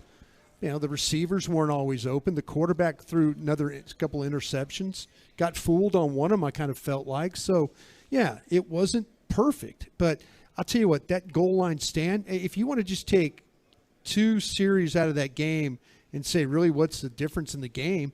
The goal line stand and then what they were able to do to take the ball 98 yards. And it was like I told you, the Texans were playing the same coverage, the cover 2, on the final drive. Never got out of it. Never got out of it. And what did Dak do? Just bump down the field. Incredible. Yeah. 5 amazing throws, I think. At least 4 on that drive. It was a great job. I think J-Ron Kirsch does have a little bit of a point, especially because you look at how the Eagles are celebrated for only having 1 loss, and a lot of their wins have been close against Houston, against Indianapolis. They have not played well. You look at Baker Mayfield on Thursday. He was like the toast of the NFL on Friday, even though he only had 3 points for the first 3.5 quarters of that. You know, he's got 2 drives to win, and everybody's celebrating him. I do think the bar is raised with the Cowboys, you know, and they're kind of judged by a championship standard where maybe Baker Mayfield is, you know, just trying to prove that he can still be in the NFL. But here's the point I wanted to make. Every fan base does this to their team. There's a portion of every fan base. Sometimes you got to look hard to find it. It's in a chat room. Sometimes when it's the Cowboys, it's on national TV. And guys like Dan Orlovsky can't get your name out of his mouth because you're what drives ratings. So when the Cowboys have success, I think the applause is going to be louder, and when they struggle, I think the criticism is going to be louder. And it must be frustrating in down times for a player. You're trying to keep it positive, and every sports show you turn to is talking about how you guys weren't good enough in a win. Well, I think those same talk shows were talking about how great you were when you smashed the Eagles. Yeah. You know, not smashed the Eagles, the Vikings. You know, and that's. They were making the case last week. You're better than the Eagles. Yeah, that's the whole thing. I mean, NFL.com and all that. I think people are just really. I think people don't want to admit when they're wrong. I picked the score 28-9. I didn't think that Cowboys were going to score 50 points or anything like that. The Texans. Good game plan. They're 1-10-1. They used 2 quarterbacks on you, and they took advantage of something that you're not very good at, and that's defending a running quarterback. And they made it. They're like, okay, well, did we really game plan for all this? No. People say, well, they didn't practice all week. They walked through and all that. They did this. Going into that game, there were a lot of healthy scratches. In that Cowboy game, and there were a couple guys that were banged up that couldn't play. But, man, that game yesterday, that took a physical toll on them when you look at the injuries. It might affect them going forward now. You losing your right tackle, it's not a good thing. Yeah, it's not. Hopefully they're uniquely positioned to recover from that, whether it's Tyron Smith or Jason Peters playing out there at right tackle. But if I'm J-Ron Kearse, I am maybe a little bit frustrated by that, but I also want to look at how we lost and what we can control. The defense didn't play great again. You're giving up too many 20-point games.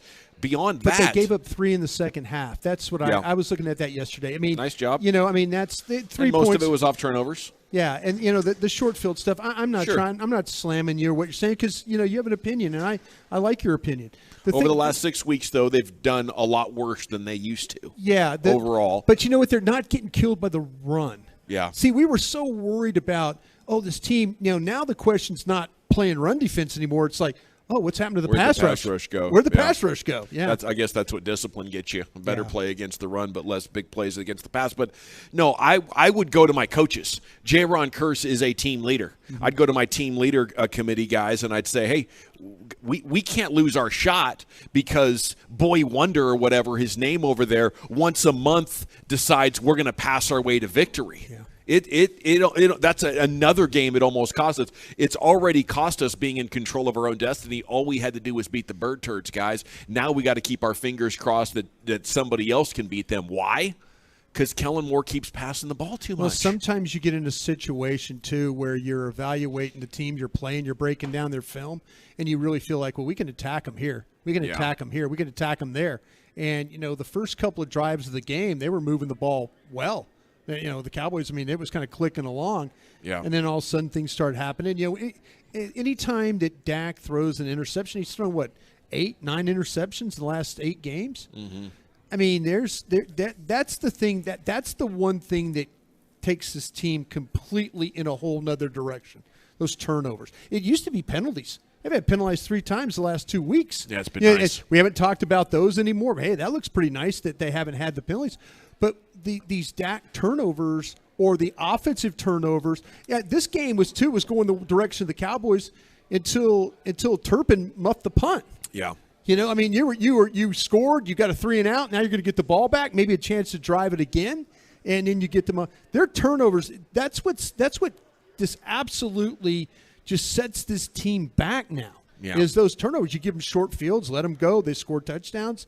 It puts you in a bad spot. It does, especially if your defense isn't fresh, But, I would use that as another reason to say, why are we passing it so much if one of the only ways we can lose is Dak throwing interceptions? Yeah. When the interceptions come, it's because oftentimes they have dropped way into coverage and they're screaming, please run the ball against us. Why are we ignoring these signs? And it's really not smart football. I think the play design for Kellen Moore and everything that he knows is elite level. But when it comes to applying it on game day in a moment, I don't know if he has enough experience or if he'll ever be savvy enough to steer an offense to minimize the risk and accentuate the positives. I wish he would have been more creative on the goal line sequence on the 1st and 8 when they ran the ball to get it down there. I wish he would have been more creative down in that area. We've seen him with some of the stuff they've been able to do and down there with the movement and things like that. But that wasn't. It was just let's. And I think it's one of the things was I was listening to Christy Scales talk about it and that how upset the offensive line was after that sequence that's like, okay, that ain't happening ever. That ain't happening anymore. You Well, know? I hope you're not suggesting that because that happened, you should be discouraged from running. No, you shouldn't. No. That's not the point. I mean, my point was I felt like that you could have ran the ball in. Yeah. But you needed to be more creative down on the – and I'm not talking about like get cute type of plays, but there are things that we've seen with the options and the movements and the – there's things that we have seen – I'll tell you what, I was worried to death on that final drive. Dak was going to throw an interception down there, as he's trying to fit the ball inside to Gallup. Gallup gets whacked, and the ball, I'm thinking, oh, damn, please don't throw it in the middle of the field and somebody be standing there you don't see. Yeah. That was my concern. I'm like, if you have to, kick the damn field goal. Let's go to overtime and see what happens here. He was in the zone, though. Dak was. That final drive, he sure the hell was. Okay, John Machota here, Cowboys Twitter, as we stand by for the Mike McCarthy press conference. Quote from Jerry Jones, they gave us more than we wanted today, and we were fortunate to have that 98-yard game-winning drive. It took a lot of fortitude, and from that drive right there, I think we're a better team than when we entered the game.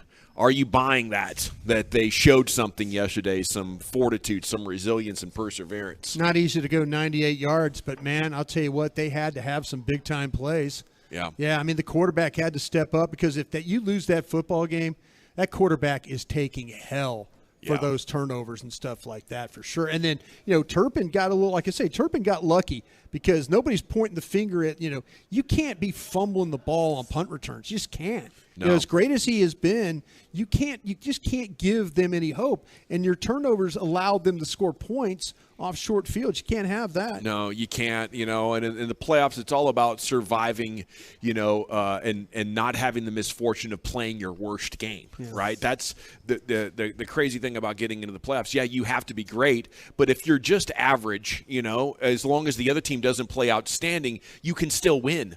I think the Cowboys are scripting a bad game when they're showing up. And I know we should talk about Dak and the players that execute this game plan and everything, and CeeDee Lamb's got to get more involved. But just passing into these looks, you're signing up for failure, especially against a playoff caliber team. Michael Gelkin, nose tackle Jonathan Hankins suffered a pec strain in Sunday's win.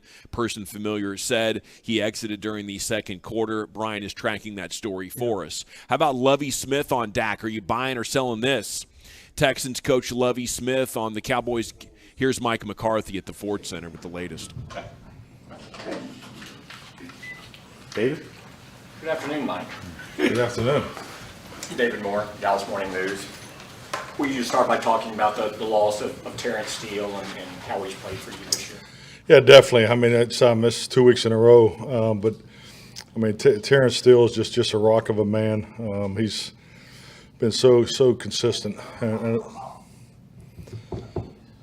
Terrence Steele is just, I mean, he's been so consistent, and obviously going to be a loss for us. I just can't say enough about him as a person, his work ethic and the way he goes about it. True pro, very mature, beyond his years, as far as a third-year player. So obviously disappointed to see what he's going through. As we were asking you just a few days ago about the continuity in your offensive line, but now you have Tyron coming back, and now you have this. You talk about the right tackle, and are you comfortable doing that sort of rotation there to work things through? Yeah, definitely. I mean, we'll work the rotation this week. I thought Josh Ball had some good snaps, and and definitely, I think the way we, played the game there, where Josh was. You look at the things we're doing with Josh, and then Jason came in for the 2-minute drill. So it obviously worked out well for us. I thought both those guys played well when they're, in their, with their opportunities. So, we'll let the game plan tomorrow kind of clean that up for us, and the guys were in today, this morning, and we'll get on it Wednesday. So I don't have the answers for you right now. Clarence Hill, Forward Star Telegram. You guys assigned T.Y. Hilton. Can you go through that decision and have you moved on from Odell Beckham?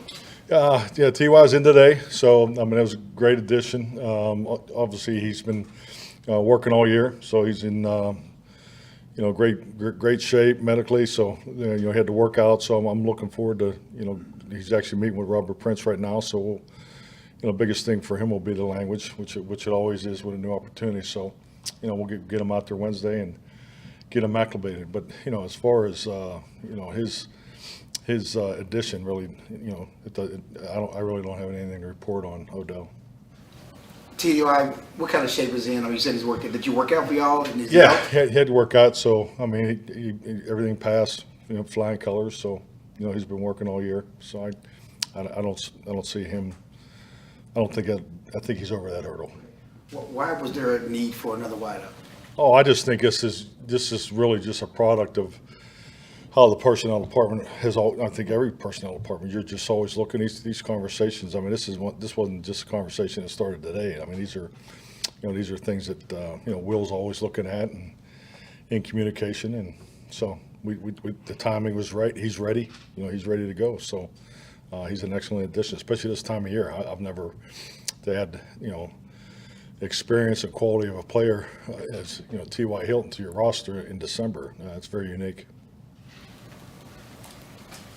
Todd Archer with ESPN. With Peters at 40 years old, can he play 70 snaps a game? Do you have any worries or qualms about that? If he I think he played 26 yesterday. So yeah, I mean, he's been working. So he's he puts a lot of extra time in. There's not too many times where you go through the weight. He's a big weight room guy in the first down on the first floor where he's not there putting extra time in. So I think he's ready to go and do what's ever needed of him.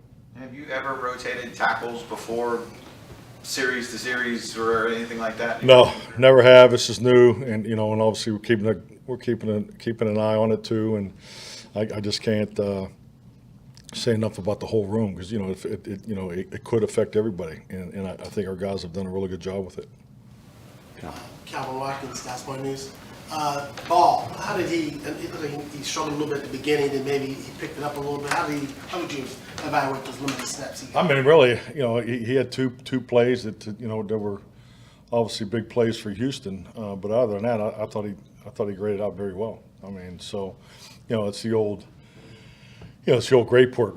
He had a great game except for two plays, but unfortunately those plays count, and they were big plays for our opponents. So, but I think he's been making a lot of progress, throughout the year. I think he's really settled down, and he's doing a good job playing consistently with his technique. Hankins, what's his health status? He's being evaluated. He has a.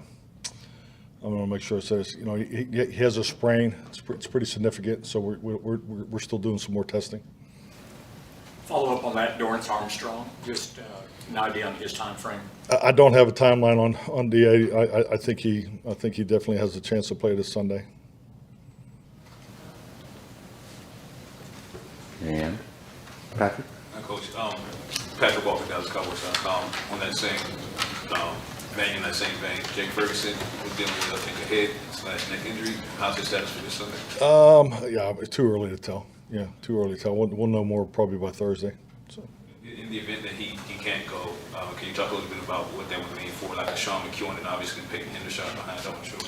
Yeah, I mean, definitely. I think anytime there is a potential injury to position, you're definitely preparing that way. So I think we talk about this time and time again in here. I mean, when you put together game plans, it's how many personnel groups can you carry into a game, and you try to balance it out and get things repped and so forth, and how many tight ends will you have up. So all those things will come into play. One last one on that same note. You guys love running with your four tight ends. Would that put you in a situation where maybe you'd elevate potentially Seth Green without giving too much away? Would that be a consideration? I really like the work Seth's doing. He's done an excellent job since he's been here, and he just needs to continue to improve, and it's definitely an option. David? We talked to you before about the first time in a long time, back-to-back double-digit wins. What does that just mean for, you talk about the culture you're putting in place and carrying things over and everyone kind of a shared experience, just how important that is to start building that to get to where you want to go in the postseason? I understand that, the importance of the double digits wins, but you're talking about something that's gone on here for over 2 decades. So I don't know. I'm sure what you're asking me, because I mean, I expect to have double-digit wins. I expect to go to the playoffs, and I've been fortunate to coach a lot of great players and have some really good teams that, we're pretty much in that position. So, I mean, to me, this is the expectation. So I didn't make it. I don't even think I discussed it with the team, because this is where, we're where we're supposed to be. We put the work in. We have a good plan. The guys believe in the plan. But we still have a lot of football left. Just the way we break down the season. We just completed the third quarter, so this is the start of the fourth quarter. These last 4 games, and as we all know, we go to Jacksonville, and then we have a tough scheduling challenge. Go 6 games and then 5 games, or 6 days and then 5 days, and 3 of the 4 games are on the road. So it's just like anything.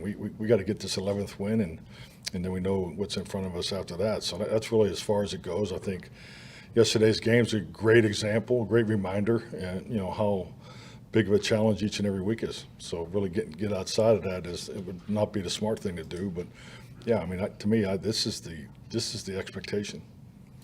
Kyle Youmans, DallasCowboys.com. How is the combination of 3 healthy linebackers, LVE, Damone Clark, Anthony Barr, help elevate each of their games individually by having each other to kind of rely on? Well, I mean, it definitely gives you a chance to play guys through different packages, and then you're obviously very healthy through those packages. So you're never out of your base stuff, and you're both in the base and sub. But I think the other thing too is when you look at linebacker types, the importance of special teams, and Damone has obviously got a lot more reps at linebacker than we probably expected this early for him, but he's also done a really nice. He had a big time tackle on special teams, so he's done a lot of nice things on special teams too. So I think the ability to have linebacker rotation is so important, and for Leighton to really have the game that he had, he won a game ball for the defense, and I just to see him do that after not being here, pretty much the whole week because of the illness was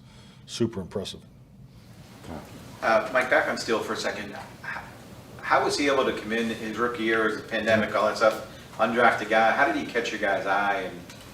And have you ever, when you signed him, you thinking, all right, this guy might not have a chance, or how did he catch him? Yeah, definitely. I mean, the pandemic, the first time we saw him was there in July, and first thing I, noticed about him was, how fast he could run. We were just going through conditioning drills, and see a big guy, Texas Tech free agent, and I mean, he was in really good shape, and really hasn't missed a beat because he's taken advantage of every opportunity he's been given. So he was first in line, all those little things you look for in first impressions. So he made a great first impression and hasn't stopped.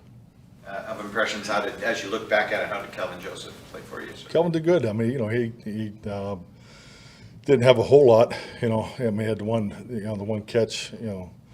The one that we challenged, but he was in good position there. I mean, they made a good throw. We just got to be better on the finish at the ball. But I thought he played well.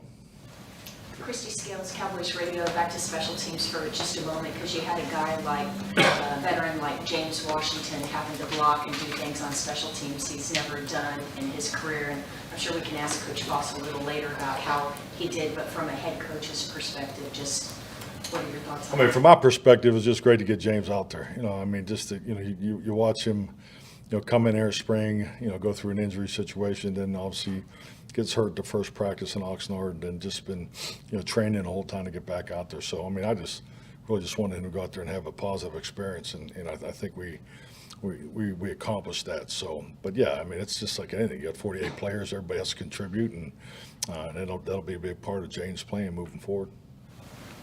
Mike, Haley Sutton, DallasCowboys.com. You chose the word resilience for this year as the theme. And obviously with the injuries and the things that this team has had to go through, that word really is effective for this roster. I'm curious what your thought process was in picking that, and how you kind of seen these guys really embrace that word and the next man up mentality.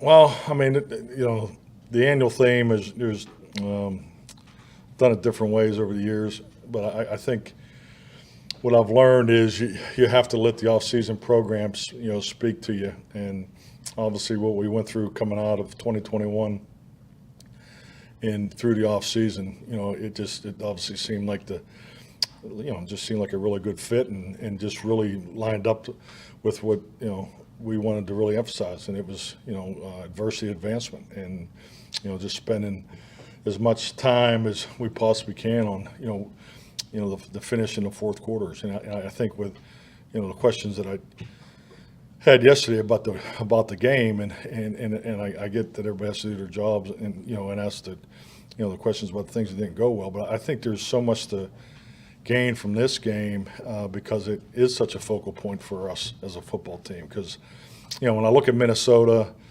and I look at the fourth quarter in Indianapolis, which is the greatest fourth quarter finish in NFL history. I mean, those two opportunities give you confidence. You're confident. They're chunks of confidence that you get to take forward with you.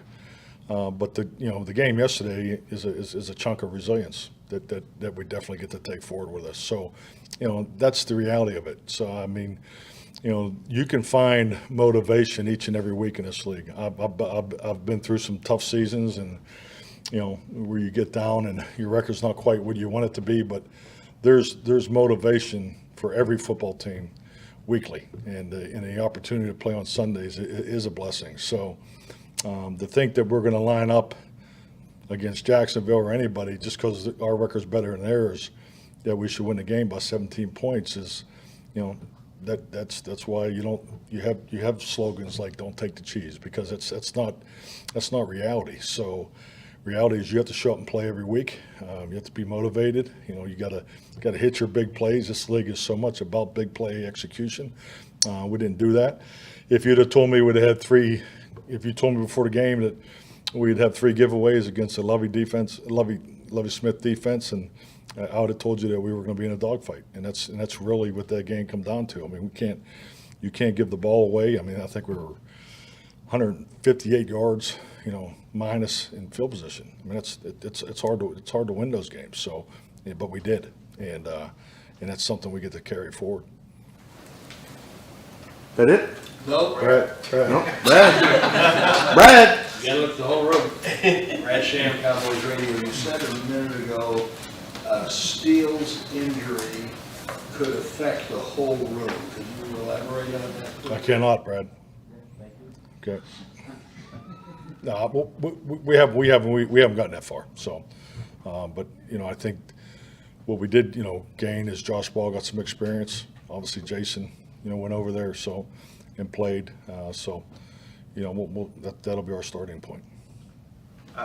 With this third straight AFC South opponent for you guys, as you've prepared for these teams, has it helped that, I don't know, like when you've looked at the film, you've seen Jacksonville play against those other teams, that you've got some familiarity, at least coaching-wise, the last couple? Yeah, definitely. I mean, that's a common practice because, anytime you play an uncommon opponent, you want to see what third division opponents do against them. So, I know that's something I've done my whole career. And the reality of it is those games are part of the breakdowns. So, yeah. So we've been, we've seen a lot of Jacksonville so far, getting ready for Indianapolis. What are your quick thoughts on what you've seen from the Jags quarterback? I haven't watched the offense yet. I'm starting on the defense this morning. All right, good. All right, thank you. Thank you. All right, there it is, the Mike McCarthy press conference at the Star. It is the G-Bag Nation here on 105.3 The Fan. We're live at the Rangers toy drive today, and the autograph start at 4 o'clock. Bring a toy, and you will get a ticket to an upcoming game in 2023 with the Texas Rangers. A lot of celebrities are going to be here. We'll have Chris Young and Michael Young join us. But, yeah, if you missed it from the Mike McCarthy press conference, T.Y. Hilton is now a Cowboy. Called him a great addition. Said he's in great shape, and he's looking forward to getting in there and working with them, and he passed his workout with flying colors and everything. Said they're just always looking for players. And there, he was asked, why was there a need for another wide receiver, especially after that catch in that game by Noah Brown yesterday. But, yeah, they're just looking to add talent. Dorrance Armstrong does have a chance to play Sunday. He was in a boot last night. And with the Jonathan Hankins, it does sound like it was a pretty substantial sprain. So it is not clear right now if he's going to be able to make it back and help this football team, and that is unfortunate. But there you have the very latest. It is the G-Bag Nation here on 105.3 The Fan. We'll continue with Cowboys Twitter and what the Cowboys should do with their tackles now. That's coming up next in the G-Bag Nation. I want to chat about Window Nation, though, because it's the best window company in the world. Forbes magazine declared that over the spring.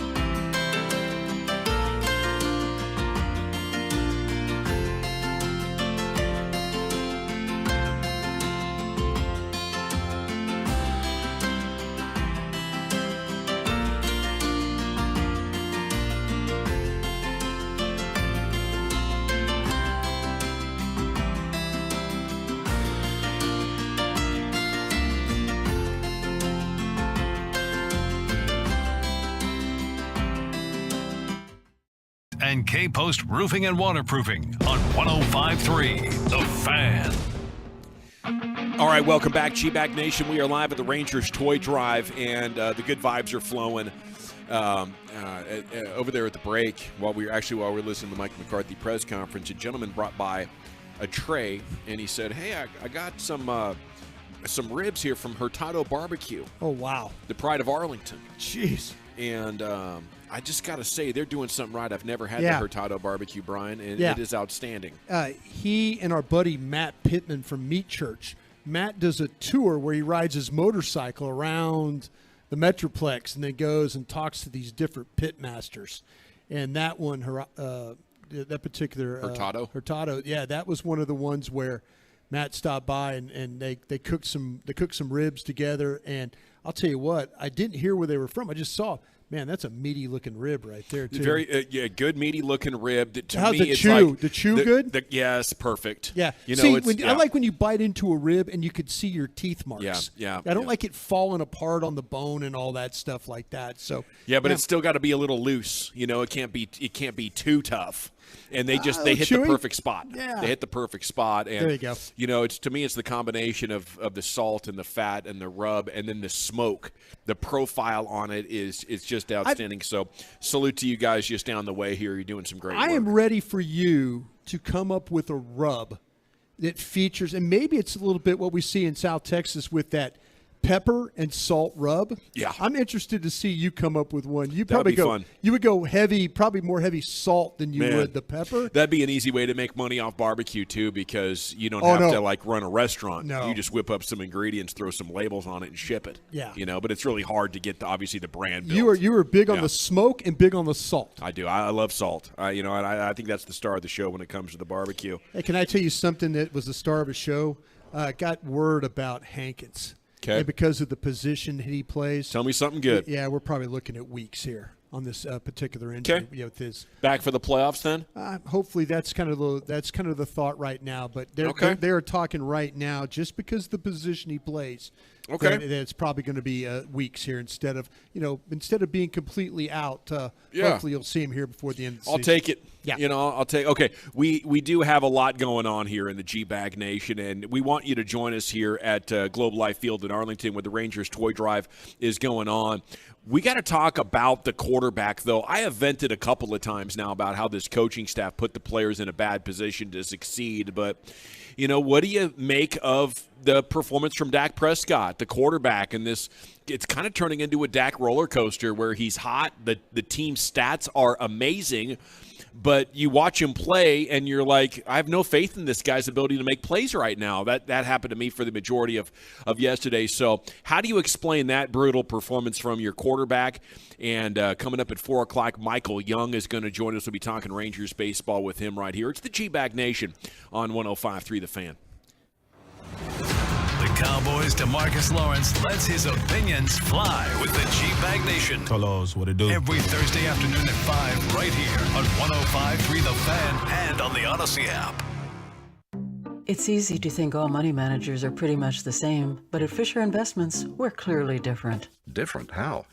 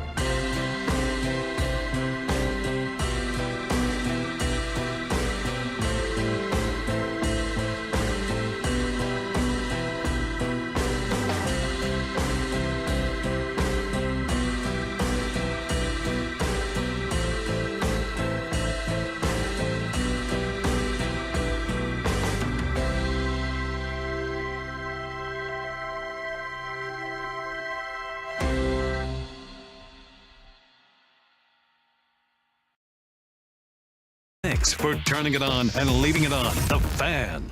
Even though shortages in demand are driving up prices, Classic Chevrolet will never charge over MSRP. Not now, not ever. This is Texas. This is Classic. Find a new road, Joe. Thank you, Lucius. TruckWreck.com fan text. What do you think about that Cowboys game? Why does the offense look so pathetic? And specifically, what do you make of Dak Prescott here against the Giants? They were bad until half. Against the Colts, they were bad for 3 quarters. And yesterday, they were bad for 57 minutes. What do you make of our guy here, Dak? In the meantime, we do have some developing news. It broke last hour. T.Y. Hilton is now a Cowboy. Brian, what have you learned so far? Yeah, veteran receiver that can play multiple spots, still has the juice, is a pro in every sense of the word. It was one of my my scout buddy guys said this, and then another one said, it's a little bit hard to say about him if he's got anything left. He's had a lot of rest, but he's had a lot of soft tissue injuries. This is definitely a lightning in the bottle type of signing. So, okay, all right. So, well, I think on turf, especially, at home, you're talking about a guy who's not too old to be quick. Right. And I think for the kind of, defenses you're going to play or face, like T.Y. is a guy that can cut through that zone and appear very quickly somewhere, stop down, get a football, and then head upfield with it. To me, when I think of Dak friendly, it's the T.Y. Hilton type of player that comes to mind. Yeah, I was just, when you look at what Odell Beckham, I was always talking about that guy that would play on 4th and 3 or, make those plays when, that Green Bay game when everything was kind of covered or blanketed to one side of the field, and now you're just throwing the ball to the other side and hoping that Pollard can make a play. Yeah. You described what I need in a player. You described a guy that can run across the formation, can make the catch, and get up the field in a hurry. And that's some of the things I really thought that they could do if they signed Odell Beckham in those kind of situations. Well, with Dak right now, we're kind of hitting a low point on the Dak roller coaster. Even though last week we were talking about how amazing they were, and the offense is leading the league in several categories since his return. How do you process all that? What is the end after you add up all the positives and some of the negatives? How does this make sense? Yeah, kind of tough. Again, what the supporters will say after last night if they want to be really stubborn is be like, it's 27 points. That's more than league average. Yeah. But the eyes tell you, at times Dak looks like a backup quarterback. They're surviving the interceptions right now. They're surviving the turnovers. Mike McCarthy told you that. He said, hey, if you're playing a Lovie Smith team, you're probably looking at 3 turnovers. You're probably looking at a very tight game. And, they've been getting very fortunate that his turnovers haven't killed them in these games. Now, again, it's not all him, but the quarterback, when it's an interception, it's the receivers, the play caller, the line. I mean, there's a lot of things that factor in. But they've been very, very fortunate. And the one thing this guy is not going to do, I don't think he's going to stop being aggressive. I really don't. I think he is going to say, be damned, I'm going to throw the football. I mean, the throw he made to Dalton Schultz, he had no business making that throw at the end of the day. And it was one of the prettier balls I've seen all year, him throw. The one before that to Noah Brown. He's going to make throws that he feels like that he could fit in there. If they give him protection, he's going to make that throw. So, they've survived. They've survived all these turnovers, but – it's one of those things where you look at it and you're thinking, okay, have teams figured him out? Have teams said, okay, make him have to read, make him have to process, make him have to find, make these receivers have to run routes in order to get open and get separation. You mentioned all the numbers, the analytics and stuff like that. All the numbers have been top shelf, but I bet she's also led the league in interceptions and turnovers and stuff like that along the way. That's the thing that's really, really hard. And you don't want to take away his aggressiveness throwing the football. And I personally don't think that he will. I think he's going to keep throwing the ball and see what happens. And if it works, it works. If it doesn't, then, then this season might not be very long there at the end. Well, the coaches would do well to not let him be in control of that as much as he is right now. Because if Dak's the one saying we're passing here, and you look at the game log in the last 5 games, you've passed a lot more than you've run twice, and you lost to Green Bay, almost lost to Houston. That's not something I can continue to let my quarterback decide he wants to be aggressive. Yeah. Mike McCarthy said it earlier in the year. It's time for Kellen Moore to be smarter. It's time for everybody to be smarter. Whoever is putting that ball in the air to that extent, needs to be reined in significantly. At 877-881-1053, they need to move Lamb around, says the 505. They did against the Colts. They did. They moved him around a lot more in that game. I think in the first drive, on the first touchdown drive, he was moving around a little bit too. But they did not do that, and I don't know if it had something to do with all the zone coverage that the Texans were playing in this game. But you've got them on the 3rd and 2. You had the 86 and 88 and the motions and stuff. This is very, very early in the game. Teams are starting to double team him a little bit on some of these things. So yeah, moving him around is probably a pretty good thing to think about. And it worked. It worked well in that game against the Colts. He moved around quite a bit and was able to find some space. 214, the coaches are trying to make a passer out of an average to below average passer when Dak is more like Jalen Hurts. Run the football more than you pass. 201. Let's just go wishbone, Gavin. Get off of Dax. You know what, Dawson? Everyone has bad performances. Do you always pitch a perfect radio show? No. At most times, you're insufferable, says the 469. Yeah, I throughout a lot of the show today, I've been trying to put it on the coaches because I think the coaches are putting Dak in a bad position there. These aren't looks from the defense that you should want to pass into, especially when you're throwing as many picks as they are. So your eyes should light up like, oh my goodness, they're letting us keep run. This is going to be an amazing day. I don't know. Do you want stats? Are they trying to prove something in the passing game? I'm not quite sure, but it's very unsettling. It's not a coincidence to me that you've had a great year so far, but the 2 out of the 3 games you lost, you passed the ball way too much, and then you almost lost to the worst team in the league because you passed it too much. Like, do you guys not see how important it is? I'm not trying to get on Dak too much. I'm trying to spread the blame around and play the right kind of game. It's so important. You beat the Vikings. The Lions beat the Vikings. This Vikings team that has had plenty of success this year. Why?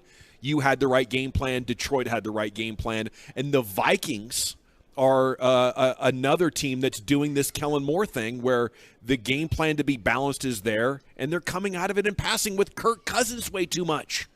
Go ahead and pass way too much if you have Tom Brady, Peyton Manning, or Patrick Mahomes. Anything short of candidate for legit the best quarterback in all of football, you should be running significantly more, and the numbers support it. What we saw yesterday was a relief, but it was also terrifying and depressing. Yesterday, I got confirmation. There's no way in HE double hockey sticks you can trust this coaching staff and this quarterback to stay with the game plan through the playoffs. They're going to need to make it through 4 games to win a Super Bowl against very good teams. They can't make it 1 month without getting greedy and deluding themselves into thinking they can be aggressive and throw it around. They can't even beat bad teams convincingly with that game plan. And they're going to show up in the playoffs and think, oh, well, they have a good front and their corners are weak. Let's attack the corners. In the third quarter, you're going to be down double-digit points. Dak's going to be sitting there with 2 picks. And I'm going to be hollering, why the hell didn't you run the ball more? They're going to have like 4.8 yards per attempt, too. I can see the future very, very clearly. That's how they're going out. Yesterday was all the confirmation I needed. And it sucks. I thought the Green Bay game would be the last moment we had to endure something like that as a Cowboys fan. I don't know. But if I'm Mike McCarthy, I'm having a huge meeting with everybody on the offense today and saying if this happens again, then I'm taking over the play calling. And hopefully Mike McCarthy is going to do exactly that. We got to run, though, Nation. We are live at the Rangers Toy Drive. The autographs are going to start here. Steve Buechele, John Gray, Spencer Howard, David Murphy is in attendance, Eric Nadel, Josh Smith. They'll be over there signing autographs. If you bring a toy, you get a voucher for a 2023 game ticket. Michael Young is going to jump on with us. Plus, we'll continue with your thoughts right here on the Cowboys. It's the G-Bag Nation on the Fan.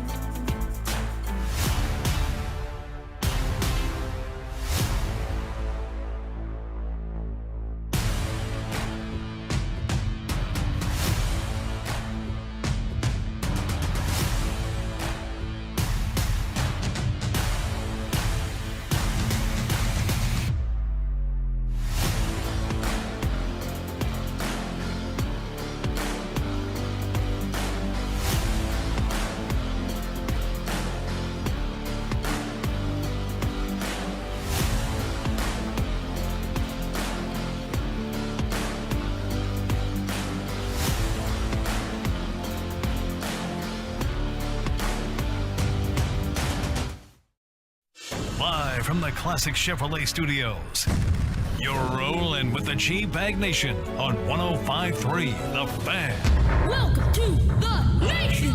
It's hour number 3 of the G-Bag Nation here on 105.3 The Fan. We are live at Globe Life Field as VIP has sat down at our broadcast table. Michael Young is going to join us here in just a moment. 469 Dawson, sometimes you can be over the top, but today you're spot on. I was thinking the same thing yesterday. A lot of bad football is being played. Okay, so there's somebody agreeing. 817, Gavin, you don't know bleep.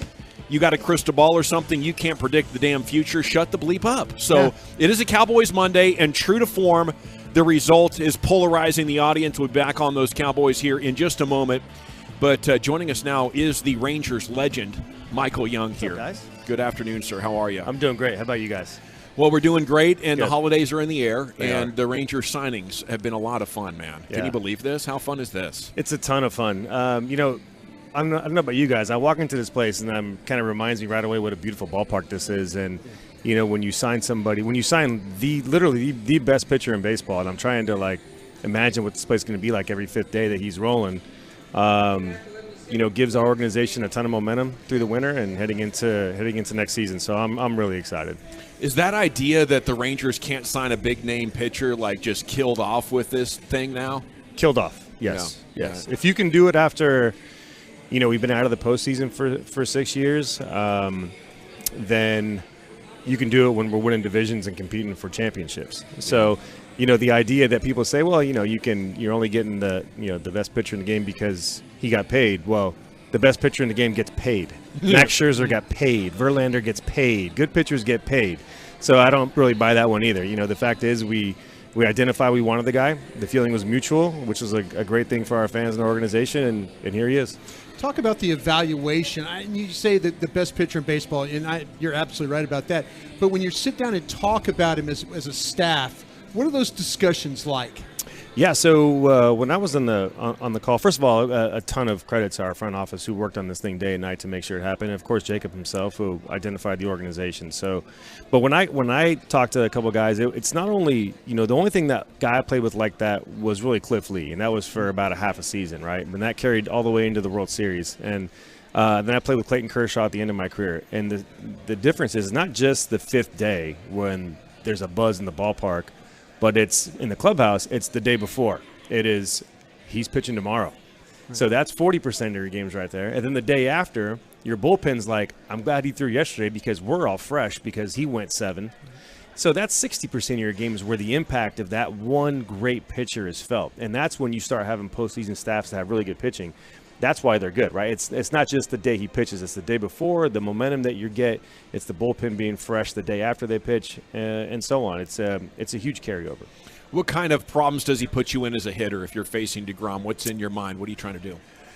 Man, well, first of all, I mean, the pitching nowadays is tougher than when I played in terms of the depth. Like the aces are still the aces. You know, Pedro Martinez was an incredible pitcher in any era. So was Randy Johnson. So were all these guys. But the fifth guy nowadays is better, far better than the fifth guy when I played. But for DeGrom, I mean, I think the one reason why I think our fans should be excited is, you know, people kept talking about, well, he's banged up the last couple of years. Well, he didn't finish the year banged up. He came back and was throwing 102 miles an hour with 94-mile-an-hour sliders. So he's ready. You know, he's already shown that he's a healthy guy. So, but anyway, the problems are, you know, like I said, it's 102 with Nat's ass command and ripping off slider speed that was heater speed for fifth starters when I played. So it's a special guy. And, you know, it's already multiple Cy Youngs, and he's already said that he wants to win multiple more. And he wants to win championships and wants to be a Hall of Famer. So his bar is set incredibly high. When can that happen, you think? When can this team become a contender? I think we are now. I think that in talking to CY and listening to what he says in the press conferences, I think that he still has his eye on bigger things to come and making sure that we can be as well-rounded as possible heading into the season. But in my mind, yeah, I think we're a contender now. I think that we have, you know, I think people forget because it's easy to do when we had a tough year last year. But stuff-wise, when DeGrom throws and then John Gray comes in right after that, I mean, he's throwing 99 last year and ripping off sliders too. I mean, that is 2 days of 0 for 4 staring at you and a punch in the nose while they're at it. It's top shelf stuff. And then Martin had an unbelievable year last year, and he checks in as our 3 right now. So it's a very impressive group, and it's just a matter of making sure that we keep these guys on the field, stay healthy, and go out and compete. Michael, when you talked about CY and him being named the general manager on kind of getting an evaluation of the team late in the season, going through all that, talk about like a former player as a general manager. Sometimes we talk about the baseball lifer and the guy that comes up as a scout. Is there one better than the other when it comes to that? I mean, being a former player and all that and understanding that. Yeah, I think with all this stuff, it is no matter the sport. I think the truth is somewhere in the middle. I mean, it's pretty much the case in everything. You have some guys who are really, really good in the R&D side and breaking down data and giving great evaluation and looking at probabilities for what's going to happen down the road. Then you have guys who can really kind of, they'll quote, they trust their gut and they trust their experience level. And then you have a guy like CY who's played, and now he's in a position where he has to evaluate and take care of an organization. So, again, that's a ton of experience that we have, and I think that's only going to benefit us. So, again, I think the truth is somewhere in the middle where you can kind of rely on all these different avenues of experience. Where do you fall on the analytics side of things, being an old-school baseball player? Yeah, I think it's fantastic. Okay. I really do. I think it's a way to get proper evaluation. If you are lagging on that, you are going to get whomped in today's game. You're not going to be as prepared as the other team. You're not going to be as ready to kind of predict what could potentially happen. But at the same time, I think where people get into trouble is if you box yourselves in with this is how we're going to do it. You still have to have some feel during the game to think on your feet. Because if you just go into a game thinking that we're inked in, this is how we're going to approach the game, you're going to be in a position where you're going to get, you're not going to give yourself a chance to have some wiggle room. And that's what all good competitors do, right? They're able to kind of see what's happening on the field and adjust.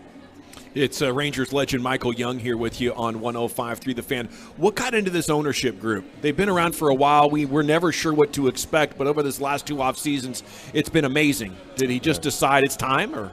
I don't know. That'd be a great question for Ray. For me, I do love it because I think that now it's putting, I think our, when you look at our payroll, it's putting it in a place where I think that our fans should be happy with where it's at. Again, you see this ballpark now, and if you look at our farm system, it's really, really loaded right now, and you have to be able to kind of like have supplemental young kids coming up to make this thing work. But then you combine the fact that this is just a palace of a ballpark. We probably have arguably the best middle infield in the league. Young kids on the way. Then you have like a star Hall of Fame type starter on the market. And now we're kind of going to start envisioning what this place is going to be like when it's packed in. It's going to be a lot of fun, man. You have Texas Live out there for, pre-game and postseason games and post, and this place is going to be it's going to be all the rage when we really get going. As a heavyset guy, I appreciate the air conditioning.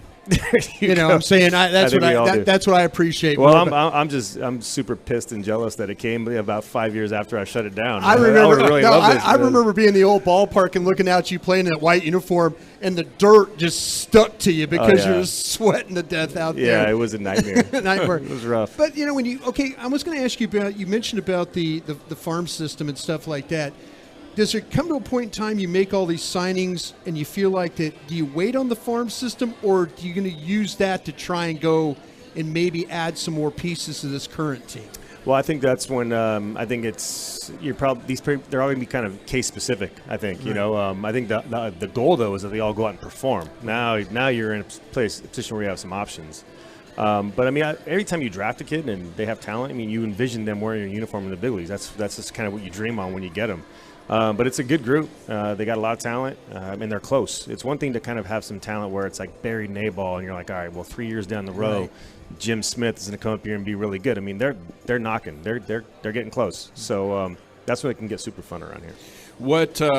So what's your role like these days? You're obviously very plugged in right now. Are you working like regular hours? Are you on totally my wedge dialed? game? On my wedge game, Okay. I am. Yeah, Good to hear that. How's the game? It's solid. From 50 in, that's where I'm at right now. 50 yards in, that's where I'm super dialed in. But from a baseball perspective, these guys have been really, really great and gracious with me, recognizing that I still kind of want my time and making sure that I feel like I'm a big part of the decision-making process. And again, I give all the credit in the world to our scouts, CY, all the guys who work 24/7 on this stuff in the front office, and they deserve a ton of credit for the improvement of our team. But again, I'm very, very lucky where I'm in a position where I feel like, my opinion can be helpful, and I'm just very grateful for that. You seem like I used to be an NFL scout. If I saw you come into a room, I would think this is a no-nonsense guy. We're about to get this straight. Sometimes you deal with former players and stuff that kind of like, I don't want to give you my opinion. I don't want to disrupt. You seem like to me you're very direct in what you say about what you see in a player or maybe even the direction of this team. Well, I hope so, and I think that whenever you're in a position where you're in a front office, and the great thing about our front office is that the opinions are all welcome and they're encouraged, and they could even be differing opinions, and they're encouraged, and that really has healthy debate, and it makes our front office tighter, it makes it better, it really kind of brings this togetherness, but also incredibly competitive, and that ultimately, hopefully, we extend to the field, and. So I mean, if my opinion is asked, I feel like I wouldn't be doing anybody any favors if I kind of, half-ate it. Yeah, exactly. Yeah. Yeah, they're great takes too, man. We've always loved having you on here at the Fan, and we wish you nothing but the best. Now we want to wish you the best in coping with your Lakers. It's very tough to see such a storied franchise like that down for you this year. They're not down. They're on the way. They're on the way. They need you in that room. No, whipping them into shape. They're getting better. The Celtics in 2 days. Let's go. A whooping of the Celtics and get us back going. Can Rangers fans come out and say hi to you? Yeah, of course. What are we doing here? You're going to be hanging out? I got to make a left over there and do a couple signings. Yeah. Thank you so much, sir. Happy holidays, guys. Happy holidays. Day. Go Rangers. The great Michael Young here with you on 105.3 The Fan. That's always fun. I'd like to work with that man. Yeah. He's got a serious look about himself. He sure does. Well, there's certain people that you want to talk to about, what's the general direction. Yes, and he knows. Sometimes that guy knows. A star player is, engaged constantly, and when that is the case, you want to get their opinion on such matters. Very important type of deal, all right? It is the G-Bag Nation here on 105.3 The Fan. We are live at the Rangers Toy Drive, and the autographs have started. Steve Buechele, John Gray, Spencer Howard, Emily Jones is over there, David Murphy, Eric Nadel signing autographs, and if you bring a toy, you get a voucher for a 2023 game ticket. You can feel the excitement around here, though, and when he said they're not done yet, basically, yes. What else could it be? Yes. I feel like we're spoiled, and they're talking about, contending and making the playoffs and everything, and that's pretty fun. Okay, truckwreck.com, fan text. Gavin, I know it's Overreaction Monday, but damn, man, I don't think I can remember this many people being upset after a win. I know. This might set the record, Brian. Well, you got to point out the problems they've had, and it's just not with the Texans game. They've had some problems in other games. They've gotten off to some slow starts. Yesterday they got off to a fast start. There's a point in time where they lose their direction of what's happening in a game, whether – like I said, I think the defense was in scramble mode yesterday. I think Dan Quinn and them did a fine job with guys being out, kind of holding that thing together in the second half to give the offense a chance to kind of catch up. That goal line stand was tremendous. You won't have 4 better plays defensively than they had. And offensively, you did what you had to do. You just saw what that offense is capable of in that last drive. That's how they should have played that game against the Texans, because like I said, Texans didn't do anything differently that they did in the other 58 minutes of that football game.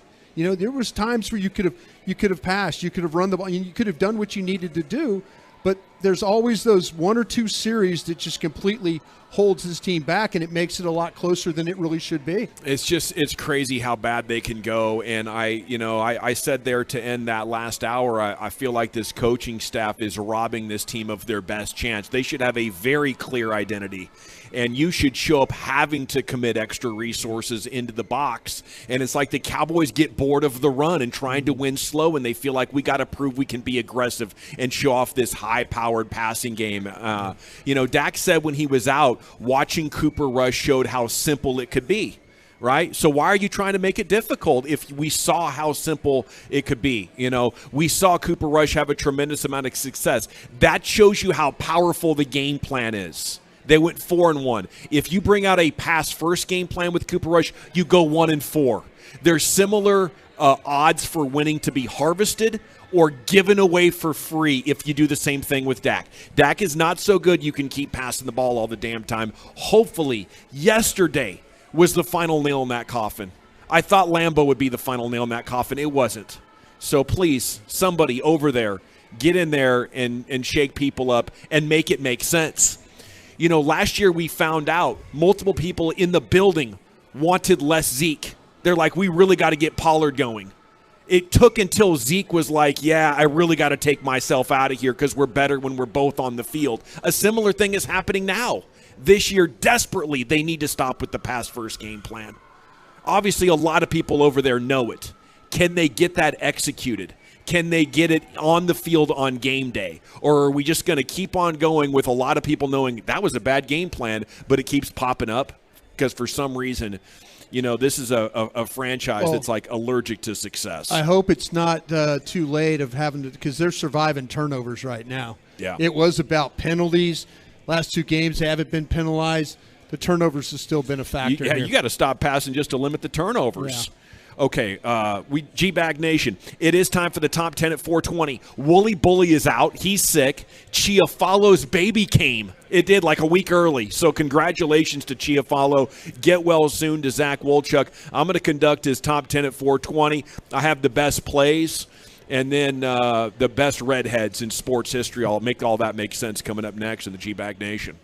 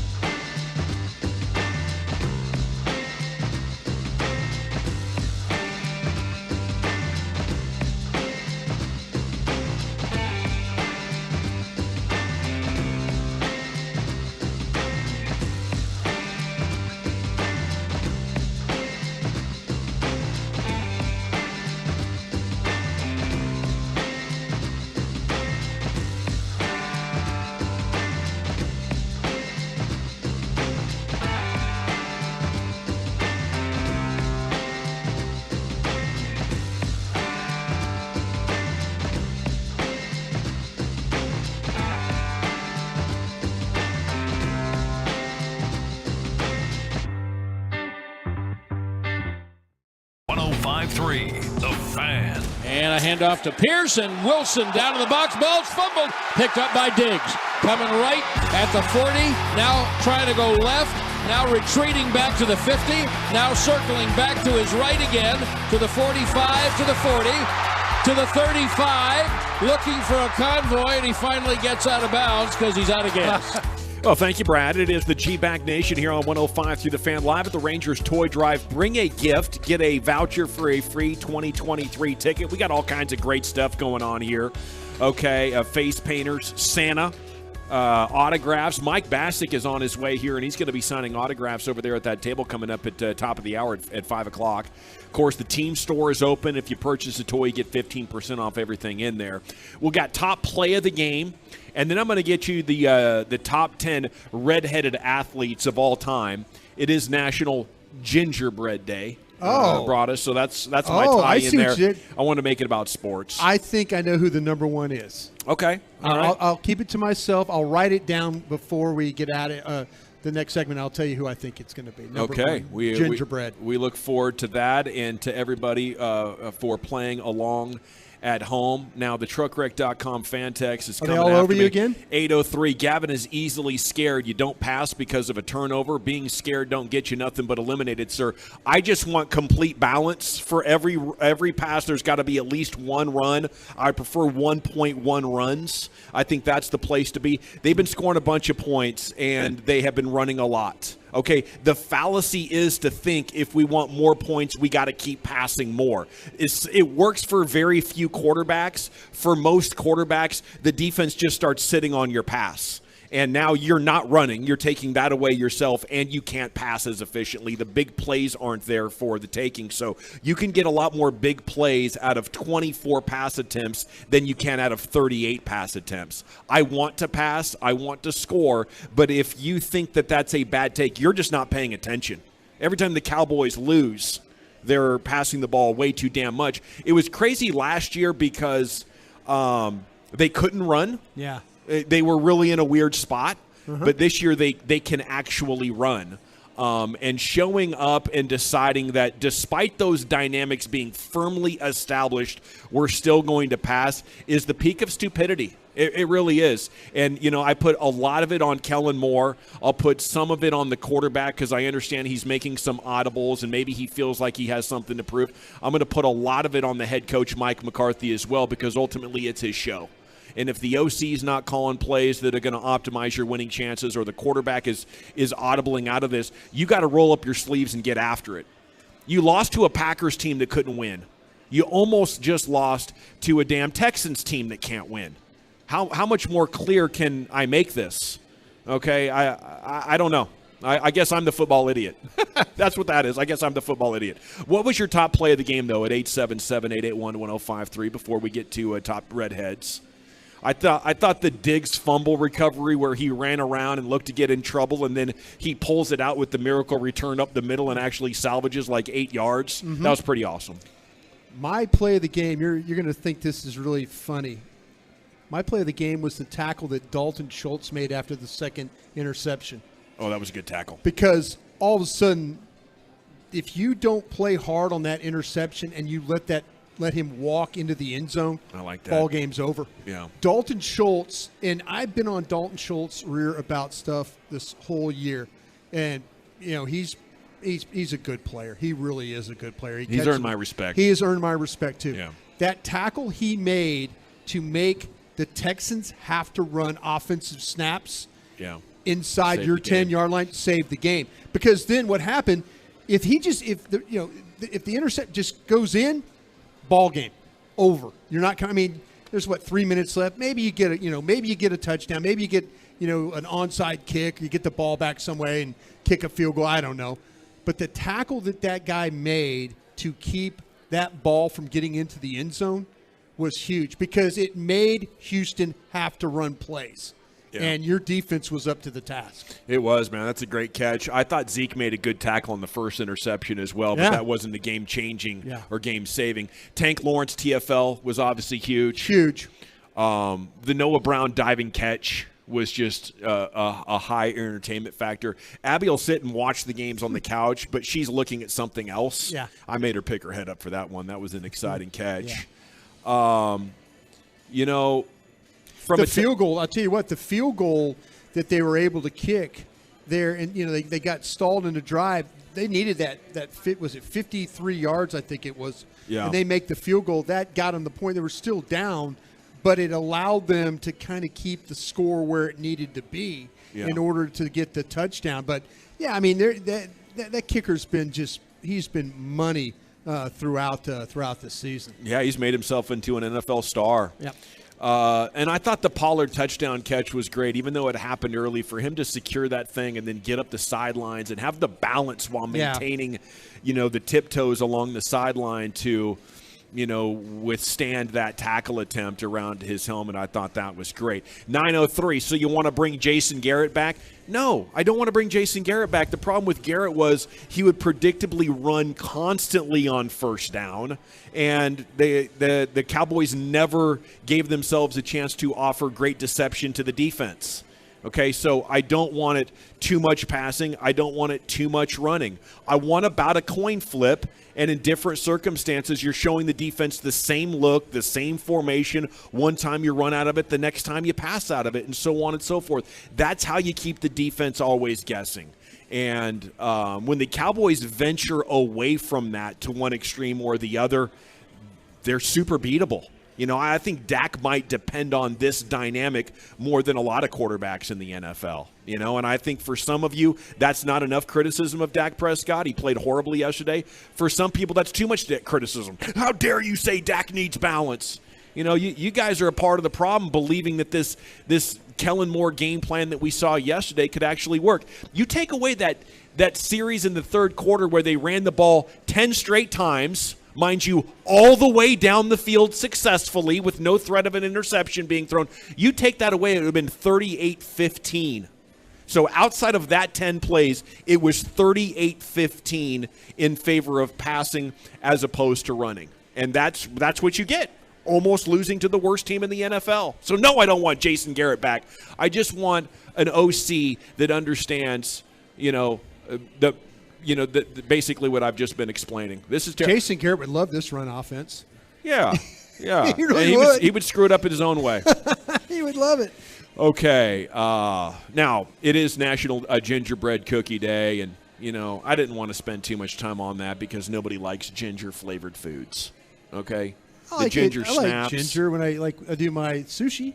The ginger, little bits of ginger there. You mix it up with your wasabi and your that kind of ginger. A little flavor. Yeah, a little but ginger you're talking about gingerbread itself. Yeah, it's not built for cookies. Like the ginger flavor, it came from a time before we had really properly imagined how good dessert could be, right? Yeah. We were trying to do something back in the day like don't put too much sugar and fat in it. Now we're like all the sugar and fat, okay? So desserts like ginger snaps have just been lost in that whole transition. Anyway. Did you ever like the ginger snap?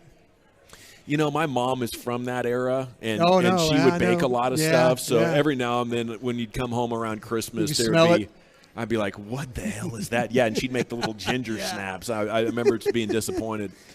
She didn't make the sugar cookies. No. That's what Christmas is all about to me. Okay, so I got the top 10 ginger athletes of all time. And I did these in no particular order, Brian. Would you like to tell me who you think deserves to be the best? Okay, I think you're probably going to say at the time Bill Walton. Oh, Bill Walton. You know it. You know he's on the list. Was he on the list? He would be my favorite ginger athlete of all time. Of course, a multiple champion at UCLA and in the NBA with the Trailblazers and Celtics. I'm thinking, but he was in no order, right? So, but I had him at number 8. Oh, you had him at number 8? He was one of the first guys that came to my mind. Okay, another ginger athlete. Dave Cowens was a center with the Celtics. I did not have him as a ginger on the official list. If he was, my apologies. Was he a ginger though? You know what I'm talking about? I remember Dave Cowens. Dave Cowens. Yeah, I didn't know if he was a ginger or not. I kind of think like he was that was way back. He would belong on this list. He would absolutely belong on this list. Oh, who are some of the others? Who do you got on that list? Okay, I'm just because I was thinking of basketball, but it's obvious the ones like Andy Dalton made the list. Andy Dalton and Jason Garrett probably. I didn't have him on the list because you just ripped him about his game plan. Is that why you didn't have him? Well, no, the only reason I say Jason Garrett is he beat me in an NFL game. Like that's what. Okay. All right, now this is you talk about. He's right on the edge. You talk know? about. We were flying home. We were flying back to Green Bay after the Dallas Green Bay game where Jason Garrett won the game, and Ron Wolf just said, "We just got beat by a sandlot quarterback." He did. He goes, "We just got beat by a sandlot quarterback." That's Okay. how bad that was. I'm going to give you some hints here. Go ahead. Number 10 was a home run king in the summer of '98 that you had to get an autograph from twice. Who is 98? Oh, Your life story. Hello. Mark McGuire. Yes. I was thinking autograph twice. Yeah. I did at Philadelphia at the Vet. Yeah. I did. I did have to see. Sometimes your clues are too good. Okay. Incredible two-sport Olympic athlete, snowboarding and skateboarding. Shaun White. Yep. Now you're probably going to test me on these names. You know me. World Cup soccer player for the U.S. in '94, and now an announcer. Alexi Lawless. Got it. Quarterback from TCU back in the day. Andy Dalton. Yes. All-time great rebounder, roots in Dallas, member of the 90s Bulls. Hard to tell he's a ginger because he's always doing crazy stuff with his hair, including making leopard patterns as he's making love to Carmen Electra. Dennis Rodman. Number 1 overall pick of the L.A. Clippers, slam dunk champion. Most recently with the Brooklyn Nets. Oh, who is it? Blake Griffin. Number 3. You could have said, been with 1,000 teams already, and I might have got a better chance with that one. Number 3, son of the greatest NASCAR driver of all time. Didn't know he was a ginger under his that helmet. would be Earnhardt. Number 2, tennis player in the 80s. You had Lendl, you had Stefan Edberg, you had Connors, you had McEnroe. There was another Euro dude, I think Germany, or maybe Russia. Boris Becker. Boris Becker was a ginger. Yeah. Was he really? Yes. And number 1 on the list, out of the University of Illinois, and an NFL career that might have featured for the Giants. Once scored 4 touchdowns in 12 minutes against Michigan. Wolverines fans still rue the name 100 years later of one. Say it. Red Grange. See, the Red Grange. Yeah. Red Grange, I've ever seen like black and white photos. How did you know he was a ginger? I googled the best the best ever athletes. Yeah. So oh wow! I didn't get any visual verification of that. But Bill Walton, he was he wasn't on the ginger list. Yeah, he certainly was. Okay. Yeah, and he overcame a speech impediment. By the way, he could barely talk when he showed up in college. Publicly, he was like humiliated to read in class and stuff like that. So That's a shame. he went through a bunch of different classes, and then ultimately everything comes full circle, and he has a Hall of Fame broadcasting career as well. Being a weirdo. He's an interesting cat. Yeah, for sure. All righty, it is the G-Bag Nation here on 105.3 The Fan. Thanks for Live. being nice to me on those names. You know, my was birthday, I impressed. can't remember all these names like I used to. So I was impressed. Yes, it is. It is Brian's birthday. Come on by. Maybe you want to bring him a gift as well. Yeah. Salute to Hurtado's Barbecue. They dropped off some ribs for Brian's birthday. We got all kinds of great stuff going on here at the Rangers Toy Drive. Bassick will be here any minute. He's 22 minutes from hitting that table and signing autographs along with Taylor Hearn and Mark Mathias and Jared Sandler right here. It is the G-Bag Nation on 105.3 The Fan. And when we return, Overreaction Monday, NFL True or Fart False. Did the Texans expose the Cowboys? It's next to the nation. Coming up Tuesday morning on Sean and RJ.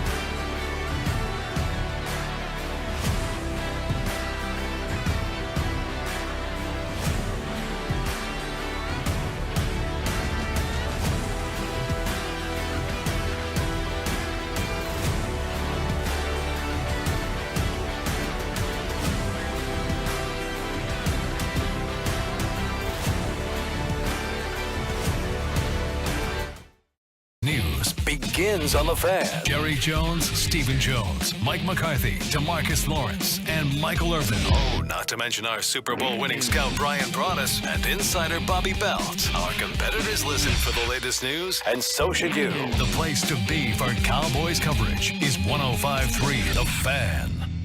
Even though shortages in demand are driving up prices, Classic Chevrolet will never charge over MSRP. Not now, not ever.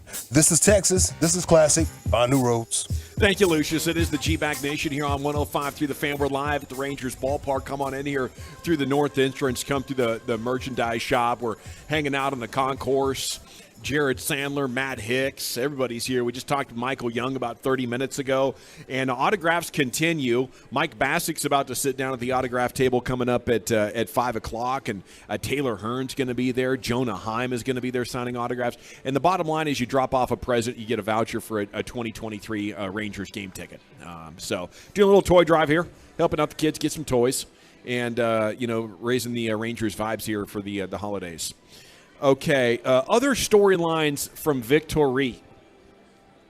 I think keeping things in perspective, as disappointing as it was, they got the win, and that's nice. And it's the first time they've had double-digit wins in back-to-back seasons since 1996.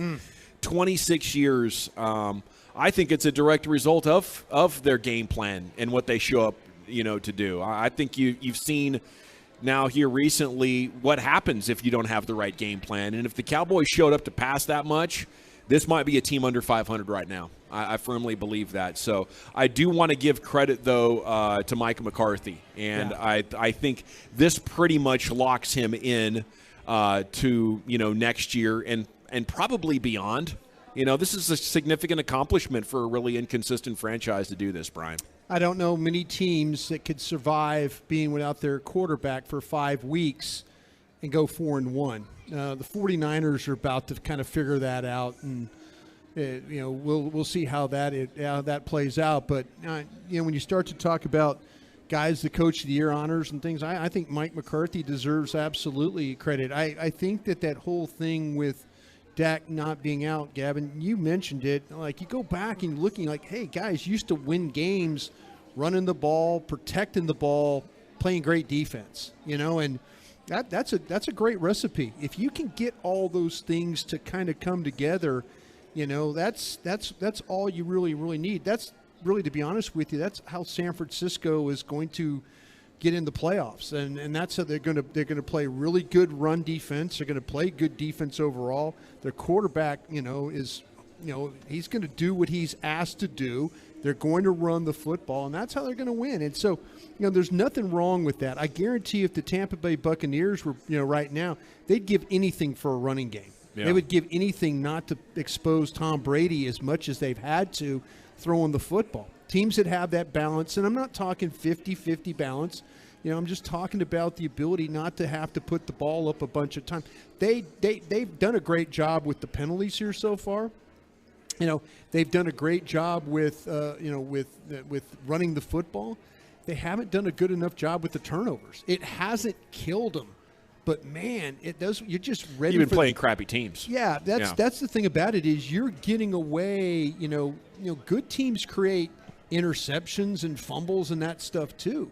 You've got to find a way. And if Dak is going to stay aggressive, I'm cool. Dak aggressive, cool, no problem.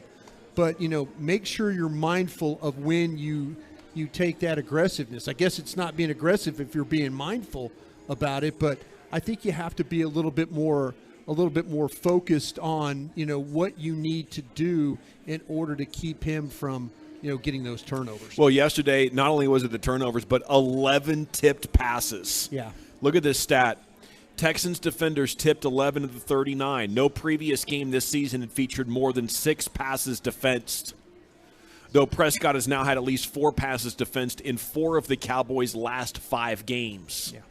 That's huge. Nobody else is getting balls tipped like this. Everybody in the NFL is keeping it under 6, and he's had at least 4 in 5 games in a row. What's going on there, Brian? What's contributing to the tipped passes? Well, I'll tell you what. When you look at yesterday, I think we've mentioned the clog and cover stuff that teams have played. I think the Texans did a really good job of, getting to their area, getting to their spot, and then when they read the ball being thrown, hands up, or guys driving on the play. I mean, their safeties played well yesterday. We talk about all the cover 2 stuff they had. Linebackers drops in a cover 2 defense. You have to defend the middle of the field. They did a good job of handling all that. So yeah, and to be honest with you, there was a pass that was tipped early in the game. One of their defensive linemen got the ball. They were trying to throw the ball underneath the Gallup. And to be honest with you, the ball got tipped at the line of scrimmage, incomplete. If the ball gets through, it's probably intercepted. That's the kind of, but it didn't get through. It got tipped, got knocked out of the way. So, yeah, teams are kind of figuring out if you can't get to Dak hands up, but they're also driving on these corners and safeties and linebackers are driving on these routes and making it contested, plays. A lot of the time the ball coming out there, if it comes late, you're going to give those secondary and linebackers an opportunity to get to you and knock those balls down.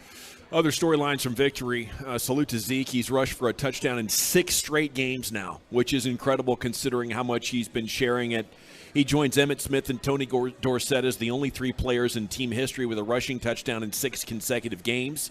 The last Cowboy with a rushing score in at least 6 straight games was Emmitt's 11-game touchdown streak in 1995. Yeah, and you would like to think, I wish you could have got that last one in on 4th down, but the Texans did a great job of kind of coming from the backside there and making that play, taking care of that particular tackle right there. With the touchdown in the 4th, Zeke passed Bob Hayes for the 3rd most overall scores in team history. Only Dorsett with 86 and Emmitt Smith at 164 have more touchdowns in Cowboys history. How about Noah Brown? He had a great start to the season when Michael Gallup was out. It's been silent for a while, but yesterday he caught the 4 passes for 85 yards, the 2nd most receiving yards in his career behind the 91-yard performance against the Bengals on September 18th.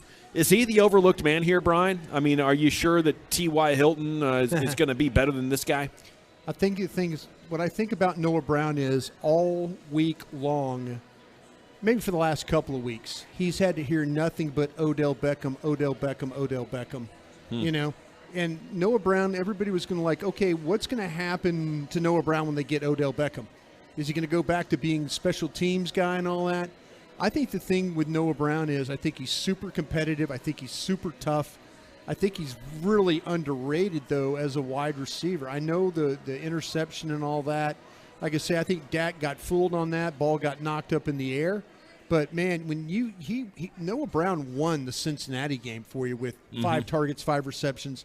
You look at what he was able to do yesterday and how they were able to take advantage.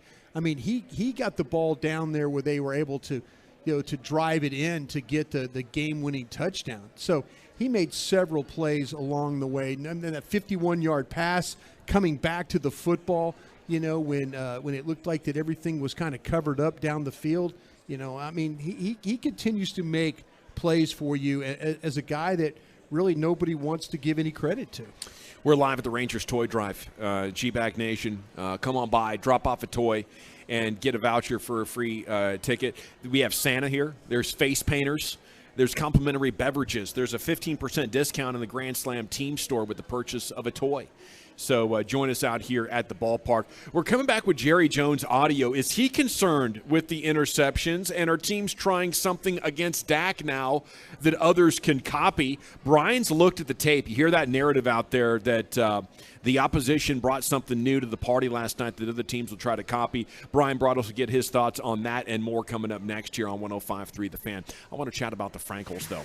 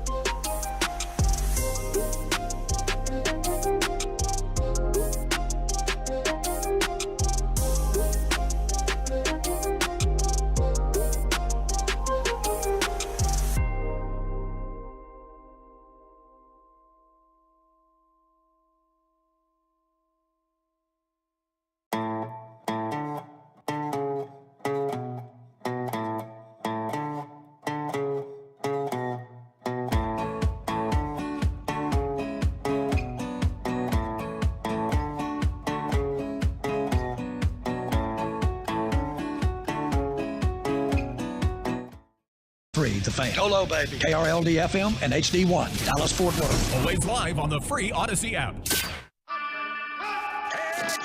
Live from the Classic Chevrolet Studios. You're rolling with the G-Bag Nation on 105.3 The Fan. It's hour 4 of the G-Bag Nation here on your home of the Rangers, 105.3 The Fan. General at your service. If you see me, bear me. N.A. There's Brian Broaddus, former Cowboys scout. We got some Cowboys content here for you. Jerry Jones post-game audio. How concerned is he? Lucius Alexander is back in the Pimp Cup at Master Control. Carter Freeman, of course, coordinating your video. And along with you, we are the G-Bag Nation. Wolchuk is sick. Okay, Zach Wolchuk started feeling ill late in the post-game show last night, and he could not make it here with you today. And Eric Chiafalo's baby arrived, I believe, on Saturday morning. So congratulations to the Chiafalos. Daughter number 3 has arrived. He's out girl dadding me in a significant way. I got to have 2 more girls to take the lead back.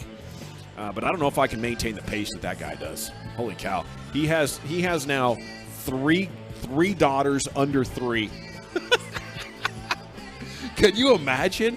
I mean, I'm overwhelmed, and I got like an 11-year-old who's like a partial babysitter. He's doing 3 under 3, dude. I didn't have Bennett until I was 40, so that kind of tells you right there where. But yeah, Chief, I think is there some gift we can give him, vasectomy or something like that for the holidays? Something that we can we can start a GoFundMe or something like that. Can we get some type of a fund together? Maybe you do a lot of reads. Is there any company that would like to come on board, give you a read about those kinds of things, and we can pass along the vasectomy thing to him? I don't know. I mean, you do a lot of these. Sure, men's a health urologist. things. Yeah, I mean, I don't know if Men's T Clinic does those. I hear the testosterone can hit the pause button on your swimmers. Yeah. So maybe the test is exactly what Chiafalo needs. But who knows? Maybe he wants to double it. Maybe he wants 6 daughters. I don't know. I can't assume that for him. I can't imagine. Would you because take 6 daughters? Sure, absolutely. I would want a lot of help. I just can't imagine like being in public with more than 2. Because they can run off, like I guess at some point you just worry about them running off in the grocery store and getting abducted because you're like, we can't control Biggest it. We're just fear ever. Yeah. Let me ask you a question. You're getting ready to travel back to the Great Northwest. Imagine traveling with 3 kids under. We're not. We're staying home for the holidays. Grandparents got to come visit us. No. I can see you. I can see you with 3 kids under the age of 3 trying to fly. Yeah, that's you would not lose happening. your mind. That's not happening. God bless. When I fly with you, just us, you're like in your own little world over there. Yeah, I know. It's rough. I hear about it all the time. Okay, Jerry, post-game audio. How disappointed are you, and are we seeing a new strategy against Dak emerging? Here's cut number 1 on the relative disappointment there for the owner last night after the win over Houston. I'm so proud of them. I know I'm elated.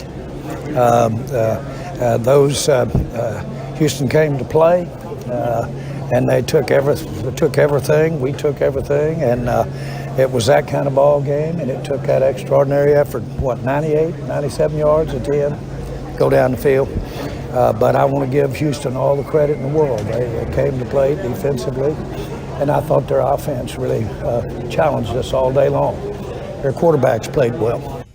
Classy thing to do. I'm elated. Congrats to Houston. And they tell us all the time going into these games, everybody in the NFL is good at football.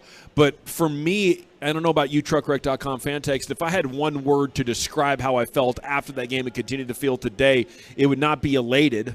It would be like frustrated or no, it'd be relieved. Relieved. That's a fair word. Let's move on and hope to get better vibes going against Jacksonville. Yeah. But yeah, I'm worried. I'm not going to lie. I'm not going to lie to you. When that drive was going on, I did worry about Dak throwing an interception when they got down. When he tried to fit the ball inside the gallop, I'm thinking, man, it's tight down there. There's bodies on the one they ruled the drop. Yeah. I'm sitting there thinking, and he's moving around, and he's kind of just trying to make a play, and the ball left his hand. I'm like, please don't throw an interception here. You know, for some reason I wasn't worried about it, even though he threw one on the drive earlier. When Dak gets in that mode, I'm not thinking pick. No. I'm thinking he's in the zone. I was thinking, please, after all the good that had happened on that drive, please don't let this thing in on a – you didn't see the linebacker or you didn't see the safety, Petrie. You didn't see him come flying underneath and make a play. You know, that's the thing I was worried about. And selfishly – I didn't want to go on a post-game show after a loss like that. No. Not with that. Be like a morgue. No, I did not. And that's very selfish on my part. I just did not want to hear it. I didn't, and people were very concerned, and rightfully so. Everything that you've talked about on this radio show today is absolutely true. Yeah. When you start to talk about, how do you need to handle these things going forward? How can you win games? How could you not put your defense at risk? It's very delicate. Yeah, it is. I mean, because you sit there and you sound like, oh, you're kicking Dak in the junk. But no, I mean, he's part of some of the mistakes here. But he's also part of the wins you're getting, too. So you got to balance that out. But you cannot live turning the ball over in these games. And they have, because their roster is better than who they've played. They've been in forgiving situations with their opponent. Their opponents haven't been able to score. Right. The Texans get the ball on the 6-yard line, 8-yard line right down there and go 4 times and don't get it in. Yeah. That right there, you ought to kiss Dan Quinn on the head for what he was able to do, to keep them out of that end zone. They didn't keep him out either. The refs just decided that guy was out. How many times have you seen that replay? If he was not in the end zone, then that's the weirdest visual illusion that I've ever seen. I don't know if that gets overruled on a challenge, but that was very Mike McCarthy-esque to just hike the ball on 4th down and hope for the best. Yeah. That ball was in. That guy was not down. And Mark Sanchez trying to make it like he was down in the one replay they showed on TV, he's like, oh, yeah, you can see right here he's down. No, he was like hell he was.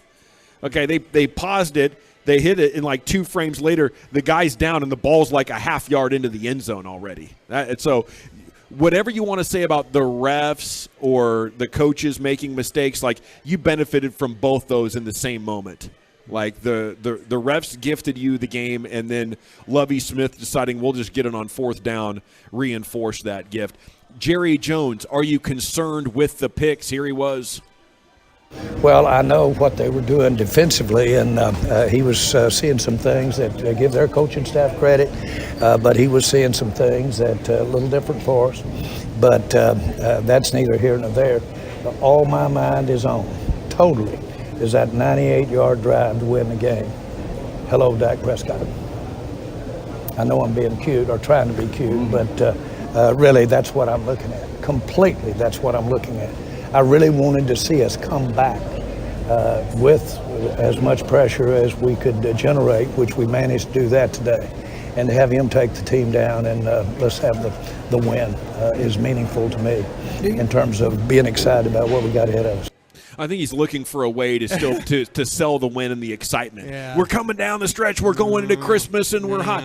This is just like the previous week when he reached to sell you that Zeke wasn't benched. It was some sort of an infraction. He's selling the brand and the excitement and the experience of the season there. There's no way you could just selectively decide you're not going to care about the first 57 minutes and only pay attention to the final drive. That box with him and Steven and Jerry Jr. and all them sitting up there, they didn't want it. I mean, yeah, you're talking about the drive and all that, but when that ball's on the 2-yard line, and you're sitting there, I have confidence, but you don't know what's happening at right tackle. You really haven't done anything against their cover 2 look, during the day, except for the first drive of the game, basically the second drive of the game. Yeah, he didn't want to be in that situation. Hell no, it's a lot easier watching the game when you score 33 points in the 4th quarter to put somebody away. Nobody wants to sweat that game. I remember coming down the elevator with Zach Wolchuk, and Zach might be the biggest Cowboy fan that I know. Zach was it was hard to talk to him because he was just wrapped up in it. And we're walking to the Miller Lite Club, and he's got it on his phone. He's like, damn it, I'm 3 plays behind. And I'm like, okay, let's just stop and watch and all that. And, nobody wanted to see, nobody wanted to be in that situation. You wanted to be beating the Texans where you're doing the Landry shift and then you're going home. That's what you wanted to be in, but I tell you what, I didn't want to. I'm happy they won the game because, like I say, it makes my life a whole hell of a lot easier when they find ways to win these football games. Yeah. But as a fan, you also have to evaluate and look at the issues that you have. I think the best thing going right now is that while the Cowboys win wasn't a great one, that's going to be forgiven in this NFC. Everybody that is going to get to a similar point is going to have games like this. I mean, you've lost 3. The Eagles have only actually lost 1, but they could have lost to the Colts. They could have lost to the Texans. Yeah, you look at the reaction that Sirianni had after the Colts game, and I know it was because of the former coach and all that, but he jumps up on the bench and he's like basically MFing the Indianapolis crowd, and you're like, bro, you just beat the Colts. Yeah. What do you Frank Reich, okay, you just beat the Colts. Yeah. And, then you watch McCarthy after the game, and he's walking across the field. It looks like he wants to throw up. Yeah. Because you don't want to put yourself in those games. Yeah. But that's the reaction. Teams have moments like this, but the Cowboys have had more moments. The thing I'm happy about is, like I said the penalty thing is not going to change. It's actually changed. The last two games they've been less penalized. Yeah. So that, to me, is a positive going forward. Don't let these officials screw you along the way with penalties and stuff like that. Okay, we got to get into your film work here. You heard Jerry talking about it already. Here's more in Cut 9 on the Texans' different looks that they had for Dak Prescott. Here's Jerry Jones. Yeah, they did a lot of zone and were mixing it up real good. And like I say, hats off to Houston and their coaching staff. They did a real good job, but their basically their strategy as well as what they deployed out there had a lot to do with Dak's any things that are negative about Dak's performance. But they had that out there too on that 98-yard drive, and he was able to step up there and win the game. That's just Jerry would have been better off just saying, listen, I get to watch the film tomorrow. I can watch it tonight if I want. I'll have somebody put it on the pad. Yeah. I will tell you when I'm on 105.3 The Fan, I'll be glad to tell you what I saw and all that. Jerry sounded like a guy. Yeah, they played zone. They played man. It's like the Bill Belichick answer. Yeah, they're a good team. They play zone, play man. They get after the ball. They tackle well. You're kind of getting that Bill Belichick vibe. He's trying to cover for Dak and asked him a specific question. He couldn't give an answer to. I did not know what they did to Prescott until I watched it this morning. And what'd you see? And I was, it's the cover 2. Jerry was right. He's been seeing it for 2 years. Yeah, it was the cover. They rotated. They played some single high early in the game. There were some problems with their single high coverage. They went to some cover 3 where it's like playing thirds of the field, and then they went to just 2 deep stuff and drop the linebackers, play 2 safeties, and then make the Cowboys have to run routes with 7 back into a zone defense. So and what would you do against that? There's things. Now I'm gonna sound like Jerry here. There's zone busters that you have. There's routes that you can run against zones. You can run outs, the slants. If you got guys sitting on the hashes, you don't want to carry your guys inside because linebackers are flying all around. You can run vertical routes against 2 deep. You could try and hit it in the middle of the field. Some of the problems that Dak has had is throwing the ball in the middle of the field. But what happened against the 2 deep look when he threw the ball to Schultz? Right between where it needed to be. Good throw right there. But Dak has had some bad throws against 2 deep looks. Yeah. Not seeing the safety, not seeing the linebacker right there. So, yeah, there's things. If they're going to see more cover 2, they've got to have those what they call cover 2 busters, vertical routes, some combination routes where, it's like you're running guys through the zone. You got to learn to sit down, too, in the zone. Some of these receivers, they just keep running, and they're running right into somebody who's in coverage on the other side of the field. You got to have that ability, like the routes, the tight end stuff, the quick, the spot routes. things like that kind of just keep the chains moving, and then that way you don't put yourself in harm's way throwing the football. Well, if you miss on a fourth down, if you have a special teams play and a turnover, then all of a sudden, like, everything's compounding against you.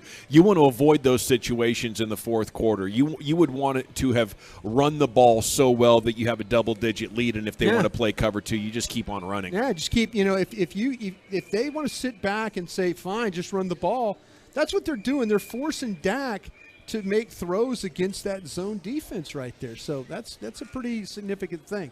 All right. It's a storyline that I think sunk last year, and I don't think it should sink this year because you can run the ball so much better. Than you could last year.